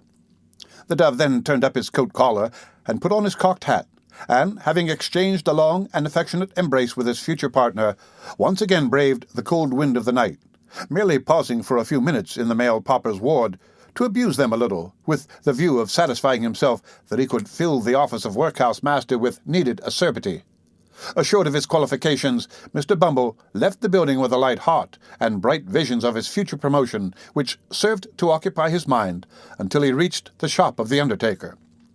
Now, Mr. and Mrs. Sowerberry having gone out to tea and supper, and Noah Claypole not being at any time disposed to take upon himself a greater amount of physical exertion that is necessary to a convenient performance of the two functions of eating and drinking, the shop was not closed, although it was past the usual hour of shutting up. Mr. Bumble tapped with his cane on the counter several times, but attracting no attention, and beholding a light shining through the glass window of the little parlour at the back of the shop, he made bold to peep in and see what was going forward. And when he saw what was going forward, he was not a little surprised. The cloth was laid for supper, the table was covered with bread and butter, plates and glasses, a porter pot, and a wine bottle. At the upper end of the table, Mr. Noah Claypole lolled negligently in an easy chair with his legs thrown over one of the arms, an open clasp knife in one hand, and a mass of buttered bread in the other. Close beside him stood Charlotte, opening oysters from a barrel, which Mr. Claypole condescended to swallow with remarkable avidity. A more than ordinary redness in the region of the young gentleman's nose, and a kind of fixed wink in his right eye, denoted that he was in a slight degree intoxicated. These symptoms were confirmed by the intense relish with which he took his oysters, for which nothing but a strong appreciation of their cooling properties, in cases of internal fever, could have sufficiently accounted. "Here's a delicious fat one, Noah, dear," said Charlotte. "Try him, do, only this one." "What a delicious thing is an oyster," remarked Mr. Claypole after he had swallowed it. "Of them should ever make you feel uncomfortable, isn't it, Charlotte?" "It's quite a cruelty," said Charlotte. "So it is," acquiesced Mr. Claypole. "Ain't you fond of oysters?" "Not overmuch," replied Charlotte. "I like to see you eat 'em, Noah, dear, better than eating 'em myself." "Law," said Noah reflectively, "how queer!" "Have another," said Charlotte. "Here's one with such a beautiful, delicate beard." "I can't manage any more," said Noah. "I'm very sorry. Come here, Charlotte, and I'll kiss you." "What?" said Mr. Bumble, bursting into the room. "Say that again, sir." Charlotte uttered a scream and hid her face in her apron. Mr. Claypole, without making any further change in his position than suffering his legs to reach the ground, gazed at the beadle in drunken terror. "Say it again, you vile, audacious fellow," said Mr. Bumble. "How dare you mention such a thing, sir? And how dare you encourage him, you insolent minx?" "Kiss her!" exclaimed Mr. Bumble in strong indignation. "Faugh!" "I didn't mean to do it," said Noah, blubbering. "She's always a-kissing of me, whether I like it or not." "Oh, Noah!" cried Charlotte reproachfully. "You are. You know you are," retorted Noah. "She's always a-doing it, Mr. Bumble, sir. She chucks me under the chin, if you please, sir, and makes all manner of love." "Silence!" cried Mr. Bumble sternly. "Take yourselves downstairs, ma'am. Noah, you shut up the shop. Say another word till your master comes home at your peril, and when he does come home, tell him that Mr. Bumble said he was to send the old woman's shell after breakfast tomorrow morning. Do you hear, sir?" "Kissing!" cried Mr. Bumble, holding up his hands. "The sin and wickedness of the lower orders in this parochial district is frightful. If Parliament don't take their abominable courses under consideration, this country's ruined, and the character of the peasantry gone for ever." With these words, the beadle strode with a lofty and gloomy air from the undertaker's premises. And now that we have accompanied him so far on his road home, and have made all necessary preparations for the old woman's funeral, let us set on foot a few inquiries after young Oliver Twist, and ascertain whether he be still lying in the ditch where Toby Crackit left him. The end of Chapter 27 of Oliver Twist, read by Rick Kistner for Lit to Go on the web at fcit.usf.edu. Oliver Twist, by Charles Dickens. Chapter 28, looks after Oliver and proceeds with his adventures. "Wolves tear your throats," muttered Sikes, grinding his teeth. "I wish I was among some of you. You'd howl the horser for it." As Sikes growled forth this imprecation with the most desperate ferocity that his desperate nature was capable of, he rested the body of the wounded boy across his bended knee, and turned his head for an instant to look back at his pursuers. There was little to be made out in the mist and darkness, but the loud shouting of men vibrated through the air, and the barking of the neighbouring dogs, roused by the sound of the alarm bell, resounded in every direction. "Stop, you white-livered hound!" cried the robber, shouting after Toby Crackit, who, making the best use of his long legs, was already ahead. "Stop!" The repetition of the word brought Toby to a dead standstill, for he was not quite satisfied that he was beyond the range of pistol shot, and Sikes was in no mood to be played with. "Bear a hand with the boy," cried Sikes, beckoning furiously to his confederate. "Come back." Toby made a show of returning, but ventured in a low voice, broken for want of breath, to intimate considerable reluctance as he came slowly along. "Quicker!" cried Sikes, laying the boy in a dry ditch at his feet and drawing a pistol from his pocket. "Don't play booty with me." At this moment the noise grew louder. Sikes, again looking round, could discern that the men who had given chase were already climbing the gate of the field in which he stood, and that a couple of dogs were some paces in advance of them. "It's all up, Bill!" cried Toby. "Drop the kid, and show 'em your eels."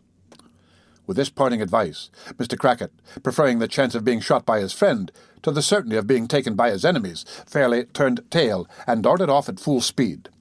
Sikes clenched his teeth, took one look round, threw over the prostrate form of Oliver the cape in which he had been hurriedly muffled, ran along the front of the hedge as if to distract the attention of those behind from the spot where the boy lay, paused for a second before another hedge which met it at right angles, and whirling his pistol high into the air, cleared it at a bound and was gone. "Ho! Ho there!" cried a tremulous voice in the rear. "Pincher! Neptune! Come here! Come here!" The dogs, who in common with their masters seemed to have no particular relish for the sport in which they were engaged, readily answered to the command. Three men, who had by this time advanced some distance into the field, stopped to take counsel together. "My advice, or leastways, I should say my orders, is," said the fattest man of the party, "that we immediately go home again." "I am agreeable to anything which is agreeable to Mr. Giles," said a shorter man, who was by no means of slim figure, and who was very pale in the face and very polite, as frightened men frequently are. "I shouldn't wish to appear ill-mannered, gentlemen," said the third, who had called the dogs back. "Mr. Giles ought to know." "Certainly," replied the shorter man, "and whatever Mr. Giles says, it isn't our place to contradict him. No, I know my situation. Thank my stars, I know my situation." To tell the truth, the little man did seem to know his situation, and to know perfectly well that it was by no means a desirable one, for his teeth chattered in his head as he spoke. "You are afraid, Brittles," said Mr. Giles. "I ain't," said Brittles. "You are," said Giles. "You're a falsehood, Mr. Giles," said Brittles. "You're a lie, Brittles," said Mr. Giles.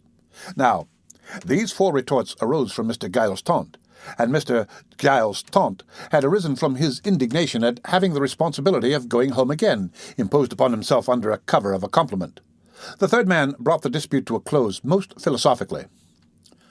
"I'll tell you what it is, gentlemen," said he. "We're all afraid." "Speak for yourself, sir," said Mr. Giles, who was the palest of the party. "So I do," replied the man.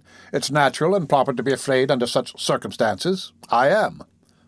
"So am I," said Brittles, "only there's no call to tell a man he is so, bounceably." These frank admissions softened Mr. Giles, who at once owned that he was afraid, upon which they all 3 faced about and ran back again with the completest unanimity, until Mr. Giles, who had the shortest wind of the party, as was encumbered with a pitchfork, most handsomely insisted on stopping to make an apology for his hastiness of speech. "But it's wonderful," said Mr. Giles, when he had explained, "what a man will do when his blood is up. I should have committed murder. I know I should, if we'd caught one of them rascals." As the other 2 were impressed with a similar presentiment, and as their blood, like his, had all gone down again, some speculation ensued upon the cause of this sudden change in their temperament. "I know what it was," said Mr. Giles. "It was the gate." "I shouldn't wonder if it was," exclaimed Brittles, catching at the idea. "You may depend upon it," said Giles, that gate stopped the flow of the excitement. I felt all mine suddenly going away as I was climbing over it." By a remarkable coincidence, the other 2 had been visited with the same unpleasant sensation at that precise moment. It was quite obvious, therefore, that it was the gate, especially as there was no doubt regarding the time at which the change had taken place, because all 3 remembered that they had come in sight of the robbers at the instant of its occurrence. This dialogue was held between the 2 men who had surprised the burglars and a travelling tinker who had been sleeping in an outhouse and who had been roused, together with his 2 mongrel curs, to join in the pursuit. Mr. Giles acted in the double capacity of butler and steward to the old lady of the mansion. Brittles was a lad of all work, who, having entered her service a mere child, was treated as a promising young boy, still, though he was something past 30.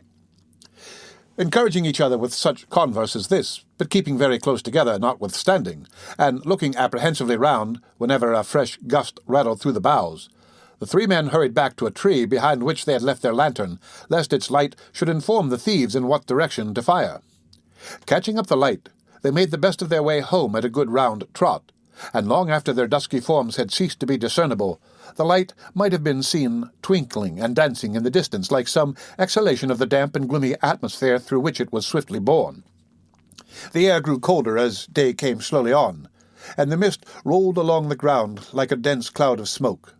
The grass was wet. The pathways and low places were all mire and water. The damp breath of an unwholesome wind went languidly by with a hollow moaning. Still, Oliver lay motionless and insensible on the spot where Sikes had left him. Morning drew on apace. The air became more sharp and piercing as its first dull hue, the death of night rather than the birth of day, glimmered faintly in the sky. The objects which had looked dim and terrible in the darkness grew more and more defined, and gradually resolved into their familiar shapes. The rain came down thick and fast, and pattered noisily among the leafless bushes. But Oliver felt it not as it beat against him, for he still lay stretched, helpless, and unconscious on his bed of clay. At length, a low cry of pain broke the stillness that prevailed, and uttering it, the boy awoke. His left arm, rudely bandaged in a shawl, hung heavy and useless at his side. The bandage was saturated with blood. He was so weak that he could scarcely raise himself into a sitting posture. When he had done so, he looked feebly round for help, and groaned with pain. Trembling in every joint from cold and exhaustion, he made an effort to stand upright, but shuddering from head to foot, fell prostrate on the ground. After a short return of the stupor in which he had been so long plunged, Oliver, urged by a creeping sickness at his heart, which seemed to warn him that if he lay there he must surely die, got upon his feet and essayed to walk. His head was dizzy, and he staggered to and fro like a drunken man, but he kept up nevertheless, and with his head drooping languidly on his breast, went stumbling onward he knew not whither. And now, hosts of bewildering and confused ideas came crowding on his mind. He seemed to be still walking between Sikes and Crackit, who were angrily disputing, for the very words they said sounded in his ears. and when he caught his own attention, as it were, by making some violent effort to save himself from falling, he found that he was talking to them. Then he was alone with Sikes, plodding on as on the previous day, and as shadowy people passed them, he felt the robber's grasp upon his wrist. Suddenly, he started back at the report of firearms. There rose into the air loud cries and shouts. Lights gleamed before his eyes. All was noise and tumult as some unseen hand bore him hurriedly away. Through all these rapid visions there ran an undefined, uneasy consciousness of pain, which wearied and tormented him incessantly. Thus he staggered on, creeping almost mechanically between the bars of gates or through hedge gaps as they came in his way, until he reached a road. Here the rain began to fall so heavily that it roused him. He looked about and saw that at no great distance there was a house which perhaps he could reach. Pitying his condition, they might have compassion on him, and if they did not, it would be better, he thought, to die near human beings than in the lonely open fields. He summoned up all his strength for one last trial, and bent his faltering steps towards it. As he drew nearer to this house, a feeling came over him that he had seen it before. He remembered nothing of its details, but the shape and aspect of the building seemed familiar to him. The garden wall. On the grass inside he had fallen on his knees last night and prayed the two men's mercy. It was the very house they had attempted to rob.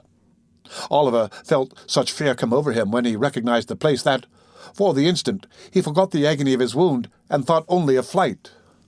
Flight! He could scarcely stand, and if he were in full possession of all the best powers of his slight and youthful frame, whither could he fly? He pushed against the garden gate. It was unlocked and swung open on its hinges.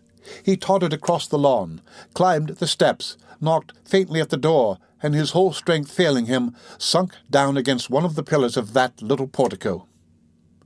It happened that about this time Mr. Giles, Brittles, and the tinker were recruiting themselves, after the fatigues and terrors of the night, with tea and sundries in the kitchen. Not that it was Mr. Giles' habit to admit to too great familiarity the humbler servants, towards whom it was rather his wont to deport himself with a lofty affability which, while it gratified, could not fail to remind them of his superior position in society. But death, fires, and burglary make all men equals, so Mr. Giles sat down with his legs stretched out before the kitchen fender, leaning his left arm on the table, while with his right he illustrated a circumstantial and minute account of the robbery, to which his bearers, but especially the cook and housemaid, who were of the party, listened with breathless interest. "It was about 2:30, said Mr. Giles, "or I wouldn't swear that it might have been a little nearer 3 when I woke up, and turning round in my bed, as it might be so—" Here Mr. Giles turned round in his chair and pulled the corner of the tablecloth over him to imitate bedclothes. "I fancied I'd heard a noise." At this point of the narrative, the cook turned pale and asked the housemaid to shut the door. Who asked Brittles, who asked the tinker, who pretended not to hear. "Heard a noise," continued Mr. Giles. "I says at first, 'This is illusion,' and was composing myself off to sleep when I heard the noise again, distinct." "What sort of a noise?" asked the cook. "A kind of a busting noise," replied Mr. Giles, looking round him. "More like the noise of powdering a iron bar on a nutmeg grater," suggested Brittles. "It was when you heard it, sir," rejoined Mr. Giles, "but at this time it had a busting sound. I turned down the clothes," continued Giles, rolling back the tablecloth, sat up in bed and listened. The cook and housemaid simultaneously ejaculated, "Law!" and drew their chairs closer together. "I heard it now, quite apparent," resumed Mr. Giles. "Somebody, I says, is a-forcing of a door or a window. What's to be done? I'll call up that poor lad Brittles and save him from being murdered in his bed, or his throat, I says, might be cut from his right ear to his left without his ever knowing it." Here all eyes were turned upon Brittles, who fixed his upon the speaker, and stared at him with his mouth wide open and his face expressive of the most unmitigated horror. "I tossed off the clothes," said Giles, throwing away the tablecloth, and looking very hard at the cook and housemaid, got softly out of bed, drew on a pair of— "Ladies present, Mr. Giles," murmured the tinker.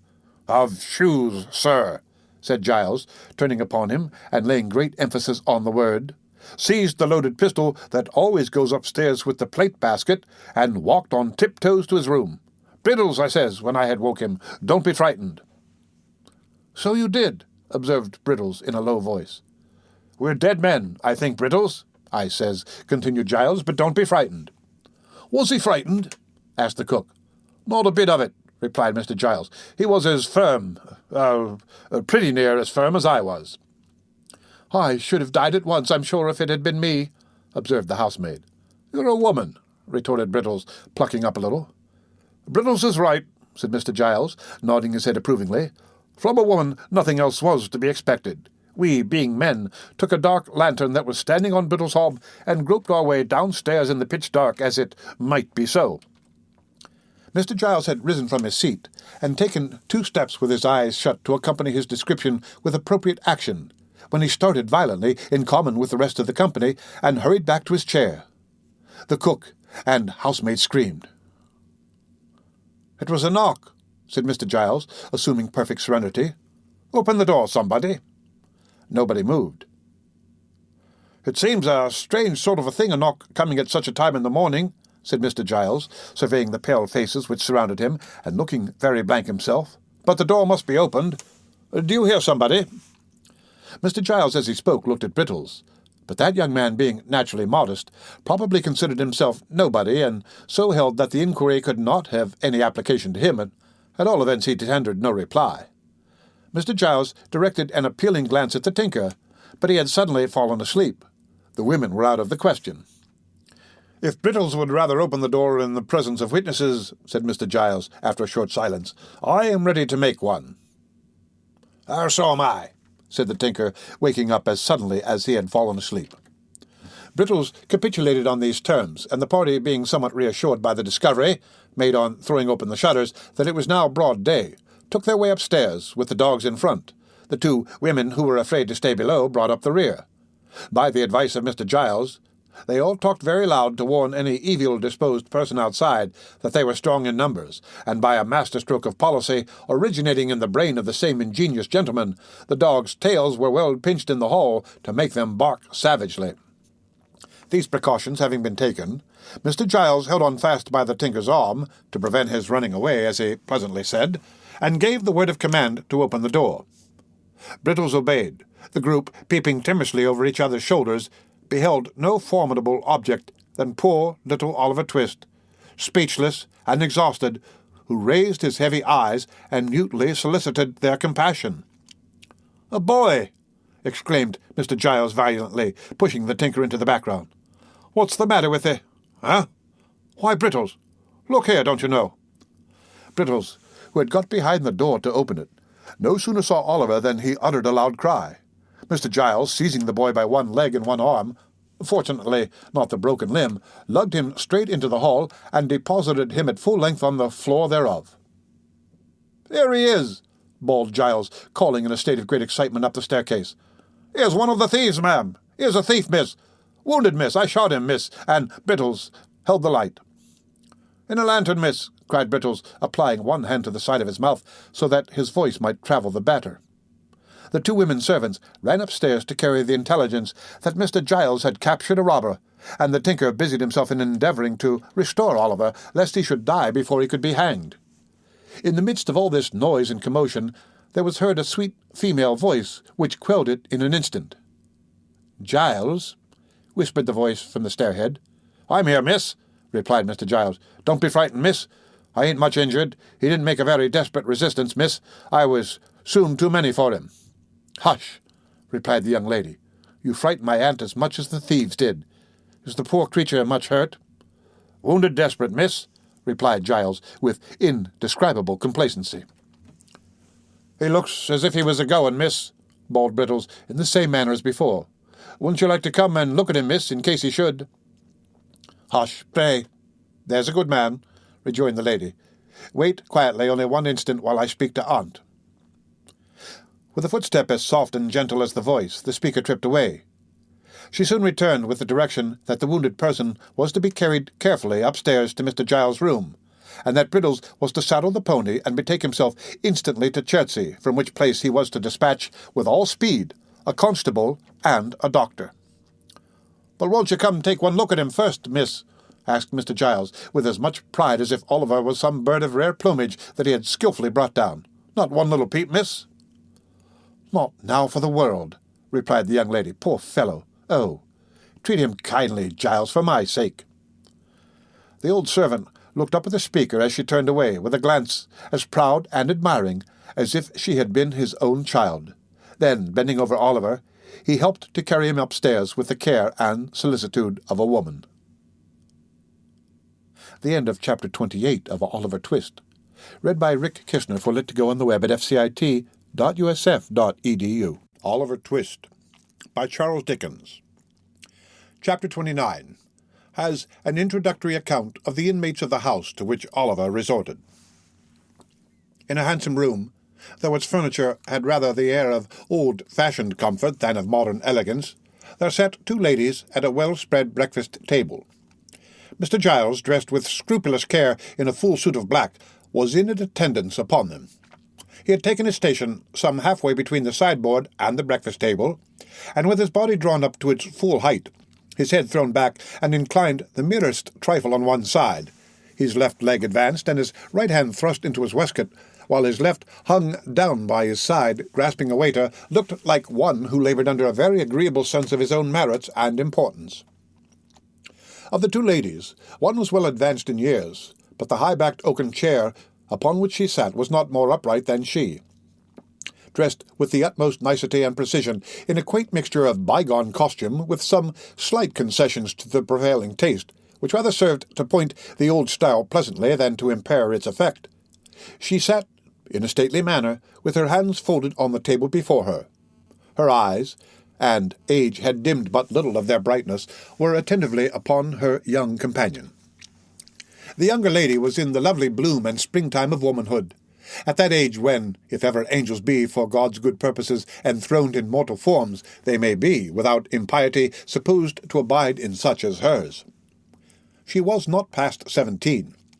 Cast in so slight and exquisite a mould, so mild and gentle, so pure and beautiful, that earth seemed not her element, nor its rough creatures her fit companions. The very intelligence that shone in her deep blue eyes and was stamped upon her noble head seemed scarcely of her age or of the world. And yet the changing expression of sweetness and good humour, the thousand lights that played about the face and left no shadow there, above all, the smile, the cheerful, happy smile, were made for home and fireside, peace and happiness. She was busily engaged in the little offices of the table. Chancing to raise her eyes as the elder lady was regarding her, she playfully put back her hair, which was simply braided on her forehead, and threw into her beaming look such an expression of affection and artless loveliness that blessed spirits might have smiled to look upon her. "And Brittles has been gone upwards of an hour, has he?" asked the old lady after a pause. "An hour and 12 minutes, ma'am," replied Mr. Giles, referring to a silver watch which he drew forth by a black ribbon. "He is always slow," remarked the old lady.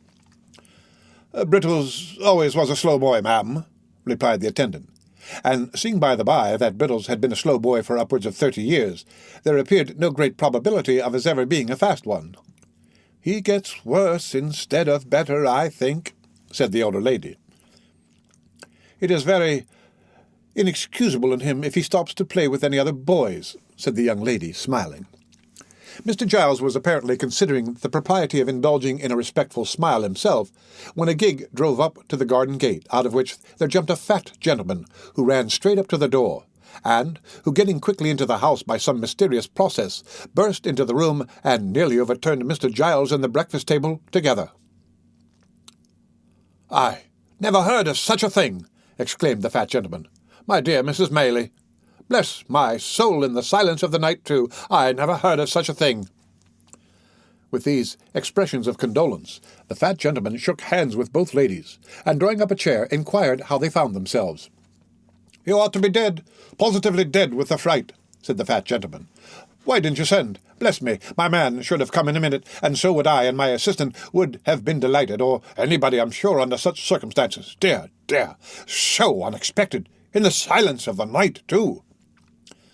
The doctor seemed especially troubled by the fact of the robbery having been unexpected and attempted in the night-time, as if it were the established custom of gentlemen in the housebreaking way to transact business at noon, and to make an appointment by post a day or two previous. "And you, Miss Rose," said the doctor, turning to the young lady, "Oh, very much so indeed," said Rose, interrupting him. "But there is a poor creature upstairs whom Aunt wishes you to see." "Ah, yes, to be sure," replied the doctor. "So there is. That was your handiwork, Giles, I understand." Mr. Giles, who had been feverishly putting the teacups to rights, blushed very red, and said that he had had that honour. "Honour, eh?" said the doctor. "Well, I don't know. Perhaps it's as honourable to hit a thief in a back kitchen as to hit your man at 12 paces. Fancy that he fired in the air and you fought a duel, Giles." Mr. Giles, who thought this light treatment of the matter an unjust attempt at diminishing his glory, answered respectfully that it was not for the like of him to judge about that, but he rather thought it was no joke to the opposite party. "Gad, that's true," said the doctor. "Where is he? Show me the way. I'll look in again as I come down, Mrs. Melee. That's the little window that he got in at, eh? Well, I couldn't have believed it." Talking all the way, he followed Mr. Giles upstairs, and while he is going upstairs, the reader may be informed that Mr. Losberne, a surgeon in the neighbourhood, known through a circuit of 10 miles round as the doctor, had grown fat more from good humour than from good living, and was as kind and hearty and withal as eccentric an old bachelor as will be found in 5 times that space by any explorer alive. The doctor was absent much longer than either he or the ladies had anticipated. A large flat box was fetched out of the gig, and the bedroom bell was rung very often, and the servants ran up and down stairs perpetually, from which tokens it was justly concluded that something important was going on above. At length he returned, and in reply to an anxious inquiry after his patient, looked very mysterious, and closed the door carefully.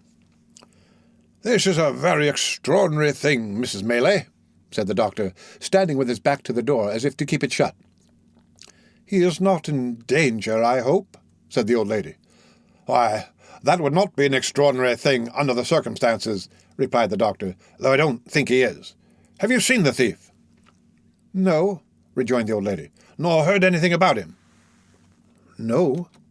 "I beg your pardon, ma'am," imposed Mr. Giles, "but I was going to tell you about him when Dr. Losberne came in."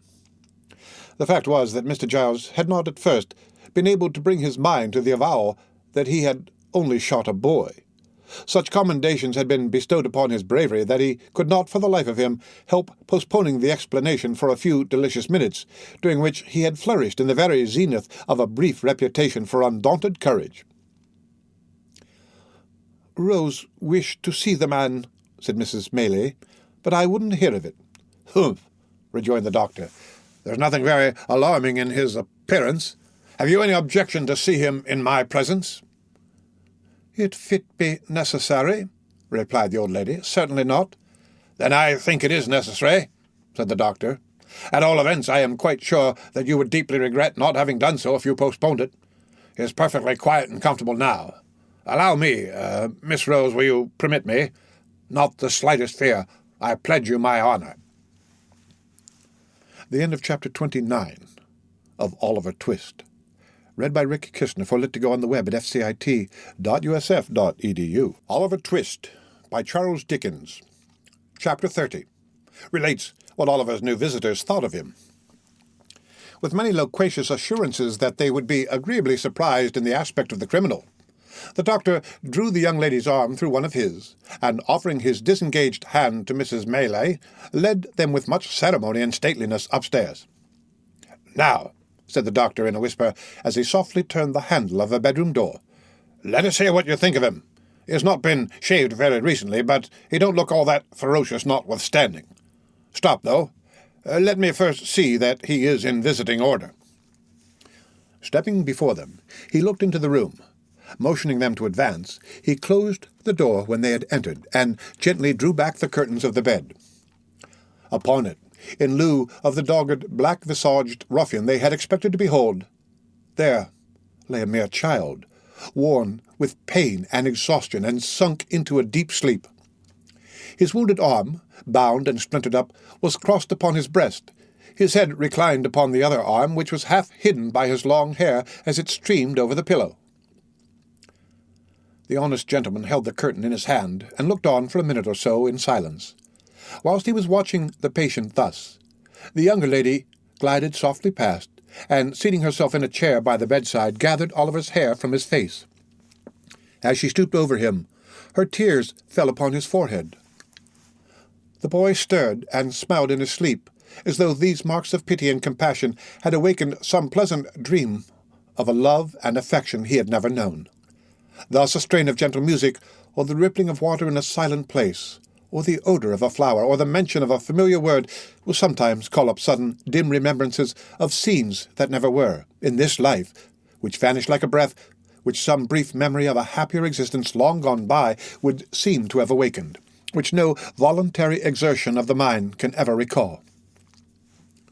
"What can this mean?" exclaimed the elder lady. "This poor child can never have been the pupil of robbers." "Vice," said the surgeon, replacing the curtain, "takes up her abode in many temples, and who can say that a fair outside shall not enshrine her?" "But at so early an age," urged Rose. "My dear young lady," rejoined the surgeon, mournfully shaking his head, "crime, like death, is not confined to the old and withered alone. The youngest and fairest are too often its chosen victims."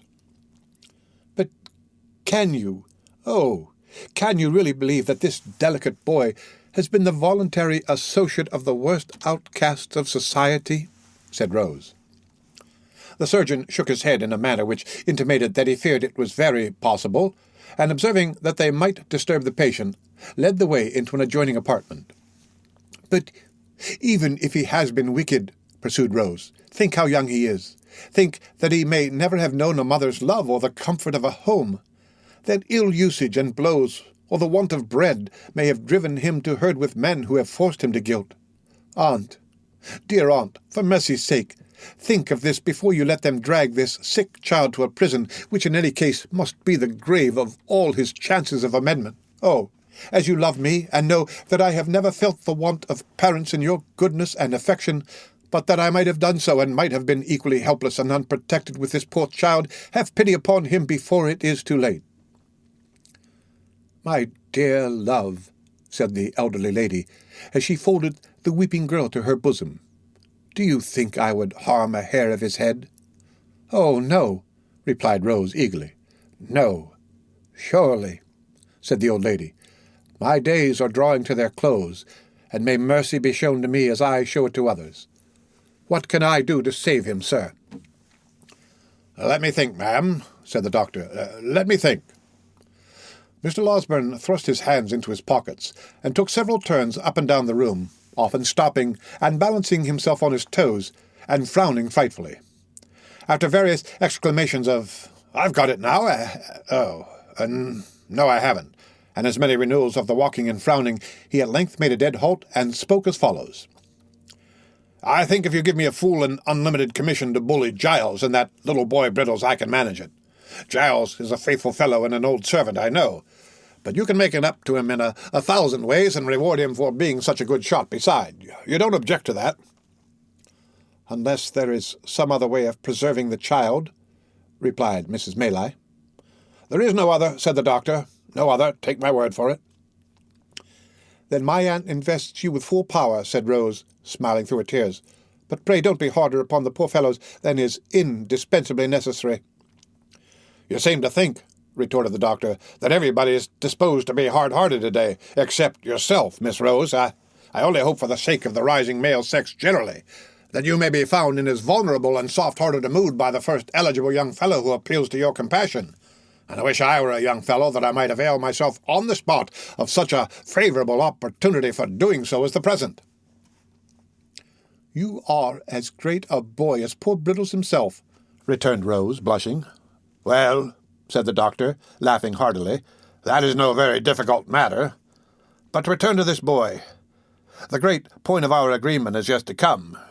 He will wake in an hour or so, I dare say, and although I have told that thick-headed constable fellow downstairs that he mustn't be moved or spoken to on peril of his life, I think we may converse with him without danger.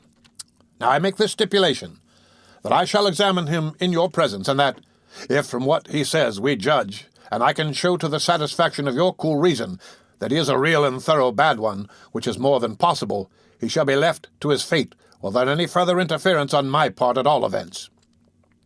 "Oh, no, aunt," entreated Rose. "Oh, yes, aunt," said the doctor. Is it a bargain?"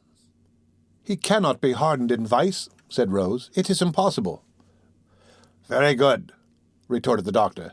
"Then so much the more reason for acceding to my proposition." Finally the treaty was entered into, and the parties thereunto sat down to wait with some impatience until Oliver should awake. The patience of the two ladies was destined to undergo a longer trial than Mr. Losberne had led them to expect, for hour after hour passed on, and still Oliver slumbered heavily. It was evening indeed before the kind-hearted doctor brought them the intelligence that he was at length sufficiently restored to be spoken to. The boy was very ill, he said, and weak from the loss of blood, but his mind was so troubled with anxiety to disclose something that he deemed it better to give him the opportunity than to insist upon his remaining quiet until next morning, which he should otherwise have done. The conference was a long one. Oliver told them all his simple history, and was often compelled to stop by pain and want of strength. It was a solemn thing to hear in the darkened room the feeble voice of the sick child recounting a weary catalogue of evils and calamities which hard men had brought upon him. Oh, if when we oppress and grind our fellow creatures we bestowed but one thought on the dark evidences of human error which like dense and heavy clouds are rising, slowly it is true, but not less surely to heaven, to pour their after vengeance on our heads, if we heard but one instant in imagination the deep testimony of dead men's voices, which no power can stifle and no pride shut out, where would be the injury and injustice, the suffering, misery, cruelty, and wrong that each day's life brings with it? Oliver's pillow was smoothed by gentle hands that night, and loveliness and virtue watched him as he slept. He felt calm and happy, and could have died without a murmur. The momentous interview was no sooner concluded, and Oliver composed to rest again, than the doctor, after wiping his eyes and condemning them for being weak all at once, betook himself downstairs to open upon Mr. Giles, and finding nobody about the parlours, it occurred to him that he could perhaps originate the proceedings with better effect in the kitchen, so into the kitchen he went. There were assembled in that lower house of the domestic parliament the women servants, Mr. Brittles, Mr. Giles, the tinker, who had received a special invitation to regale himself for the remainder of the day in consideration of his services, and the constable. The latter gentleman had a large staff, a large head, large features, and large half-boots, and he looked as if he had been taking a proportionate allowance of ale, as indeed he had. The adventures of the previous night were still under discussion, for Mr. Giles was expatiating upon his presence of mind when the doctor entered. Mr. Brittles, with a mug of ale in his hand, was corroborating everything before his superior said it. "Sit still," said the doctor, waving his hand. "Thank you, sir," said Mr. Giles. "Mrs. wished some ale to be given out, sir, and as I felt no ways inclined for my own little room, sir, and was disposed for company, I am taking mine among 'em here."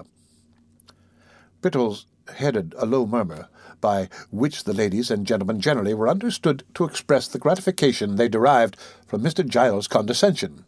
Mr. Giles looked round with a patronizing air, as much as to say that so long as they behaved properly he would never desert them.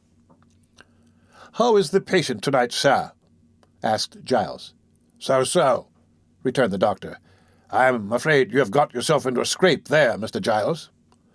"I hope you don't mean to say, sir," said Mr. Giles, trembling, "that he's going to die. If I thought it, I should never be happy again. I wouldn't cut a boy off, no, not even Brittles here, not for all the plate in the county, sir." "That's not the point," said the doctor, mysteriously. "Mr. Giles, are you a Protestant?" "Oh, yes, sir, I hope so," faltered Mr. Giles, who had turned very pale. "And what are you, boy?" said the doctor, turning sharply upon Brittles. "Lord bless me, sir," replied Brittles, starting violently. "I'm the same as Mr. Giles, sir." "Then tell me this," said the doctor. "Both of you, are you going to take upon yourselves to swear that that boy upstairs is the boy that was put through the little window last night? Out with it. Come, we are prepared for you." The doctor, who was universally considered one of the best-tempered creatures on earth, made this demand in such a dreadful tone of anger that Giles and Brittles, who were considerably muddled by ale and excitement, stared at each other in a state of stupefaction. "Pay attention to the reply, constable, will you?" said the doctor, shaking his forefinger with great solemnity of manner, and tapping the bridge of his nose with it to bespeak the exercise of that worthy's utmost acuteness. "Something may come of this before long." The constable looked as wise as he could, and took up his staff of office, which had been reclining indolently in the chimney corner. "It's a simple question of identity, you will observe," said the doctor. "That's what it is, sir," replied the constable, coughing with great violence, for he had finished his ale in a hurry, and some of it had gone the wrong way. "Here's the house broken into," said the doctor, "and a couple of men catch one moment's glimpse of a boy in the midst of gunpowder smoke, and in all the distraction of alarm and darkness, here a boy comes to that very same house next morning, and because he happens to have his arm tied up, these men lay violent hands upon him, by doing which they place his life in great danger, and swear he is the thief. Now the question is, whether these men are justified by the fact. If not, in what situation do they place themselves?" The constable nodded profoundly. He said, if that wasn't law, he would be glad to know what was. "I ask you again," thundered the doctor, "are you on your solemn oaths able to identify that boy?" Brittles looked doubtfully at Mr. Giles. Mr. Giles looked doubtfully at Brittles. The constable put his hand behind his ear to catch the reply. The two women and the tinker leaned forward to listen. The doctor glanced keenly round when a ring was heard at the gate, and at the same moment the sound of wheels. "It's the runners!" cried Brittles, to all appearance much relieved. "The what?" exclaimed the doctor, aghast in his turn. "The Bow Street officers, sir," replied Brittles, taking up a candle. "Me and Mr. Giles sent for 'em this morning." "What?" cried the doctor. "Yes," replied Brittles. "I sent a message up by the coachman, and I only wonder they weren't here before, sir." "You did you? Then confound your slow coaches down here, that's all," said the doctor, walking away. The end of Chapter 30 of Oliver Twist. Read by Rick Kishner for Lit2Go on the web at fcit.usf.edu.